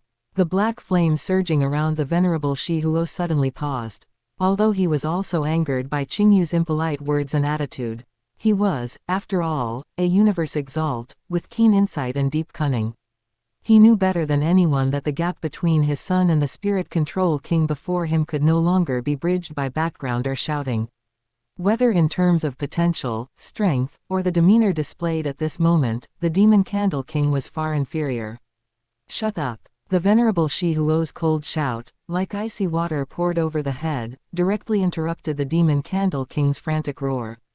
The exalt's pressure contained in his voice made the Demon Candle King like a duck with its neck squeezed, his subsequent words forcibly caught in his throat, his face filled with disbelief and grievance.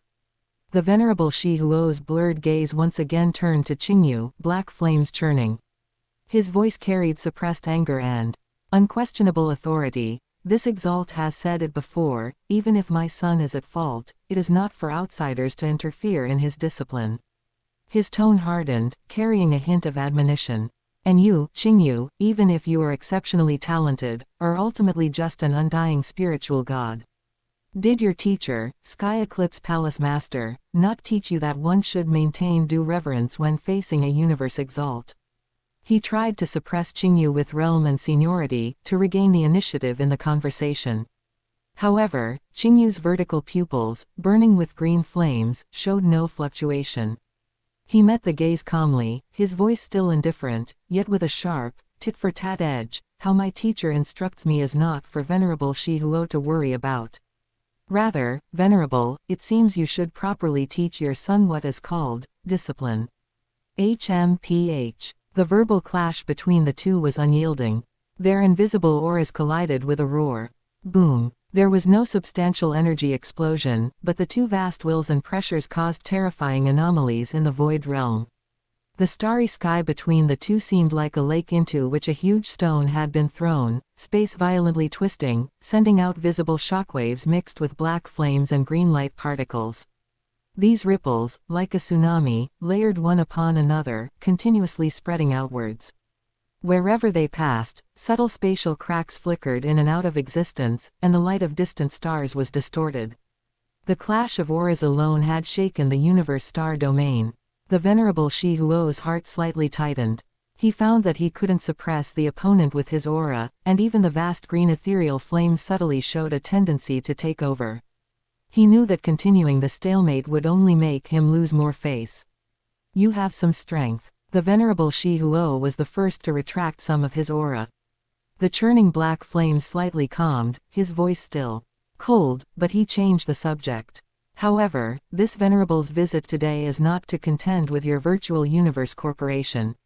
I am here to find Luo Feng, to discuss the purchase of Earth. Seeing the Venerable Shihuo actively de-escalate, Qingyu also didn't press further. The daunting, vast aura around him subtly receded, but his green flame vertical pupils still held absolute control. He followed the other party's words. The purchase of Earth can naturally be discussed. Qingyu's voice echoed through the starry sky. But shouldn't you first show sincerity? Safely return the billions of Earth humans who were abducted. Send them back. His gaze swept towards the Demon Candle King, whose face was livid, his meaning self-evident. The Venerable Shihuo fell silent for a moment. While he was strong, he wasn't a fool who completely disregarded consequences. Completely falling out with the Virtual Universe Corporation over Earth, and mortally offending Qingyu, a monster with infinite potential and a deep background, was by no means a wise move. Give it to him. The Venerable Shihuo commanded the Demon Candle King, his voice brooking no argument. The Demon Candle King's eyes widened abruptly, his face full of resistance. Father. That was his biggest bargaining chip to coerce Luo Feng. Just hand it over like that. Give it to him. The Venerable Shihuo's voice suddenly turned cold, carrying a hint of impatience and warning. The Demon Candle King felt the decisiveness in his father's tone. Although his heart was anxious and angry, and he was so aggrieved he felt like he would explode. Under the Venerable Shihuo's cold gaze, he ultimately dared not disobey. With extreme reluctance, he took out the world ring and, as if discarding trash, fiercely threw it in Luo Feng's direction. Luo Feng was excited, almost holding his breath, and instantly used his means to firmly grasp the world ring, which carried the lives of billions of his compatriots. He immediately sent a wisp of consciousness into it, quickly confirming. Moments later, he looked up at the towering Qingyu, nodded vigorously, his eyes filled with gratitude and relief. Since the people have been returned, let's get back to the main topic. The Venerable Shihuo's voice carried an unquestionable tone. I want to buy Earth. State your conditions. These words were directed at Qingyu.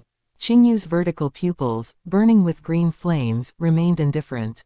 He did not overstep, but instead returned the decision-making power to the true owner. Earth is Luo Feng's hometown, his private property. Whether to sell or not is naturally his decision. The pressure returned to Luo Feng. All eyes instantly focused on him.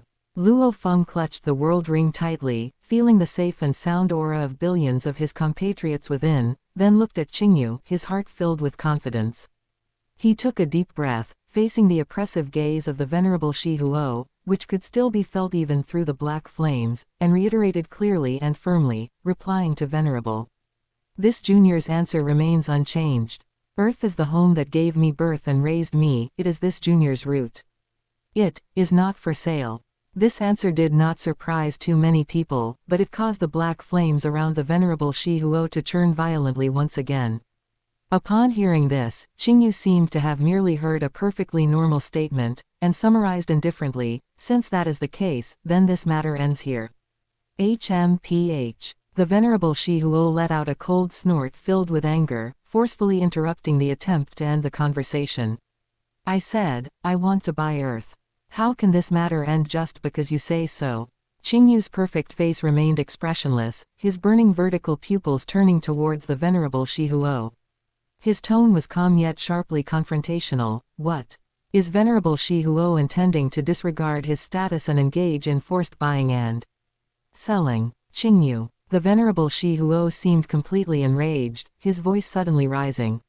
Like billions of thunderclaps exploding in the starry sky, the black flames around him surged, as if to incinerate the entire universe. I have given you enough face by releasing those ants. Do not think that just because you have some talent and are valued by the Sky Eclipse Palace Master, you can be lawless in front of this venerable. Today, this Earth, I will have it. Facing the venerable Shihuo's undisguised rage and threats, Qingyu's divine body, 9,000 kilometers tall, remained as steady as a mountain, his vertical pupils burning with green flames calmly watching the other party. He simply replied with 5 words, you can try. Good, good, good. The venerable Shihuo laughed in extreme anger, repeating, good, 3 times. Then let this venerable personally test just how much substance there is to this genius, who is rumored to be so divine. When a universe exalt gets angry, the starry sky trembles. Almost at the exact moment the conflict between the two super-existences escalated and killing intent surged. Retreat.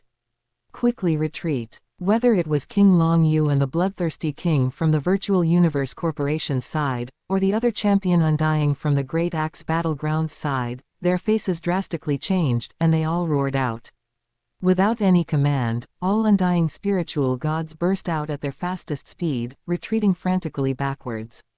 Those who could teleport did so without hesitation, bringing along nearby colleagues who couldn't.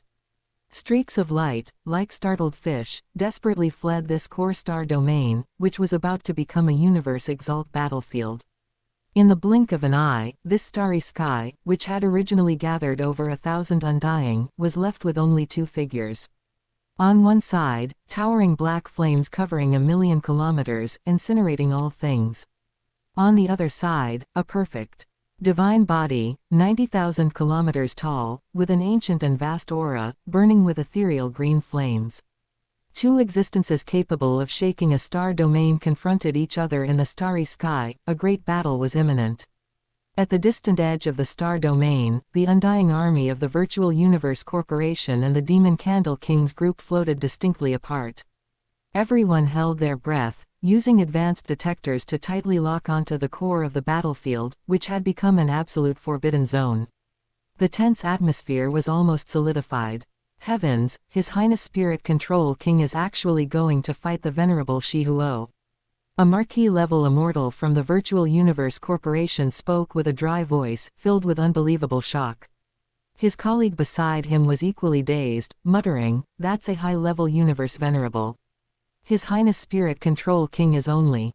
The rest of the sentence went unsaid, but the gap originating from the life rank was already self-evident.